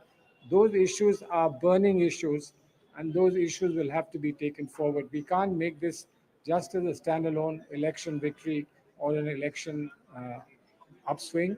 it has to be taken forward in terms of substantive issues that we raised during this election. Well, congratulations, Mr. Khurshid. We'll speak again, I'm sure, perhaps in the evening or in the days ensuing. Thank you very much. Let's go straight across to Anand. Anand. Certainly will. Congress party, but we have to check this, that how many seats are still tight fights. Is there a lot that can change between 1 p.m. and 4 p.m.? And when I say tight fights, that the margin of victory is less than about 10,000 votes and with about 10 to 12 rounds to go. But this is how the parliament now looks. Very much shrunk NDA if these numbers that are flashing on top of our screens currently hold. Prime Minister Narendra Modi all likely to continue as Prime Minister because the BJP emerges as the single largest party with about 240 leads and victories as of now, leads and wins as of now. Will this further consolidate in favor of the BJP? We have to see. But as of 1:10 p.m. this afternoon, this is how the parliament looks like, and it is a larger spread of the opposition, a far more robust opposition, with the NDA alliance itself with about 228 seats. The Congress, 93 seats, about 41 seats more than the last time around, where they have leads and victories already coming into play. This is very interesting. And what's more interesting, ladies and gentlemen, that there are sources that are saying that Nitish Kumar has been approached by the Congress party and there has been a promise made to him that he will be made the Deputy Prime Minister if he joins the NDA alliance. So that's the conversation. So what's going to be promised to Chandrababu Naidu? The larger question is, if the alliance stays, the opposition stays at 228, will Nitish Kumar getting on the bandwagon and Chandrababu Naidu coming on the bandwagon actually help this? That's it. Let's go straight across. Yeah, let's go across. Go ahead. Yes, can you hear me, sir? Mr. Rahul Shivshankar, I just wanted to ask you, Mr. Kumar, can you hear me? Yes, I'm able to hear. Yeah, Mr. Kumar, there's a lot of speculation now. I mean, first of all, how do you view the result that has come through for the TDP? Congratulations. You form a government after a hiatus of 10 years. You're back in Andhra. Congratulations to you on that. You're also, of course, reservation theft, which the TMC government had been carrying out since 2011. We had clearly anticipated that those would have an impact on the elections. Why they did not have the impact that they were supposed to have is something we will, kind of figure out in the days to come. Okay, so anticipating that there is a strategy that the Congress has in place, that the NDA bloc has in place, Matthew, even the fact that Mamata Banerjee has emerged a formidable force in West Bengal once again, she's proven the BJP wrong. Isn't that going to be a little bit of a challenge to the rest of the NDA, given that she's come out to say, no, I'm not going to fight with the Congress party in West Bengal? She's also come out to make it very clear that she's going to extend outside support to the NDA alliance if it comes to power. This, if the NDA has a strategy in place, given the numbers that are coming up right now. See, we have always maintained that we have an inclusive mindset by spirits as well as in practice. Not like the BJP, which says, inclusiveness, and then they practice just the opposite of that. So we have maintained all across from the beginning till the time now that TMC is very much as a part of us in terms of the alliance. We will be talking to them.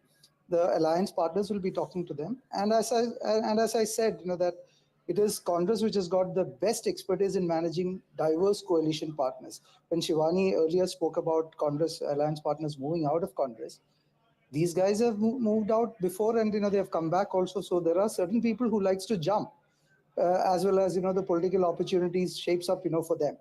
We can't do much about it, but Congress has been pretty good in managing the coalition partners with mutual respect rather than pressurizing them with ED, CBI, and all other things like that.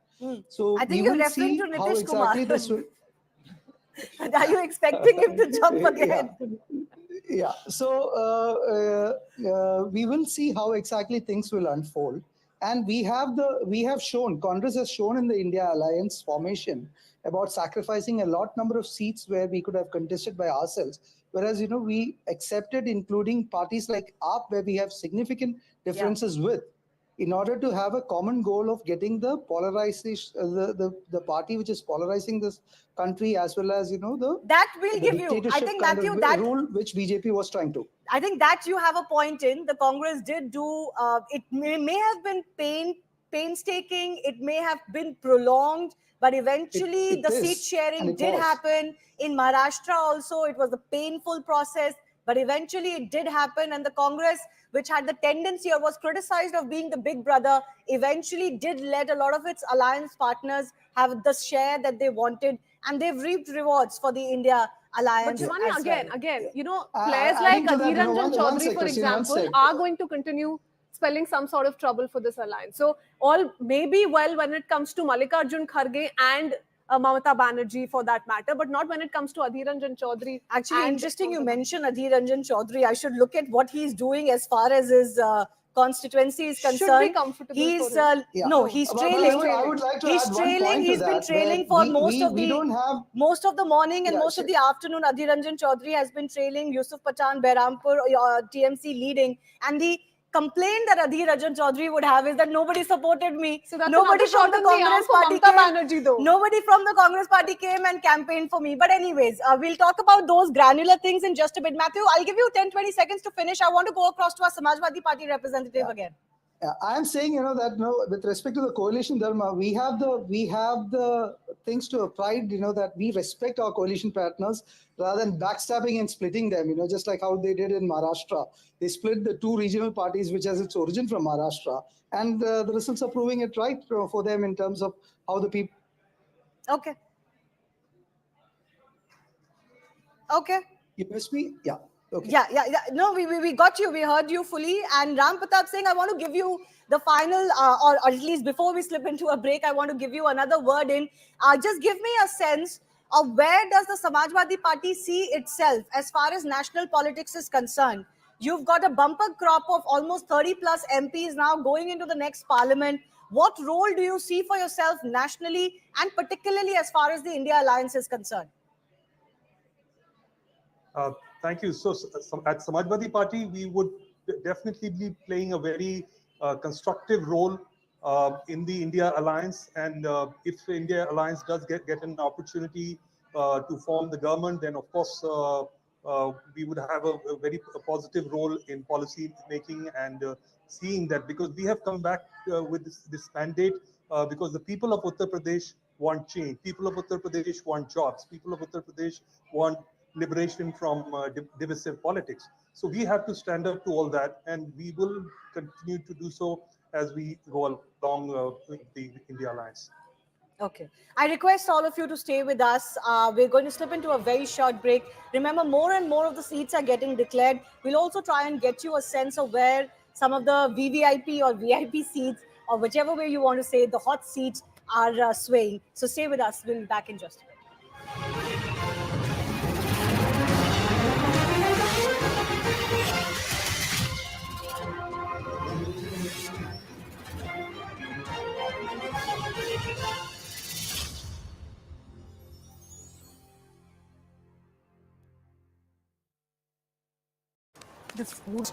In Alipurdwar, where the BJP candidate there, Mr. Thiga, is leading, and in Birbhum, Devtanu Bhattacharya. So 3 leads for the BJP in Bengal. 4 Postal ballot lead 17 out of 34. That's the postal ballot number. Yes, Avantika, some big news from the live Big result news hub. coming in from West Bengal. बताइए जल्दी. 17 और 17 दोनों BJP और तृणमूल 17 सीटों के दोनों भी एक बराबर की हिस्सा भी नेक चल रहा है. और जो सबसे बड़ी खबर अभी तक आ रहा है कि बसीरहाट संदेशखाली मुद्दा जहां से जो पार्लियामेंट्री कॉन्स्टिट्यूंसी शुरू हुआ था, तो वहां पे तृणमूल का जो कैंडिडेट है वो आगे चल रहा है और रेखा पात्रा जो बीजेपी कैंडिडेट वो पीछे चल रही है. पीछे चल रही है. 17 in Bengal. Thank you for that. 297 for the NDA. Close to 300 already in terms of leads. Postal ballots, EVM data has just started counting at the counting centers, ladies and gentlemen. EVM data along with the postal ballot and the consolidation will start happening over the next 20 minutes to half an hour. By about 9:30, beg your pardon, you would have more of the round 1, round 2 data of the EVMs and some more consolidated leads and more of the leads populating. All 543 should start populating by 9:05, 9:10 a.m. 407 Congress, 165 for the INDI Alliance, 19 to the others. That's the leaderboard right at the top. And of course, the NDA way past the halfway mark in terms of leads on postal ballots. It's already at 294, so 1 seat less. That's where it slipped down. 294 and 168. It's a jostle and tussle that's happening. But clearly, in terms of leads, it's crossed the halfway mark, the NDA at this point, with just 481 seats that have been declared in terms of leads. 481 seats where the leads have started coming through. We are still saying these are early days. Postal ballots, even the first round of EVM counting has not come in, but the postal ballot numbers are quite sizable. And across constituencies, like last time around in 2019, 9 seats across 8 states were decided by postal ballots. So all right, these numbers more cannot be from undermined. Karnataka. Yeah, more numbers coming through. Chamarajnagar, Sunil Bose of the Congress is leading. Now in Bangalore rural, DK Suresh seems to have taken the lead. In Kolar as well, where it was a very, very personal battle. Now KV Gautam of the Congress has taken a lead. So some seats for the Congress as far as the southern part of Karnataka is concerned. Let me also quickly just run you through Haryana, because we're getting more. Mr. Khattar has now taken the lead back in Karnal seat. BJP leading in the Ambala Kant seat. But the Aam Aadmi Party, Sushil Gupta leading from Kurukshetra. He's leading against Naveen Jindal. Then you have from the Sonipat seat, where Satpal Brahmachari of the Congress is leading. Rohtak, Dipinder Hooda is leading. From Hisar, the BJP candidate is leading, Ranjit Singh. From Mahendragarh, Bhiwani, again the BJP candidate leading, and so they are in Gurgaon as well as in Faridabad. Let me also quickly run you through Rajasthan. From Junjunu, Brijendra Ola of the Congress leading. From Jaipur Rural, Anil Chopra of the Congress leading. From Bharatpur, Sanjana Jatav of the Congress leading. Only 3 to the Congress out of 25 in Rajasthan. All the remaining seats, except 1, going to the BJP. From Barmer, and this was again a rebel BJP candidate, Ravindra Singh Bhati, fighting as an independent, was denied a ticket. He's now leading in the seat of Barmer. So clearly, lots of interesting. Gujarat, surprisingly, let's take a look at Saurashtra. Jamnagar, the Congress candidate seems to be leading. In Porbandar, the Lalit Vasoya seems to be leading. That, of course, is where Mansukh Mandavia is fighting from. And in Junagadh, also the Congress candidate seems to be leading. So in Saurashtra, the story is not over just yet. Also in Patan, Chandanji Thakur of the Congress seems to be leading. From Mehsana, Ramji Thakur of the Congress leading. Mehsana is where the Prime Minister hails from. Sabarkhanta, which is a reserve seat. There. The other coast, Bengal, we'll go to the very tight. Just as he sets that up, Avantika has got an update from the live result hub. Yes, Avantika. Yeah, so very quickly, Anand from Tamil Nadu, DMK is taking a lead, 32 out of 38 so far, AIDMK 2. Very interesting, Tirunelveli is looking very interesting for BJP. This person, Nayanar Nagendran, the candidate is leading, right? Yeah. As far as Tamil Nadu is concerned, we have seen, as per the exit poll prediction of DMK is leading in most of the seats. But surprisingly, BJP now leading in postal votes. That's very important, because in postal votes, most of the government employees are expected to vote in favor of the ruling government, that is DMK. But now, even in postal votes, we are seeing BJP is leading, that too with a good margin. That is, BJP have got 202 votes, whereas DMK got only 92 votes in post votes. So that's a very good. Right now, Nayanar Nagendra is leading. He's leading in Tirunelveli. Yes, and Congress is gaining momentum in Karnataka. And very quick update, Puducherry, even Congress is doing really well in Puducherry as of now. All right. We are still waiting, and what Zaka was.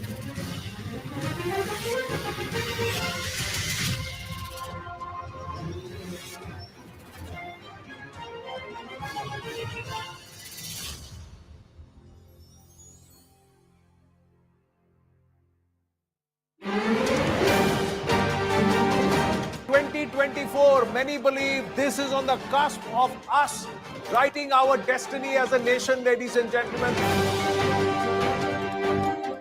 We are leading, ladies and gentlemen, and thank you very, very much. हमने 3 लाख पार कर दिया. 3,42,000 live views right now.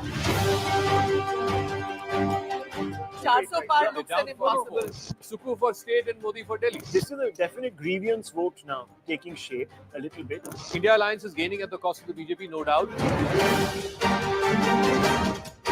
Whether for the BJP and the NDA, the numbers are going up or not, but for us, they are going up. सरकार ने viewership हमारी है. We wanted you to take us past 4 lakhs. You said 4.51 is the viewership, and we are really streaming ahead of the competition. Here's my request: over the next hour, can we take us past 5 lakh? We'll stop asking you after you take us past 5 lakh concurrent views.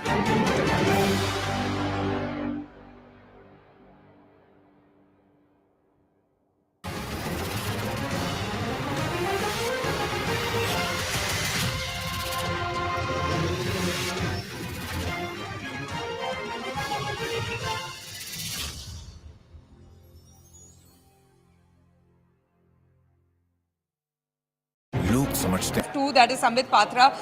But let's focus on Assam. We are getting a lead for the NDA, 5 out of 14. Just take us through the numbers quickly. At this moment, the BJP candidates from Dibrugarh, which is former Assam Chief Minister Sarbaనంద Sonowal, he is leading. From Sonitpur, the BJP is leading.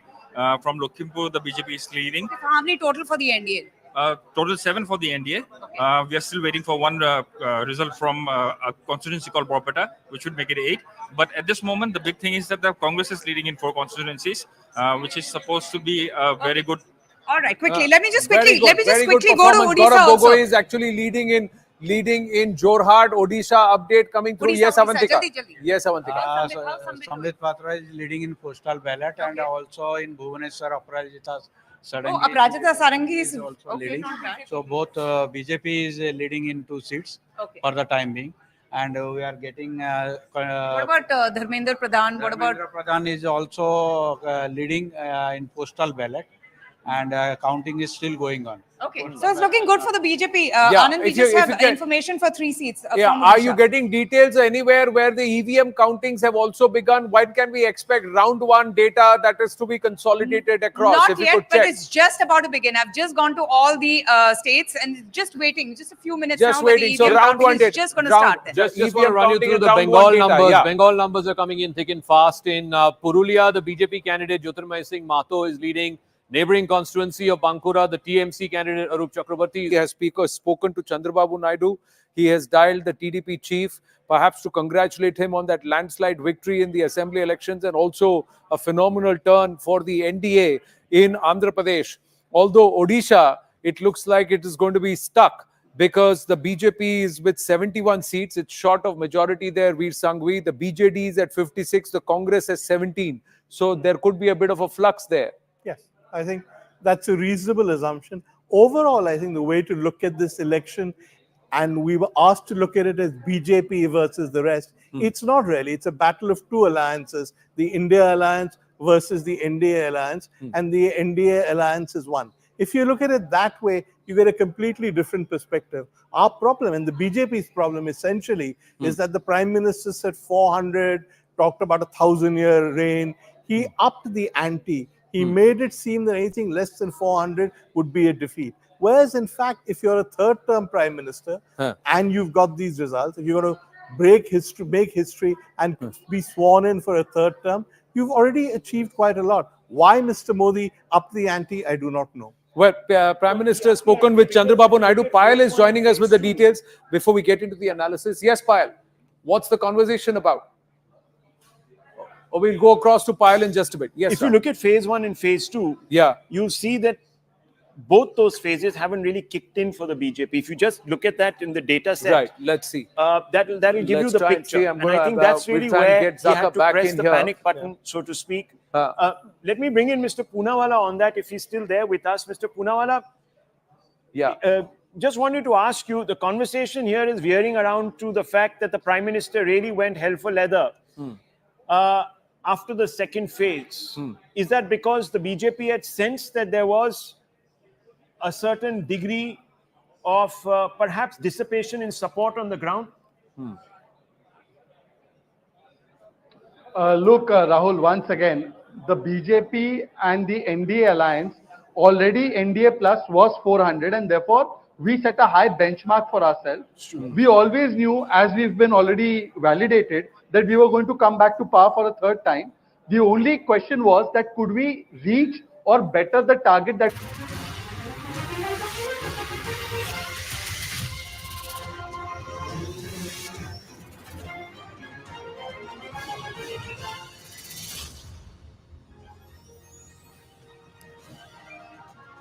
Welcome everyone. Thanks a lot for staying with us. So the BJP is close to the 300 mark as we speak. 3 p.m. on June 4, the big verdict day. And what a tumultuous Tuesday it has turned out to be, if I can say so. Both sides are still a little bit cagey and nervous. They're waiting for the numbers to settle down. Maybe this is because there are close fights still, as far as some of the big states are concerned. States like Uttar Pradesh. We will, of course, do a deep dive as far as that is concerned. But Uttar Pradesh, you've got Bihar, you've got Karnataka, you've got some of these other states where the BJP has kind of lost. Rajasthan, Haryana, so their tally has come down to half. in Haryana, for example. So there are those states that we outlined earlier, a short while ago, where they've not done so well. I just want to focus on South India now, because a lot of the gains for the NDA, if not BJP directly, have come from South. So this is the South region. The India alliance is 77 overall, plus 12 from last time around. The NDA is 50, but this is also plus 17 for them. So they wouldn't be unhappy as far as this performance is concerned. The only caveat here is that the NDA numbers are actually going to be a lot of their new alliances. For example, TDP, new alliance 16, JDS, new alliance 2. And this is the Janasena party 2. So, this is a game of the alliances they have built as well. Let's look at the overall numbers. So you've got Karnataka, I showcased earlier. You've got Congress, kind of coming back in many seats, about 8 out of the 28. Let's look a little bit state-wise. So let me begin with Tamil Nadu. Tamil Nadu, not a surprise. The India Alliance, this is of course the DMK plus the Congress and others. They are sweeping the Tamil Nadu landscape. From out of the 38, DMK alone is 22, down 2 though from last time. Congress is 8, retaining CPI, CPM, retaining IUML. IUML is retaining, and so has VCK, I think. But you look at the fact that ADMK is the only one that has managed to open their account, and this is the one from Tirupur, where K. Subbanarayan of the CPI has taken a lead. Let me see which one is the AIADMK seat, and you've got Nagatipattam also. Okay. So this is what it is looking like. No real leads for the NDA right now. We will try and, of course, get you the vote shares as far as Tamil Nadu is concerned, but that in just a bit. Let's look at Kerala. Kerala was the other breakthrough state where they were looking to actually kind of get into Kerala politics. You've got Thrissur, where Suresh Gopi has been leading consistently. This is the one that they were most confident about. But I see one more. This is for the LDF, I think. So the LDF has come back. LDF has retained 2. The UDF is -1 only because the NDA is leading in Thrissur. So not much changes for them as far as this is concerned. And let's also look very quickly at Andhra and Telangana. Now, these are the catchment areas for the BJP.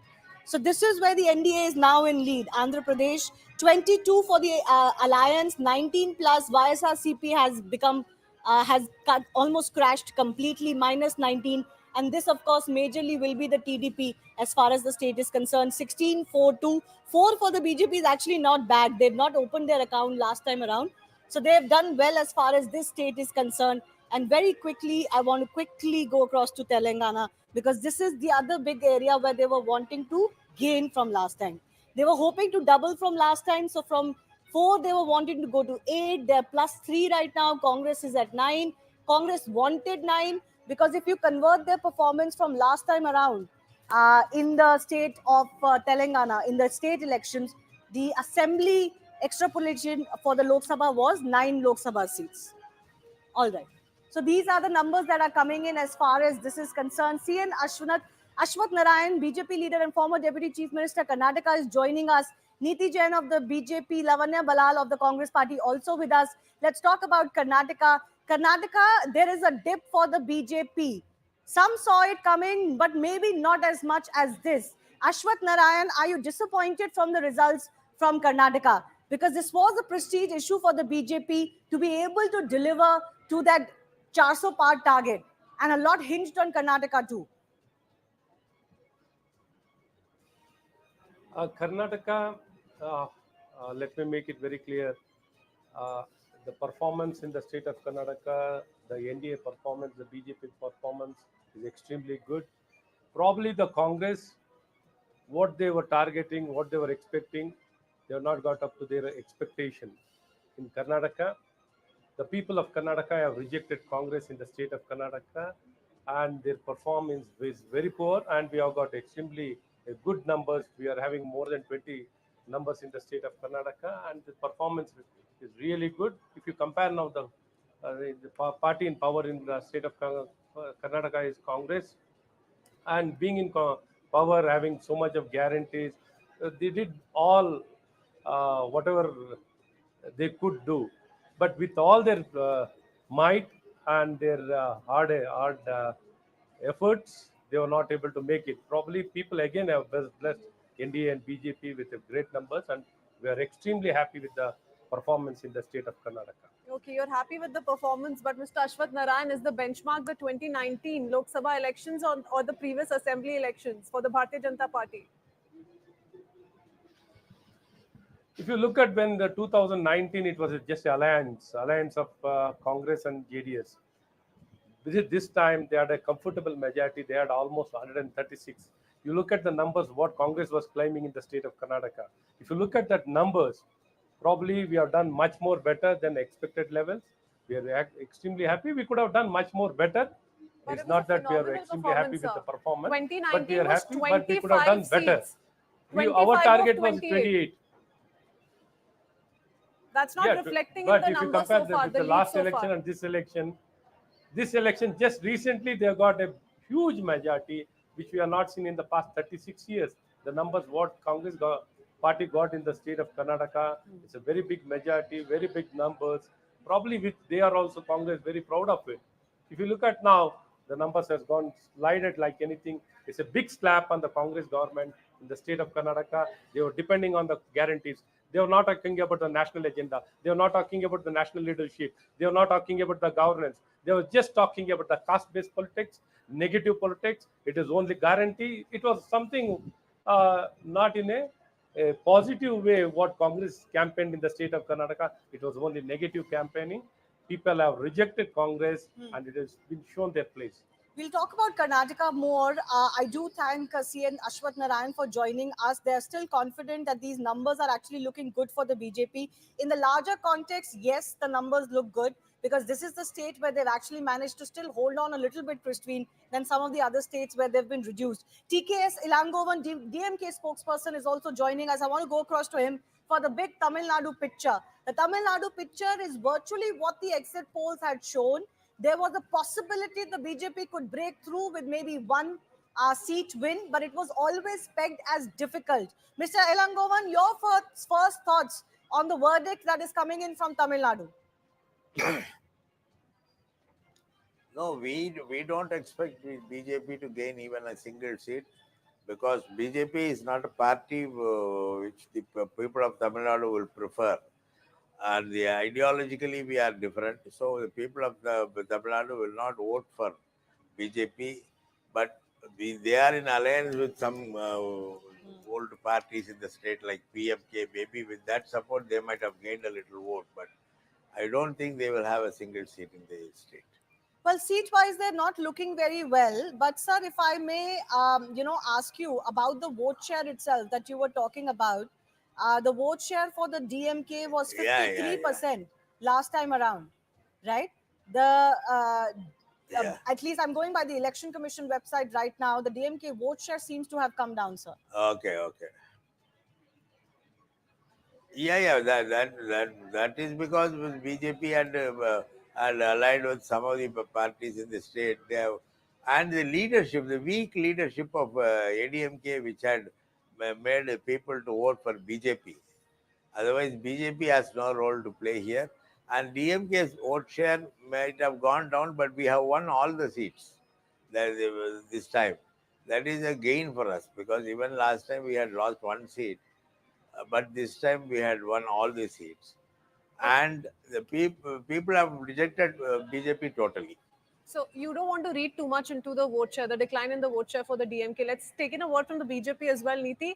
What do you make of the BJP's performance in Tamil Nadu? The BJP was hoping for maximum gains, a lot of gains in Tamil Nadu. In fact, throughout the campaigning, we also saw the Prime Minister speak about Tamil Nadu pride, so on and so forth. His campaigning also came to an end when he meditated in Kanyakumari at the Vivekananda Rock Memorial. So a lot of inferences were made throughout to Tamil Nadu, Tamil pride, and focus of the BJP was on the southern part of the country as well. That seems to have not materialized really for the Bharatiya Janata Party. Yeah. Look, For Prime Minister Modi, I think the Southern Connect has always been there, and he's done his bit for the southern states, and he has spoken about all of those things. Like you said, we have increased our vote share in this state, and it is going to be a gradual process. I don't know how much of the counting has been done. Are you calling the Tamil Nadu election entirely? But again, the point is, if we have increased our vote share, so you cannot completely reject the BJP that we have made inroads in the state. Whether it turns into a seat or it doesn't is a secondary matter. I think if we have the vote share, I think the next time maybe we can look at more seats in Tamil Nadu. No, actually, the vote share increase, Mr. Ilangovar, I just want to press you a little bit more. You can't just dismiss it as the BJP coming together with some alliance partners like the PMK and others, because actually this is the first time where they are leading from the front in Tamil Nadu, and their partnership with the AIA DMK broke. Last time around, the BJP as a party got 3.62% of the vote share. They had one seat in 2014, they lost that seat in 2019. Today, the BJP's vote share, I'm going by the Election Commission numbers as they stand last, is 10%, 10.5%. So that's an increase of 7%. You can't dismiss it as just alliances. No, I am not dismissing it. That is because, you see, when the people who doesn't want to vote for DMK, they had not preferred ADMK because of the weak leadership of ADMK. Mr. Palanichami is not a good leader or a great leader. So people thought instead of voting for ADMK, we can vote for BJP. And because of the other alliances, they had some parties, particularly casteist parties are together. They were with BJP.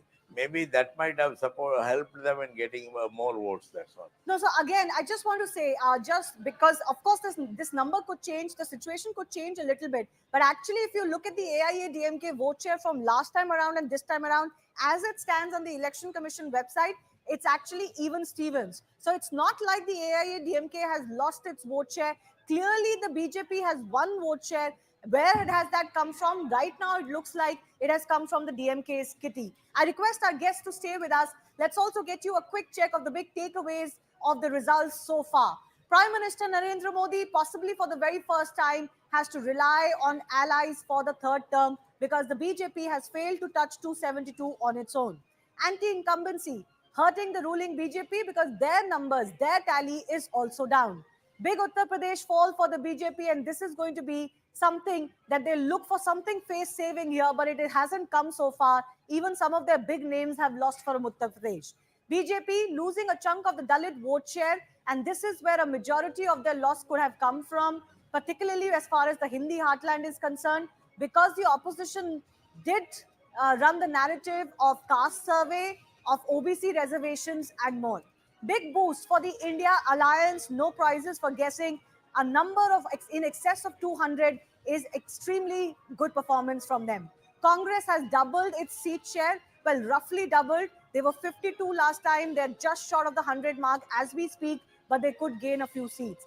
Akhilesh Yadav has emerged as the alliance's superstar because he's really turned it around for the alliance in Uttar Pradesh. It is by far the best performance of any of the alliance partners. Mamta Banerjee, you can understand. DMK, of course, you can understand. But not many gave Samajwadi Party the chance of doing as well as it has. It's actually leading the BJP in Uttar Pradesh.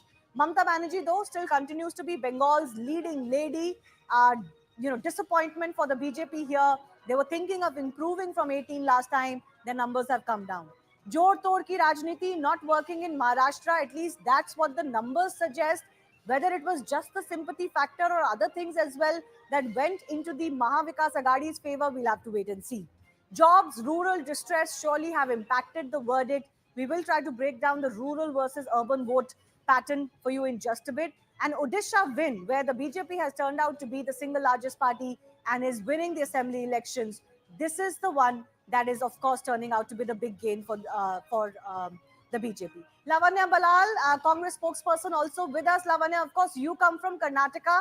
How happy are you with the Karnataka numbers? But I also want you to talk about the pan-India numbers. What does 232, where the India Alliance stands right now, mean for you? It's a very good number for us. You know, everybody wrote us off. They said India Alliance is not going to get any numbers. The BJP said it is going to be charged so far. They mocked the Congress saying we are going to be wiped out. And all of that happened. So much of setbacks for us. There were cases against us. The India Alliance leaders were arrested. Our bank accounts were frozen. And a huge chunk of the media was very, very hostile towards the India Alliance, especially to the Congress. And all of this, you know, we have come back. We have come back. And, you know, the counting is still not over. And in a lot of seats, the gap between the BJP and the India Alliance partner candidates is less than 10,000. So that can swing at any time for the India Alliance candidates. I hope it happens. It's a good number. We are very happy. Karnataka, we have increased our tally from last time. If you look at it, in 2019, we just won one single seat in Karnataka. Okay, but Lavanya, it's still short of the 290 plus that the Congress was very confident of. So where did the Congress really calculate the 290 plus for the INDI bloc? That's still a question that needs to be asked. But nonetheless, we keep up with these visuals coming in of JP Nadda. I believe he's reached Amit Shah's residence. So Amit Shah, I beg your pardon, the Home Minister reaching BJP National President's residence. Now, a lot of hectic meetings are going to be witnessed in the next few hours. Given these numbers, it's the big verdict day and a lot of calculations that everybody's going to go at. So right now, as we speak, a meeting is going to shortly take place between JP Nadda and Home Minister Amit Shah. Shivani, very interesting what the BJP strategizes next. The BJP, how it's going to put to use these numbers. You know, given these numbers, the BJP is in a comfortable position to form the next government, but the allies are going to play a big, big role. Perhaps nobody saw this coming this way. Shivani. No, absolutely. I think there's going to be some thinking that the BJP will have to do. Amit Shah, of course, is known as the Chanakya of the BJP or of Indian politics on the center right side. He's going to be pitted against maybe somebody like Sharad Pawar right now, Christine, who's the Chanakya or the person who can swing a few things for the India Alliance on the other side, and both of them will pit their heads. Niti, can I bring you in here? You know, there must be a little bit of deflation from 400 Par, even if 400 Par was a psychological psyops that was played on the opposition. You were surely hoping to better the 303 from last time around for the BJP alone. Right now, the NDA is falling short of that. Certainly, this means a bit of a humble pie for the BJP. That's how the opposition will see it. Shivani, the point is, I don't understand what the opposition is being so jubilant about. We are the party that is the single largest party right now. We are forming the government as NDA. So I honestly don't understand. मतलब आप हमको बोल रहे हो that distinction नहीं आया इसलिए आप कटघरे में खड़े हो. लेकिन the opposition is happy just because they failed with a lesser margin. No. So that seems very inappropriate. The other part is Niti, you've not passed. No, distinction. As NDA, we are forming the government, Shivani. Okay, you may be confident the NDA is forming the government, but you are only about 13 seats ahead of the majority mark as the NDA. The BJP hasn't touched the majority mark. Surely you wanted that. It all comes down to the 272 number, Niti. No, of course we wanted that, but again, like Lavanya also said, that the margin in most of the seats right now is 500,000, 5,000, and that can swing in our favor as well. So let's not call this election right now. Let's just wait for it to be called, and then we'll decide what is to be done. But as things are right now, we are the largest party, and we are forming the government as NDA as per the current numbers that reflect. One can sense nervousness, Niti, and let's not deny it. Given just going by the optics, if a Sharad Pawar, for example, is dialing Nitish Kumar, the Home Minister Amit Shah is also dialing, TDP Chief Chandrababu Naidu. That's what we've learned as per sources. So there is a little bit of tension on the ground, and that can be sensed. It can be seen clearly by one and all. I think Lavanya wanted to come in. They will be called. Yes, when I said there is a lead of 5,000 to 10,000. I made it very clear that the lead is maintained right now by the BJP or the NDA candidate. So I meant to say that lead can swing anyways. It can swing towards the India Alliance partner as well. So it need not be, it is not end of the counting. We still have a couple of hours to go. and the numbers can change anyways. And BJP is, yes, it is. But if Lavanya, as per you, the BJP is being too ambitious in thinking about the 272 mark, then so is the INDI bloc. You're at 232, the whole of INDI, not just the Congress. You know, people can mock us. They have mocked us multiple times. People still mock us and say, oh, you people are very happy with losing the election. Let me make it very clear. Nobody gave us a winning chance. Everybody wrote us off. Everybody, a huge section of the media and the BJP wrote us off. But here we are. The India Alliance is here. Okay. And we have shown that you're not invincible. Your 400 par is shattered. Where is 400 par?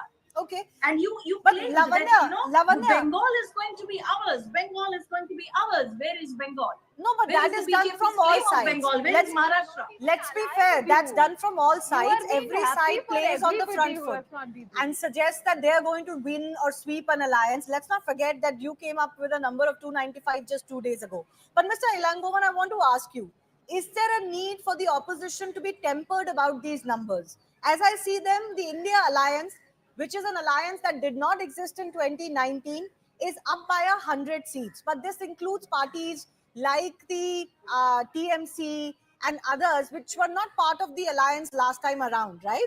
As far as, let's say, the Congress-led front is concerned, there was a separate third front. The NDA is down by 55 seats, 55, 56 seats, right?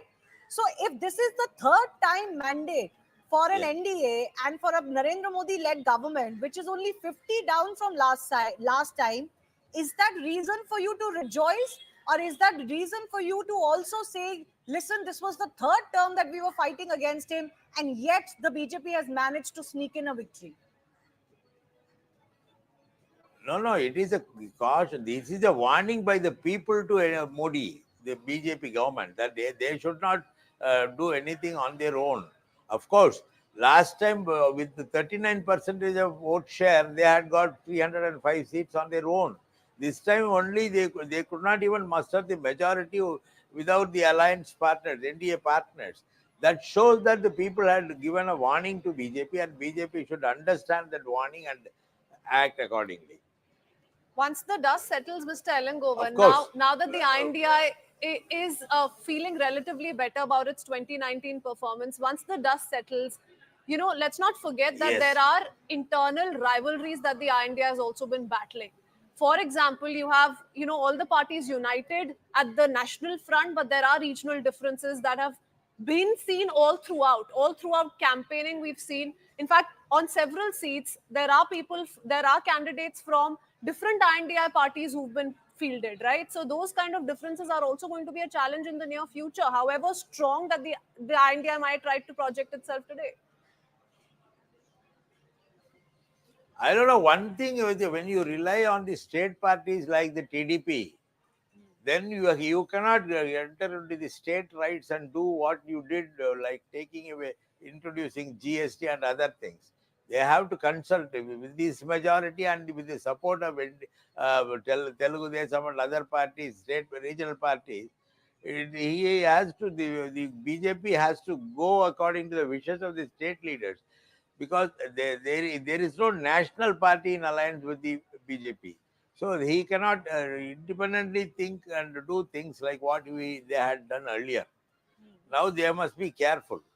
And if at all they go against the wishes of the state party, the government will fall. Niti, that's the real danger for you. This is unfamiliar territory, at least in the last 20 years. Of course, Atal Bihari Vajpayee had to lead a coalition government, as it is said. UPA 1 and UPA 2 ran. First of all, one of the big headlines from this verdict is that many felt that coalition era is gone, but it seems the coalition era can still survive if you mount a decent challenge. That aside, this is the challenge for the BJP. You've been criticized heavily for not giving your alliance partners the respect or the breathing space. Now you'll have to. No, I honestly don't agree with that, Shivani. Whatever policies, whatever decisions were taken were all discussed in the parliament. If the opposition doesn't want to sit in the parliament, that is not our fault. So all of the decisions were taken as per the due process that is required in the country to be taken. So to just say that all of that has not happened and the alliance has been with us. So like you said, we were in majority and yet we had our alliance. The NDA alliance has always existed. So I don't agree with what you're saying. And going forward also, I think we want to take everybody along. All the decisions that are taken will go to the parliament and they will be discussed like they were discussed for the past 10 years as well. You know, Niti, the fact is also that parties like the TDP and the JDU have snapped ties with the Bharatiya Janata Party. They were not part of the NDA, and this after 2019. So a lot of shift took place essentially after BJP emerged victorious in the manner in which it did in 2019. The BJP, of course, tried to put its act together again after the formation of the INDI bloc. So now, post INDI's formation, we've seen BJP aggressively reach out to its former allies, to the new allies, and now come up with the NDA that we see today. So all has not been well, really, as far as the NDA allies are concerned. And those allies have contributed a major chunk if we go by the leads today. No, so we have always said that there were differences between the allies on policy matters. There were some policies where one ally did not agree and they decided to move away. But the point is that BJP has always taken decisions in the favor of the country, which have worked for the people. Just hold on. We're getting Shashi Tharoor speaking, the Congress candidate from Thiruvananthapuram. Let's just cut in what he's saying.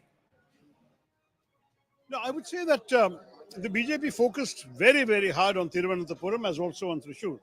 And in some ways, Suresh Gopi's margin in Thrissur is a measure of the scale of their defeats in Thiruvananthapuram, because they put the same amount of effort, serious focus, national campaigners coming, national headquarters coming, serious expenditure, a lot of hard work. And they really put up an enormous fight. I think one very important message of Suresh Gopi in Thrissur was his systematic outreach to minority communities. It's a very strong message to the BJP that a communal campaign will not go very far in Kerala. As far as Thiruvananthapuram is concerned, I think a strong appeal that Rajiv Chandrasekhar had was basically, I'm a minister. If you vote for me, you'll have a minister in government who can do more for you than a fellow in the opposition. I think that brought him a certain number of votes, particularly in the city, from the educated people, the elites, the government servants, and so on. They must have been attracted by that message, and it's something that we really did encounter in our campaign. But otherwise, I would say that that it was a good election. I'm sorry about some of the unfortunate language, invective, and accusations and allegations that were unnecessarily flung around. I hope that now that the election is over, we can put that behind us and treat each other with the kind of respect, the mutual respect that is essential in a democracy.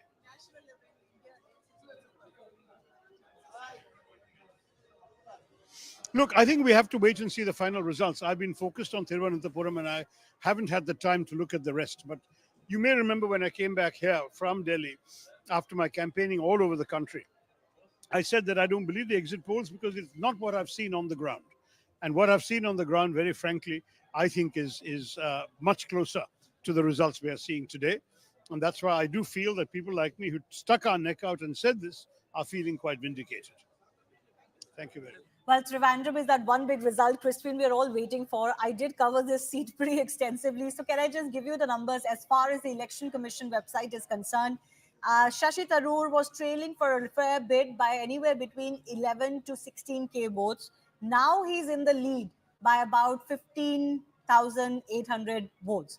But it was pegged to be a very close contest, and it has turned out to be a very close contest, which is why Mr. Tharoor is not, of course, very, very confident of which way this will go. He's asking for a little bit of patience to see exactly how long it takes. Suresh Gopi is the other man he mentioned. That's, of course, the BJP's leading candidate from Thrissur, the one seat that they were very confident about. He is still leading by 75K. His lead is actually expanding, Christine.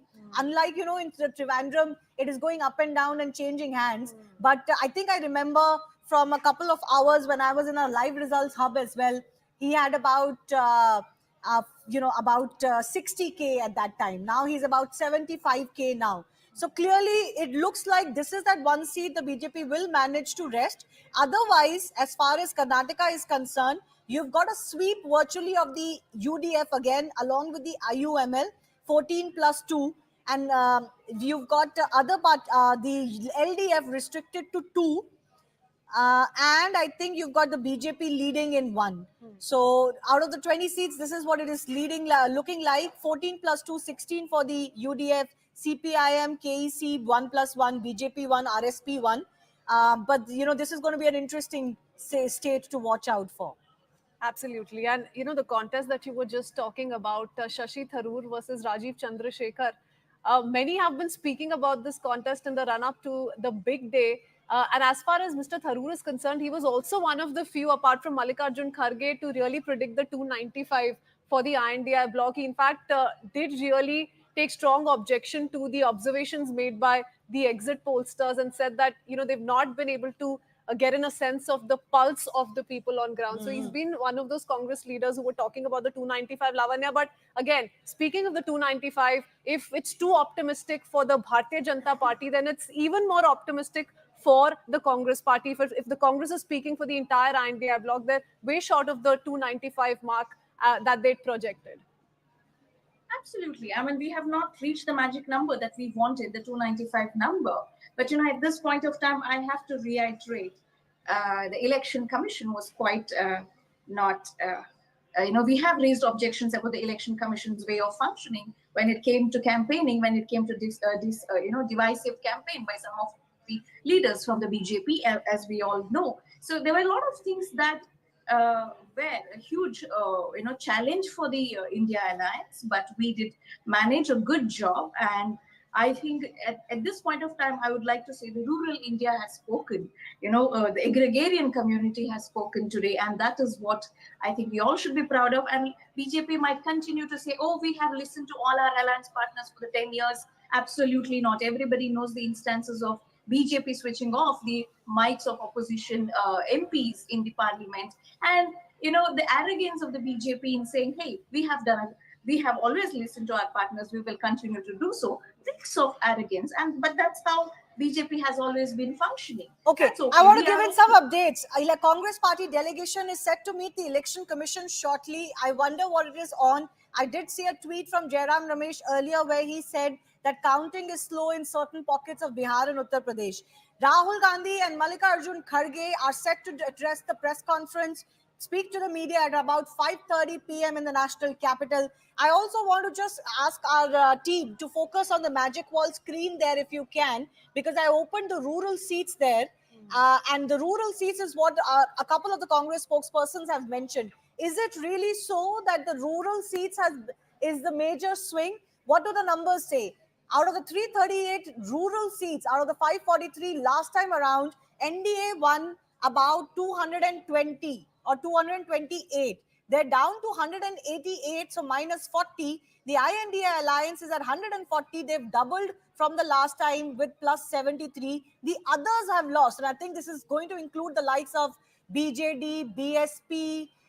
This is going to include the likes of YSRCP, all the non-aligned parties in this others category. Actually, that has also kind of changed the dynamics of the numbers we're looking at, because the India alliance as it stands today is very different than what it used to be in 2019. So is this the major chunk of what the BJP has lost? Well, if you look at the fact that they are stuck actually well below the 270 mark right now, they've lost in other places as well. But yes, you could argue that rural distress, quote unquote, has hurt them. Niti Jain, if you're still with me, you want to respond to that?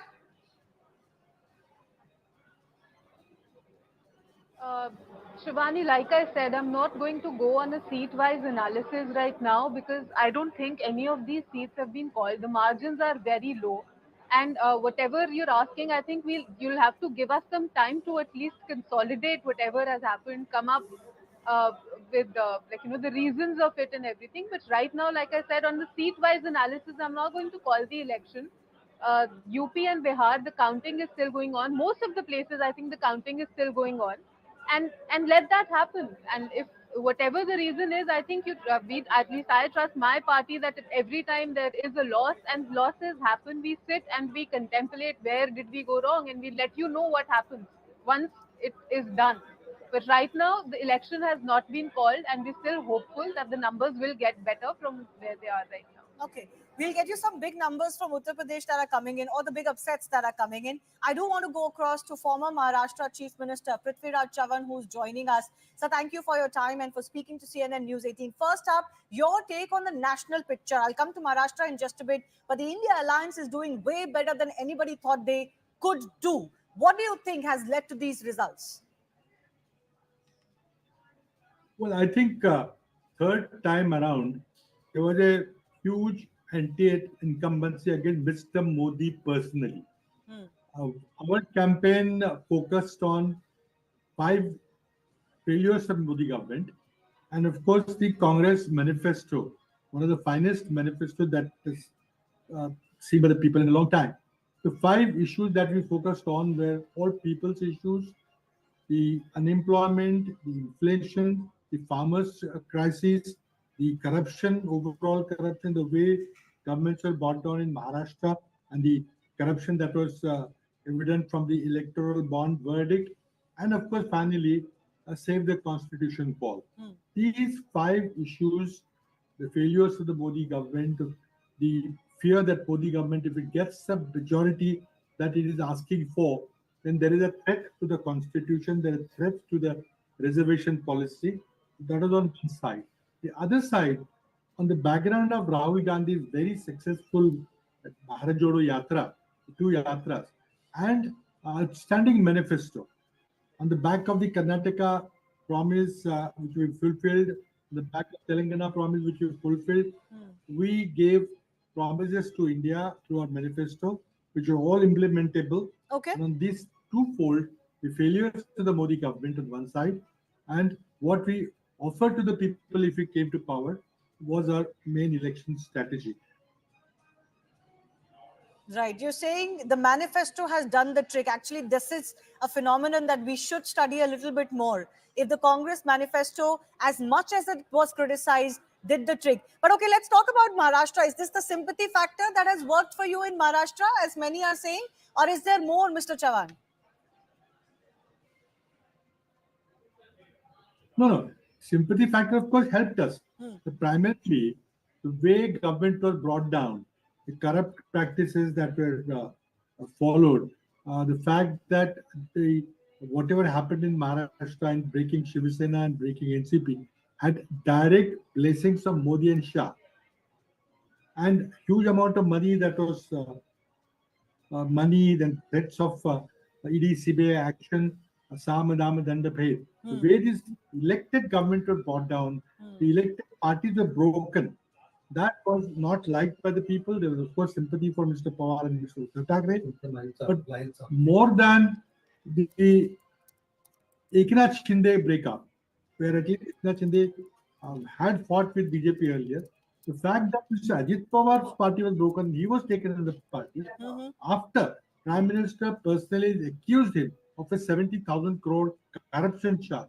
And after that, you not only take him in the party, his people in the party, but make him a deputy CM. Okay. That was not liked by people in Maharashtra, and particularly even senior leadership of BJP analysis. Yeah, and it was more in recent memory. The recency factor also, I think, played in favor of the India Alliance. But the MVA has done well, sir. What does this mean for the upcoming October elections, for the assembly elections? What does this mean for you in the Congress and the MVA at large? Well, I think 3-party combination is a very deadly combination, a very potent combination. This combination will reveal, will analyze where we went wrong. We took inordinately long time in finalizing seats. There was a dispute on 2-3 seats, which the results have shown that we were right in whatever we were asking for. I think if you look at that, I think there's no reason why we should not go into a 3-party Mahavikas Aghadi alliance in the Senate. And I think looking at the trends that we see now, we're sure to win the Vidhan Sabha election in October 2024. All right, sir. I do thank you for your time. This is going to set the template, Prithviraj Chavan says, as far as the assembly elections are concerned. This is what I was talking about earlier. This has been a very painstaking effort to divide the seats in Maharashtra. It took inordinately long, but it eventually has turned out to be successful. I want to go across to Neeti very quickly on the Maharashtra numbers. Neeti, the BJP itself has lost quite a bit. It's not just the alliance partners. And the MVA is clearly setting forward now with a spring in its step. The MVA, I mean, as far as assembly elections are concerned, this must be nervous bells for you. Shivani, of course, in Maharashtra, in a lot of places, we expected better numbers. But again, they have not been called. But I'm going to assume that if these numbers stay, we'll accept the mandate, whatever the people have given. We'll work on whatever went wrong. We have worked very sincerely for the past 10 years for the people, and that fact remains. What went wrong is going to be worked out. But again, let the elections be called, because the margins are very low wherever we are talking about. Neeti, talking about Maharashtra itself, one, of course, is the aspect that Shivani spoke about, a sympathy wave that may have been created for the factions of Sharad Pawar and Uddhav Thackeray. That's one aspect of things. But what about the reservation? If Maratha consolidation is, in this case, perhaps worked for the NDA, then a reverse OBC consolidation should have worked for the NDA or the Mahayuti. Why has that not happened? If we were to just deep dive.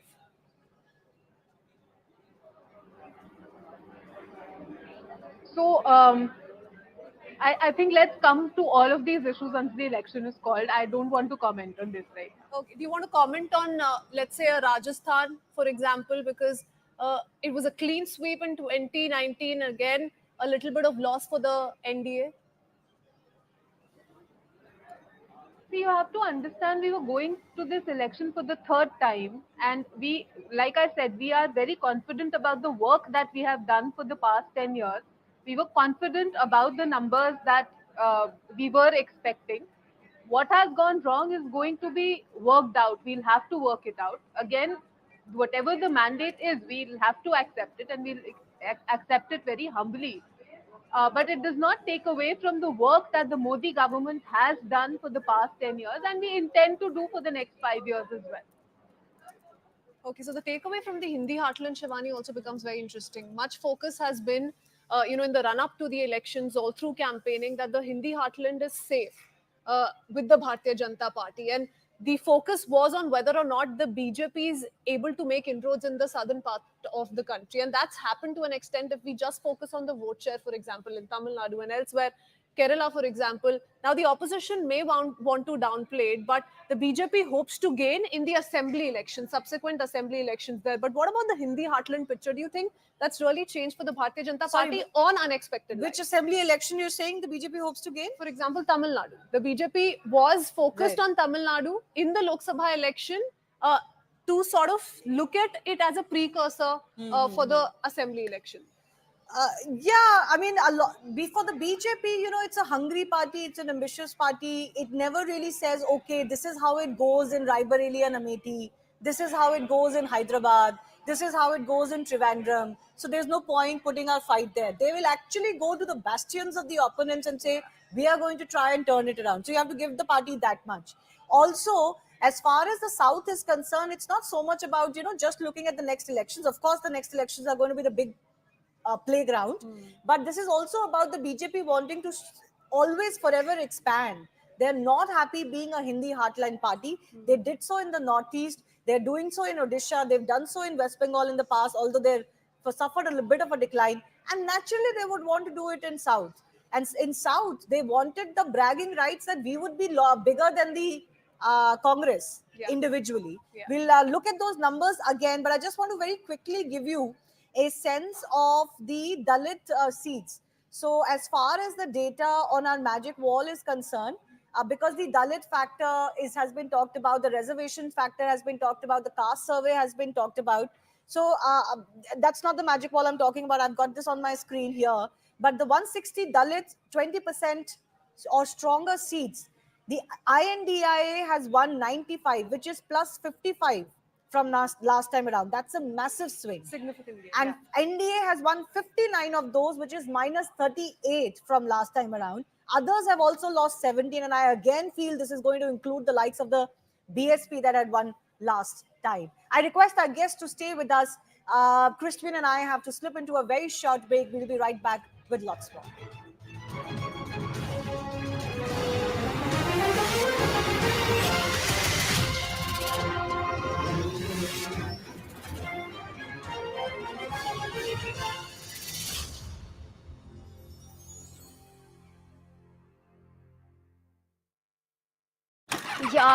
Perhaps Veer has a point that we set our ambitions too high. We could be guilty of the burden of expectations weighing too heavily on us. But now, just think of it. Had this been 2014, the 2014 NDA was about 310 or 315 seats. Yeah. We are not very far away from that. By all likelihood, in 4 o'clock or 5 o'clock, we'll be making that mark. Right. At that time, that was considered as a wave. And today, it's not being considered as a wave. No, and see, I'm just looking at Zaka wanted to know, beg your pardon, Rahul wanted to know, in phase 1 and 2 together, the opposition has actually taken 26 seats, plus 26 seats. The NDA is minus 23. And in that, if I have to look at the breakup of the NDA, the BJP has got 72 seats. They are minus 23 overall. So that's the breakup. And if you look at phase 1, 2, and 3, let me add to the filters and add phase 3 also.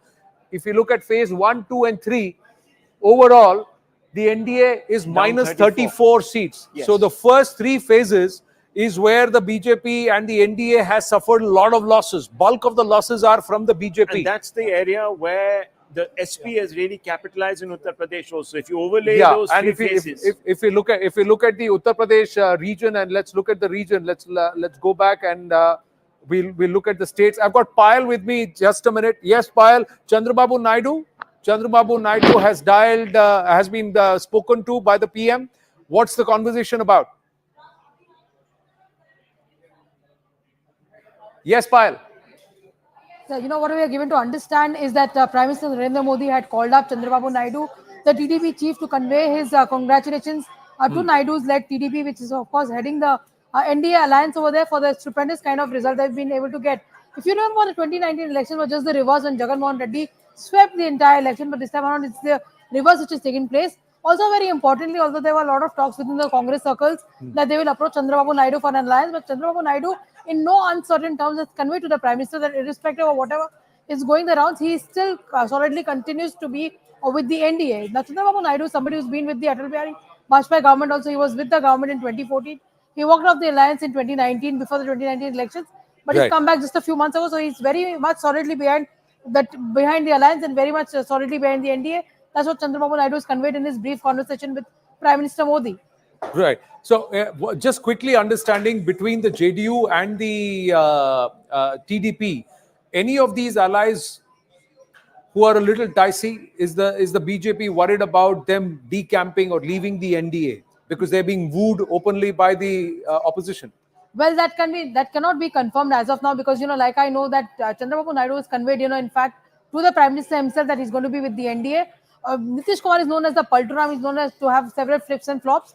It'll be important to see what the BJP's conversation will be because I'm sure the BJP will put the likes of Vinod Tavde and the others who are in charge of Bihar to have a conversation with Nitish Kumar to make sure that they are on the same page. Because much to the surprise of BJP, although they were expecting Nitish Kumar's some seats to be lost, interestingly, Nitish Kumar has done better than the BJP really expected. So will Nitish Kumar stage another flip-flop? We'll have to only wait and watch. But as of now, the BJP is very, very, sure that their alliance partners will stay with them. He has spoken to Chandrababu Naidu. He has dialed the TDP chief, perhaps to congratulate him on that landslide victory in the assembly elections and also a phenomenal turn for the NDA in Andhra Pradesh. Although Odisha, it looks like it is going to be stuck because the BJP is with 71 seats. It's short of majority there, Veer Sanghvi. The BJD is at 56. The Congress has 17. So there could be a bit of a flux there. Yes, I think that's a reasonable assumption. Overall, I think the way to look at this election, and we were asked to look at it as BJP versus the rest, it's not really. It's a battle of two alliances, the India alliance versus the NDA alliance, and the NDA alliance is one. If you look at it that way, you get a completely different perspective. Our problem, and the BJP's problem essentially, is that the Prime Minister said 400, talked about a 1,000-year reign. He upped the ante. He made it seem that anything less than 400 would be a defeat. Whereas, in fact, if you're a third-term Prime Minister and you've got these results, if you're going to make history and be sworn in for a third term, you've already achieved quite a lot. Why Mr. Modi up the ante, I do not know. Well, Prime Minister has spoken with Chandrababu Naidu. Payal is joining us with the details before we get into the analysis. Yes, Payal, what's the conversation about? Or we'll go across to Payal in just a bit. Yes, if you look at phase 1 and phase 2, you'll see that both those phases haven't really kicked in for the BJP. If you just look at that in the data set, right? Let's see. That'll give you the picture. And I think that's really where we have to press the panic button, so to speak. Let me bring in Mr. Poonawalla on that if he's still there with us. Mr. Poonawalla, just wanted to ask you, the conversation here is veering around to the fact that the Prime Minister really went hell for leather after the second phase. Is that because the BJP had sensed that there was a certain degree of perhaps dissipation in support on the ground? Look, Rahul, once again, the BJP and the NDA alliance, already NDA plus was 400, and therefore we set a high benchmark for ourselves.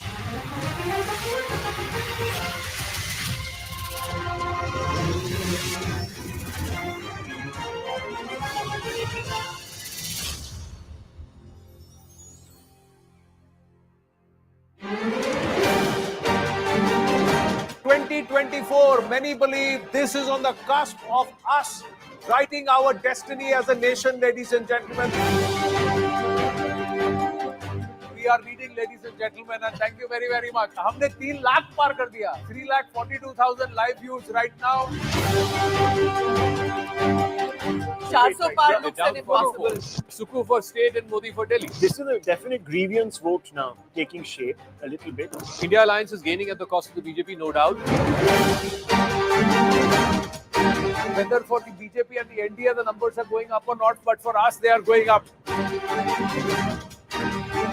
सरकार ने viewership हमारी है. We wanted you to take us past 4 lakhs. You said 4.51 is the viewership, and we are really streaming ahead of the competition. Here's my request: over the next hour, can we take us past 5 lakh? We'll stop asking you after you take us past 5 lakh concurrent views.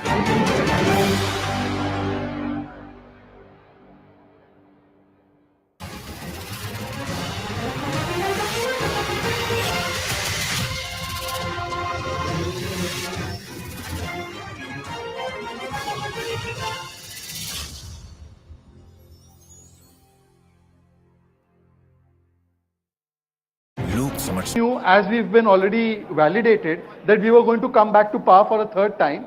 The only question was that could we reach or better the target that we had set for ourselves? Perhaps Veer has a point that we set our ambitions too high. We could be guilty of the burden of expectations weighing too heavily on us. But now just think of it. Had this been 2014, the 2014 NDA was about 310 or 315 seats. We are not very far away from that. By all likelihood, in 4 o'clock or 5 o'clock, we'll be making that mark. Right. At that time, that was considered as a wave, and today it's not being considered as a wave. No, and see, I'm just looking at Zaka wanted to know, beg your pardon, Rahul wanted to know, in phase 1 and 2 together, the opposition has actually taken 26 seats, plus 26 seats. The NDA is minus 23. And in that, if I were to look at the breakup of the NDA, the BJP has got 72 seats. They are minus 23 overall. So that's the breakup. And if you look at phase 1, 2 and 3, let me add to the filters and add phase 3 also. If you look at phase 1, 2 and 3, overall, the NDA is minus 34 seats. Yes. So the first 3 phases is where the BJP and the NDA has suffered a lot of losses. Bulk of the losses are from the BJP. And that's the area where the SP has really capitalized in Uttar Pradesh also. If you overlay those 3 phases. If you look at the Uttar Pradesh region, and let's look at the region, let's go back and we'll look at the states. I've got Payal with me. Just a minute. Yes, Payal. Chandrababu Naidu has dialed, has been spoken to by the PM. What's the conversation about? Yes, Payal. So, what we are given to understand is that Prime Minister Narendra Modi had called up Chandrababu Naidu, the TDP chief, to convey his congratulations to Naidu's led TDP, which is of course heading the NDA alliance over there, for the stupendous kind of result they've been able to get. If you remember, the 2019 election was just the reverse when Jagan Mohan Reddy swept the entire election, but this time around it's the reverse which is taking place. Also, very importantly, although there were a lot of talks within the Congress circles that they will approach Chandrababu Naidu for an alliance, but Chandrababu Naidu, in no uncertain terms, has conveyed to the Prime Minister that irrespective of whatever is going the rounds, he still solidly continues to be with the NDA. Now, Chandrababu Naidu, somebody who's been with the Atal Bihari Vajpayee government, also he was with the government in 2014.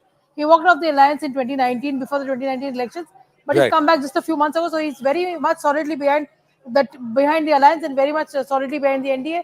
That's what Chandrababu Naidu has conveyed in his brief conversation with Prime Minister Modi.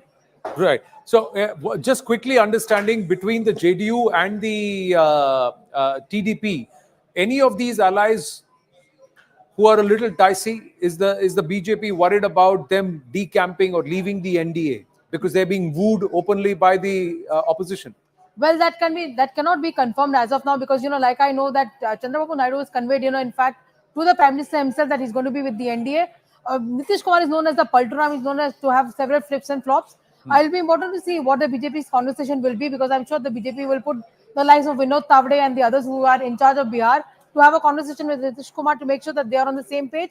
Because much to the surprise of BJP, although they were expecting Nitish Kumar's some seats to be lost, interestingly, Nitish Kumar has done better than the BJP really expected.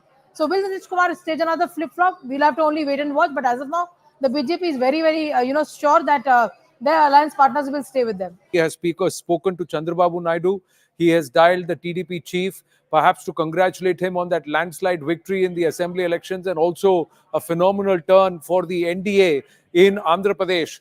Although Odisha, it looks like it is going to be stuck because the BJP is with 71 seats. It's short of majority there, Veer Sanghvi. The BJD is at 56. The Congress has 17. So there could be a bit of a flux there. Yes, I think that's a reasonable assumption. Overall, I think the way to look at this election, and we were asked to look at it as BJP versus the rest, it's not really. It's a battle of two alliances, the India alliance versus the NDA alliance, and the NDA alliance is one. If you look at it that way, you get a completely different perspective. Our problem, and the BJP's problem essentially, is that the Prime Minister said 400, talked about 1,000-year reign. He upped the ante. He made it seem that anything less than 400 would be a defeat. Whereas, in fact, if you're a third-term Prime Minister and you've got these results, if you're going to make history and be sworn in for a third term, you've already achieved quite a lot. Why Mr. Modi upped the ante, I do not know. Well, Prime Minister has spoken with Chandrababu Naidu. Payal is joining us with the details before we get into the analysis. Yes, Payal, what's the conversation about? Or we'll go across to Payal in just a bit. Yes, if you look at phase 1 and phase 2, you'll see that both those phases haven't really kicked in for the BJP. If you just look at that in the data set, right, let's see. That'll give you the picture. And I think that's really where he had to press the panic button, so to speak. Let me bring in Mr. Poonawalla on that, if he's still there with us. Mr. Poonawalla, just wanted to ask you, the conversation here is veering around to the fact that the Prime Minister really went hell for leather after the second phase. Is that because the BJP had sensed that there was a certain degree of perhaps dissipation?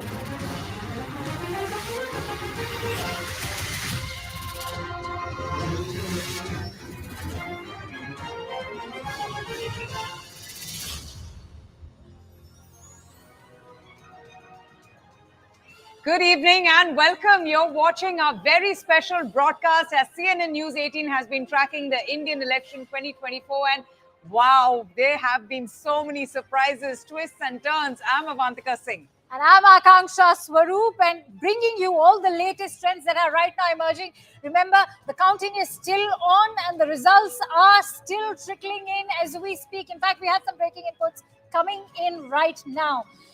In fact, we're learning that the Grand Old Party has already approached the Election Commission in some breaking inputs that we are bringing to you right now, because the Congress is now complaining at the Election Commission that the counting is taking too much time. Remember, as we speak, the results are yet to be, in fact, declared officially by 4 p.m. is what we are learning.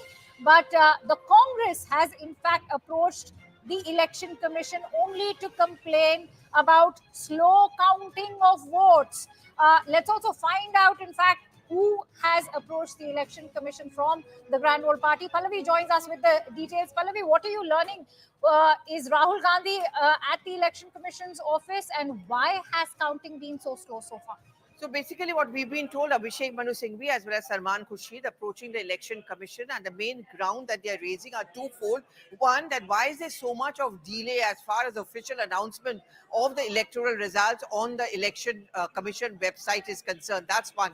The second, if you start looking at the tweets which are coming in from Jairam Ramesh, what they're complaining about is that there are reports which are coming in. I'm quoting Jairam Ramesh, that there are reports which are coming in from many of the polling booths across the country that there is an attempt being made to try and change the electoral results as far as the counting goes. Very quickly, Akanksha, this is exactly what they have been talking about in the last 24 hours, that the counting is going to be fudged, and the Home Minister is in cahoots with the Election Commission to ensure that the counting of votes go in such a manner which ends up suiting the BJP. We are looking at the tight competition. The last few hours are going to be very, very critical, and the suggestion which is coming in from the Congress and the complaint they've taken to EC is precisely on these grounds. It's very surprising that they think so, considering all the early trends that are emerging have only bucked the pre-poll expectations. But having said that, let's also play out a reaction that has come in from BJP's Rajiv Chandrasekhar.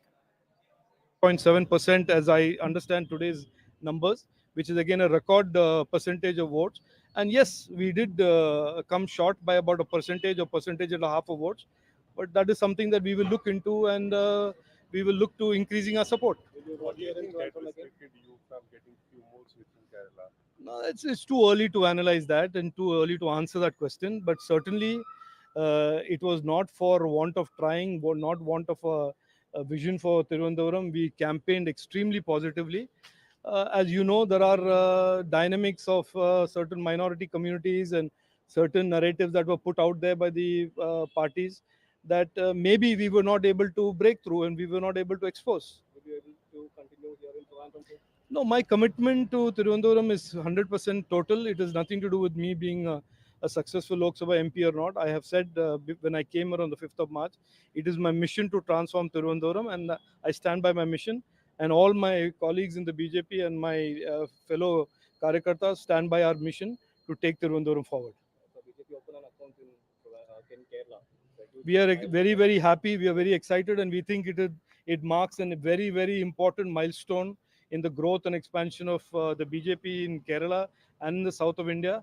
Suresh Gopi has worked very, very hard in the Trichur for the last 10 years. He has contested earlier. This is his third time at electoral politics, and to win by such a huge, decisive margin and to put the Congress candidate into third place is certainly a very, very important signal and certainly an important encouragement for the BJP in particular in Thrissur and in Kerala in general. No, obviously it is disappointing given the fact that the last 10 years our Prime Minister has worked very hard and transformed India significantly. The expectation was that the NDA would be 350 to 400, and we have come short as I see it on TV. We will see the results, and we will see what.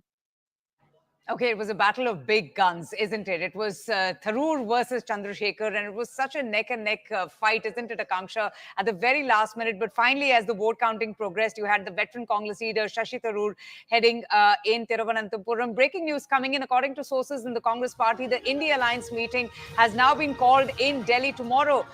We are still awaiting for a time. What we're getting to hear from sources is that they haven't decided on a time, but Sharon joins us now for the very latest. Sharon, over to you. So, a big surprise there. Lots of pleasant surprises for the Indie bloc, specifically for the Congress, who have doubled their number this time around. What are you hearing? Well, Avantika, that is right. In fact, this result is something that is more than what they were expecting, though they were saying 295. But this result is, of course, something that they are positive about. And right now, Congress sources have in fact been suggesting that personally from the Congress President office, Kharge has in fact called in all the India Alliance leaders to come to Delhi. The time of the schedule of the meeting is something that will be decided. But tomorrow's meeting is going to be very crucial because that is where the strategy and other plans or their mode of action is going to be decided in the meeting tomorrow. whether they will in fact be approaching, because right now there has been no talk or any sort of approach that has been done with regards to Nitish Kumar or Chandrababu Naidu. So whether that should be done, what is going to be their strategy, all this will be decided in the meeting tomorrow. So all the 28 parties of the India Alliance have been called in the national capital for the meeting tomorrow. All right, many thanks to you, Shireen. We're in fact getting in more breaking inputs. Let's quickly bring you the trends that are now emerging as far as Maharashtra is concerned. In fact, we are now learning that Navneet Rana of the Bharatiya Janata Party has lost from Amravati and Supriya Sule has won from Baramati. In fact, Baramati was a very closely watched contest, Avantika, considering it's been a Pawar versus Pawar and it was a a family fight. contest. Exactly. And so the results have given it away. Supriya Sule has won from Baramati. In fact, very sad and news Navneet for Rana, a Navneet firebrand BJP candidate who was, in the midst of that entire Hanuman Chalisa row. She, in fact, is also a very aggressive candidate. She losing from Amravati is also big news coming in. I think it's in fact time for the BJP to in fact resort to some introspection. But in fact, before we dive deeper into it, let's also quickly introduce our guests. I'm joined in by Mr. GVL Narasimha Rao, who's the national spokesperson of the BJP, Abbas Haider, who's the spokesperson of the Samajwadi Party. Many thanks to you, Mr. Haider and Mr. Rao for joining in on CNN News 18. First of all, Mr. Rao, what do you make of the losses in Maharashtra, first of all? Yeah, certainly we are disappointed by the results. We expected the coalition in Maharashtra to not retain the old numbers, but to sustain a large part of it. But I think certainly Maharashtra, though this was not totally unexpected, we have suffered significant losses in Maharashtra. And real problematic state has been Uttar Pradesh, where we were hoping to at least retain our previous strength, 2019 strength of 62 seats. But that is the state which has really sort of, I think, given a mandate which did not suit us, which did not encourage us. But we are, because you see, getting a majority, NDA majority itself is not a, is a remarkable achievement, because no government in the country has been re-elected for the third time in a row in the last 52 years. So this is happening, this third time hat-trick victory, though with a much reduced number, is a historic verdict by itself. So we certainly hope to have a very stable government that is committed to building new India, committed to building Viksit Bharat under the leadership of Honorable Prime Minister Modi ji. We have no doubt about whatsoever. But certainly the opposition going from 50 to 100, they might see this as a big a gain for them.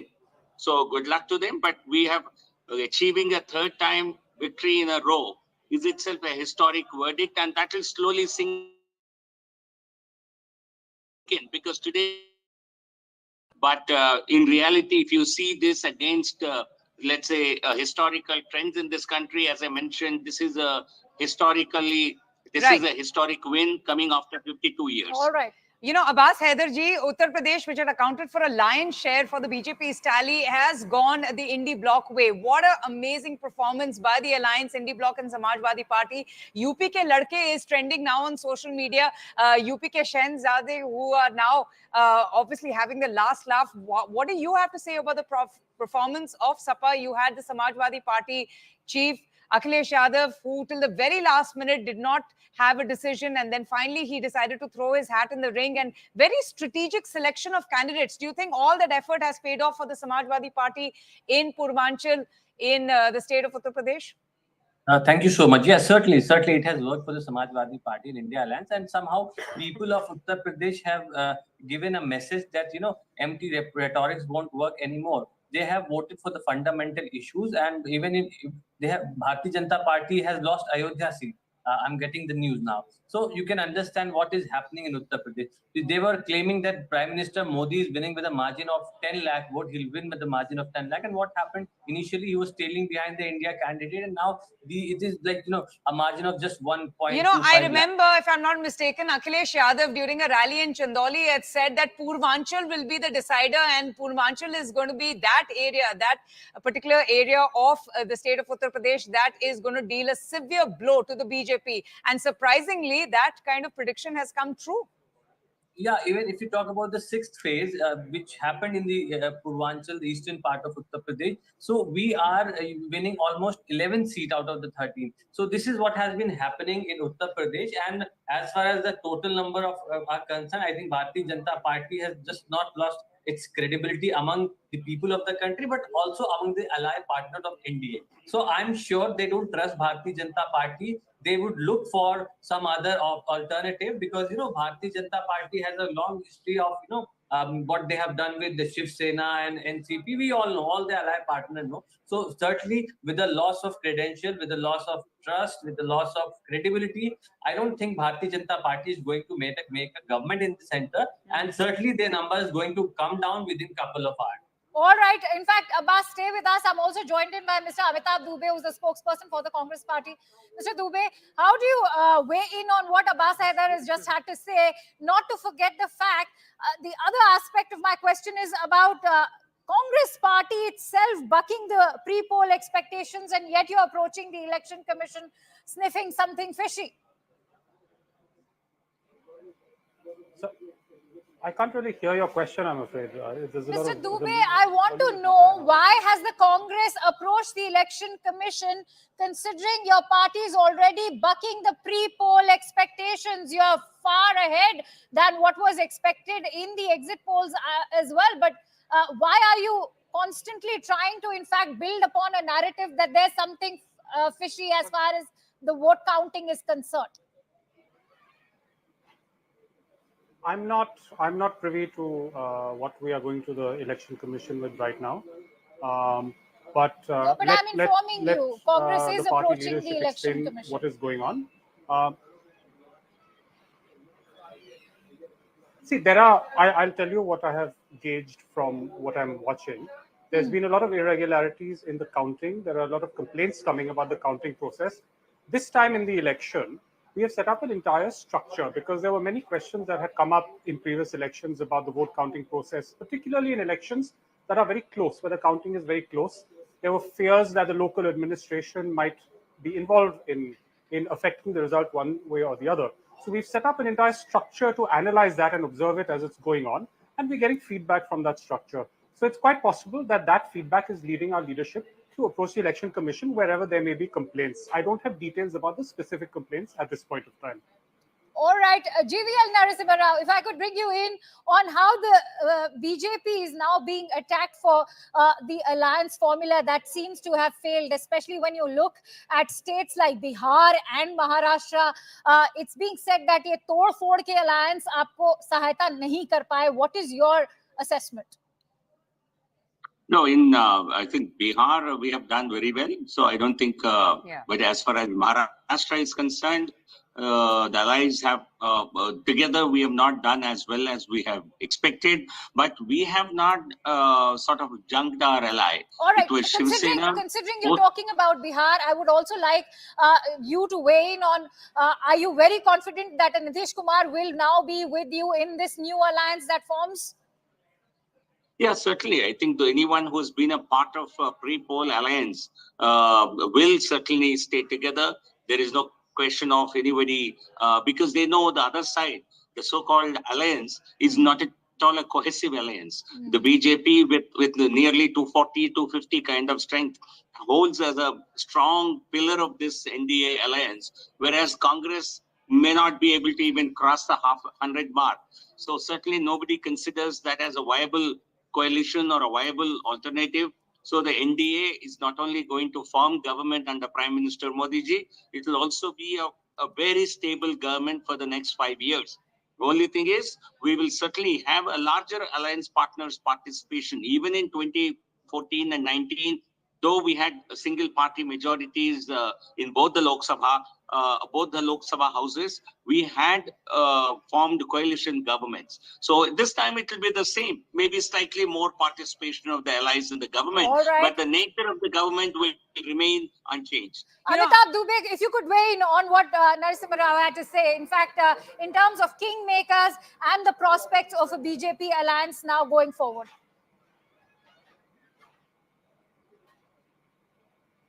So let us have the final results come in. At the moment, the BJP is obviously the single largest party, short of a majority. So let that process continue. It's up to, of course, the allies to decide which way they want to go. Many of the allies for many years have been subject to pressure from the agencies, ED, CBI, and so on. They know what the experience has been under Mr. Modi's prime ministership. This is their one chance to see if they can make a change there, but that's for them to decide. It's not for us as an opposition party to get involved in the internal processes. But as an analyst, I can say that this is one chance when the BJP and the NDA can decide what kind of future they want for their government.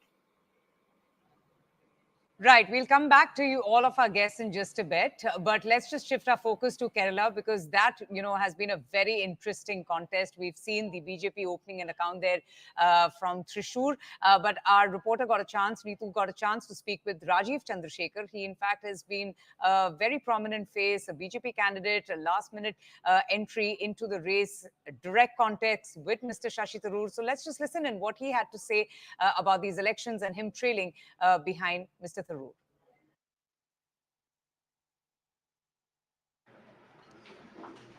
Joining me here is Mr. Rajiv Chandrasekhar. Sir, it was more like a 2020 match in Thiruvananthapuram. You going up, then Mr. Tharoor coming down, and finally it's a margin of about 15,000 votes. How Correct. do you see this? No, look, finally in elections, there is people only remember the winners, and people certainly don't remember who came second and who came, how close it is. But on a serious note, this was a campaign which I launched on the 5th of March when I was given this opportunity, excuse me, to contest in Thiruvananthapuram. And I said then, and I say today, that we were on a mission to transform Thiruvananthapuram. And our campaign was completely about transforming Thiruvananthapuram, development, prosperity, and opportunities. And as a consequence of, I think, our positive campaign, over 3.4 lakh people of Thiruvananthapuram have voted for the BJP, which is a record number. And about 35.7% of vote share the BJP has got in Thiruvananthapuram, which is again a record number. So I am pleased with the support and the response and the love and affection that the people of Thiruvananthapuram have given me. Of course, I'm disappointed with the results. And I think I would have been a good MP for Thiruvananthapuram. But it is what it is. And we will continue to work hard and to grow our party. For the first time, Kerala has given a seat for BJP in Thrissur constituency. How are you seeing this change? No, I was very confident, as we were all, that this time in these elections, the BJP will succeed significantly in Kerala. We were expecting 3 seats, and as you can see, Thrissur, we have succeeded. Suresh Gopi has done a wonderful job over the last 10 years in Thrissur. Artingal, my colleague V. Muralidharan, has done a very solid fight where he has come up very short, close to the ultimate winner. And the Thiruvananthapuram contest as well. And then Shobha Surendran Nalapura, who has done an excellent job in growing the party and the vote share and the number of votes.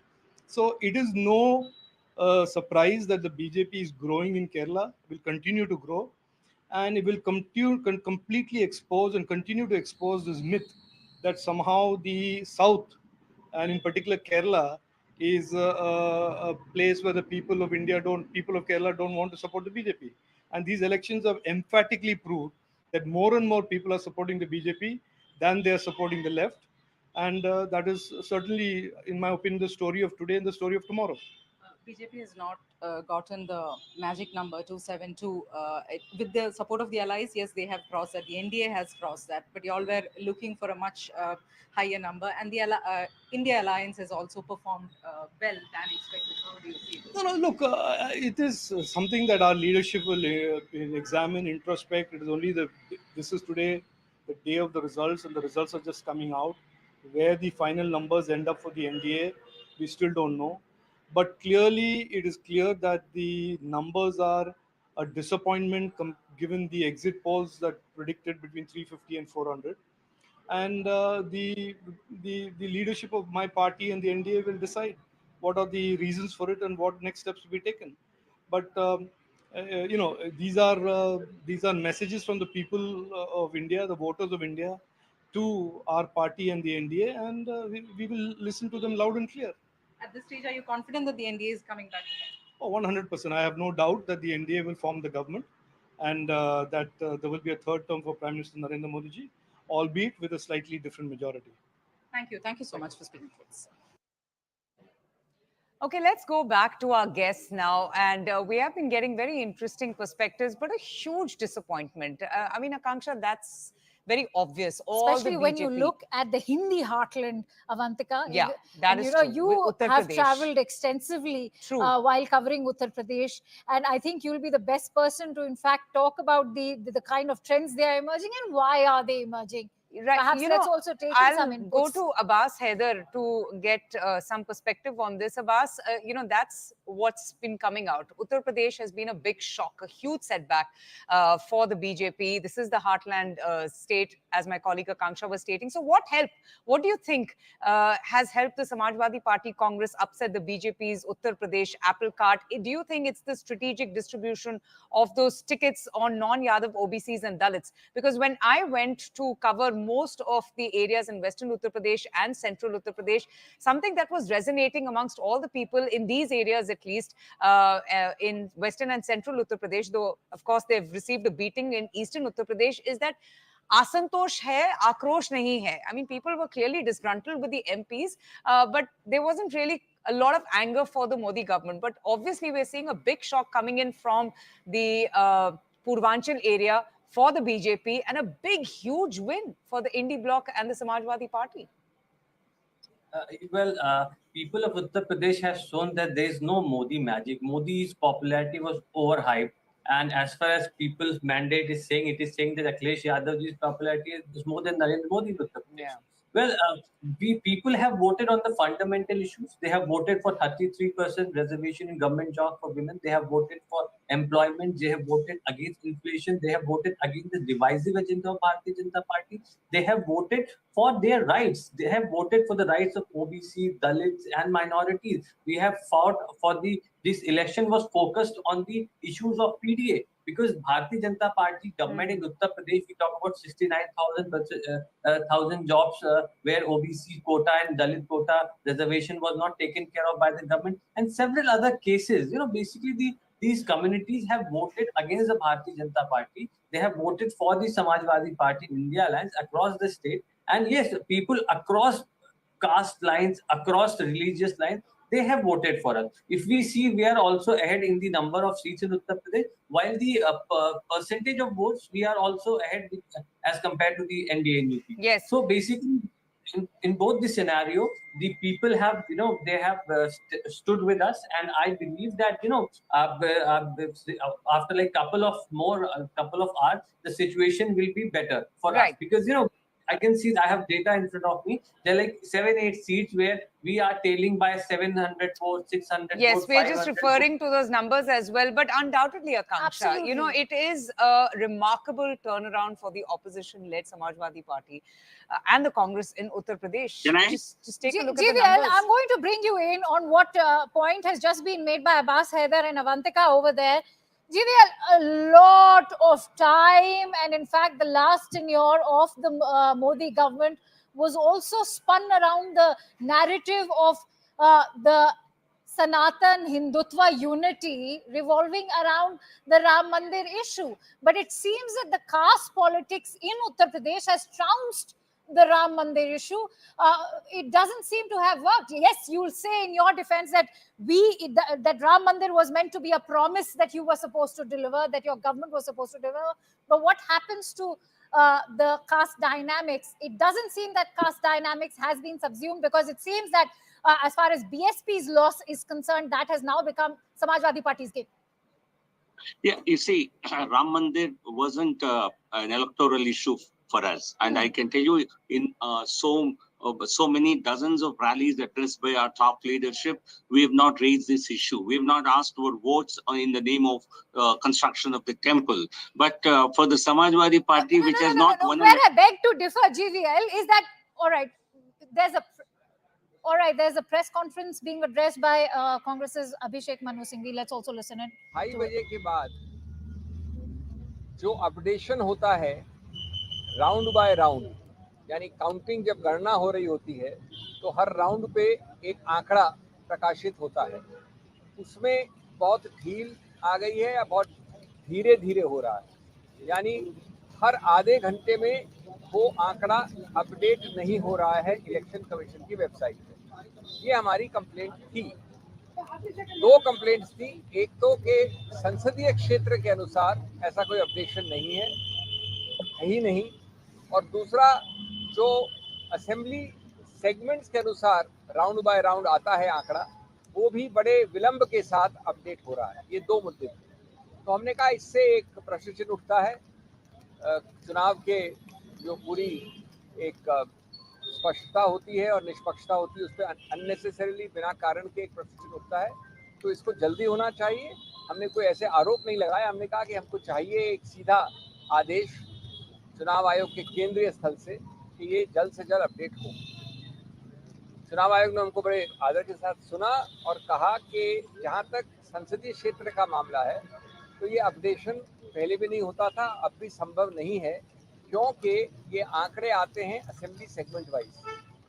तो assembly segment wise जो आंकड़े आते हैं उनको update वो तब करते हैं जब एक असेंबली सेगमेंट अगर 7 है एक संसदीय क्षेत्र में, वहाँ पहले आता है तो वो पहले हो जाता है, जहाँ बाद में आता है वहाँ बाद में होता है, इसलिए दोनों में समय का थोड़ा अंतर रहता है।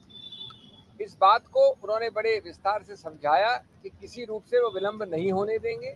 वो आदेश भी देंगे कि जो असेंबली सेगमेंट के अनुसार उसके आधार पर जो अपडेशन होना चाहिए वो जल्द से जल्द हो। और मैं समझता हूँ कि अगर ये आदेश तुरंत चला जाए, क्योंकि कुछ घंटे बचे हैं गणना में, तो ये एक प्रकार से हल होगा। बड़े एक सौहार्द के साथ ये बातचीत हुई और हमने उनको धन्यवाद किया हमको जल्द से जल्द अपॉइंटमेंट देने के लिए। एक और मुद्दा है जिसके बारे में मेरे दोस्त बोलेंगे, मैं अंग्रेजी में संक्षेप में बोल दूँ। We went to the election commission at short notice to convey a concern of ours. It was more a concern, less a complaint. We are very happy that they gave us time at very short notice. They heard us patiently. The main issue was about not updating parliamentary constituency data round by round in terms of votes counted and the results of that round. However, it was clarified that it is done assembly segment wise. As you know, these are not assembly elections, but the statistics are counted and updated assembly segment wise. So if a parliamentary constituency has averaged 7 assemblies, then it is done each round in each assembly segment wise. Now the problem was explained to us is that different assembly segments follow different speeds of counting and also of updation, which is why there is a lack of synchronism for the parliamentary constituency as a whole. In any case, the Election Commission has assured us that without all this technicality, they are again going to give very strict instructions that counting and updation round-wise at the assembly segment level shall be the fastest and the most prompt as possible. We are happy if that happens, and I think the matter would be resolved. Only a few hours are left for the elections, and we don't want to create unnecessary question marks, so long as this direction to immediately, A, to count fast, and B, to promptly disclose the counting round for each segment. There is a second issue, my friend will address you on that, about Sonipat. जी आप सबका स्वागत है। धन्यवाद सिंघवी जी।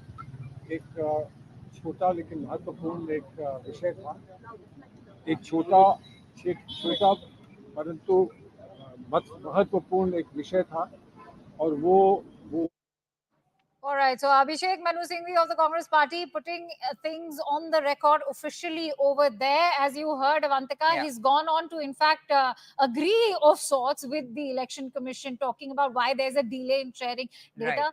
And let me bring in Amitabh Dubey of the Congress Party, who's the spokesperson, still continues to be with us. Mr. Dubey, what is your assessment? Why is the grand old party sniffing foul play over here when the Election Commission's now clearly, in fact, explained why there's been this delay, because of course different assembly segments are operating at a different pace, and of course they are hoping that in the next couple of hours results should be crystal clear.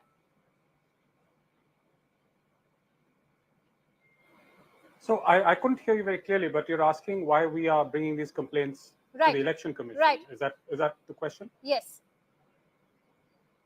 Yeah. So, there is a context to this. The context is that the voters, the most important thing is that the people of India, the voters of India, have faith in our institutions, specifically the Election Commission. If you look at CSDS data in 2024, 23 or 24, the latest data, up to 50% of the people either have no faith or have diminished faith in the Election Commission, compared with 2019 when it was about 25%. So clearly the ECI has to bring people into confidence.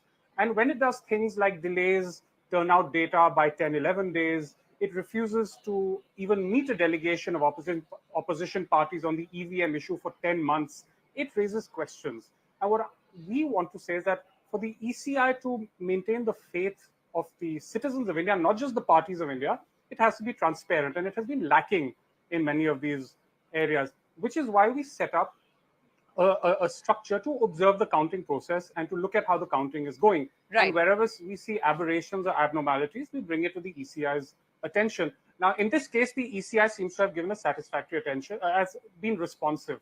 So this is the system working. We are being vigilant, and the ECI is responding.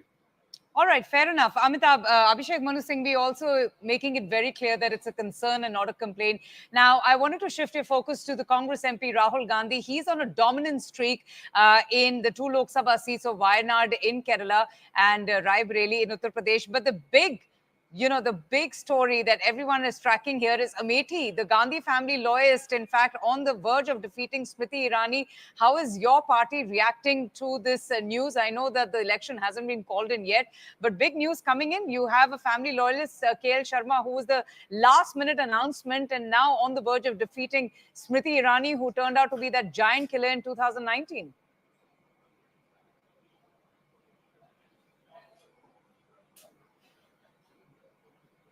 Are you asking me? Yes, Amitabh.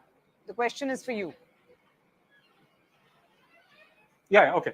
Yes. So, the fact is that the feedback we have had is that Smriti Irani was quite unpopular in the constituency of Amethi.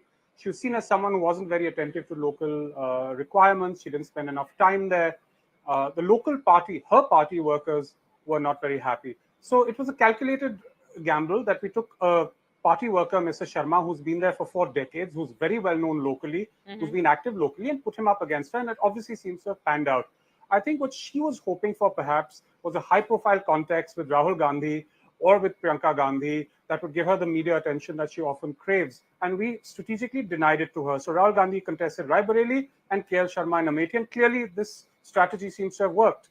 And it is working in the context of a wider sweep or at least a very direct contest in UP that was completely unexpected by the exit polls and by the commentariat. And of course, even by some political parties, I can say honestly that some people in the party are pleasantly surprised that we have been able to best the BJP if I may in one of the ask you, stronghold because states, that's the a state where the question Pran Pratishtha that's on was done, the everyone's state where the mind, campaign was launched. that Rahul Gandhi is, taking an impressive lead from both Wayanad and Rai Bareli as well. If he wins both these seats, which one will he give up?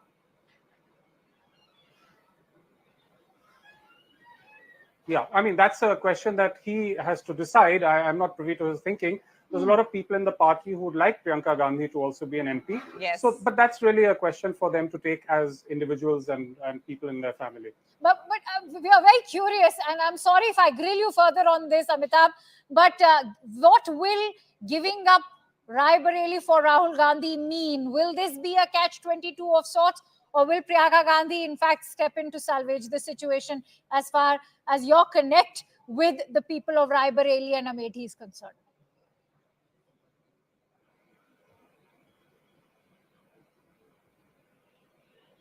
Again, are you asking me? Yes, Amitabh, please go ahead. Yeah. No, I mean, like I said, of course, she has a connect with the people of UP. She's worked in both of these constituencies. And in fact, in this campaign also, she was working there. But it's a personal decision to contest for to become a member of parliament. There are many considerations. Each individual has to look at it themselves. So it's best to leave it to her. There'll be a political calculation, of course, but there'll also be a personal calculation. So I can't try and guess what her motivations and her plans might be. We'll have to wait and see. All right, and since you're saying you'll have to wait and see, what are the seats now that the grand old party is currently very keenly, very closely eyeing?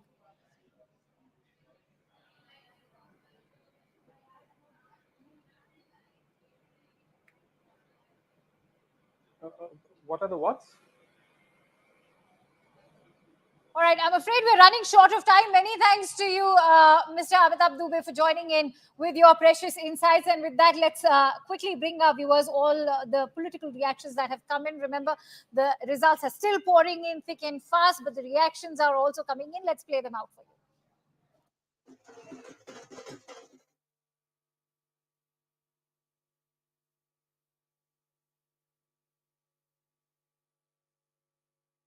वो हमारे साथ रहे।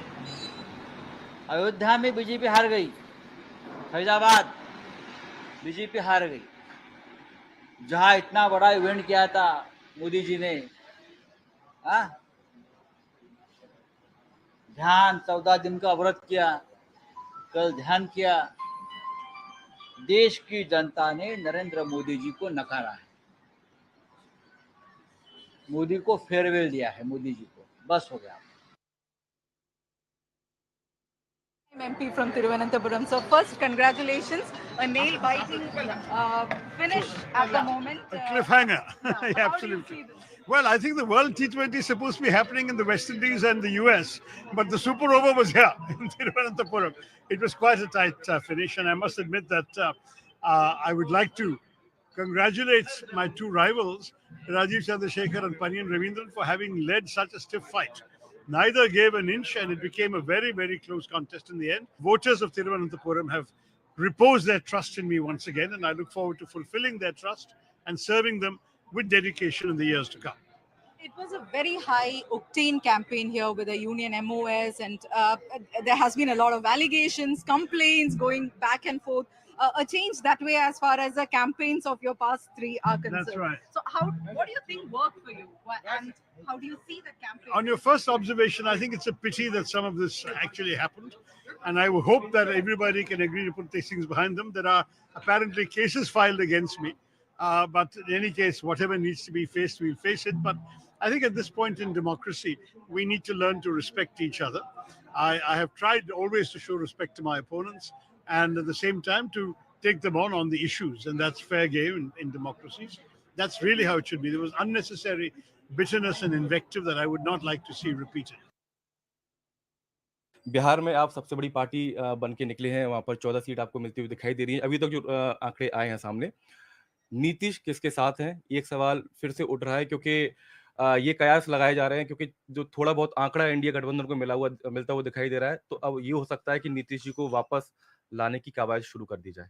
परिस्थिति ऐसी आ गई जब राहुल गांधी ने सबके सामने कह दिया कि नीतीश कुमार जी को ममता बनर्जी मानने के लिए तैयार नहीं है, तो प्रधानमंत्री के पद की बात नहीं थी, खाली कोऑर्डिनेटर की बात थी। उसके सामने हमारे सामने कोई रास्ता नहीं था। हमें प्रसन्नता है कि बीजेपी ने सम्मान हम लोगों को अपने साथ लिया, लोकसभा चुनाव में हमारी मनमांगी सीटें दी। आज हम बिहार में सबसे बड़ी पार्टी हैं। अगर इंडिया गठबंधन से फिर से बातचीत की जाती है और बाकायदा पूरा सम्मान दिया जाता है, पद भी दिया जाता है, क्योंकि ऐसी चर्चाएं चल रही हैं कि उप प्रधानमंत्री का पद भी उनको दिया जा सकता है अगर बातचीत होती है तो। नहीं, अब हमारा वापिस जाने का कोई प्रश्न पैदा नहीं होता। हमने इस गठबंधन को बनाने में मेहनत की, बीजेपी के साथ मिलकर के हमने चुनाव लड़ा, हमारी मनमर्जी की सीटें मिली। यद्यपि हम बिहार से बाहर भी सीटें चाहते थे, वो मिलती तो यूपी में और भी अच्छा होता।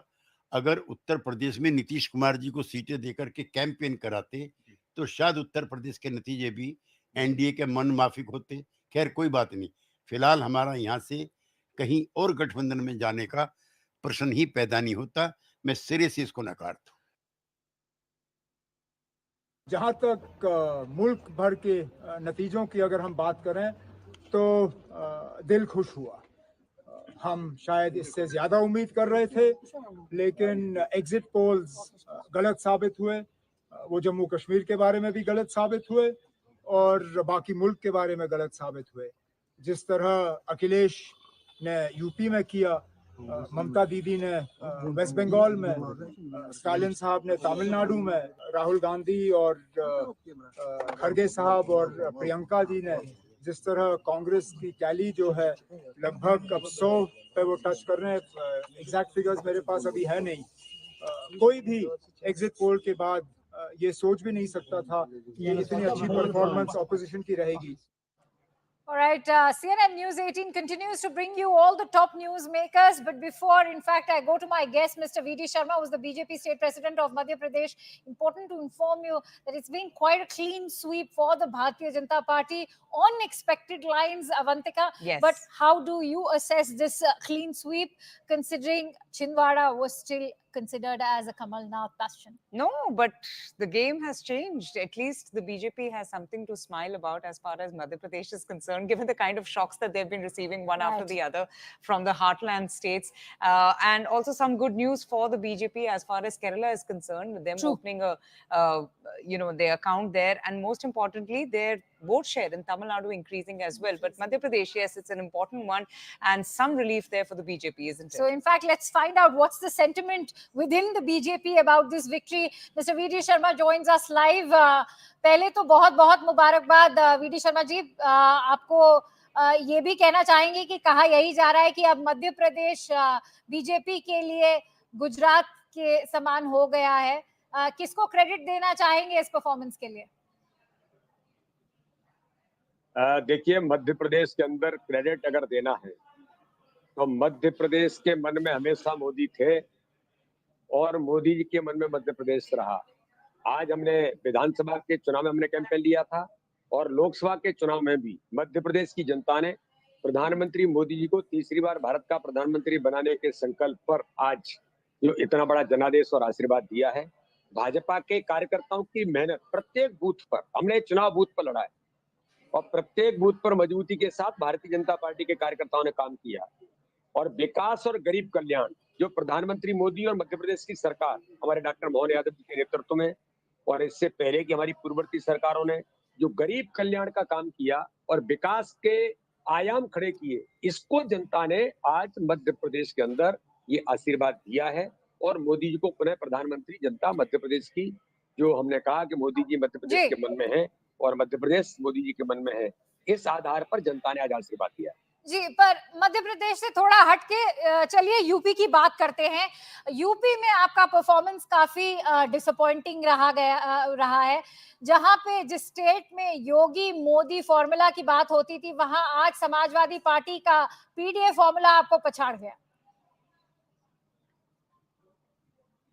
पछाड़ना तो नहीं कहेंगे, लेकिन जो अपेक्षा के अनुरूप परिणाम उत्तर प्रदेश के अंदर जरूर अभी जो ट्रेंड है जो मतगणना के, उसमें थोड़ा सा हमें ये कमजोरी लग रही है कि थोड़ा हम इसमें बहुत सफल नहीं हो पाए हैं।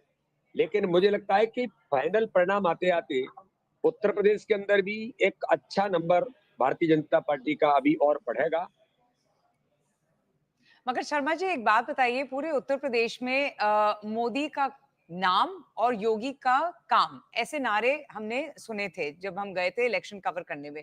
इनफैक्ट समाजवादी पार्टी को तो गुंडा राज पार्टी कहा जाता था। आपकी खुद की पार्टी कहती थी कि ये जो पार्टी है, सपा की जो पार्टी है, वो बस गुंडागर्दी करती है and they don't believe in law and order. But आज तो पूरे जो स्टोरी है पलट ही गया है। How do you respond to this shocking performance जो बीजेपी ने देखा है उत्तर प्रदेश में?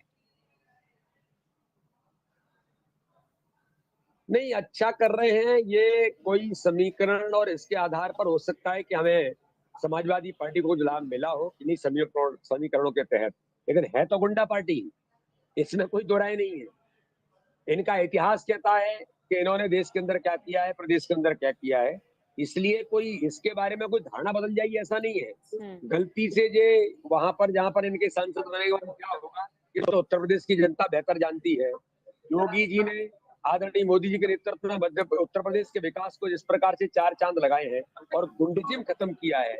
अब कई समीकरण कभी कभी राजनीति में बनते हैं, उन समीकरण के तहत हो सकता है कि कुछ प्लस माइनस हुआ हो, लेकिन हम इस पर अलर्ट हैं और मुझे लगता है कि हमारा नेतृत्व उत्तर प्रदेश के अंदर भी इस पर गंभीरता से विचार करके कहां पर क्या ऐसी चीज हुई है इसके कारण से कुछ प्लस माइनस हुआ है, लेकिन मैं मानता हूं कि अभी भी नंबर और अच्छा आएगा। पर मिस्टर शर्मा, जो होल्ड होता था बीजेपी का हार्टलैंड, हिंदी हार्टलैंड स्टेट्स पे, वो शायद थोड़ा सा हिल गया है इस टाइम। अगर आप बिहार की बात करेंगे तो वहां पर भी जो जेडीयू है, they have performed much better than the BJP. Rajasthan की अगर बात करेंगे, वहां पर भी जो आपका होल्ड था वो भी थोड़ा सा काफी शेक हो रखा है। तो आपको नहीं लगता है कि बीजेपी के जो उम्मीद थे, जितने नंबर आने थे, वो तो उम्मीदों के बहुत ही ज्यादा कम आए, जो बीजेपी ने प्रिडिक्ट करा था कि जो उनको नंबर आए थे? आपके तो सारे जो कैंडिडेट्स थे वो सारे कह रहे थे कि आपको 80 में से 80 मिल जाएंगे, उससे तो बहुत ही कम आए सीट्स। चूक कहाँ हुई है ये तो चुनाव परिणाम के बाद समझ में चीजें आएंगी, लेकिन फिर भी कोई इतना बड़ा चेंज नहीं है। एनडीए गठबंधन को अच्छा बहुमत मिला है और माना कि कुछ राज्यों में थोड़ा अपेक्षा के अनुरूप हमें परिणाम नहीं मिल पाए। In fact, we have some breaking inputs coming in on that note. Remember, the Congress party had just approached the Election Commission of India, and with regards to that, we are getting in more inputs. As far as Congress's delegation that approached the EC is concerned, the Election Commission, in fact, has responded saying that the counting is conducted as per Rule 60 of the Conduct of Election Rules at the designated counting centers. Let's try and get in some understanding in terms of what the Election Commission has had to say. Arunima will be sharing more inputs with us. Arunima, share the details with us. So, the last couple of hours, the Election Commission of India website seemed to not be moving as fast as it was in the initial hours of counting. So, the Congress alleged that this was deliberately slowing down of the counting process.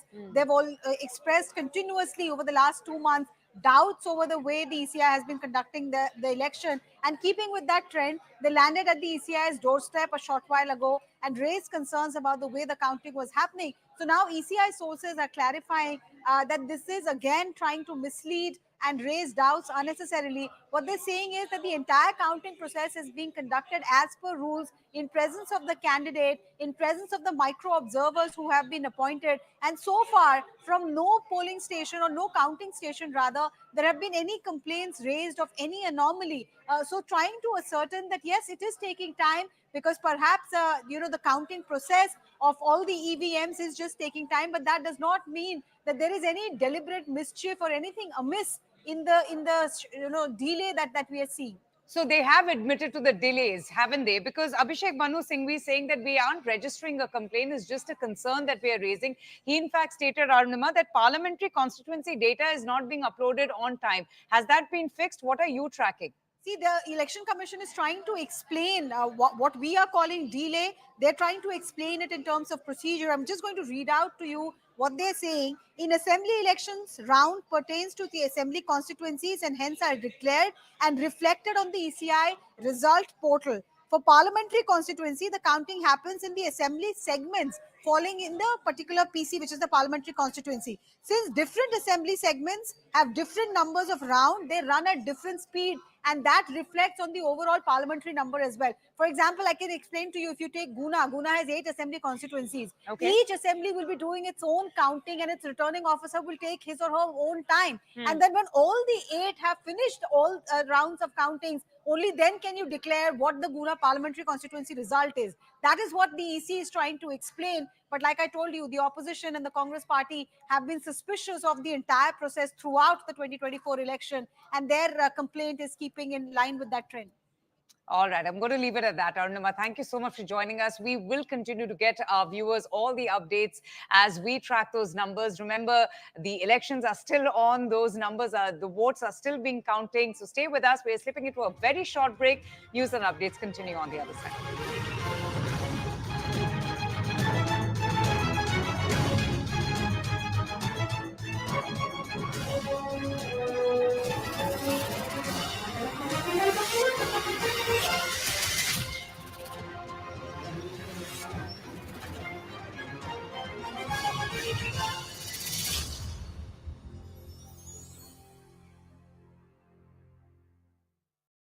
यार अभी Look, Rahul, once again, the BJP and the NDA alliance, already NDA plus was 400, and therefore we set a high benchmark for ourselves. We always knew, as we've been already validated, that we were going to come back to power for a third time. The only question was that could we reach or better the target that we had set for ourselves? Perhaps Veer has a point that we set our ambitions too high. We could be guilty of the burden of expectations weighing too heavily on us. But now, just think of it. Had this been 2014, the 2014 NDA was about 310 or 315 seats. We are not very far away from that. By all likelihood, with 4 o'clock or 5 o'clock, we'll be making that mark. Right. At that time, that was considered as a wave. And today, it's not being considered as a wave. No, and see, I'm just looking at Zaka wanted to know, beg your pardon, Rahul wanted to know, in phase 1 and 2 together, the opposition has actually taken 26 seats, plus 26 seats. The NDA is minus 23. And in that, if I have to look at the breakup of the NDA, the BJP has got 72 seats. They are minus 23 overall. So that's the breakup. And if you look at phase 1, 2, and 3, let me add to the filters and add phase 3 also. If you look at phase 1, 2, and 3, overall, the NDA is minus 34 seats. Yes. So the first 3 phases is where the BJP and the NDA has suffered a lot of losses. Bulk of the losses are from the BJP. And that's the area where the SP has really capitalized in Uttar Pradesh also. If you overlay those and three phases. if you look at the Uttar Pradesh region, and let's look at the region, let's go back and we'll look at the states. I've got Payal with me. Just a minute. Yes, Payal. Chandrababu Naidu has dialed, has been spoken to by the PM. What's the conversation about? Yes, Payal. So, you know, what we are given to understand is that Prime Minister Narendra Modi had called up Chandrababu Naidu, the TDP chief, to convey his congratulations to Naidu's led TDP, which is, of course, heading the NDA alliance over there for the stupendous kind of result they've been able to get.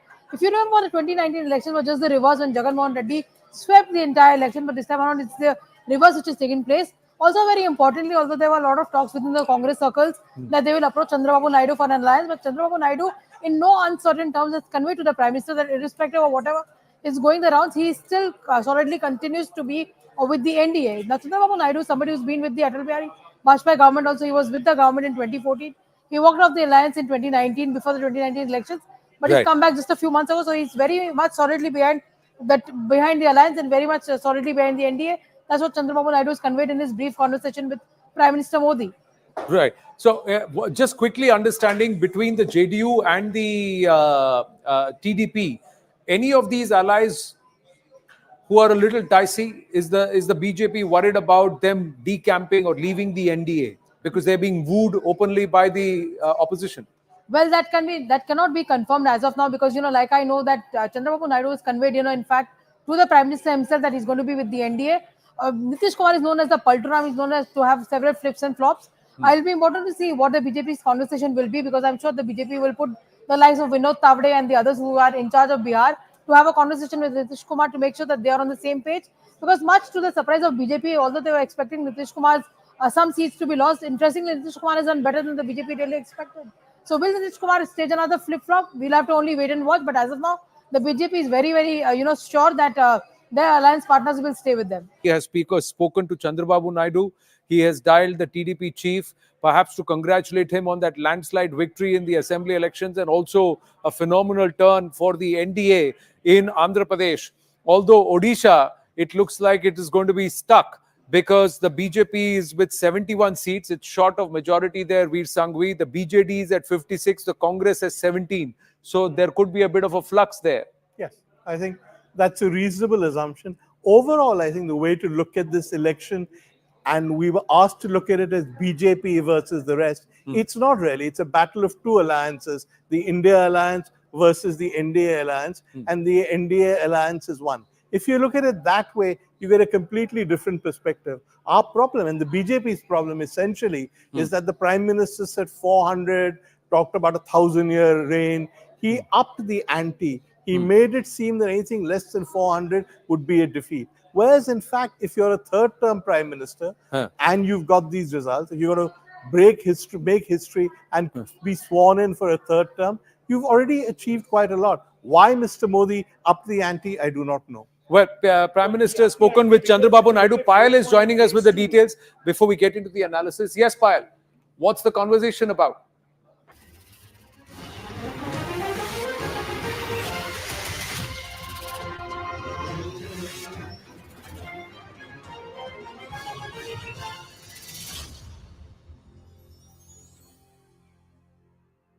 Counting begins! On the day that counts, CNN News 18 was way ahead of competition. We have the first numbers coming in from Tumkur, Mysuru, Dakshina Kannada, BJP taking a lead. Others tried to keep pace, but were no match. Elections equals CNN News 18. Counting begins!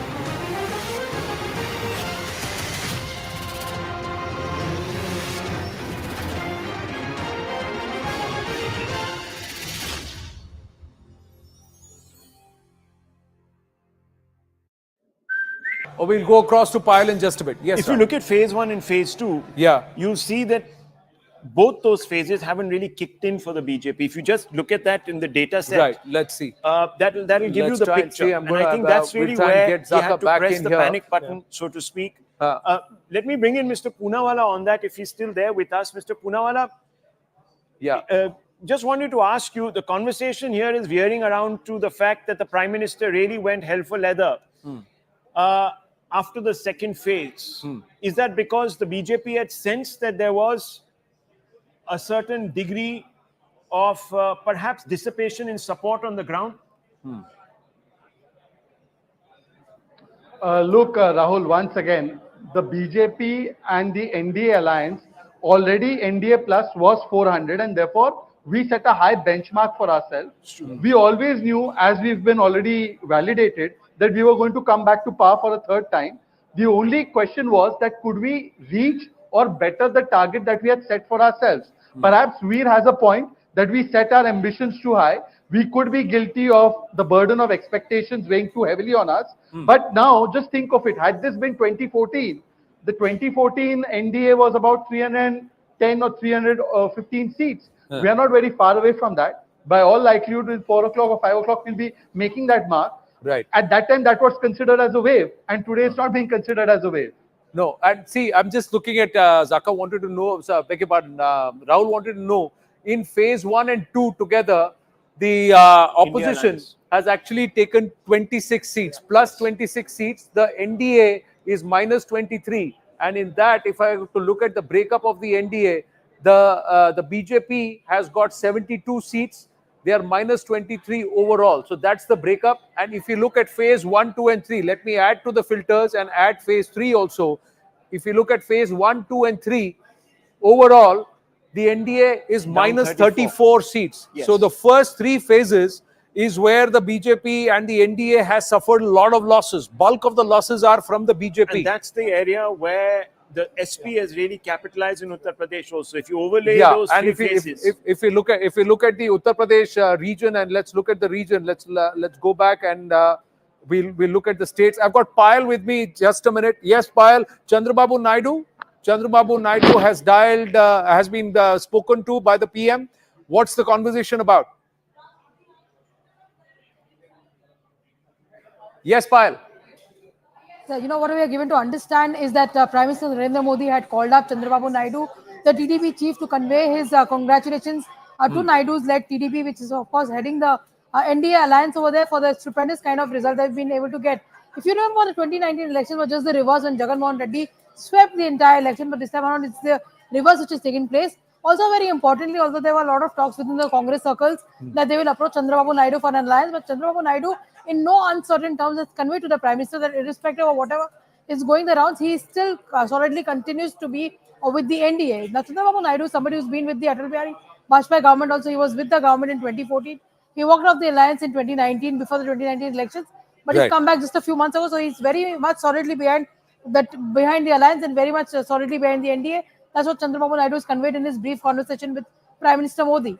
Right. So, just quickly understanding between the JDU and the TDP, any of these allies who are a little dicey? Is the BJP worried about them decamping or leaving the NDA because they're being wooed openly by the opposition?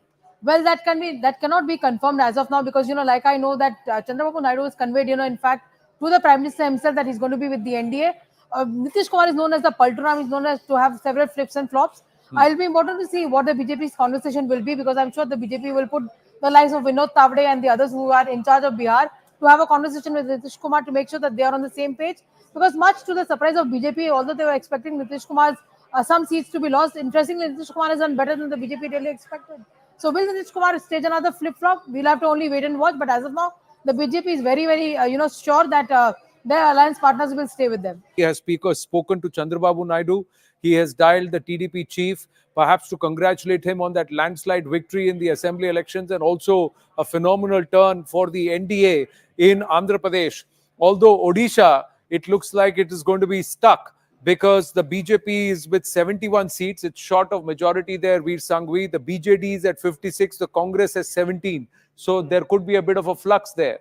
Yes, I think that's a reasonable assumption. Overall, I think the way to look at this election, and we were asked to look at it as BJP versus the rest, it's not really. It's a battle of two alliances, the India alliance versus the NDA alliance, and the NDA alliance is one. If you look at it that way, you get a completely different perspective. Our problem, and the BJP's problem essentially, is that the Prime Minister said four.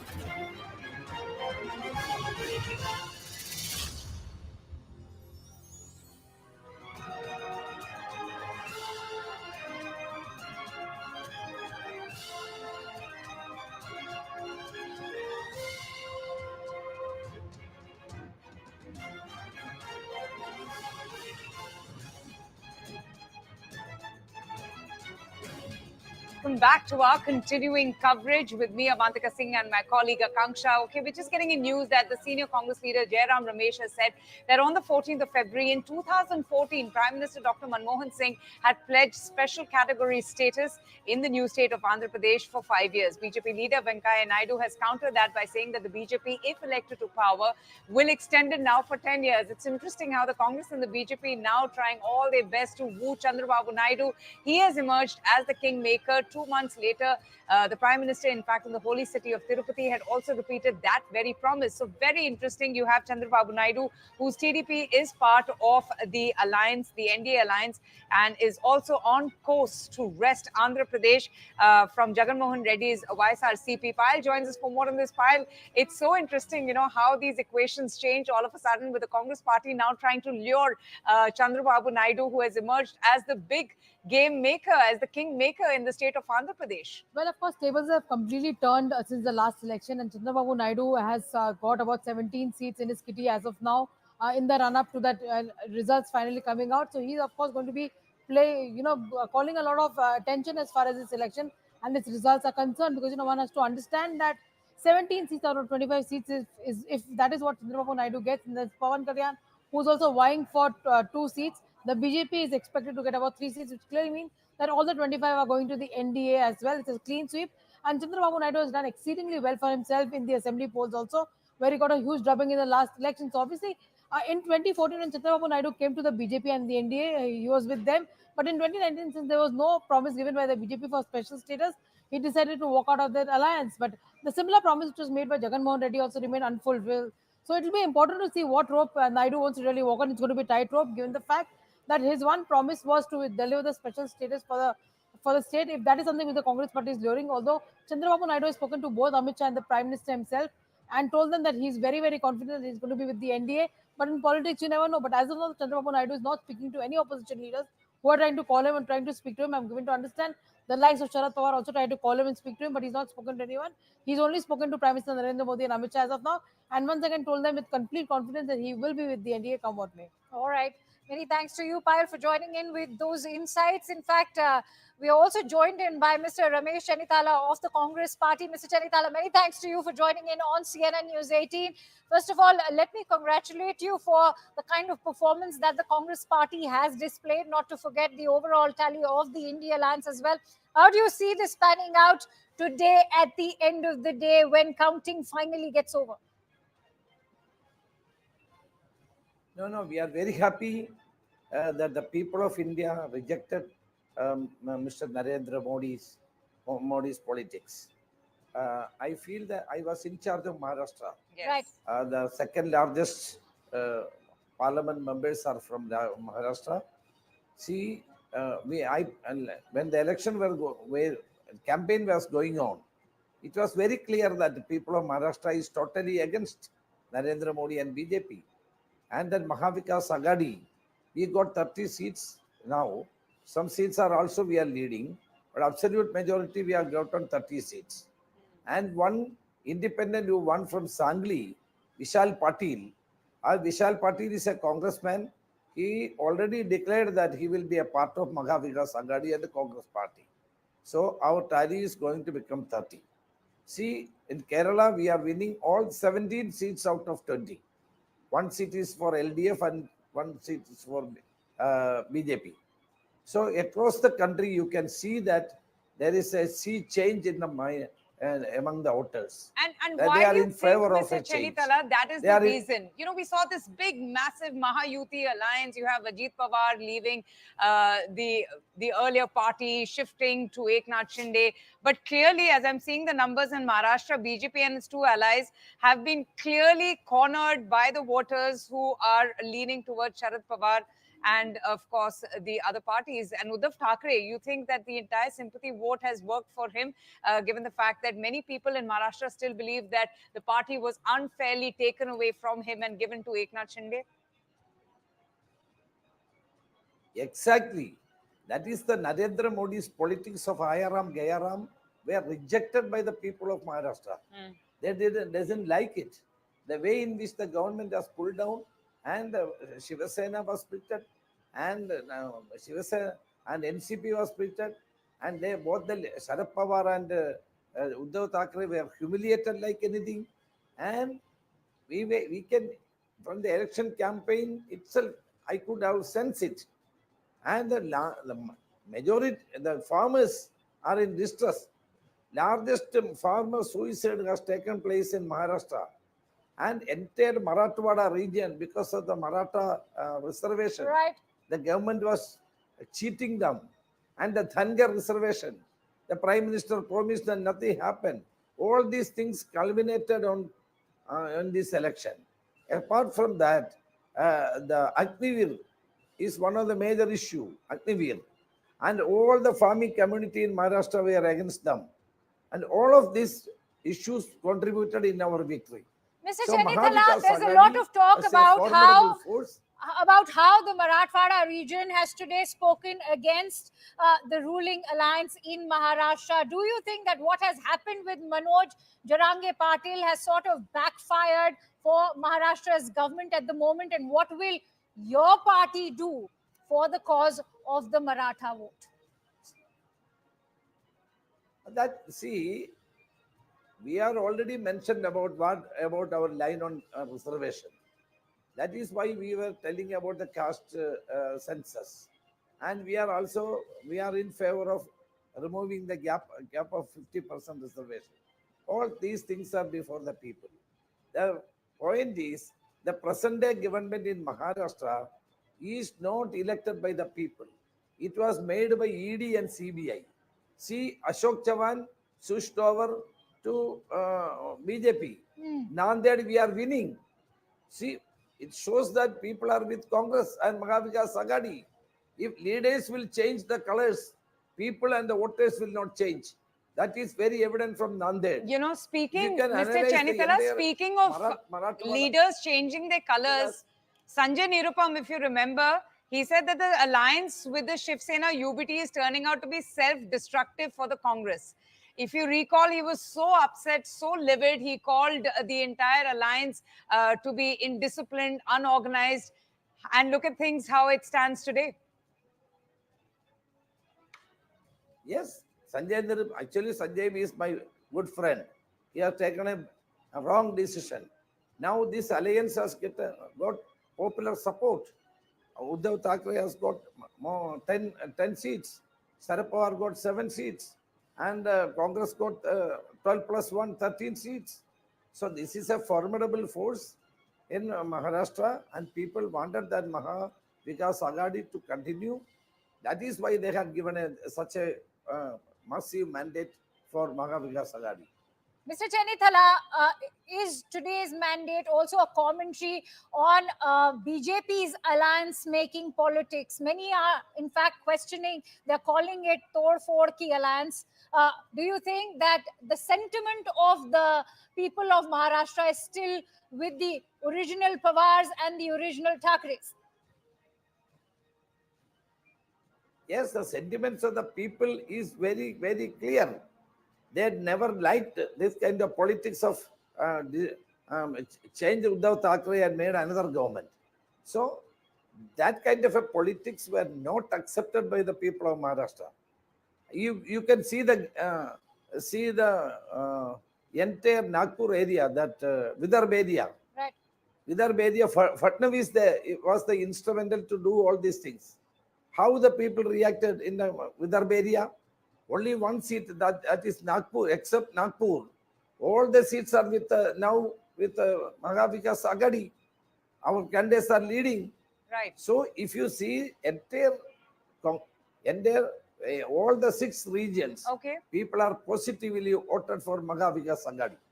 That is very clear, and I feel that this kind of politics of BJP will not be accepted by the people. All it right. was done in Karnataka. When people got an opportunity, people voted out from Karnataka. Like that in Maharashtra also, in the coming Parliament Assembly election, they will vote out BJP and this government.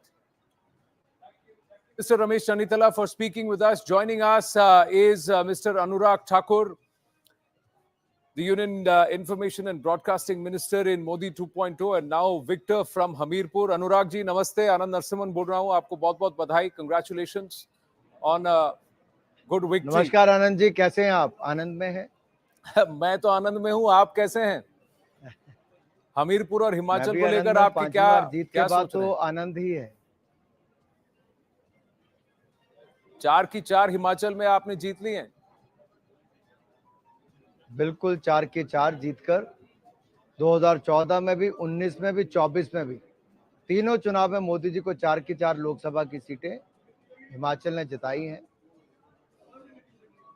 Local assembly elections में भले ही हलचल दूसरी हो, लेकिन national level पर BJP का वर्चस्व दिख रहा है हिमाचल में. अनुराग जी, निश्चित तौर पर दिल्ली में भी सरकार जो भारतीय जनता पार्टी की देश में सरकार बननी है, एनडीए की, हम उस दिशा में आगे बढ़ रहे हैं. लगभग 300 के आसपास सीटों पर भारतीय जनता पार्टी का जो आंकड़ा एनडीए के साथ मिलकर आ रहा है, वो अपने आप में दिखाता है कि लोगों ने एक बार फिर नरेंद्र मोदी जी के नेतृत्व में एनडीए की सरकार बनाने के लिए वोट दिया है. But the talk and M was for 400 पार. यहाँ 300 पार के लिए भी धक्के लग रहे हैं. That must be a little disappointing.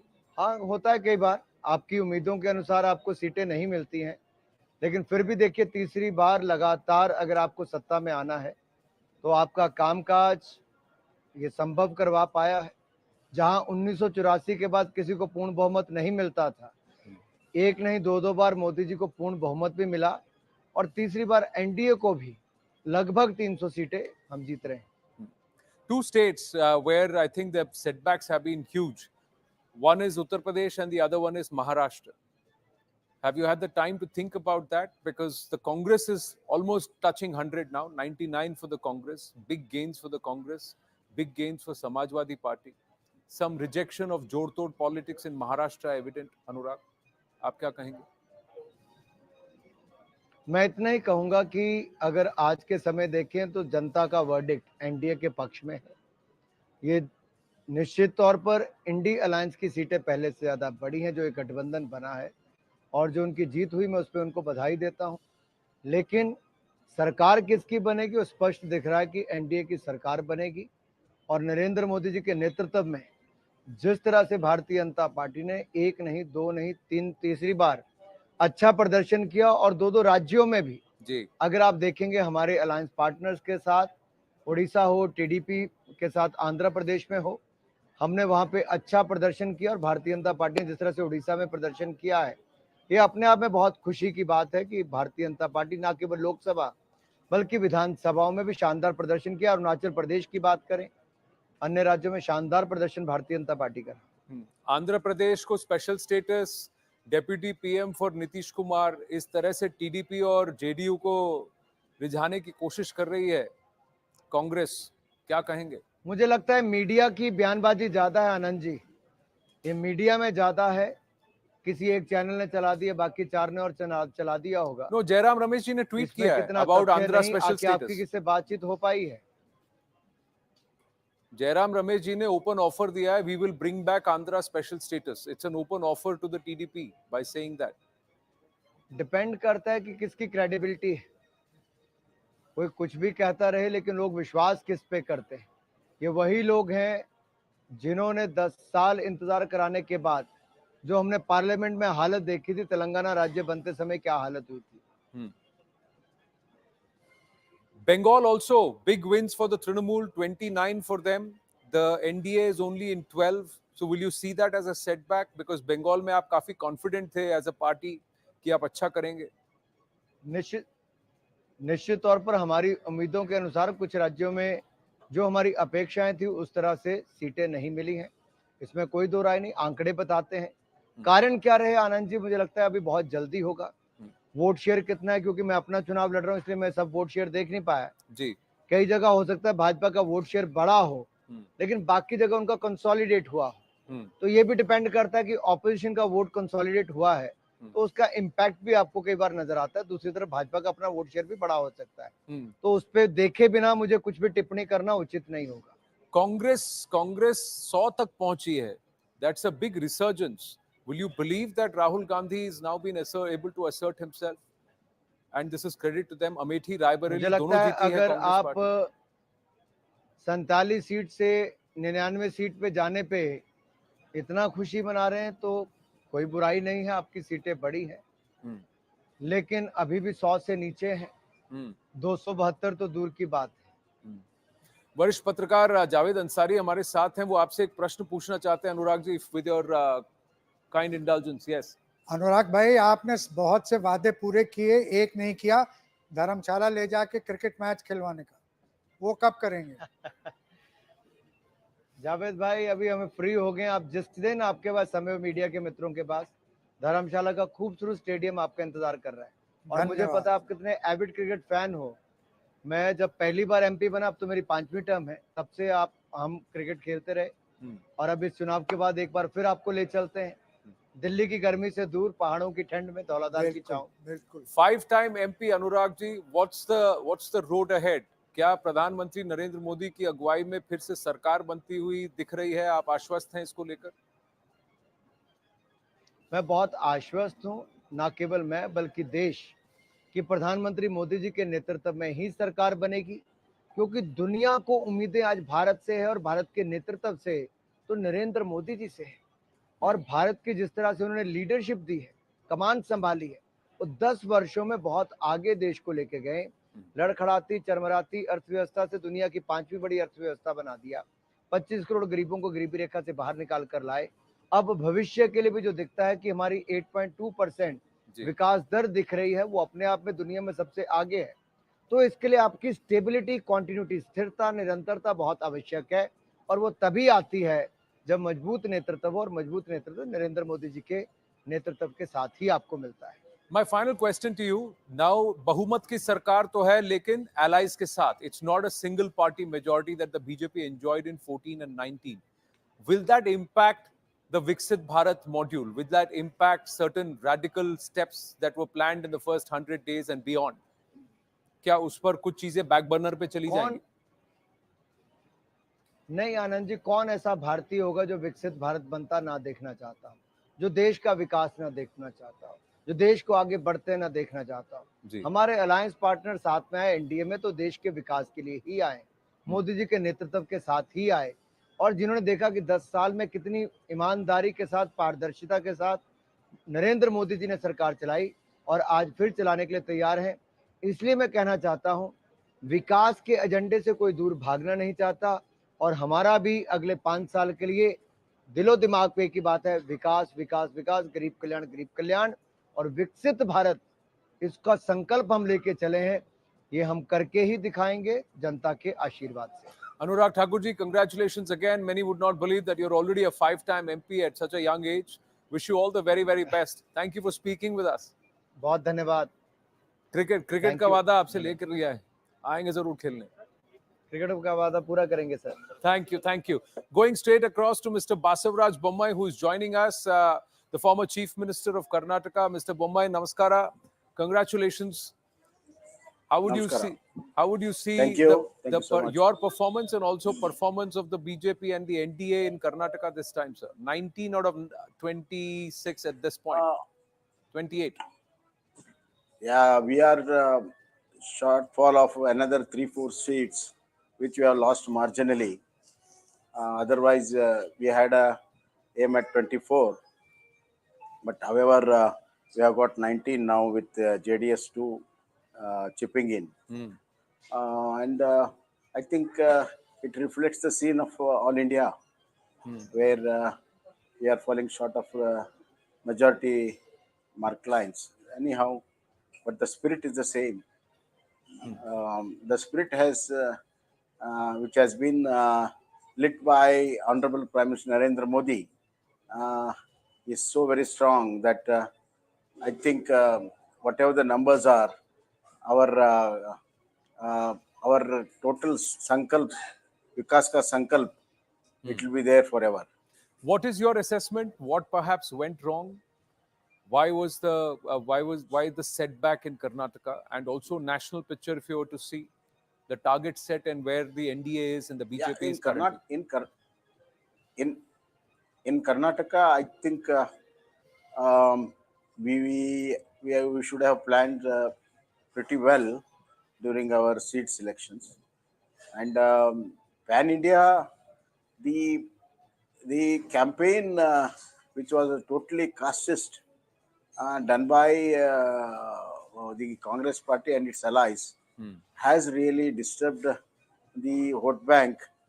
Those who are voting for entire nation, that was little fractured. The main reason is that the casteist approach of the opposition has really toned down the development agenda of Narendra Modi. And you know how it is when the caste comes. It will be totally emotional, and as well as very little thinking goes into that. Do you think this Samvidhan Badal Denge narrative actually hurt the BJP? We'll change the constitution, kind of a fear mongering.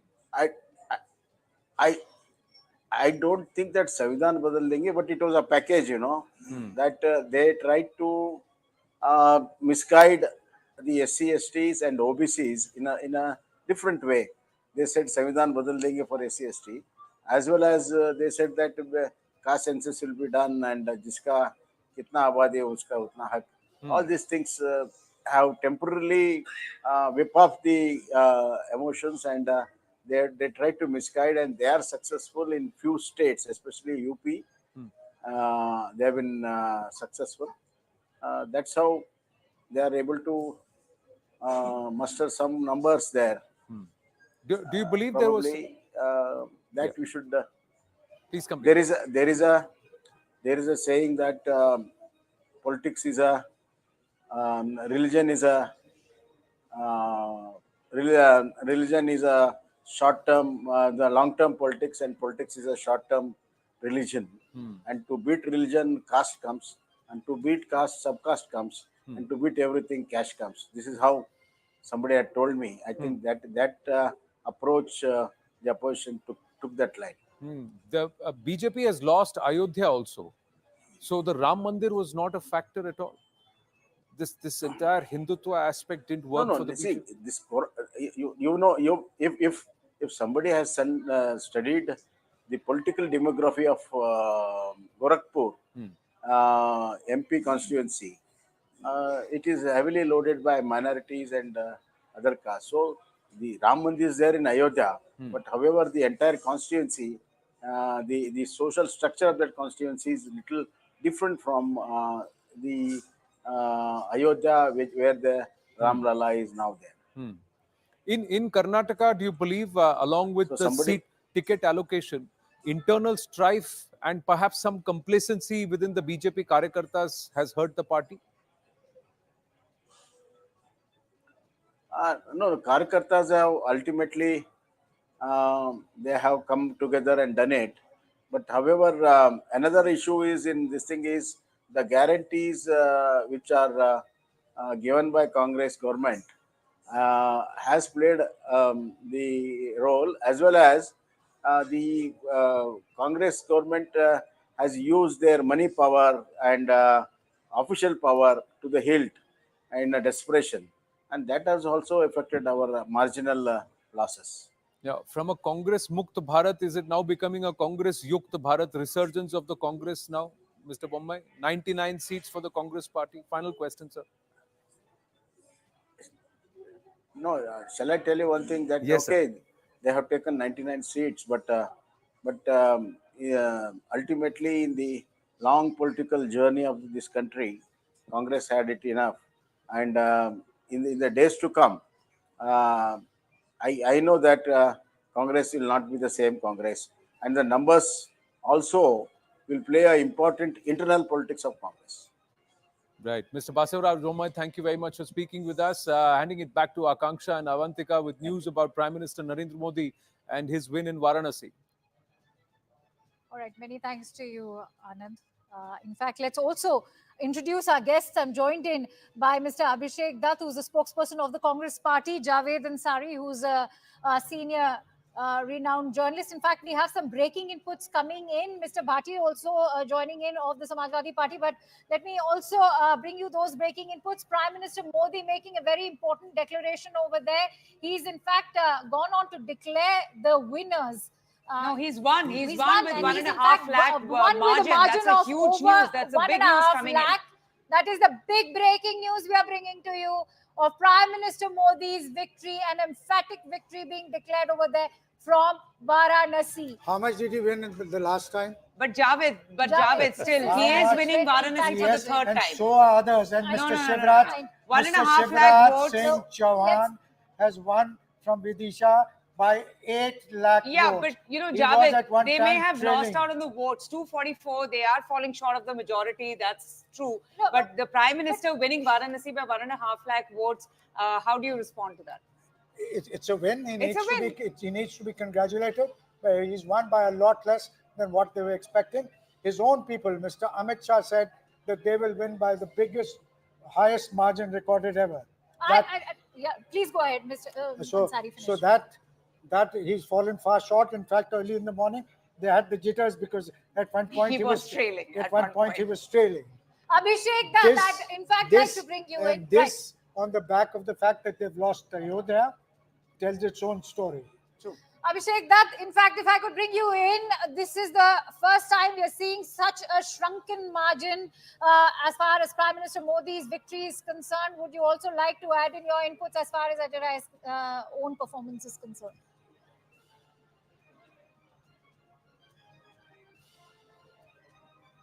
Abhishek, can you hear me? I'd like to thank the entire voters of Varanasi, our alliance partners, and our candidate for giving a very big show, fighting against Mr. Narendra Modi ji in Varanasi, and at one time he was trailing if you were following his election result. At the end of the day, him winning with a very small margin shows the popularity of Narendra Modi ji in our country, and especially in UP. The same Bharatiya Janata Party had claimed that Mr. Modi will win with more than 6 lakh votes. Today, he stands with a margin of 1,57,000. After putting in all the resources, the entire government was there to support him. The way they were pushing the voters of our party, all the supporters were under heavy police pressure. But still, we all managed a very good election over there. Right. And Mr. Modi must confess one thing today, that brand Modi no longer stays in our country. Modi guarantee has not worked. People of the country have given a very strong message. And I'd like to thank all of them. All right. Just stay on with me. Rajkumar from the Samajwadi Party is also joining us. Rajkumar ji, UP has been a big surprise, big shock to the BJP, but you know, the Samajwadi Party, Sapa Party jo hai aapki, to biggest change maker, emerging as the king maker.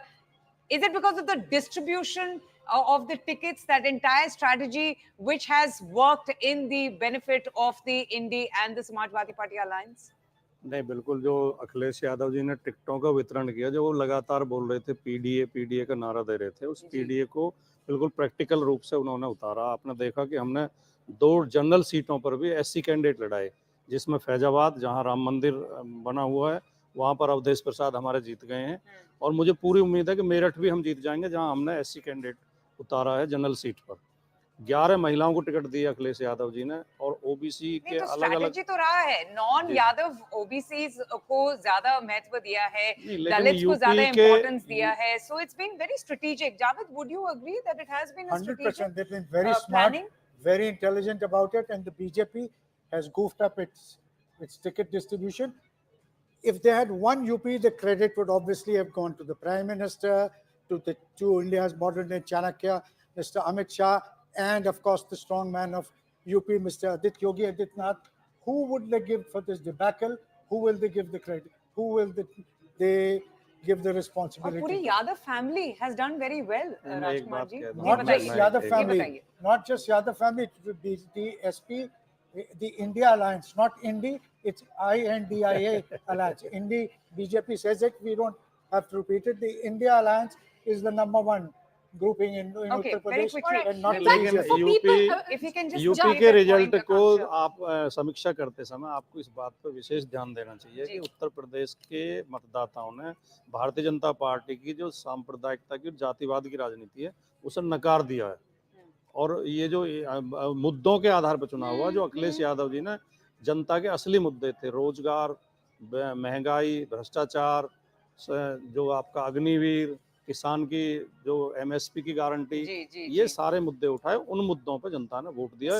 ये देश के लिए एक अच्छा संदेश है। There's, in fact, we've all very consistently heard these appeals coming from the UP CM as well as the Prime Minister, that when it comes to Uttar Pradesh, there was a lot of talk about the Yogi Modi model, the double engine ki sarkar. All of that seems to have failed at the moment. That appears to have had more support in media houses than with the electorate of Uttar Pradesh. And I have a question.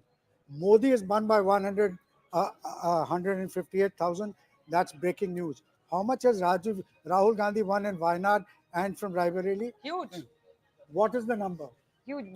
I mean, he's on a dominant streak on both those seats, Wayanad and also from Raebareli, and just Amethi. You will give it as much prominence as you did. Right, I think we should bring in Abhishek. Abhishek, many critics were talking about how caste has been subsumed, and that in fact BJP was being credited for being this unifying force of the Sanatan Dharma. But do you think that caste is not a factor that is yet done away with when we look at the emerging trends and the results, especially in Uttar Pradesh? See, it was not the people who said that. It was only anchors in the TV studio. No, we never negated caste. I'm not talking about you. Please don't take it to yourself. I said anchors in the TV studio. I didn't say you.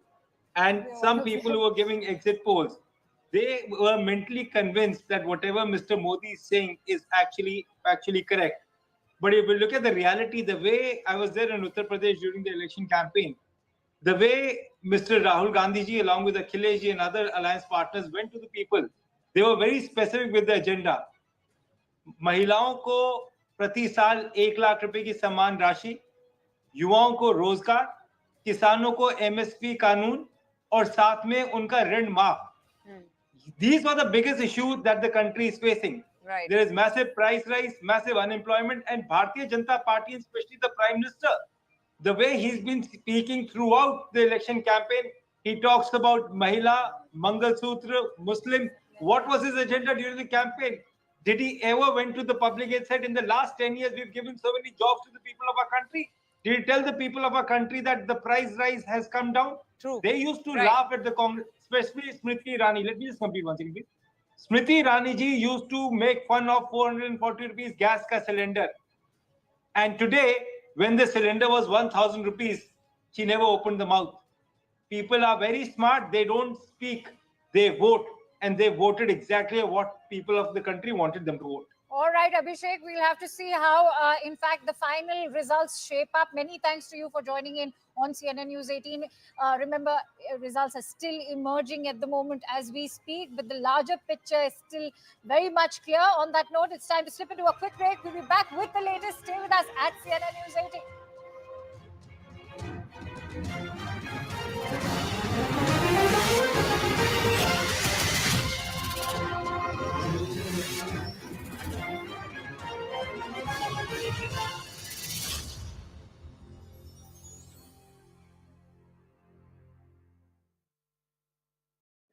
Talked about 1,000-year reign.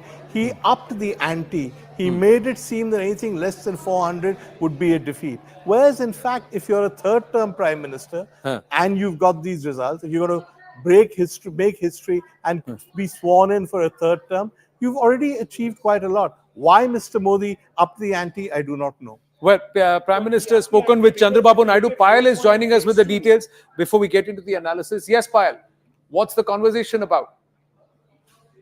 Or we'll go across to Payal in just a bit. Yes, if you look at phase 1 and phase 2, you see that both those phases haven't really kicked in for the BJP. If you just look at that in the data set, right, let's see. That'll give you the picture. And I think that's really where you have to press the panic button, so to speak. Let me bring in Mr. Poonawalla on that, if he's still there with us. Mr. Poonawalla, just wanted to ask you, the conversation here is veering around to the fact that the Prime Minister really went hell for leather after the second phase. Is that because the BJP had sensed that there was a certain degree of perhaps dissipation in support on the ground? Look, Rahul, once again, the BJP and the NDA alliance, already NDA plus was 400, and therefore we set a high benchmark for ourselves. We always knew, as we've been already validated, that we were going to come back to power for a third time. The only question was that could we reach or better the target that we had set for ourselves. Perhaps Veer has a point that we set our ambitions too high. We could be guilty of the burden of expectations weighing too heavily on us. But now, just think of it. Had this been 2014, the 2014 NDA was about 310 or 315 seats. We are not very far away from that. By all likelihood, in 4 o'clock or 5 o'clock, we'll be making that mark. Right. At that time, that was considered as a wave. And today, it's not being considered as a wave. No, and see, I'm just looking at Zaka wanted to know, beg your pardon, Rahul wanted to know, in phase 1 and 2 together, the opposition has actually taken 26 seats, plus 26 seats. The NDA is minus 23. And in that, if I have to look at the breakup of the NDA, the BJP has got 72 seats. They are minus 23 overall. So that's the breakup. And if you look at phase 1, 2, and 3, let me add to the filters and add phase 3 also. If you look at phase 1, 2, and 3, overall, the NDA is down minus 34 seats. Yes. So the first 3 phases is where the BJP and the NDA has suffered a lot of losses. Bulk of the losses are from the BJP. And that's the area where the SP has really capitalized in Uttar Pradesh also. If you overlay those 3 phases. If you look at the Uttar Pradesh region, and let's look at the region, let's go back and we'll look at the states. I've got Payal with me. Just a minute. Yes, Payal. Chandrababu Naidu has dialed, has been spoken to by the PM. What's the conversation about? Yes, Payal. So, what we are given to understand is that Prime Minister Narendra Modi had called up Chandrababu Naidu, the TDP chief, to convey his congratulations to Naidu's led TDP, which is, of course, heading the NDA alliance over there for the stupendous kind of result they've been able to get. If you remember, the 2019 election was just the reverse when Jagan Mohan Reddy swept the entire election, but this time around it's the reverse which is taking place. Also, very importantly, although there were a lot of talks within the Congress circles that they will approach Chandrababu Naidu for an alliance, but Chandrababu Naidu, in no uncertain terms, has conveyed to the Prime Minister that irrespective of whatever is going the rounds, he still solidly continues to be with the NDA. Now, Chandrababu Naidu is somebody who's been with the Atal Bihari Vajpayee government also. He was with the government in 2014. He walked off the alliance in 2019 before the 2019 elections, but he's come back just a few months ago, so he's very much solidly behind the alliance and very much solidly behind the NDA.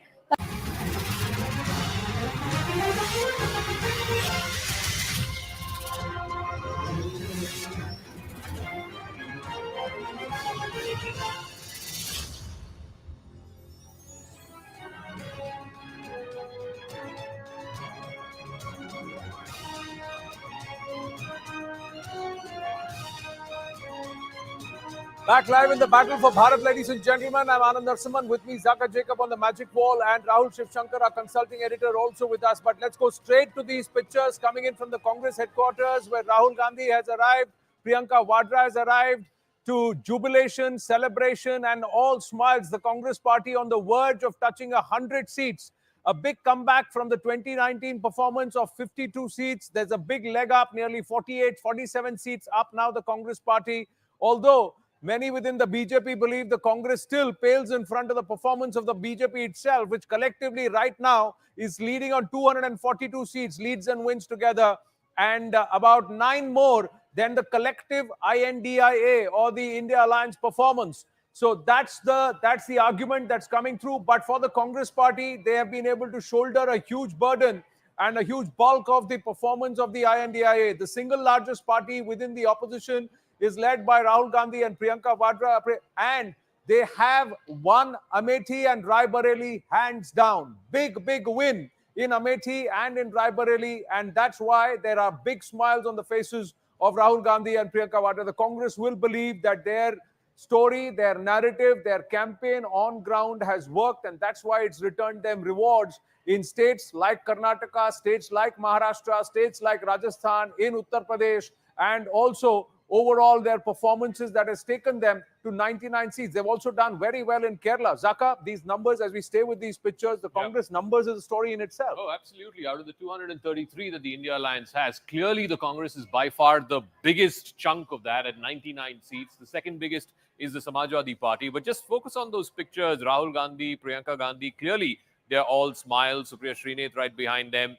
And, just pause for a moment, because a year and a half, 2 years ago, when Rahul Gandhi undertook that Bharat Jodo Yatra, no one was quite giving him a chance. No one was really talking about it. People said it's an exercise in trying to relaunch him for the 5th time or the 10th time.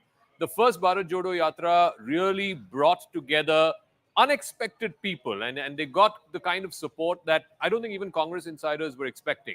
And then the second Yatra kind of got completely subsumed by the election cycle itself, the one from west to east. And no one really gave Rahul Gandhi that much of a chance, because, it was like the election cycle was already here. And of course, the India Alliance's seat sharing problems overtook the Nyaya Yatra and its cycle. But, think about it for a second. I mean, this man has been vilified. He has really been under the pump, both from the BJP. And may I say, folks, some of us folks here in the media as well. But today is his moment, and you got to give him his due. Credit where it's due, but we cannot forget that the Congress's success in Uttar Pradesh could not have happened without Akhilesh Yadav. Right. The one person and whose party and whose strategy needs to be admired, saluted, and also acknowledged is Akhilesh Yadav and his performance. The PDA break one, the Pichla, Dalit, and Agra, the Alpsankyak. That combination that he did with his seat sharing, and also transfer of votes of cadre, helping the Congress party, all of that should be given. The glue actually is the Congress, and it has to be the math. Yeah. Just adds up. We've been talking about this, the direct contest. Unless the Congress gets to 100, Correct. how can they get that? Look at this. In Rajasthan, again, it's the Congress that's the glue. In Maharashtra, the Congress today has more seats than the Uddhav Sena or the Sharad Pawar NCP, which again, is all right. We've got Dipinder Hooda of the Congress now joining us, senior leader from Haryana, who's now won the Rohtak seat as well. Dipinder, many congratulations.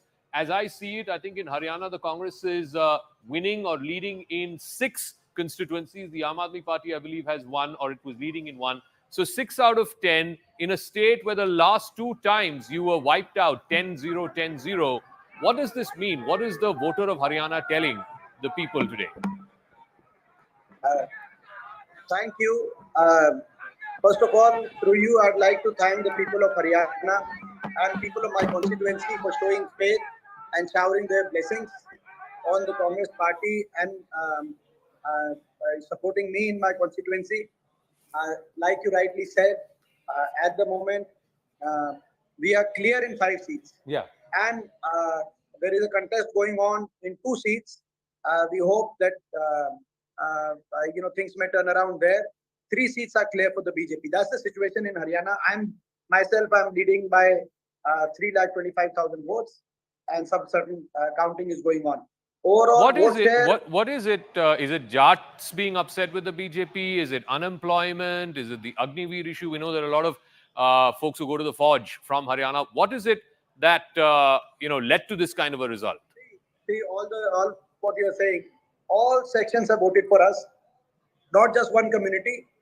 Across spectrum, people are upset with the BJP. BJP has tried this narrative of divide and rule, not just in Haryana, across the country, somewhere on the basis of religion, like in Uttar Pradesh they've been trying, and somewhere on the basis of caste, like in Haryana they tried. But people are now fed up with this agenda of divide and rule, and people have rejected this agenda. This is one of the messages coming out of this election. And what has happened in Haryana has great implications locally, because our state government, which is the elections are due in 4 months, Correct. but the state government has already lost the majority when 3 BJP supporting independent MLAs had withdrawn their support and had given their letter of support to Chaudhry Upinder Singh Hooda ji during the Lok Sabha election. So BJP government today in Haryana has just 41 MLAs, and we need 46 for a clear-cut majority. So not only the BJP has lost confidence of the House, the BJP has also lost confidence of the people, because more people, in terms of vote share, we are ahead of the BJP as per the figures which are coming to us, and also in terms of the number of assembly segments in which we are leading. So through you, I demand that the BJP should, this is a moral defeat for the BJP in Haryana. BJP government should take the responsibility. It's a ये जो सरकार है, ये अल्पमत में सरकार चल रही है. अब इस सरकार को नैतिक जिम्मेदारी देके इस्तीफा लेना चाहिए, या गवर्नर साहब इसको बर्खास्त करें और हरियाणा के अंदर तुरंत चुनाव कराए जाएं. ये हमारी मांग है आज, और हम लोगों का बहुत बहुत धन्यवाद करते हैं कि लोगों ने हमारी उम्मीद से ज्यादा लोगों ने जो हमें साथ दिया, हमारा साथ आशीर्वाद. Dipinder Hooda, thank you so much for speaking with us. He's saying now, given these results, 5 to the Congress in a state where they got 0 last 2 times, he is saying that the current government of Mr. Naib Singh Saini is in a minority, and that the governor should dissolve the House and call for elections immediately. These, meanwhile, are pictures from the Congress headquarters, the AICC media briefing room. Well, there will be a press conference. I think Pawan Khera is there, Supriya Srinath is there. It looks like Rahul Gandhi and Priyanka Vadra will jointly address that press conference. But before we go across, some big updates coming in from Bengal. Adhir Ranjan Chaudhary has accepted defeat. He has conceded defeat to Yusuf Pathan. So another Trinamool Congress victory. Bengal is yet another story where the Trinamool Congress has come back and wrested the seats that it conceded to the BJP the last time around. So it's a big story there. The BJP is at 242 at this point, ladies and gentlemen. 293 for the NDA, 99 for the Congress Party, 233 for the NDA alliance. Now, overall, these results seem to be settling in, although we are given to understand about 44 seats where the margin of victory is fluctuating. It's between 1,500 to 3,000 votes, and that's why it's going to be a story for everyone, and we have to watch these 44 seats very, very carefully. These numbers will settle only by about 6:37 p.m. we are given to understand. So it's a longer coverage of the battle for Bharat. It's not over yet. The NDA believes they will cross 300. The BJP believes it will touch 250. Will that happen? The Congress believes it should get to 105. It will be 100 plus. The INDI alliance believes they should get up to 240. We'll see what happens, because it's quite tough. Even as Dipinder Hooda was saying, in Haryana itself, there are 2 seats where it's neck and neck.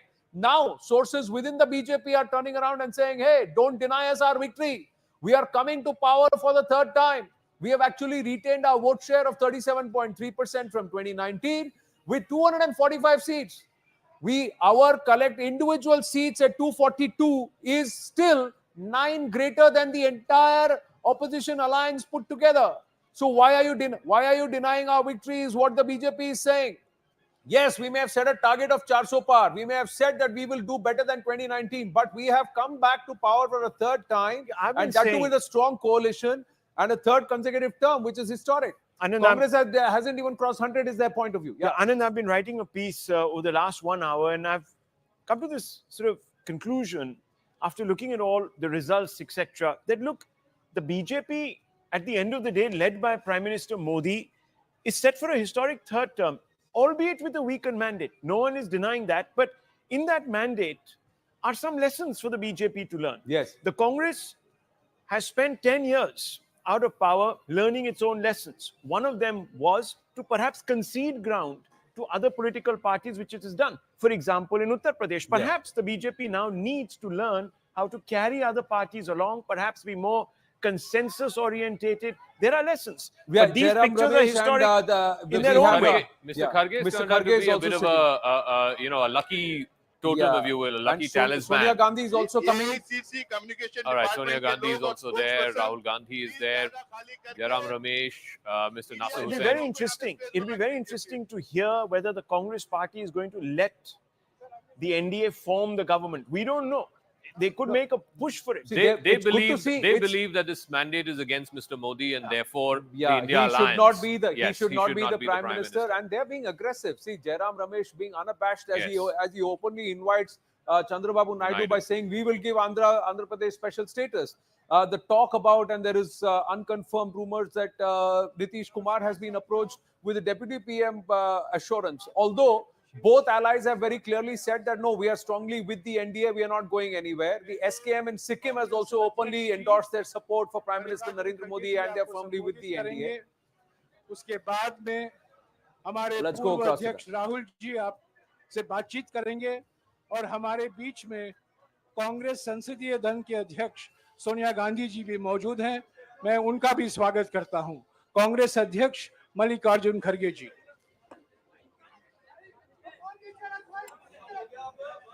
क्यों इसको नहीं डाला शायद।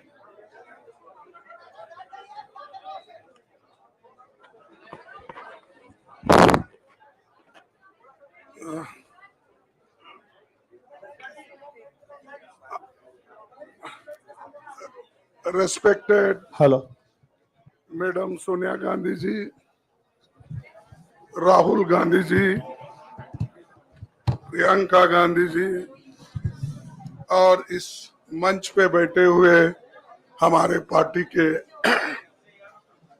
सभी नेतागण, आज जो देश में चुनाव के रिजल्ट आए हैं, ये मैं तो पहले कहूंगा ये जो रिजल्ट है जनता की रिजल्ट है और ये जनता की जीत है और लोकतंत्र की जीत है। हम पहले से यही कह रहे थे कि ये लड़ाई हमारी मोदी वर्सेस जनता है, लोग हैं। तो 18वीं लोकसभा के चुनाव में हम विनम्रता से जनमत को स्वीकार करते हैं। इस बार जनता ने किसी एक दल को पूर्ण बहुमत नहीं दिया, खासकर सत्ताधारी दल भाजपा ने एक व्यक्ति एक चेहरे के नाम पर वोट मांगा। अब ये स्पष्ट हो गया है कि ये मैंडेट मोदी जी के खिलाफ गया है। ये उनकी राजनीतिक और नैतिक हार है। जो व्यक्ति बार बार अपने नाम से ही हर जगह वोट मांगते थे, उनकी ये बहुत बड़ी हार है और नैतिक दृष्टि से ये तो उनको बहुत बड़ा नुकसान हुआ है। आप जानते हैं कि कांग्रेस पार्टी और हमारे इंडिया गठबंधन से बहुत प्रतिकूल माहौल में चुनाव लड़ा। सरकारी मशीनरी ने कदम कदम पर अवरोध डाला, बैंक खाते सीज करने से लेकर तमाम नेताओं के खिलाफ अभियान चलाया। फिर भी शुरू से आखिर तक कांग्रेस पार्टी का कैंपेन सकारात्मक था, पॉजिटिव था। हमने महंगाई, बेरोजगारी, किसानों और मजदूरों की बदहाली और संविधान संस्थाओं का दुरुपयोग जैसे विषयों को केंद्रीय मुद्दा बनाकर हम जनता के सामने गए थे। इन मुद्दों पर बड़ी संख्या में लोग हमसे जुड़े, हमारा समर्थन किया। प्रधानमंत्री ने जिस तरह का कैंपेन किया वो इतिहास में लंबे समय तक याद रखा जाएगा। कांग्रेस के घोषणा पत्र के बारे में मोदी जी ने जो झूठ फैलाया, जनता ने उसे समझ लिया। मैं इस मौके पर कहना चाहूंगा कि श्री राहुल गांधी जी की दोनों यात्राएं, भारत जोड़ो यात्रा और भारत जोड़ो न्याय यात्रा के दौरान लाखों करोड़ों लोगों को मिलना, लोगों की समस्याओं को सुनना और आगे चलकर उन समस्याओं का हल ढूंढना हमारे कैंपेन का आधार बना। हमने इसी को 5 न्याय और 25 गारंटी का नाम दिया और इसी के आधार पर हमने गारंटी कार्ड बनाया। हमारे कार्यकर्ता उसे लेकर घर घर पहुंचे और लोगों को संपर्क करे। इसके अलावा जो एक महत्वपूर्ण बात है वो भाजपा नेतृत्व की अहंकार की वजह से हुई। उन्होंने धीरे धीरे सारे संवैधानिक संस्थाओं के ऊपर गैर कानूनी तरीके से कब्जा करने की कोशिश की। फिर इनका उपयोग विरोधी दल के खिलाफ करने लगे। जो दब गया उसे दबा के अपने तरफ लिया, जो नहीं दबे उसकी पार्टी को तोड़ दिया, नहीं तो फिर जेल में डाल दिया।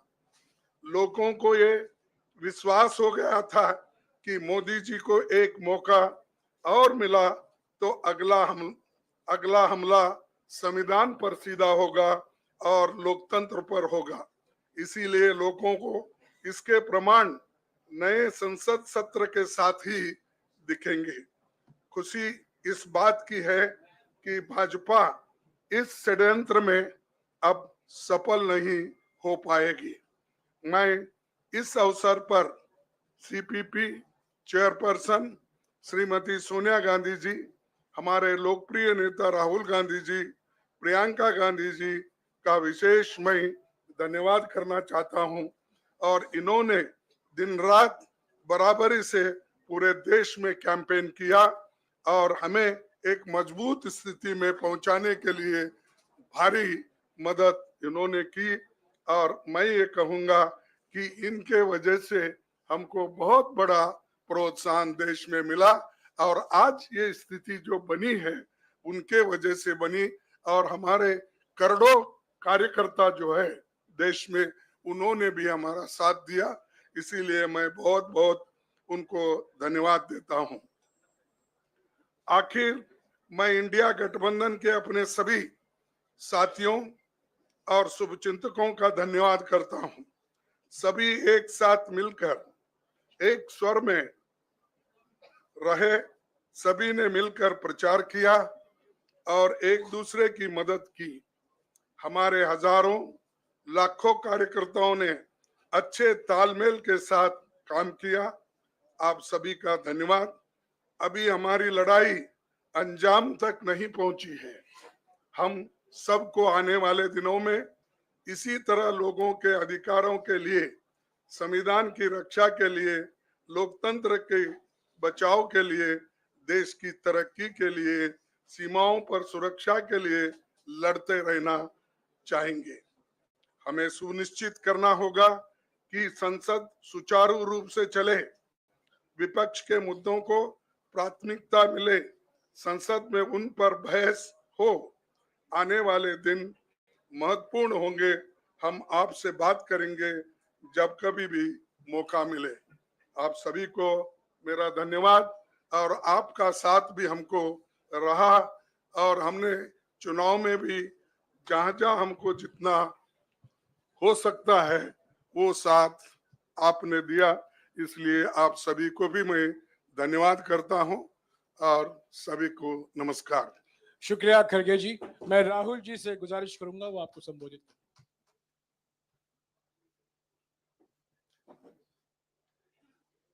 नहीं, खड़गे जी आपने बड़ी सही बात बोली।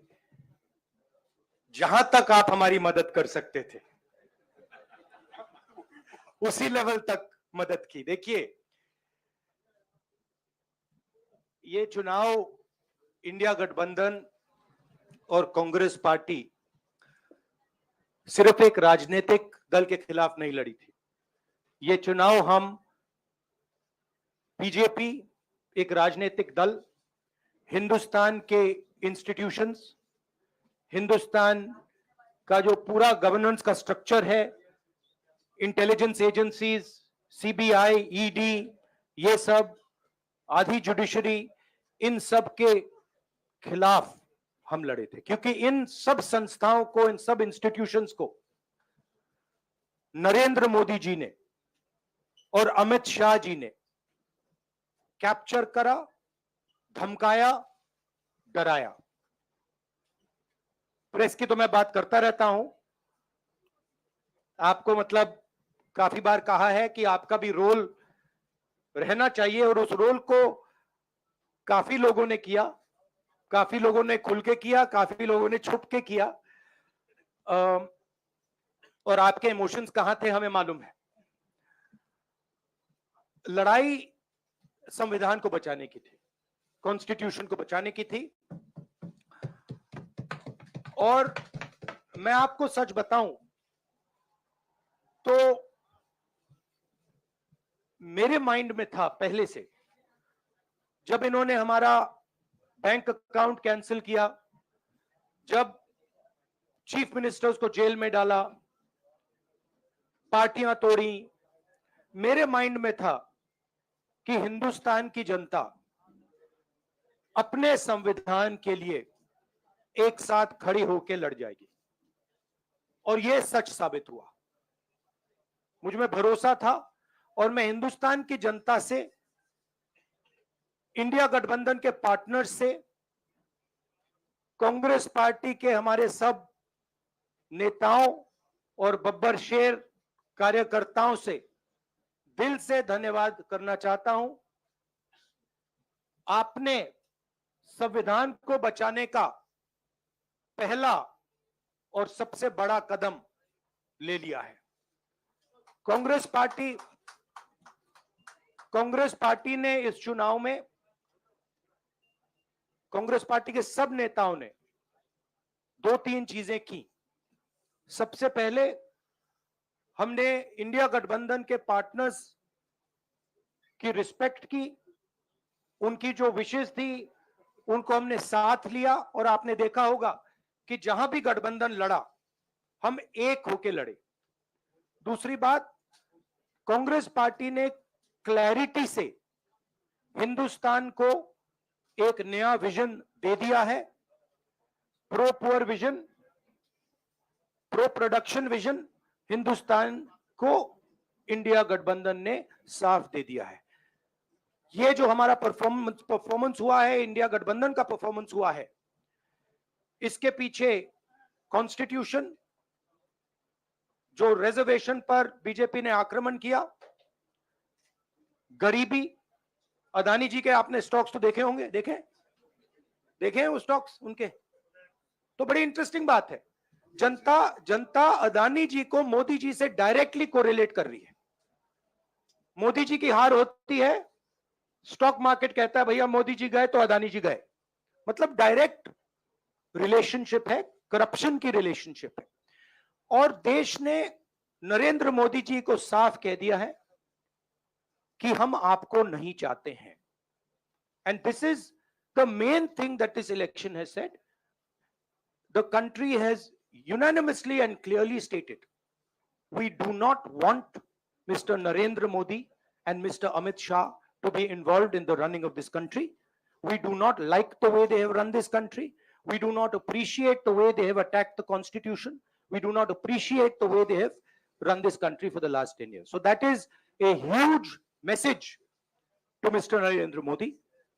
I'd like to thank everybody who has participated in this election. I am extremely proud of the people of India. I'm extremely proud of the people who have resisted this onslaught on the constitution. और अंत में मैं आपको कह दूं कि इसको बचाने का काम हिंदुस्तान के सबसे गरीब लोगों ने किया है।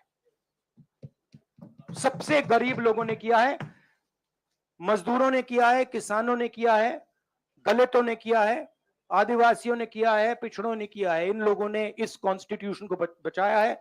ये कॉन्स्टिट्यूशन देश की आवाज है। बहुत सारे लोग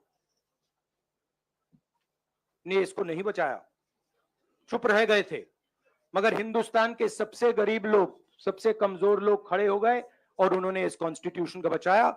मैं उनका धन्यवाद करना चाहता हूं, उनसे कहना चाहता हूं कि कांग्रेस पार्टी आपके साथ खड़ी है। जो हमने आपको वायदे किए थे, हम वो वायदे आपके लिए पूरे करेंगे। जाति जनगणना, महालक्ष्मी, ये हमारे वायदे हैं। धन्यवाद। शुक्रिया राहुल जी। अभी 3-4 सवाल सिर्फ हम लेंगे। एक मिनट प्लीज, एक मिनट, शांत हो जाइए प्लीज, शांत हो जाइए प्लीज, शांत हो जाइए, एक मिनट शांत हो जाइए।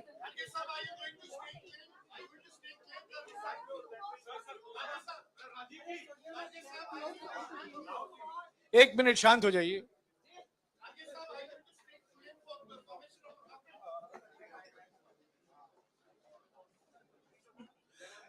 एक मिनट, खड़गे जी और राहुल जी आपका 4-5 सवाल लेंगे। संजीव, हाँ जी, एक मिनट, एक एक करके चिल्लाइएगा मत प्लीज, चिल्लाइएगा मत। हाँ Sanjeev. Rahul ji, although the NDA has emerged as, they're getting the majority, but some of its partners have been your partners in the past, including the TDP and the JDU. So have you decided to sit in the opposition, or there are chances of government formation by the India government? We, as we have said earlier, we're going to have a meeting with our partners, the India alliance partners. I believe that meeting is tomorrow, and these questions will be raised there and they will be answered there. We respect our alliance partners, and we are not going to make statements in the press without asking them their opinion.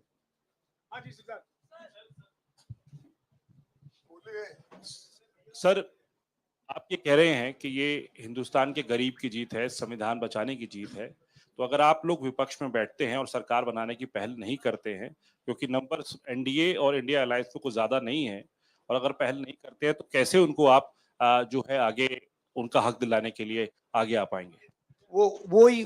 वही सवाल आप मतलब दूसरे तरीके से पूछ रहे हो। कल डिसाइड होगा, इंडिया गठबंधन की मीटिंग है, कल हमारा अलायंस डिसाइड करेगा। बड़ी फाइन लाइन है, तो जो इंडिया गठबंधन डिसाइड करेगा उस पे हम एक्शन लेंगे।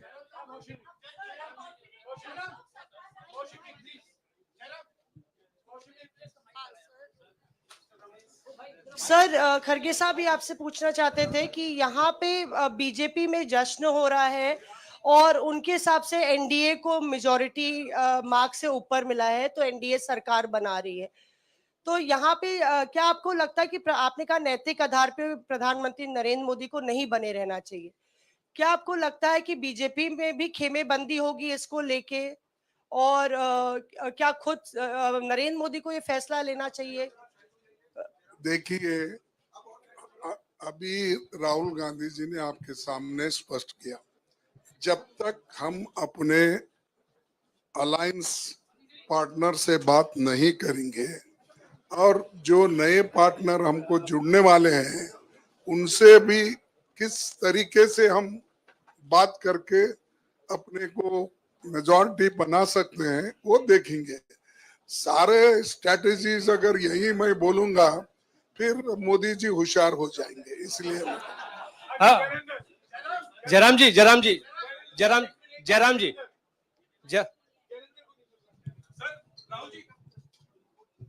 राहुल जी, खड़गे साहब ने कहा कि हम जनादेश को स्वीकार करते हैं।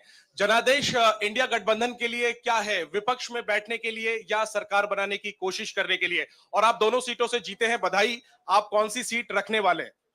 नहीं, सब दोनों सीटों से जीता हूं, और रायबरेली और वायनाड के जो वोटर्स हैं उनका दिल से धन्यवाद करना चाहता हूं।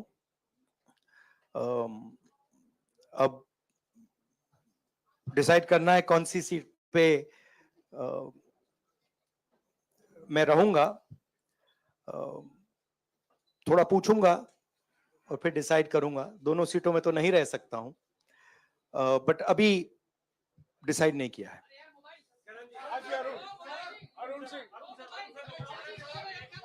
राहुल जी, भारत जोड़ो यात्रा के लिए जब आप निकले थे तब से लेके अब तक काफी लंबी यात्रा रही, काफी बीच में उतार चढ़ाव आए। अब 100 का आंकड़ा आपने छुआ है। 2009 में जब इसी तरह का मैंडेट आया था तो पार्टी के अंदर दो राय थी, एक हम विपक्ष में रहें, पार्टी मजबूत करें, या सरकार के साथ जाएं। आप सरकार के 2009 में 2009 में हाँ नहीं, 2009 में तो क्या बात नहीं 2009 में दोबारा जब बहुमत मिला था तब एक राय थी कि आप विपक्ष की पॉलिटिक्स करके पार्टी को मजबूत करें। ऐसी कोई राय नहीं थी, आपकी रॉन्ग इन्फॉर्मेशन। अब मैं पूछ रहा हूं, अब आपसे पूछ रहा हूं, दो चीज है। ये जो मैंडेट मिला है, आप अपोजिशन में रह के आप और पार्टी मजबूत करना चाहते हैं या सरकार बनाना चाहते हैं? आप चाहते क्या है? नहीं, देखिए, हम एक कोalition के भाग हैं, ठीक है। कांग्रेस पार्टी है, बाकी पार्टियां हैं, और उनके साथ अभी हमारा डिस्कशन नहीं हुआ है। हमने, भैया शांत हो जाए, हमने उनसे कहा था, इंडिया पार्टनर से कहा था कि चुनाव के बाद 5 तारीख को हमारी मीटिंग होगी और उस मीटिंग में हम ये जो सवाल है इसको डिसाइड करेंगे। तो सचमुच में इस सवाल का जवाब आज हमारे पास है नहीं, कल होगा।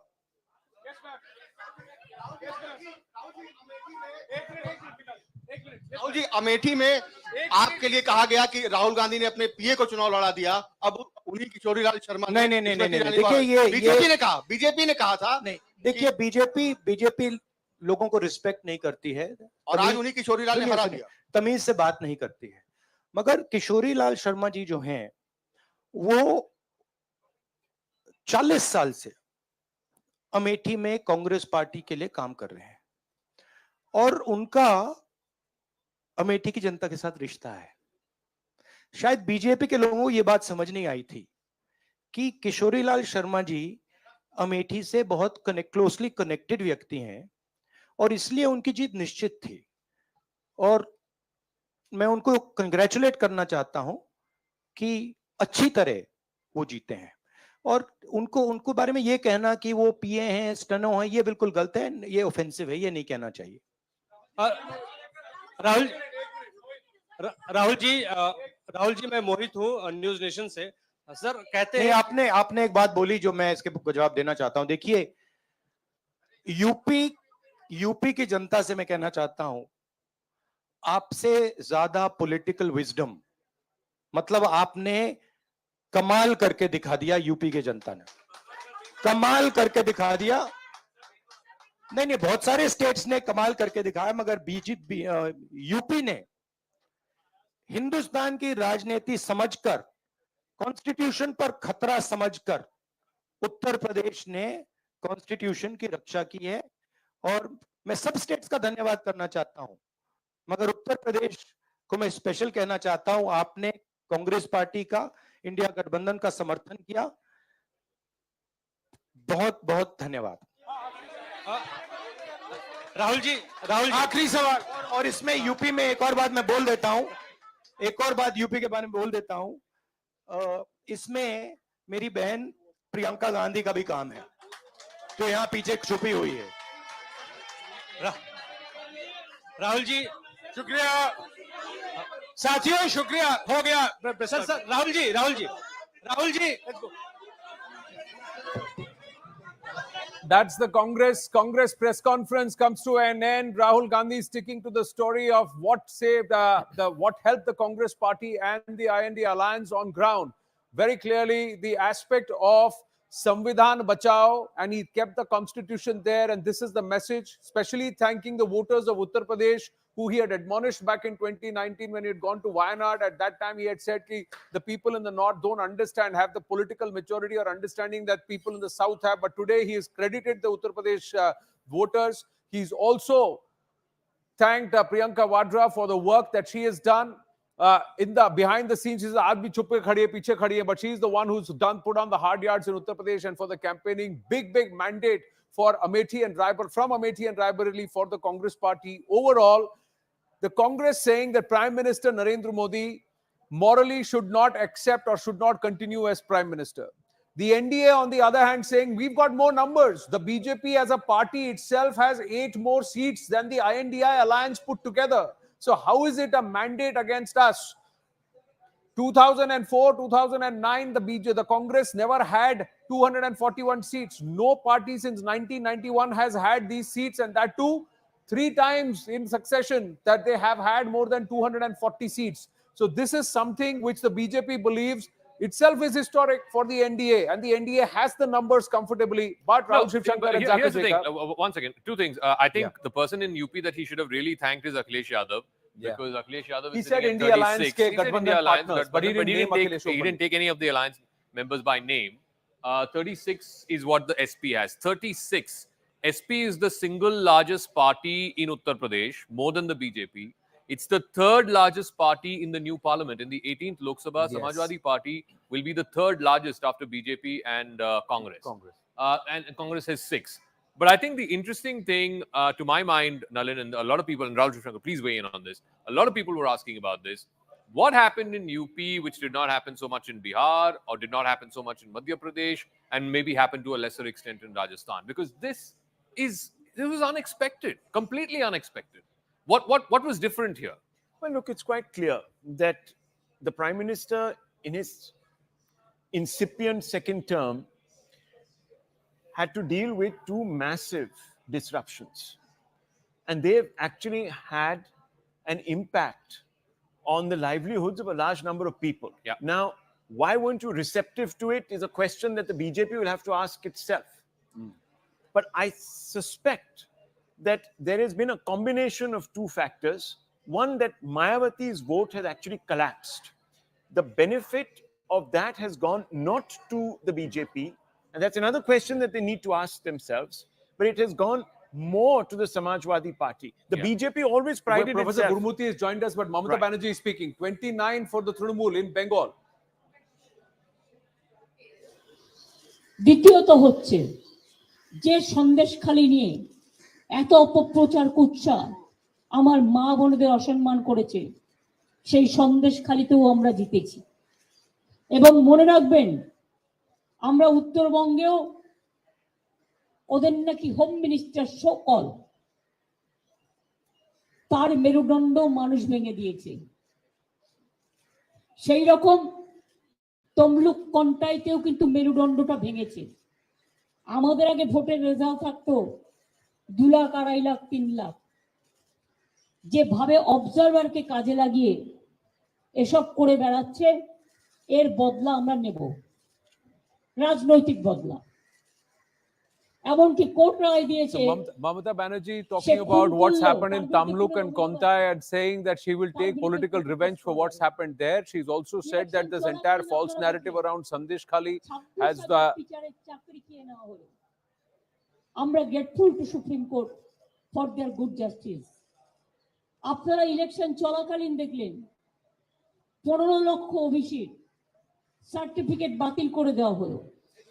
ইলেকশনের আগের দিন আমাদের অনেক ছেলে মেয়েকে সিবিআই নোটিশ পাঠিয়ে ভয় দেখানো হয়েছে, অনেককে ডেকে পাঠানো হয়েছে। একদিকে এনআইএ, একদিকে সিবিআই, একদিকে ED.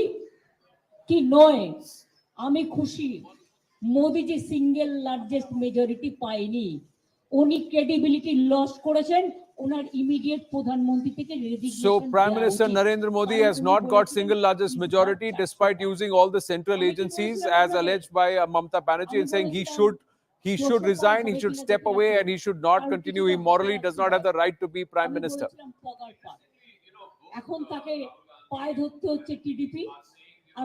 Responsibility, the mandate is against Mr. Modi.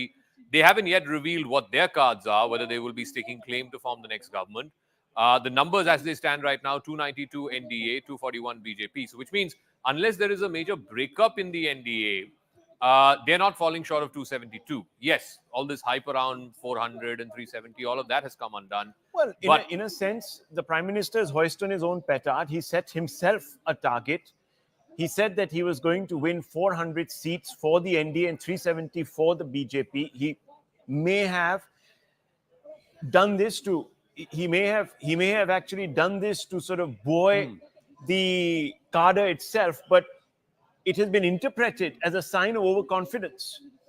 Now, the point is that we've had coalition governments that have been running for 30 years before this hiatus of 10, where the prime ministers have actually spent large amounts of time in office and returned triumphant, even though they were still ahead of coalition governments. The prime minister has actually done very well to bring the party back after 10 years of the kind of anti-incumbency. Prime Minister Narendra Modi, everybody... And let me just finish, because fundamentally, if you look at the BJP's vote share across the country, it hasn't gone down, it has actually increased. The BJP has also made gains in newer territories that it did not hold earlier. Yes, there has been a mess up of massive proportions in Uttar Pradesh, and we've all of yesterday, we spent this time here in the studio gauging Uttar Pradesh, saying that, look, Uttar Pradesh holds the key to this election. Yes. Somewhere along the line, the BJP and its Karyakartas have perhaps taken either the opposition too lightly, or the opposition has had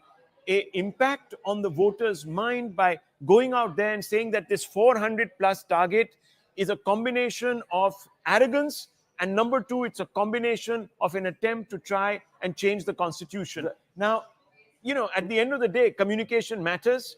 And to be fair, if the Samajwadi Party and the Congress have run a campaign and they've found a receptive audience, well, Rahul, just one sec. See, Prime Minister Narendra Modi, Mamata Banerjee, Rahul Gandhi, Akhilesh Yadav. All these leaders individually have campaigned and they've worked hard, right? Prime Minister Narendra Modi, Pan-India, Rahul Gandhi, Pan-India. Prime Minister Narendra Modi, 240 seats. Rahul Gandhi, 99 seats. Mamata Banerjee in Bengal, as her bastion, has added 7 seats to her previous tally, 29 seats. Akhilesh Yadav, yes, perhaps phenomenal performance, and we should give him credit for that, because he's got 30 plus seats on his own, and he's the third largest party. But even now, at 99 and at 36, they far trail Narendra Modi at 245. You're absolutely right, Anand. So who is a Mamata Banerjee to turn around and ask that Narendra Modi should actually not take his claim to be Prime Minister by winning the BJP 240 seats? Look, accountability is the essence of democracy. Those who were saying that India's democracy has withered, there's been backsliding, etc., well, they'll have to eat a lot of humble cake today. The Prime Minister received a rap on his knuckles.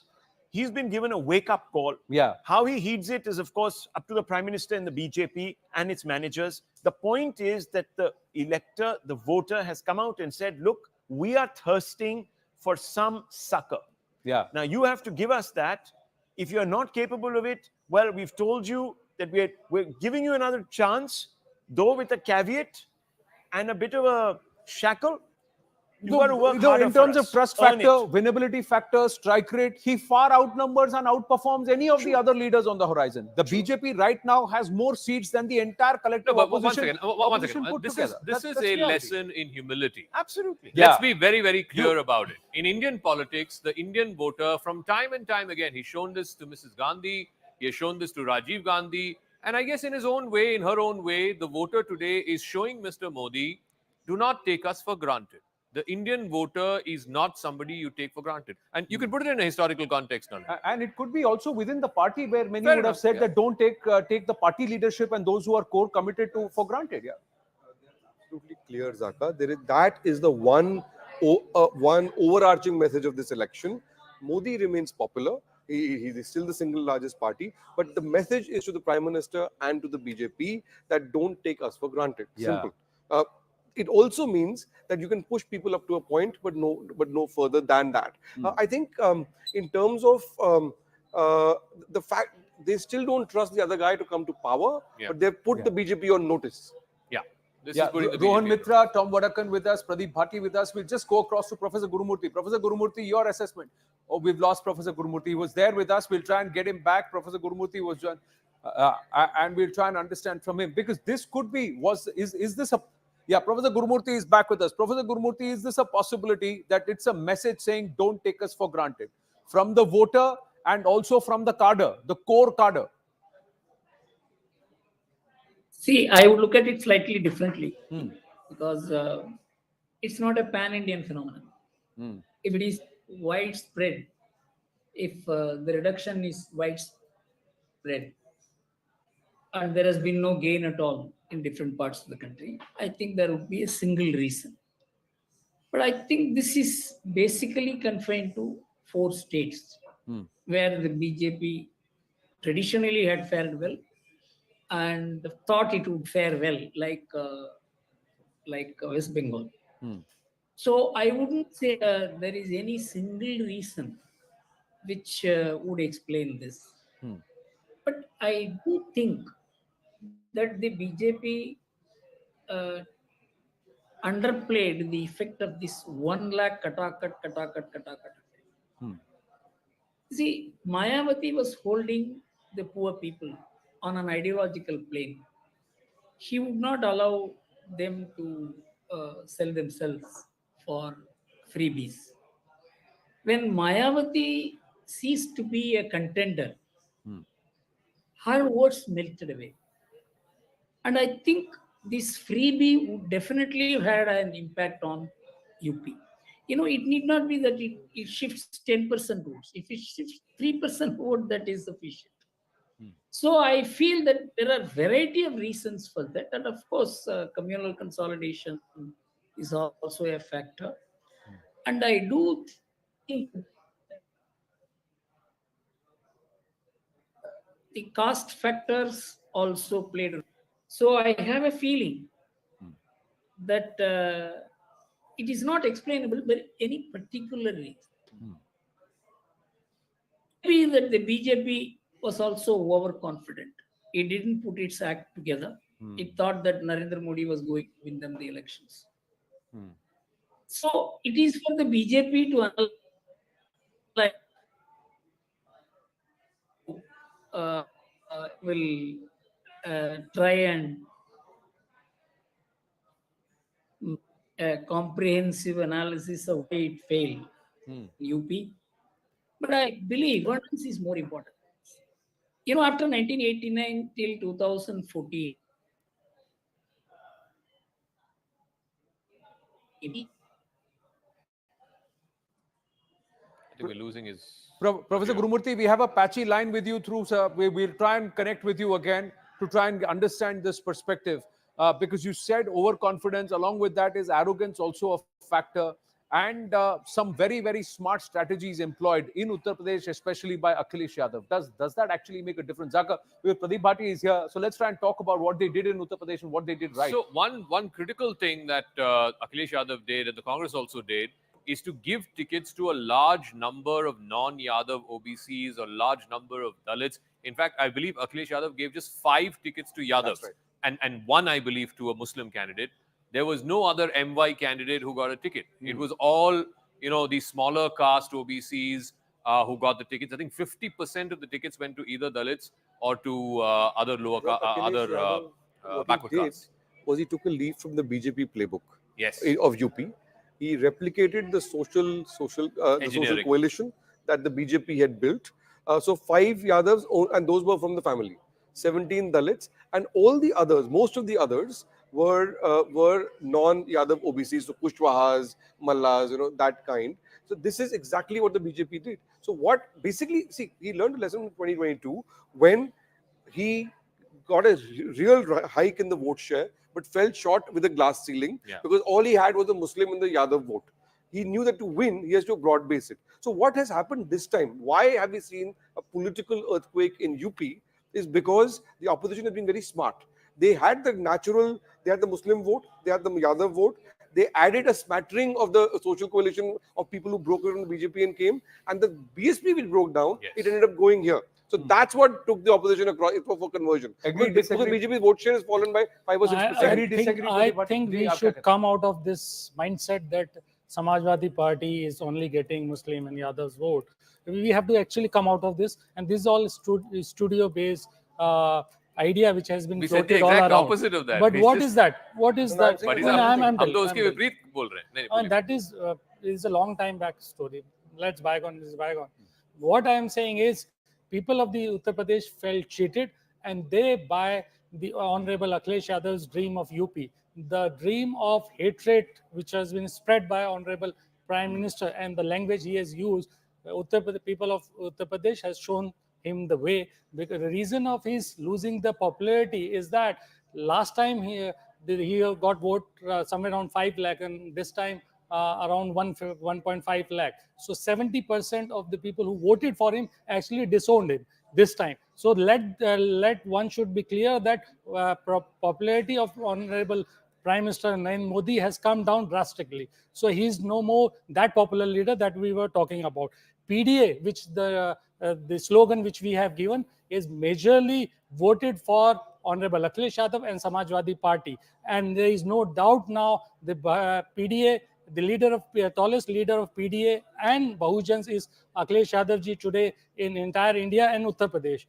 Third thing, the people of Uttar Pradesh, they have shown the way to India, INDA, and also to India, that what kind of politics and what kind of false promises that BJP was making from last 10 years and 7 years in Uttar Pradesh has to be shown this way, that we have really cut them half in Uttar Pradesh, and the number will even go See, these in numbers the are favor changing. of Aapke number बढ़ गए हैं. Samajwadi Party. Samajwadi Party has gone up to about 43 right now, 43 and 36.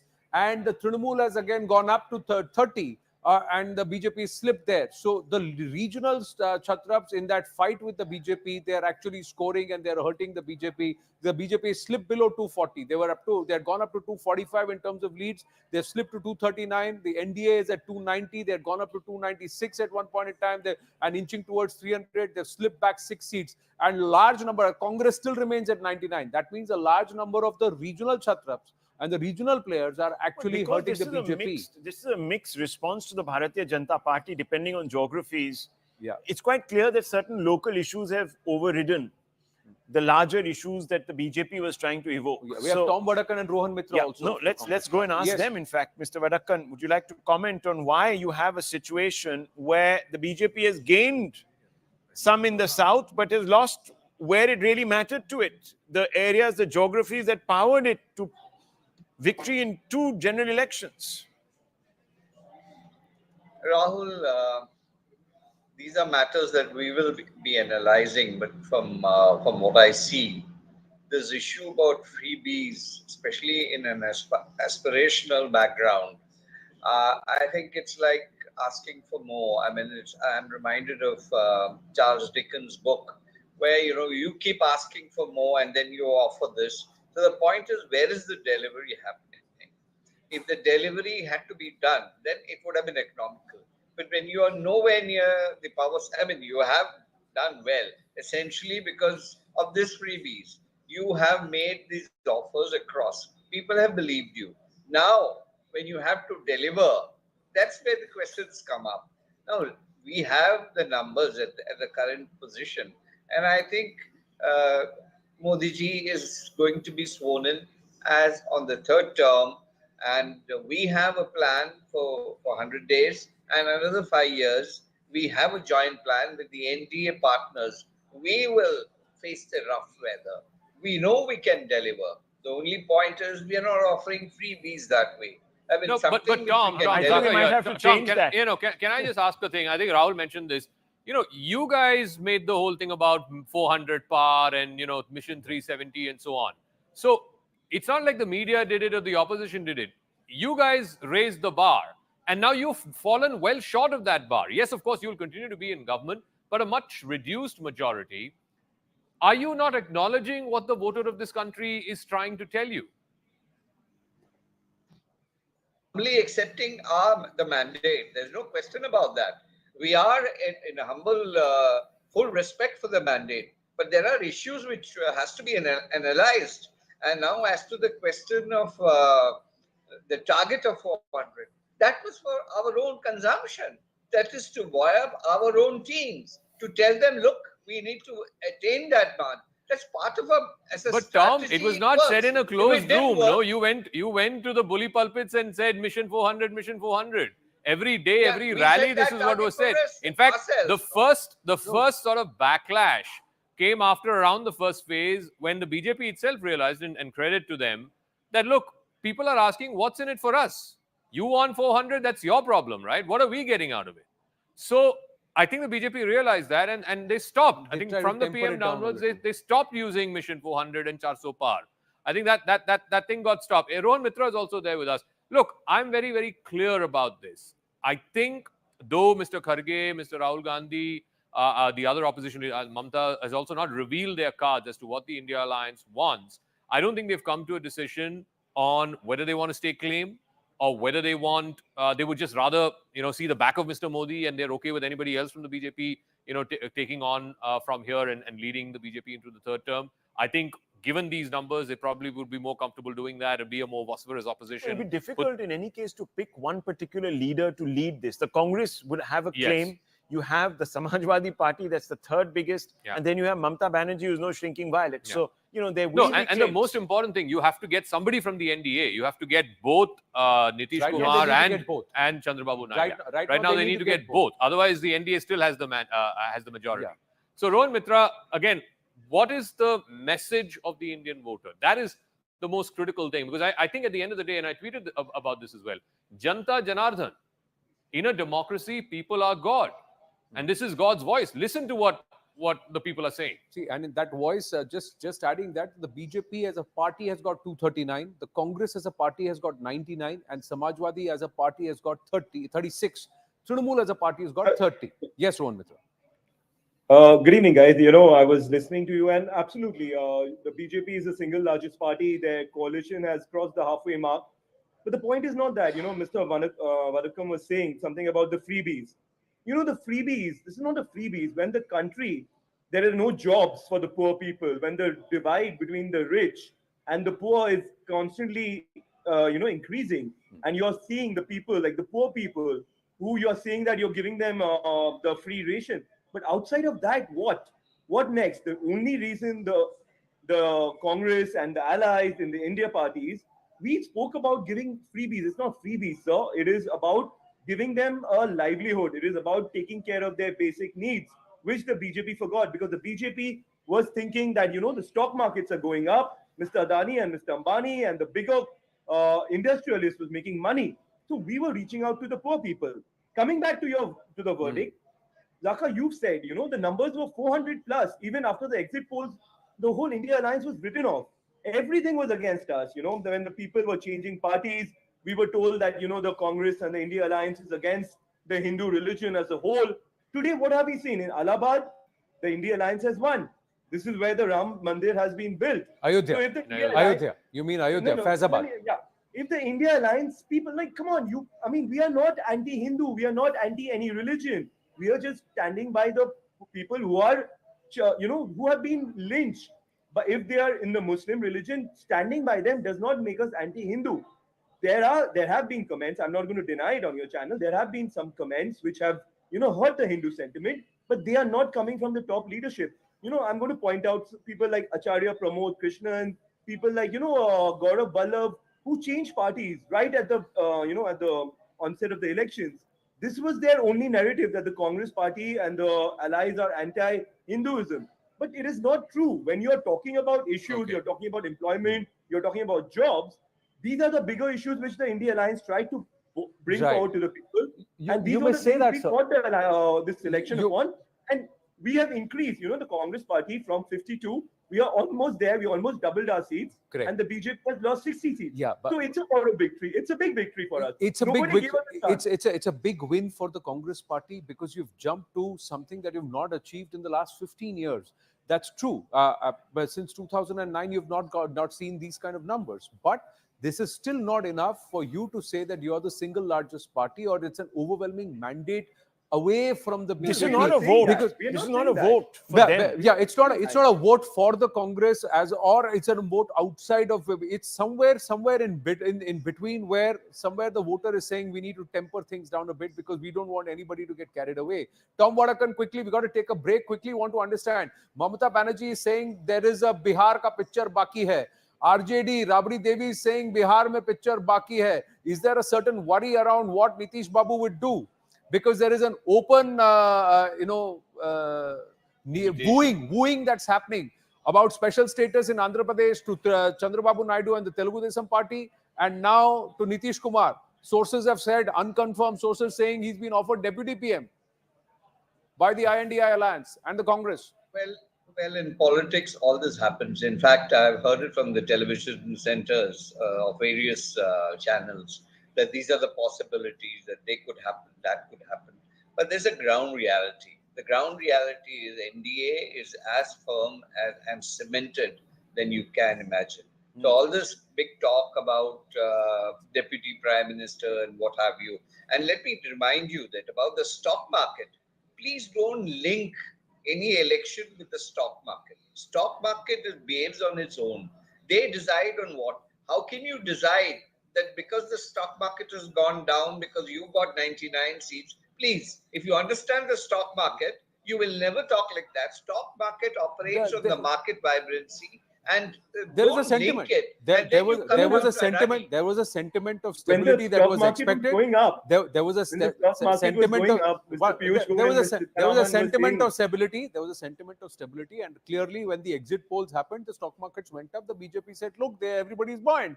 So today, the numbers went down. The stock market also tanked because the buoyancy was there was a balloon bust because they thought, "अरे ये तो कुछ सब गड़बड़ हो गया. अब 400 पार नहीं हो रहा है, 350 पार नहीं हो रहा है." So the sentiment was there.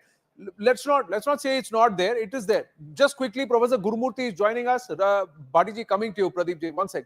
Professor Gurumurthy, we've got to take a break, but Professor Gurumurthy, quickly. Oh, we've lost him there. We've lost him there again. Just wanted to ask him about Tamil Nadu because so much of effort put in Tamil Nadu and it's 39-0. What's the story? Professor Gurumurthy is back with us. Professor Gurumurthy, quickly on Tamil Nadu. 39-0 is the score. So all that effort gone to a naught. BJP vote share is more important than BJP seats. In all channels, I had mentioned it. Because for the first time after 1989, a national party was leading a third front. And it was heading the third front, and it had gained traction. See, Tamil Nadu was divided between these two Dravidian parties, and there was no way Nationalist Party could make a headway. They had to ally with one of them after 1989. But the BJP got a fortuitous opportunity because the ADMK did not want to ally with it. I thought it was the fortune of the BJP that the ADMK moved away from that. I think this election has shown that there is scope for a national party. That message has been delivered by the BJP. It's not a small message. As someone who has been observing Tamil Nadu politics for the last 50 years, I think it is a very, very important message, like which happened only in 1989 when Rajiv Gandhi led the charge against both these Dravidian parties. I think the BJP's potentiality has been revealed. Let us assume the BJP had got some 5 seats in association with the ADMK. It wouldn't have mattered. That the BJP on its own is getting some 13-14% votes if you take the BJP alliance. I think it's a very major breakthrough. Though in terms of seats, even I never expected that the BJP was going to make an impact in terms of the number of seats. Right, but in Maharashtra, sir, this entire Jod Tod being rejected, celebration shots coming in from Matushri and Shiv Sena Bhavan. Arvind Sawant has won. Uddhav Thackeray there. You had Aditya Thackeray literally lifting Arvind Sawant and congratulating him. Joy there. What a comeback for Uddhav Thackeray, where all was lost. It was seen he's over, he's jaded, but he's shown who the real Thackeray is. Uddhav has 4 seats in Mumbai. Out of 6, 4 out of the 6 seats are with Sena Uddhav, which is South Bombay, Arvind Sawant, South Central Bombay, Anil Desai, Northwest Bombay, Amol Kirtikar, and Northeast Bombay, Sanjay Dina Patil. So 4 out of 6 seats are with the Uddhav faction of the Sena. All right, we've got to take a break. Commercial compulsions request all our guests and our viewers to stay on with us and continue to watch our feed on YouTube. Also, ladies and gentlemen, to all our viewers, thank you for your viewership through the day here on Battle for Bharat. Keep that going till late into the evening because it's not settled yet. It's still fluctuating as you see the leaderboard. Stay with us.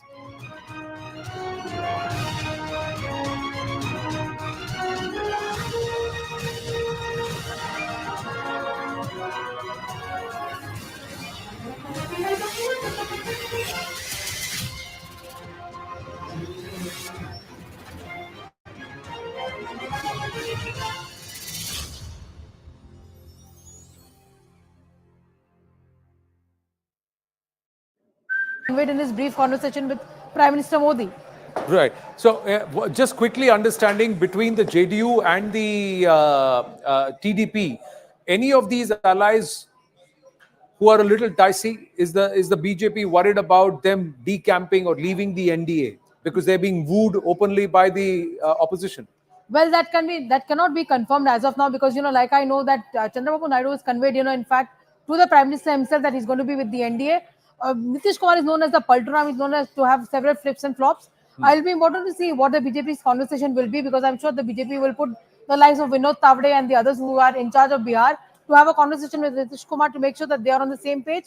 Because much to the surprise of BJP, although they were expecting Nitish Kumar's some seats to be lost, interestingly, Nitish Kumar has done better than the BJP really expected.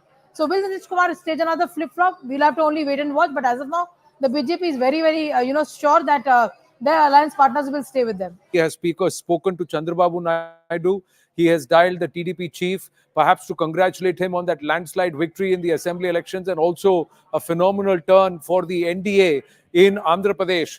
Although Odisha, it looks like it is going to be stuck, because the BJP is with 71 seats. It's short of majority there, Veer Sanghvi. The BJD is at 56. The Congress has 17. So there could be a bit of a flux there.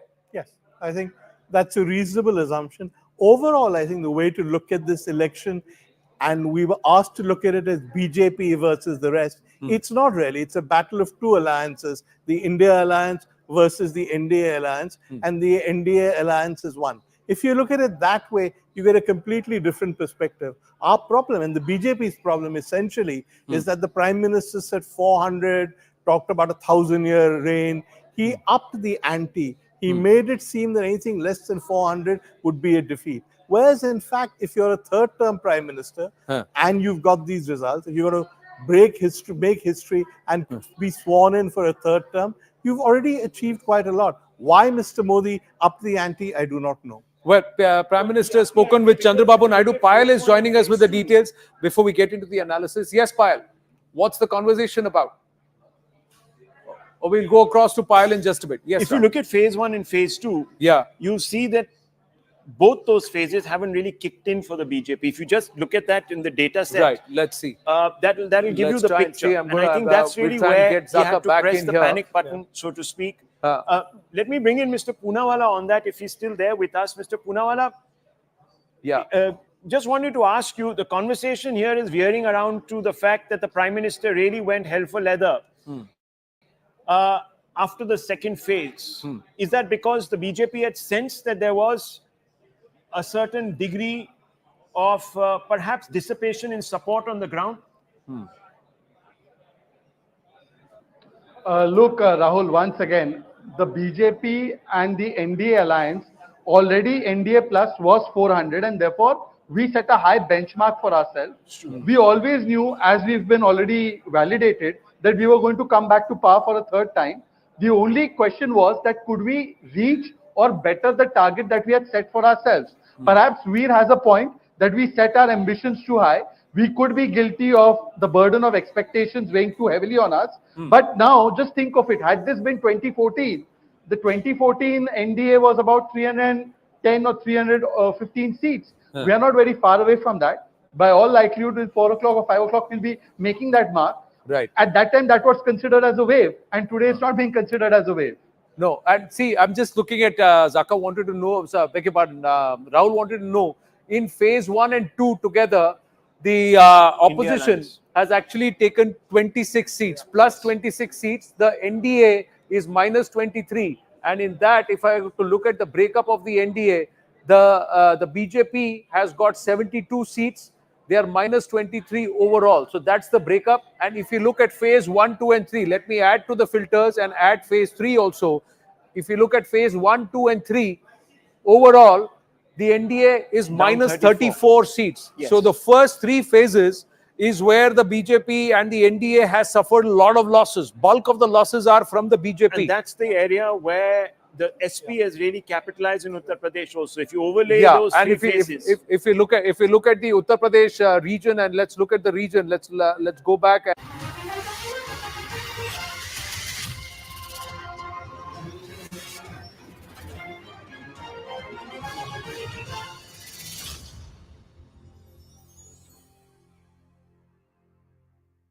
counting begins. On the day that counts, CNN News 18 was way ahead of competition. We have the first numbers coming in from Tumkur, Mysuru, Dakshina Kannada, BJP taking a lead. Others tried to keep pace, but were no match. Elections equals CNN News 18. लोग समझते हैं. Has been spoken to by the PM. What's the conversation about? Yes, Payal. So, what we are given to understand is that Prime Minister Narendra Modi had called up Chandrababu Naidu, the TDP chief, to convey his congratulations to Naidu's led TDP, which is of course heading the NDA alliance over there, for the stupendous kind of result they've been able to get. If you remember, the 2019 election was just the reverse when Jagan Mohan Reddy swept the entire election, but this time around it's the reverse which is taking place. Also, very importantly, although there were a lot of talks within the Congress circles that they will approach Chandrababu Naidu for an alliance, but Chandrababu Naidu, in no uncertain terms, has conveyed to the Prime Minister that irrespective of whatever is going the rounds, he still solidly continues to be with the NDA. Now, Chandrababu Naidu is somebody who's been with the Atal Bihari Vajpayee government also. He was with the government in 2014. He walked off the alliance in 2019 before the 2019 elections, but he's come back just a few months ago, so he's very much solidly behind the alliance and very much solidly behind the NDA. That's what Chandrababu Naidu has conveyed in his brief conversation with Prime Minister Modi. Right. So, just quickly understanding between the JDU and the TDP, any of these allies who are a little dicey, is the BJP worried about them decamping or leaving the NDA because they're being wooed openly by the opposition? Well, that cannot be confirmed as of now, because like I know that Chandrababu Naidu has conveyed, in fact, to the Prime Minister himself that he's going to be with the NDA. Nitish Kumar is known as the Palturam, is known as to have several flips and flops. It'll be important to see what the BJP's conversation will be, because I'm sure the BJP will put the likes of Vinod Tavde and the others who are in charge of Bihar to have a conversation with Nitish Kumar to make sure that they are on the same page. Because much to the surprise of BJP, although they were expecting Nitish Kumar's some seats to be lost, interestingly, Nitish Kumar has done better than the BJP really expected. So will Nitish Kumar stage another flip-flop? We'll have to only wait and watch. But as of now, the BJP is very, very, sure that their alliance partners will stay with them. He has spoken to Chandrababu Naidu.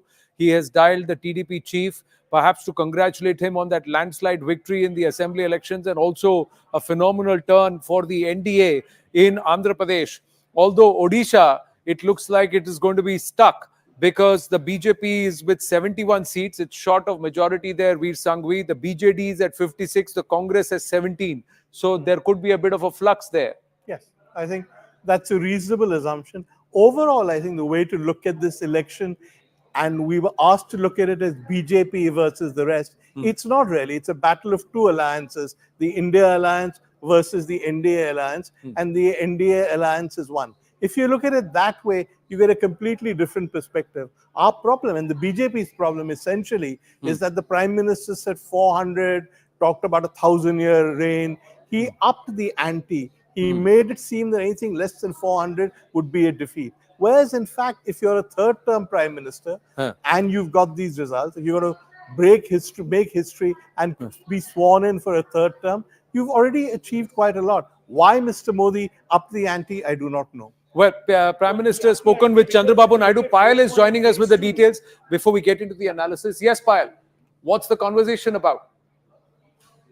Or we'll go across to Payal in just a bit. Yes, if you look at phase 1 and phase 2, you'll see that both those phases haven't really kicked in for the BJP. If you just look at that in the data set, right, let's see. That'll give you the picture. And I think that's really where you have to press the panic button, so to speak. Let me bring in Mr. Poonawalla on that, if he's still there with us. Mr. Poonawalla, just wanted to ask you, the conversation here is veering around to the fact that the Prime Minister really went hell for leather after the second phase. Is that because the BJP had sensed that there was a certain degree of perhaps dissipation in support on the ground? Look, Rahul, once again, the BJP and the NDA alliance, already NDA plus was 400, and therefore we set a high benchmark for ourselves. We always knew, as we've been already validated, that we were going to come back to power for a third time. The only question was that could we reach or better the target that we had set for ourselves? Perhaps Veer has a point that we set our ambitions too high. We could be guilty of the burden of expectations weighing too heavily on us. But now, just think of it. Had this been 2014, the 2014 NDA was about 310 or 315 seats. We are not very far away from that. By all likelihood, in 4 o'clock or 5 o'clock, we'll be making that mark. Right. At that time, that was considered as a wave, and today it's not being considered as a wave. No, and see, I'm just looking at Zaka wanted to know, beg your pardon, Rahul wanted to know, in phase 1 and 2 together, the opposition has actually taken 26 seats, plus 26 seats. The NDA is minus 23. And in that, if I were to look at the breakup of the NDA, the BJP has got 72 seats. They are minus 23 overall. So that's the breakup. And if you look at phase 1, 2 and 3, let me add to the filters and add phase 3 also.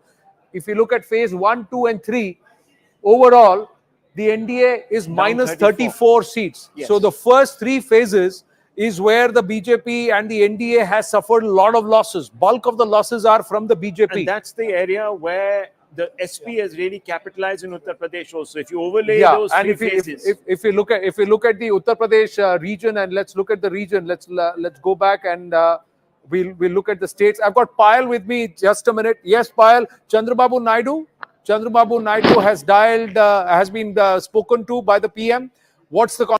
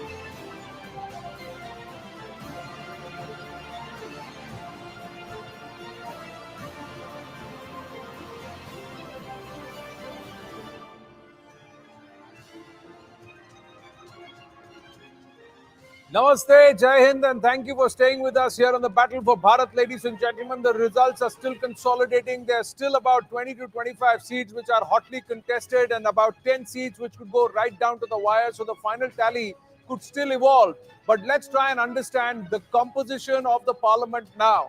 Prime Minister Narendra Modi comes back with a historic term.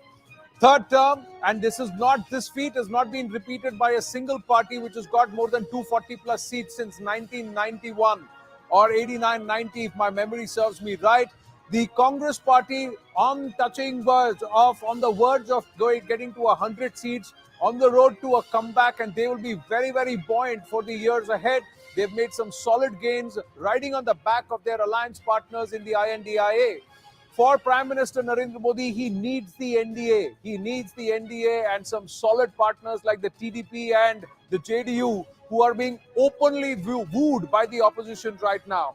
But it's historic for Prime Minister Narendra Modi, a mandate which very clearly gives him a thumbs up as the most trusted leader in the country, albeit falling short of the target set by himself. He wanted 370 for the BJP and 400 par for the NDA. That's not happening. It's not even 300 par for the NDA or 272 par for the BJP. But it's still a handsome mandate. The BJP is the single largest party, outnumbering the overall collective opposition together, INDIA alliance in its current construct together.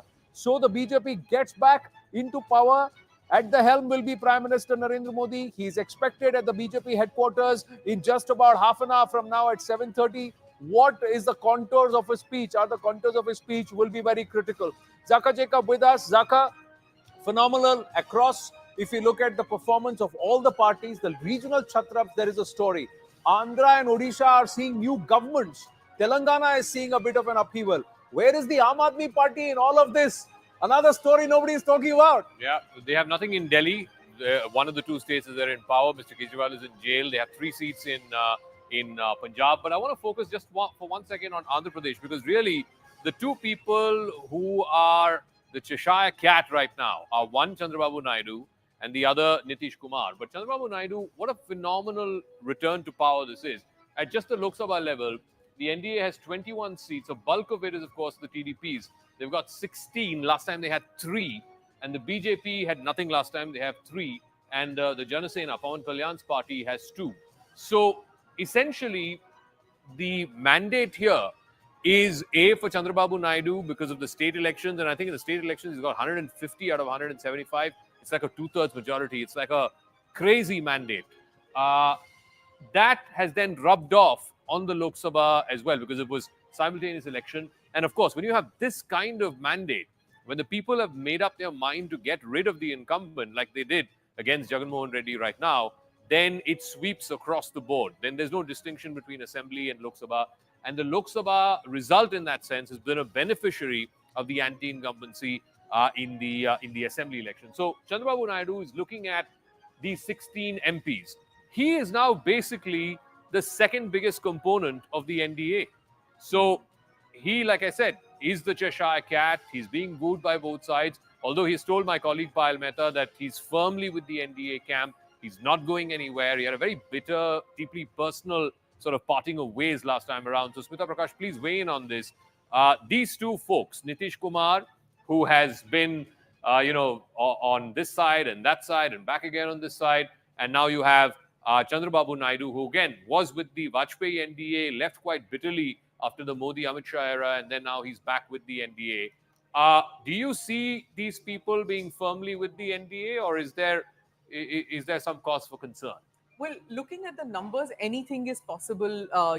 Whoever predicted these numbers, right? So anything is possible. But the fact is that Chandrababu Naidu, and I interviewed him a short while ago, not now, but during the campaign, and he seemed solidly with the NDA. And I didn't detect any signs of him viewing the possibility of, moving out of that NDA fold. He has a vision for the state, and he is quite determined to put that into action. And I think, he's made it pretty clear in his meetings with the BJP before.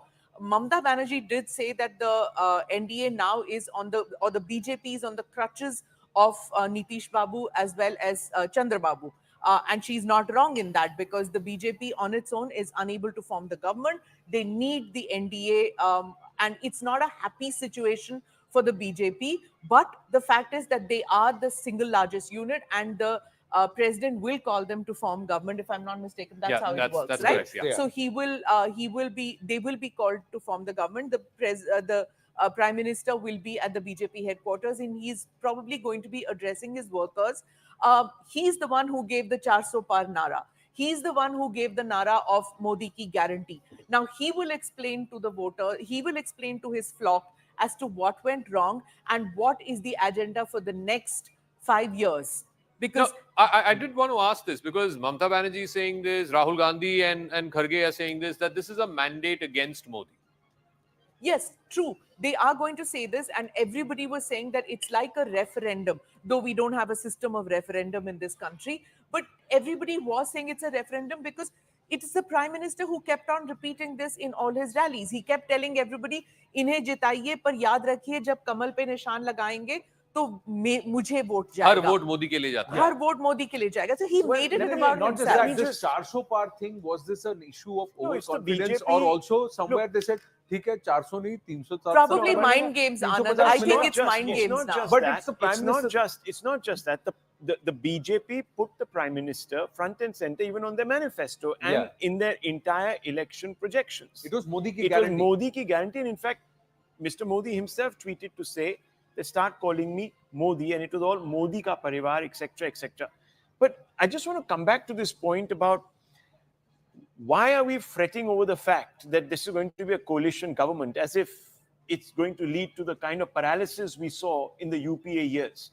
You still have to realize that the fulcrum of this government rests on a very large component of the BJP. Yes. Secondly, the BJP has had coalition experience in Maharashtra, where they ruled in a particular state. They've had coalition experiences in Karnataka under Mr. Modi, and those coalition governments have worked. And not So- just that, the Vajpayee government 6 years was far lesser numbers you for could the say BJP. that Mr. So the Vajpayee NDA has and managed. Mr. Modi are temperamentally very different people. Correct, But yeah. the point is that give and take has happened at different levels in important big states. I think we got Mr. Salman Khurshid with us. Yes, Okay, Mr. let's Salman go across Khurshid, to- namaste. Yeah. Thank you for joining us again. 99 seats for the Congress party, sir. Congratulations. Phenomenal performance by the alliance, the opposition in Uttar Pradesh, in Maharashtra, and some very key states. What would you attribute this to? Well, I think there was a change of attitude amongst ordinary people. There were issues that we raised or we picked up from ordinary people, and we highlighted or underscored. And if you can just sum it all up, it's all about the Constitution. The Constitution, the way of life we've been nurtured on, the plans for India that our founding fathers had, all of those were being pushed back, and I think it was important to make them resonate amongst ordinary people, and they did. And specifically in terms of what it meant for their everyday life, what it meant not to have jobs, what it meant to have runaway inflation, what did it mean to have women who were insecure in the streets of this country, what it meant for the farmer not having enough on his plate when he was feeding everybody in the country. And a lot of those things resonated with these people. And then, I mean, all this, let's say that it's little bit of a hogwash about 400 and 400 par and this, that, and the other, threatening the Constitution impliedly or explicitly, etc. All that made the difference. Mr. Khurshid, at 235 for the INDI alliance or the India alliance, and 239 for the BJP. Do you believe that the opposition should make a go to try and form government by trying to woo some partners of the BJP in the NDA? Well, or should the opposition sit in the opposition? These are questions of ethics and morality in politics. How much of that have we seen of late, frankly? So are we going to be pragmatic or are we going to be moral? These are big questions, and these questions have to be answered by people who lead the parties that have come together in the alliance, and essentially have come together in the alliance because they were rejecting the kind of politics that had been done. So these questions will emerge before the leaders when they meet tomorrow or perhaps day after or whenever. I'm just asking And in we'll have your an own answer personal from wisdom, them. sir. How much of in your own personal wisdom and your long political no. career, I'm trying to My understand. personal wisdom doesn't matter unless I whisper into your ear. Personal wisdom doesn't matter because personal wisdom is then projected as a third outlier position that you take away from your party's own responses. So no personal wisdom now. When I write a book about all this many years later, I'll probably put it into that. How much would you credit the Samajwadi Party for the success in Uttar Pradesh for the alliance, SP, and also Congress considering handsome wins in Amethi and Raebareli? I don't want. No, I don't want to create problem for an alliance that has come together beautifully and has worked very well together. But facts are facts.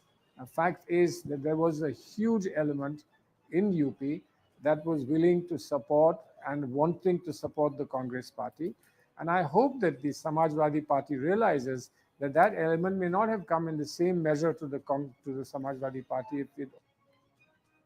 But our coming together made a difference, and they made a difference to both.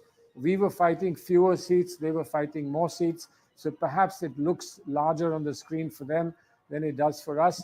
But we've both collaborated, we've both cooperated, and we've given strength to each other. Now, how do we take this forward? It'll be a big challenge. And we'll work on that challenge, because if we have the right intent and the right sincerity, we will hopefully keep this alive and make it go a long distance. All right, Mr. Khurshid, you'll be happy to know that Farrukhabad, from where you used to fight earlier, is one of the hotly contested seats right now. I believe the margin is just a few thousand votes. Currently, the BJP candidate there is leading.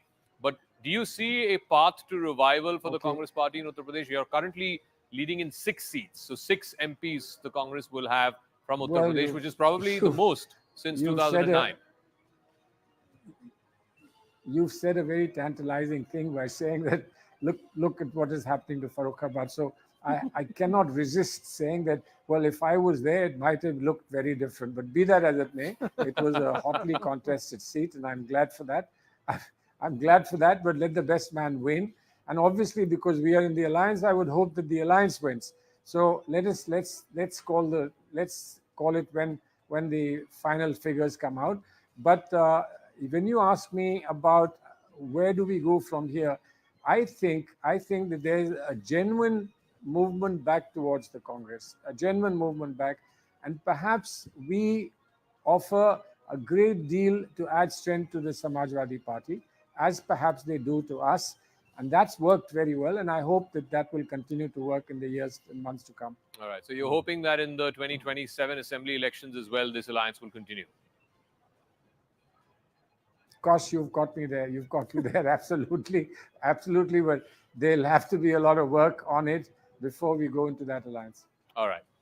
Salman Khurshid, Rahul, do you have a question? I have no question. I think Mr. Khurshid has set the contours very well. And I just wanted to ask you one small question, Mr. Khurshid.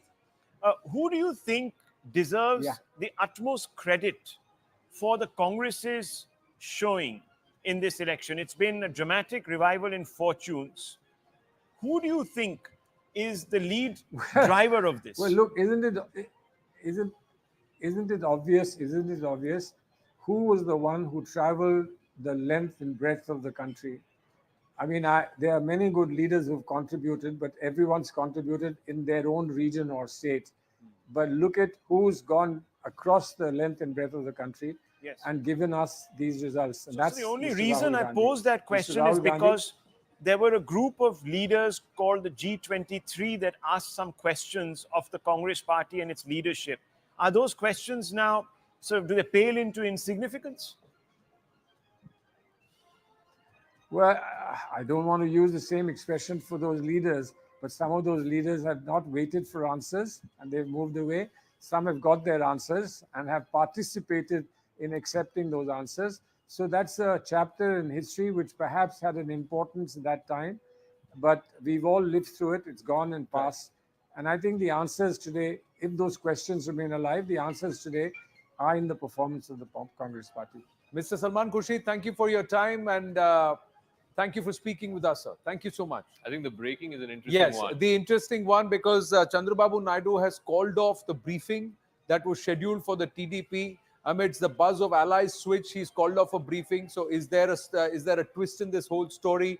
There is also talk that the JDU is thinking twice. Rabdi Devi has said there's a twist in Bihar. Or are they waiting for the Prime Minister's speech at 8 p.m.? The Prime Minister is scheduled to arrive at the BJP headquarters at around 8 p.m. and thereafter he's expected to address the Karyakartas. And of course, there would be a message to the voters. We'll try and get... we should get a reporter. Yeah, Arun Danta is joining us. Arun Danta is joining us from the BJP headquarters. Yes, what are we expecting, Arun? And what is the talk about why the TDP has cancelled its briefing?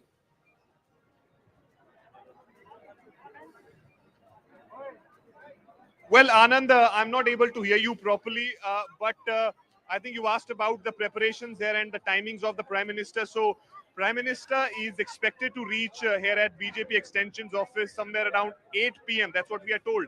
And in fact, I would request my camera person to just pan the camera and show the preparations for Prime Minister's arrival here. This is the stage that you see.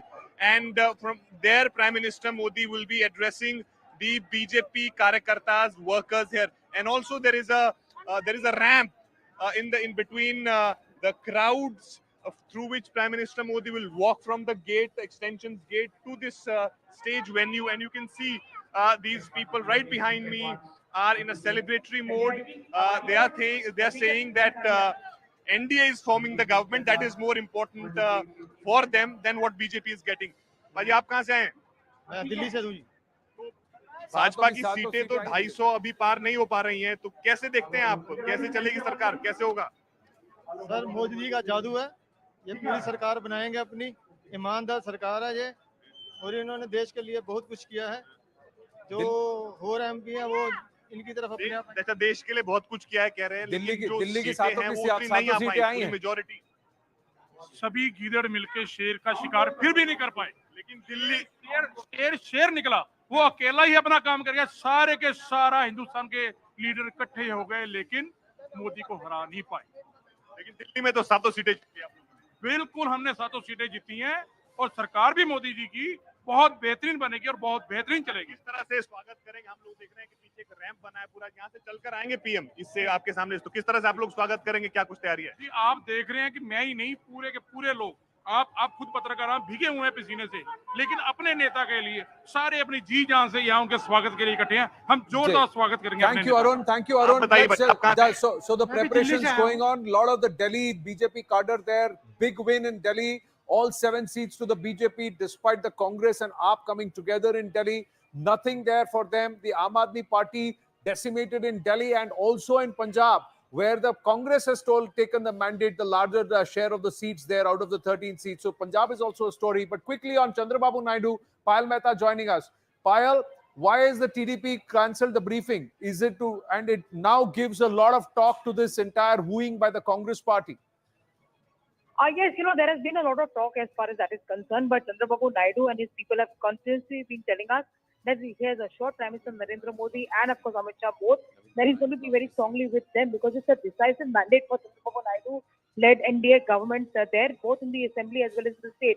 In fact, Jagan Mohan is ready with who swept the election last time around with 155 seats, has been reduced to just 10 MLA seats. So that is the kind of impact that one has been able to see. I'm given to understand that Chandrababu Naidu is having close-door meetings right now with his close aides to figure out how to go about the rest. But he is likely to come in for the NDA meeting whenever it takes place. So he is not going anywhere out of the NDA. Similar words coming in from Nitish Kumar. Quick word in Odisha, where there is a double whammy for Naveen Babu. Yeah, he's lost his own seat. The seat from where he has been fighting for the last 5 elections. Naveen Patnaik has lost that seat. And I think this is the voters of Odisha speaking. That thank you very much. You've served us well. You've been the longest serving Chief Minister of Odisha and the second longest serving in all of India. But we are now looking beyond you. When a Chief Minister loses his own seat, Smita, I mean, that's the voter of the state. Kantabanji and Luxembourg also. Both the seats. Both the seats. Luxembourg defeats Naveen Patnaik. Kantabanji, Naveen Patnaik loses. Going down with first defeat in any election. First defeat for Naveen Babu in any election. It's going to come as a shocker to him, because I think he had started believing in this, that he's invincible. He's a very calm kind of a person, so he doesn't get excited over it. But I think it's going to be a reality check for his party too, which had believed that the people really adore him, especially women voters. But adoration is a separate matter, and when it comes to delivery and voting on that is a separate matter altogether. Now correction there. He's lost Kantabanji, but Hinjali, where he's fighting, he's still leading. He's still leading, but not by a large margin. We are given to understand, but he's still leading in Hinjali. Yeah. But it's the first time he's lost an election. Result of the second seat is awaited for Naveen Patnaik. But Odisha in itself is I think he's going to win the second one. The one of them is it seems like a sure shot, even if it's a slim majority still. Yeah, but then there is a story there in Odisha. Nothing. Yeah. And largely, we've got Sanju Verma joining us at this point. We also have our other guests from the DMK. We have Dharnidharan, Salem Dharnidharan also with us. In Tamil Nadu, big story there. If you look at Tamil Nadu and the DMK and the allies coming together to win, but -2 for the DMK. If you look at the breakup, the DMK is actually -2 from last time around, because they considered the seats to the allies. Fewer seats, from what I remember. Fewer seats. So 22 seats to the DMK. 1 up for the Congress, 2 to the CPI, 2 to the CPM, VCK getting 2, IUML 1, and MDMK 1. So it's 39-0. It's a repeat of what we saw in 2004. So Salem Dharnidharan, what would you attribute this to? Because obviously the BJP had put a lot of emphasis from Annamalai downwards that they're going to make inroads, that whatever they lose in North India, they're going to make up for it in Tamil Nadu in particular. BJP and NDA not getting any seat, even the ADMK not getting any seat.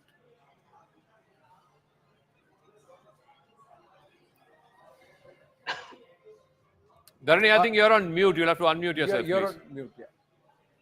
Sorry about it. Yeah, firstly, thank you for having me on the show. And I think that is what I've been saying and reiterating in your shows and other channels and every debate I've been participating that we are going to speak Tamil Nadu. We know the pulse of the people. We have delivered.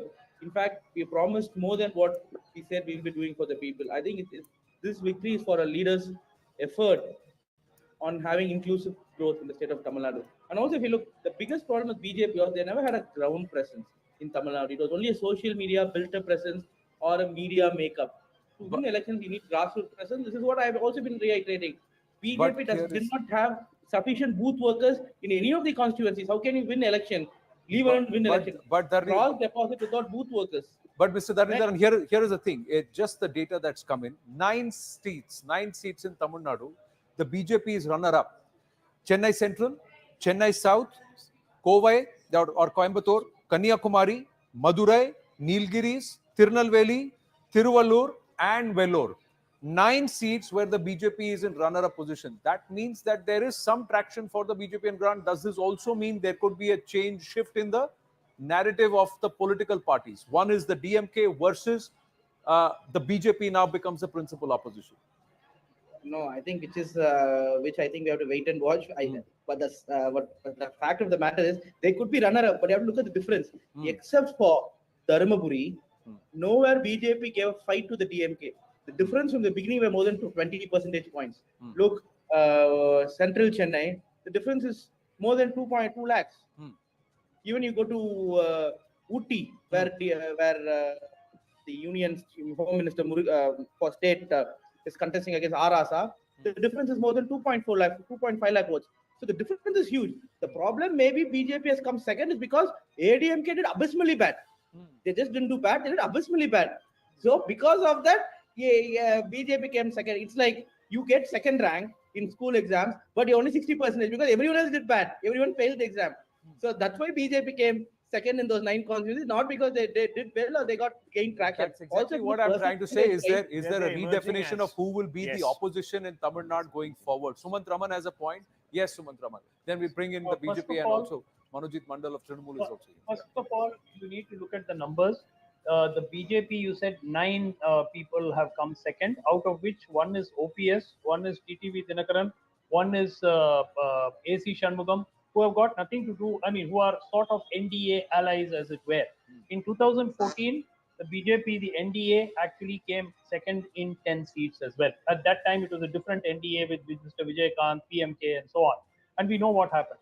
The bottom line is they have not reached the 20% mark that they said they would reach. In fact, they're well short of it. And the AIADMK alliance is close to 24%. So by no stretch of imagination can it be even said that there is any consolation for the BJP in Tamil Nadu as far as this particular attempt. And to add insult to injury, 14 seats, if you add the total of the AIADMK and the BJP together, they would have won the seat. Mind you, that would have been 14 more seats for the NDA in such a close fight. So this is a monumental blunder by the BJP in driving the overall context. In 291, they would have been 14 now, if you add 14 seats to 291, then NDA is 300 par very comfortably, and it also strengthens the NDA. So Sumant Raman has always been of this point from day one that the ADMK and the BJP should not have broken away. BJP should not have tried to go it alone. Had they the BJP, Mr. Annamalai drove them away. Drove them the AIADMK. Okay, Sanju Verma. I've been on a couple of debates since morning, and what I find extremely amusing, and I'm not being arrogant or overconfident, I said in the morning to Zaka that, of course, Uttar Pradesh has been a huge disappointment, and so has West Bengal. But be that as it may, I'm surprised Why this enthusiasm, within the Congress camp? I was listening to Rahul Gandhi's press conference a while back. BJP alone, without the NDA, BJP standalone has got more seats than the entire Indi cabal put together. Point number one. Point number two, BJP has increased its vote share by about 1.64 to 2%. Point number three, Narendra Modi is going to come back for the third time in a row, because those who are saying that Chandrababu Naidu and Nitish Kumar, the situation is tricky. Let me say this to them, that if you look at the history of, post-independent India, be it Deve Gowda, be it Chandrasekhar, be it VP Singh, be it I.K. Gujral, मैंने ये बार बार कहा है, ऐसा कोई बचा नहीं जिसे कांग्रेस ने ठगा नहीं. Even with respect to Uddhav Thackeray, it was not the BJP which decided to part ways. We had won 105 seats in the assembly elections from Maharashtra in 2019, and the Uddhav Sena had won then only 55 seats. The decision to part ways came from Uddhav Thackeray's end. And if you tell us that we stole the mandate, we can say that being the largest party at 105 seats, we still accommodated you. It was not we who stole the mandate. Rather, by going and dancing in the Congress's lap, it was Uddhav Thackeray who decided to part ways. My fourth and most important point is this. The Congress is saying Narendra Modi has lost the moral high ground. I mean, are you joking? We won Madhya Pradesh, Rajasthan, Chhattisgarh with record numbers. We won Uttar Pradesh Assembly elections 2022 for the first time in 37 years. The same sitting chief minister came back to power. We won Uttarakhand with a thumping majority. We have a bit of a down day, and you start casting aspersions on the credibility of Narendra Modi. Allow me I'm to read sorry, that, that please. is not working. Allow me to read that, please. Prime Minister has just tweeted, देश की जनता जनार्दन के NDA पर लगातार तीसरी बार अपना विश्वास जताया है. भारत के इतिहास में ये अभूतपूर्व पल है. मैं स्नेह और आशीर्वाद के लिए अपने परिवारजनों को नमन करता हूं. मैं देशवासियों को विश्वास दिलाता हूं कि उनकी आकांक्षाओं को पूरा करने के लिए हम नई ऊर्जा, नई उमंग, नए संकल्पों के साथ आगे बढ़ेंगे. सभी कार्यकर्ताओं ने जिस समर्पण भाव से अथक मेहनत की है, मैं इसके लिए उनका हृदय से आभार व्यक्त करता हूं, अभिनंदन करता हूं. So clear tone from the Prime Minister where he is thanking the voter for giving the NDA the mandate, and we are going to come back with renewed energy, renewed verve, and with new promises. So he is not going anywhere, and the NDA is not going anywhere. The Prime Minister has said very clearly, accept the verdict by the people, thank the verdict for choosing the NDA, but it is Fir Ek Baar Modi Sarkar. Rahul Shivshankar. I fundamentally believe that this is a rap on the knuckles for the Prime Minister and the NDA for being slightly inattentive.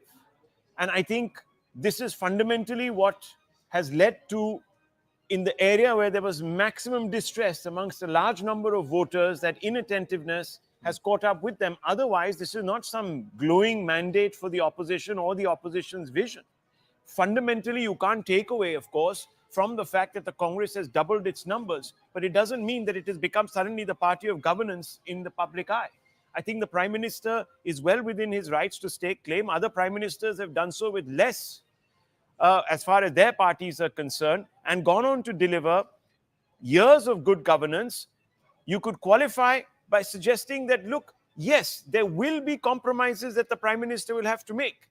Everything that he set out to perhaps do, he will have to seek approval, greater consensus. That doesn't mean that the job of ruling a country or giving people but back... Rahul, do you think the big ticket ideas, whether it is uniform civil code, look, one nation, one poll, do you think he'll be able to get these things through? Yes. We are talking somewhere close to what Narasimha Rao government had. We are talking somewhat close to what UPA 2 was when we're talking about numbers, somewhere close to that, right? Those were two governments which had enormous financial changes that they made, the liberalization, etc. That happened in UPA 2, that happened in Narasimha Rao government. They brought about a lot of changes. They were very, so it depends on your Prime Minister. It depends on the government if they want to be dynamic or if they want to have be a nervous wreck while running a coalition government. It depends how you do it. Look at Vajpayee. Vajpayee had a coalition government. He did the nuclear blast. It depends on how you run it. He had DMK. Karnataka, Bihar, he had, Maharashtra, under the aegis of the Prime Minister, there were coalition governments. It depends No, on but how he a was Prime not running Minister. those governments. Those respective So, chief ministers and it's BJP also leaders. the personality of the Prime Minister, Yes, right? that's exactly what I'm saying. Modi's personality is not attuned towards compromising. It is what we would presume. So, looking at his track record. But it could. Going forward in this third term, he is going to be dependent on two individuals with whom he has had a very bitter fallout in the past. Zaka, he hasn't survived in politics without being a flexible politician. Flexible politician, because the same people are back in the fold. Pre-poll alliance are back in the fold with the Prime Minister. That while the Prime Minister's persona is of being Chappan Chhati and all of that, the Prime Minister is also an old school politician. He always has been. Yeah. Right? He's just smarter at it than a lot of people. True. So I think the issue here is not whether he necessarily there will have to be a spirit of compromise and accommodation, but I think that's and there could be good decision making and so on, but I think the more contentious issues probably will have to go on the back burner. So that's not about the personality. For so some that time before things stabilize, the plan could be reject for the first 100 days. I think that some of the ideological Hindutva, lined policies might actually have to sit aside, because both the JDU and the TDP have substantial minority vote banks, and they may not be very comfortable with that sort of articulation. He's a Prime Minister who went with the PDP at one point of time. Correct. So when you talk about flexibility, what can be more flexible than having an alliance with the PDP at one point of time? Right. Well, we have to. We go back to the Salem Dharnidharan, Sanju Verma, and also we have Mr. Praveen Khandelwal joining us. But we've got to take a break. We've got to take a break ahead of the Prime Minister arriving at the BJP headquarters. Request everybody to please stay on with us. Stay with us. The YouTube feed continues, ladies and gentlemen. Tune in, and viewers there too. Stay with us.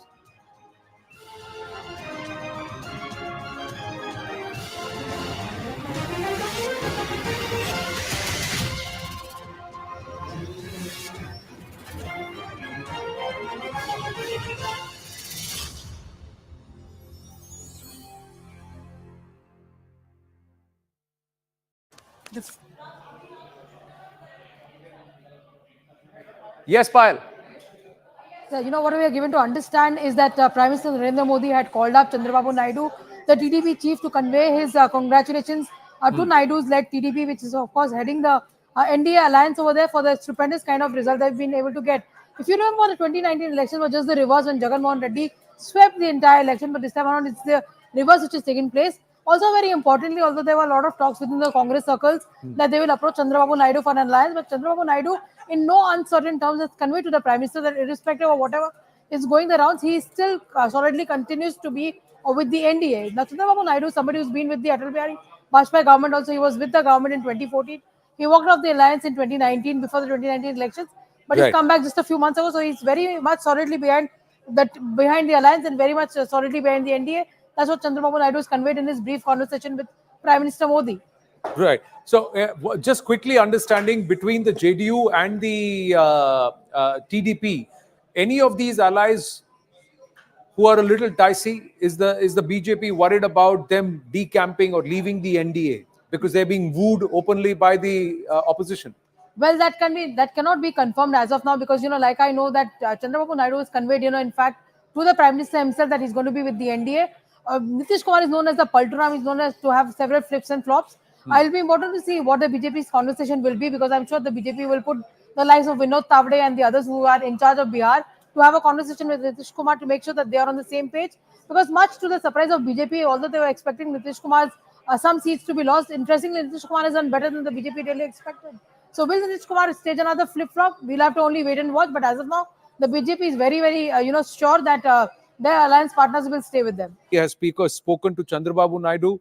He has dialed the TDP chief, perhaps to congratulate him on that landslide victory in the assembly elections, and also a phenomenal turn for the NDA in Andhra Pradesh. Although Odisha, it looks like it is going to be stuck, because the BJP is with 71 seats. It's short of majority there, Veer Sanghvi. The BJD is at 56. The Congress has 17. So there could be a bit of a flux there. Yes, I think that's a reasonable assumption. Overall, I think the way to look at this election, and we were asked to look at it as BJP versus the rest. It's not really. It's a battle of two alliances, the India alliance versus the NDA alliance, and the NDA alliance is one. If you look at it that way, you get a completely different perspective. Our problem, and the BJP's problem essentially, is that the Prime Minister said 400, talked about a 1,000-year reign. He upped the ante. He made it seem that anything less than 400 would be a defeat. Whereas, in fact, if you're a third-term Prime Minister and you've got these results, if you're going to break history, make history, and be sworn in for a third term, you've already achieved quite a lot. Why Mr. Modi upped the ante, I do not know. Well, Prime Minister has spoken with Chandrababu Naidu. Payal is joining us with the details before we get into the analysis. Yes, Payal, what's the conversation about?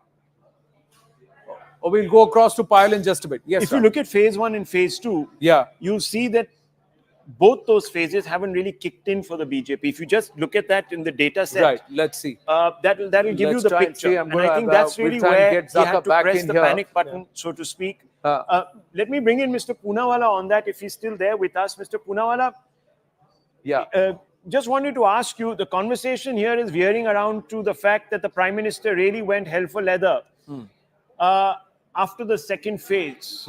Is that because the BJP had sensed that there was a certain degree of perhaps dissipation in support on the ground?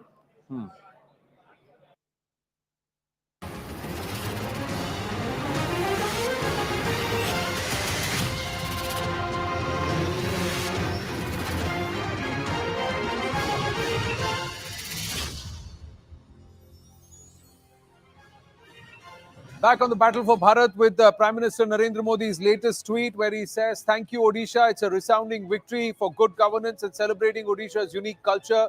BJP will leave no stone unturned in fulfilling the dreams of people and taking Odisha to new heights of progress. I'm very proud of all our hard-working Karyakartas for their efforts."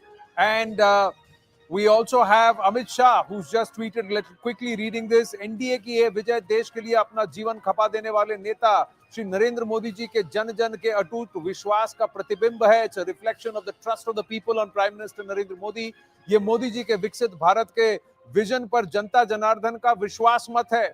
ये जन आशीर्वाद मोदी जी के बीते एक दशक के गरीब कल्याण, विरासतों के पुनरुत्थान, महिलाओं के स्वाभिमान व किसान कल्याण के कार्यों की सफलता का आशीष है. नया भारत इस जनादेश के साथ विकास यात्रा को और गति देगा. That's what, गति और शक्ति देने के लिए तैयार है. That's what Amit Shah has actually tweeted. Bhajpa की तीसरी बार मिली ये जीत हमारे कार्यकर्ताओं के अथक परिश्रम का प्रतिफल है. इस जीत के लिए भाजपा के राष्ट्रीय अध्यक्ष श्री जेपी नड्डा जी और देश के हर भूभाग में मेहनत करने वाले भाजपा के कार्यकर्ताओं को मैं बधाई देता हूं. भाजपा के लिए उनके कार्यकर्ता ही सबसे बड़ी पूंजी हैं. आप सभी ने जिस परिश्रम और से उत्तर से दक्षिण और पूरब से पश्चिम तक गली गली घर घर जाकर मोदी जी के लिए जनता का आशीर्वाद मांगा, वो सचमुच सराहनीय है. मैं आप सभी को इस भगीरथ प्रयास के लिए मनपूर्वक शुभकामनाएं देता हूं. This is what Amit Shah has tweeted. There is more where he is saying the NDA की जीत बीते 10 सालों में मोदी जी के जिस तरह से गरीबों, महिलाओं, पिछड़ों, वंचितों और युवाओं के सपनों को साकार करने के लिए पुरुषार्थ किया है, उसके लिए जनता का आशीर्वाद है. इस जीत के लिए मैं प्रधानमंत्री श्री नरेंद्र मोदी को बधाई देता हूं. So clearly the BJP and the NDA taking this as a mandate, a pro-incumbency mandate, a mandate for Prime Minister Narendra Modi, and that's how they are going to now celebrate this victory. Prime Minister Narendra Modi expected at the BJP headquarters in just a short while. He's also thanked the Andhra voters where he's come out and thanked them for that historic mandate. Nitin Gadkari also tweeting similar lines as Amit Shah. Live footage, live pictures coming in from the BJP headquarters where the Karyakartas are already assembled. Prime Minister Modi is expected there any moment now. Nitin Gadkari has also said Bharat ki जनता ने आदरणीय, Devendra Fadnavis also tweeting, but first आदरणीय प्रधानमंत्री श्री नरेंद्र मोदी जी के नेतृत्व में NDA को तीसरी बार सरकार बनाने का जनादेश दिया है. मैं देश की तमाम जनता को तथा प्रधानमंत्री नरेंद्र मोदी और पार्टी अध्यक्ष जेपी नड्डा और भाजपा के समस्त कार्यकर्ताओं को हृदय से बधाई देता हूं और उनका अभिनंदन करता हूं. So these are the words that are coming in from the top leadership of the BJP, who are not only celebrating this but clearly indicating that the NDA is going to stake claim to form the government again. Andhra Pradesh has given an exceptional mandate to the NDA. I thank the people of the state for their blessings. I congratulate Chandrababu Naidu Garu, Pawan Kalyan Garu, and the Karyakartas of the TDP, the Janasena, and the BJP for this emphatic victory. Will work for the all-round progress of Andhra Pradesh and ensure the state prospers in the times to come. That's another tweet that has come out by Prime Minister Narendra Modi congratulating the victors and the victory in Andhra Pradesh. So the NDA is going to stake claim under the leadership of Prime Minister Narendra Modi to form the government for a third term. Smita Prakash, is there going to be any impact of the opposition's overtures, the promise of special status to Andhra Pradesh, Deputy PM allegedly for Nitish Kumar? Yeah, of course there will be, because those two are very important to this to the coalition now. Deputy Prime Minister, I don't really know whether that works or not, and whether Nitish really wants that. He will have to move out of the state. He'll have to move to the center. It's been a long time. He has not worked in the center for decades now. For him to come back and to assimilate into a BJP-led coalition is not going to be an easy task for him. You know, as a chief minister, you have unbridled power. To come to the center is not an easy thing. I doubt he will want that, if that's going to be something that he will negotiate. But then who knows, right? There's a kind of a prestige associated with the post of a deputy prime minister. Mr. Advani occupied that position at one point of time, but he was also the home minister when he was that. Whereas with Chandrababu Naidu, I think he has a vision for the state. He will stay in the state. If you see the body language of the Karyakartas who are sitting at the BJP headquarters, that itself is telling. It's a mandate, yes, but there's a subdued, they're quiet. Maybe once Modi and Amit Shah and Nadda come onto that balcony, there'll be more enthusiasm. But clearly, right now, it's like subdued. See, Shamika Ravi had put out an interesting post. She said, you target 95% and you get 90%, so you are upset. And somebody else gets 40% and then they're celebrating because they passed. And you set a benchmark and you didn't achieve that benchmark, so you're not celebrating and you're upset.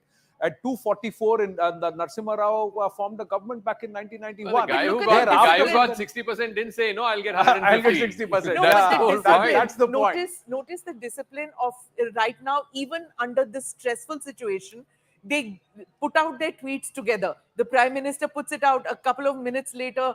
Amit Shah puts it out a minute or so later. Fadnavis puts it out, and the other NDA colleagues have not yet put out theirs. They wait for the Prime Minister, and so now after this, you'll probably see Babu and Nitish Babu and Chandra Babu putting out their tweets. So you know, it's all done in a very systematic manner. That doesn't change with the NDA or with the BJP. No, that system also is there with the NDA alliance. They have got the same tone and said what Mamata Banerjee said, exactly what Rahul Gandhi said, what Mallikarjun No, in fact, not so much in the discipline of it, but the framing and the phraseology is, this is a mandate against Modi. Mamata said it, Rahul Gandhi said it, Mr. Kharge said it. The India alliance, I'm saying this again and again, I don't think tomorrow when they meet, of course, they will discuss, they are not going to give up a shot at power. I think that's what okay. it is. Manojit Mandal wants to speak, and Pawan Verma is also there, and then we'll bring it back into the studio respectfully, please. Yes, yes, Manojit Mandal, thank you for your patience. Have you calculated Mr. Modi's margin this time? It is reduced by 1/3. He won by 480,000 votes last time. Now it's 1.5 lakhs. That is the mandate of the people of this country. And you are celebrating. Khela hobe, match is on. Still, there are so many matches to be played. Do not worry. And even if Nitish Kumar ji leaves BJP, he can still be the chief minister of Bihar.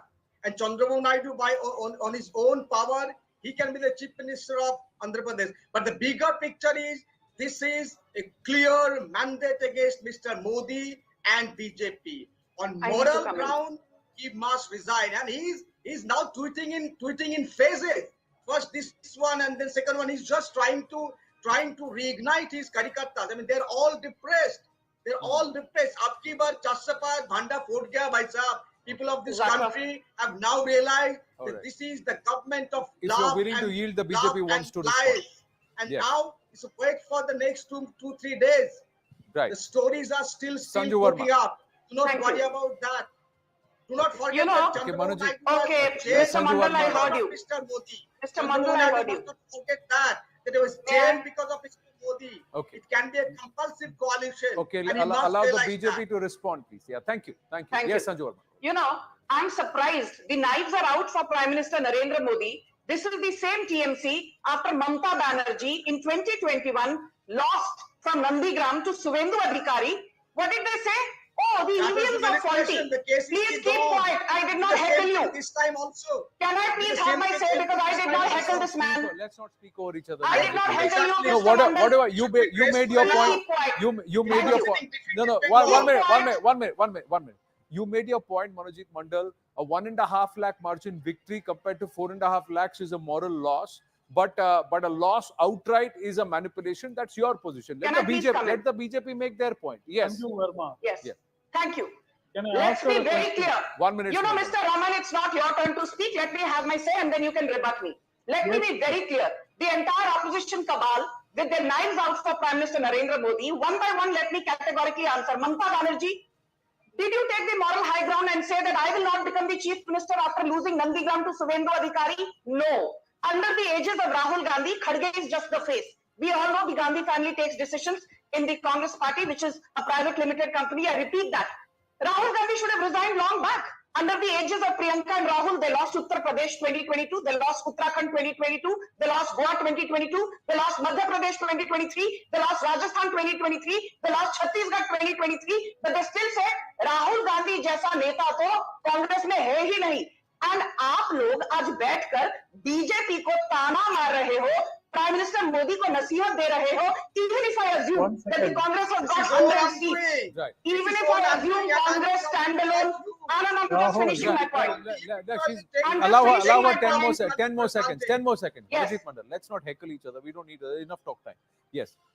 You know, the semantics and the maths will play itself out in the next couple of hours. Taking on the higher side of things, assuming the Congress actually makes it to 3 digits and gets 100 seats, that is still a strike rate of just 18%. And compare that to the BJP's 245 on the higher side. Maybe we'll get more. That is still a strike rate of 45%, which is 3 times higher than the Congress. So, kaha Raja Bhoj, kaha Gangu Teli? Abhi aap decide Here is the simple. One minute, Pawan Verma. 1 minute, Pawan Verma ji, and then I'll come back to Sumantram. 1 minute, sir. Sumantram, Mr. Pawan Verma has not yet spoken. Let him speak, and then I'll come back to you. The simple point is nobody said BJP has to cross 370. Nobody said NDA has to cross 400. This benchmark was set by the Prime Minister and the BJP and the entire machinery themselves. So 1 minute, sir. So hear me out, sir.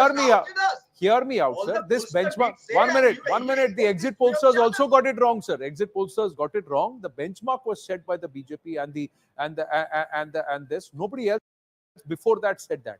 It was set by, and they are being judged by that benchmark right now. Not by anything else. Not by that benchmark right now. 1 minute. Pawan Verma. Let him speak. Pawan Verma. Yeah. Thank you, Anand. I hope for the 2 minutes I take, I won't be interrupted.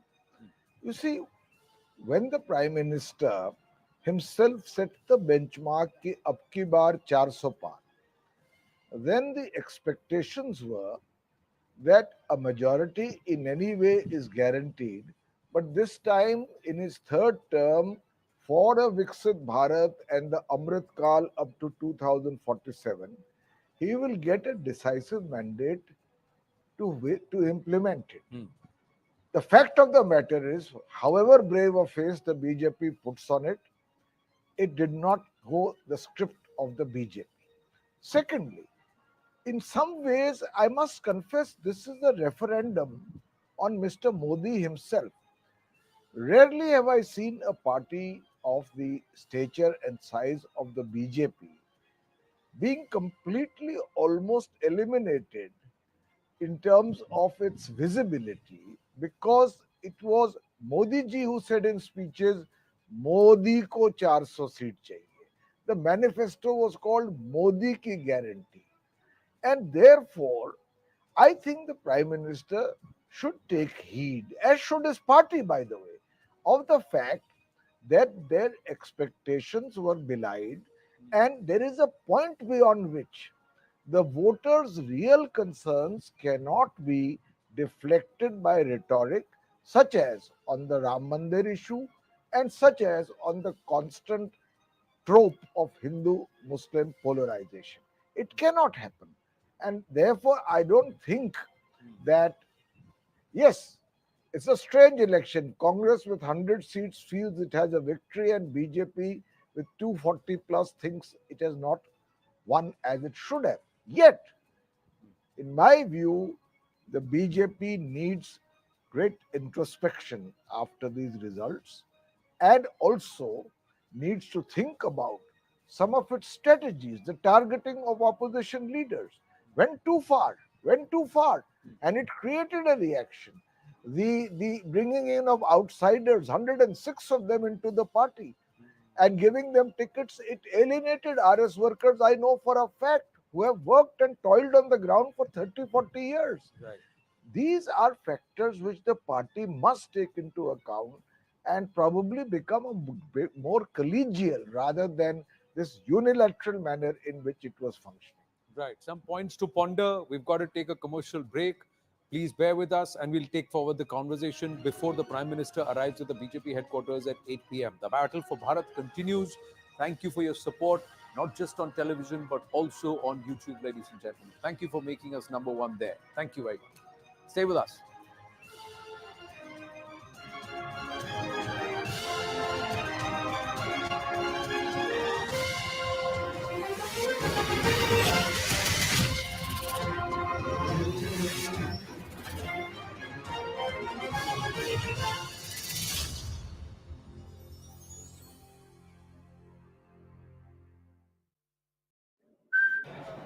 Look, Rahul, once again, the BJP and the NDA alliance, already NDA plus was 400, and therefore we set a high benchmark for ourselves. We always knew, as we've been already validated, that we were going to come back to power for a third time.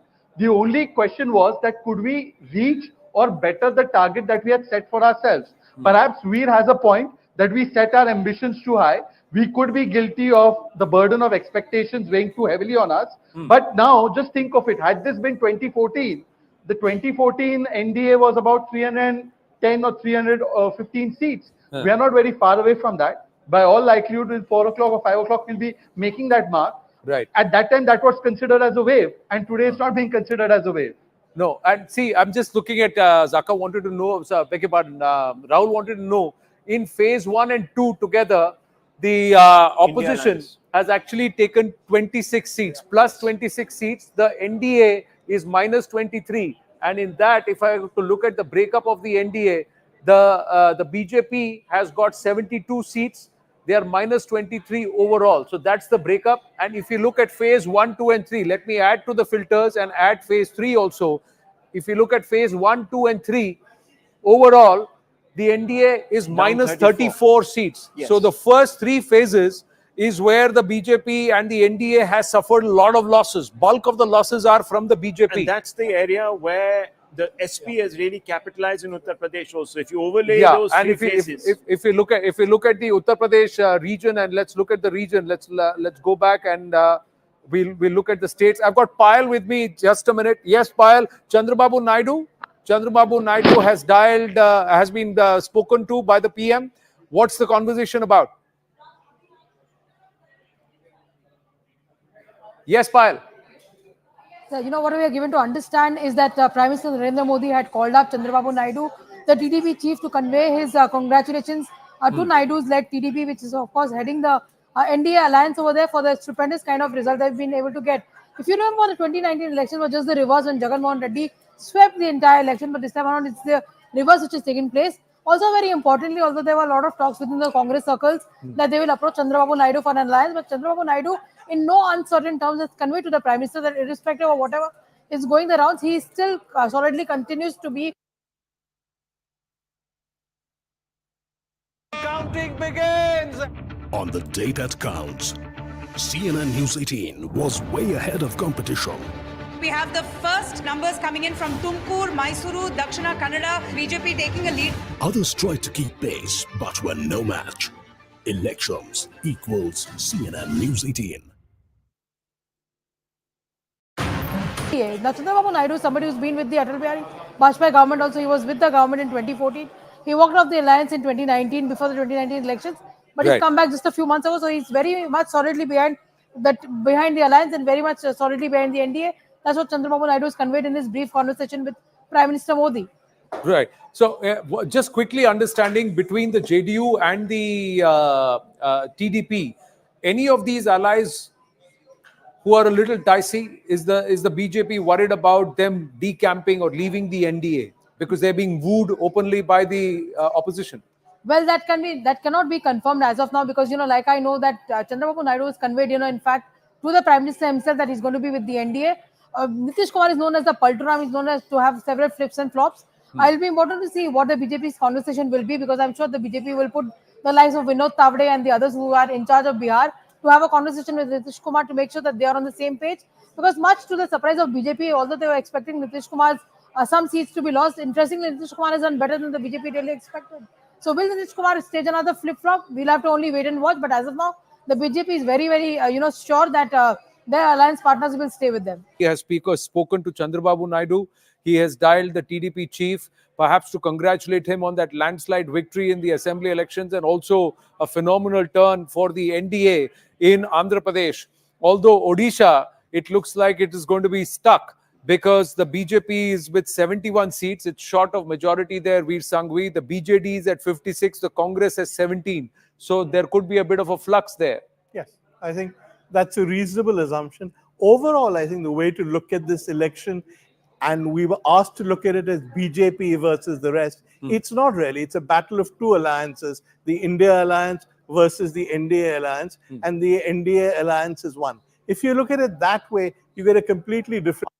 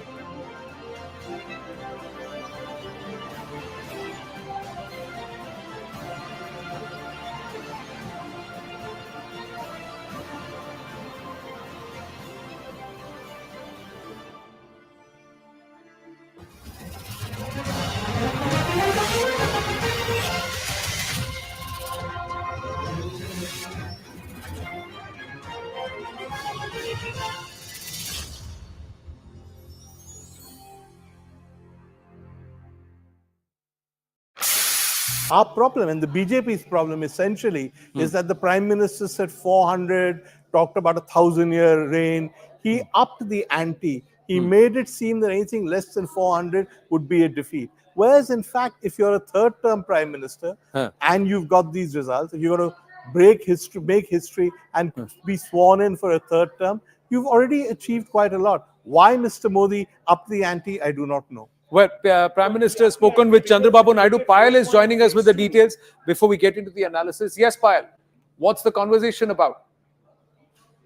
Or we'll go across to Payal in just a bit. Yes, if you look at phase 1 and phase 2, you'll see that both those phases haven't really kicked in for the BJP. If you just look at that in the data set, right, let's see. That'll give you the picture. And I think that's really where you have to press the panic button, so to speak. Let me bring in Mr. Poonawala on that if he's still there with us. Mr. Poonawala, just wanted to ask you, the conversation here is veering around to the fact that the Prime Minister really went hell for leather after the second phase.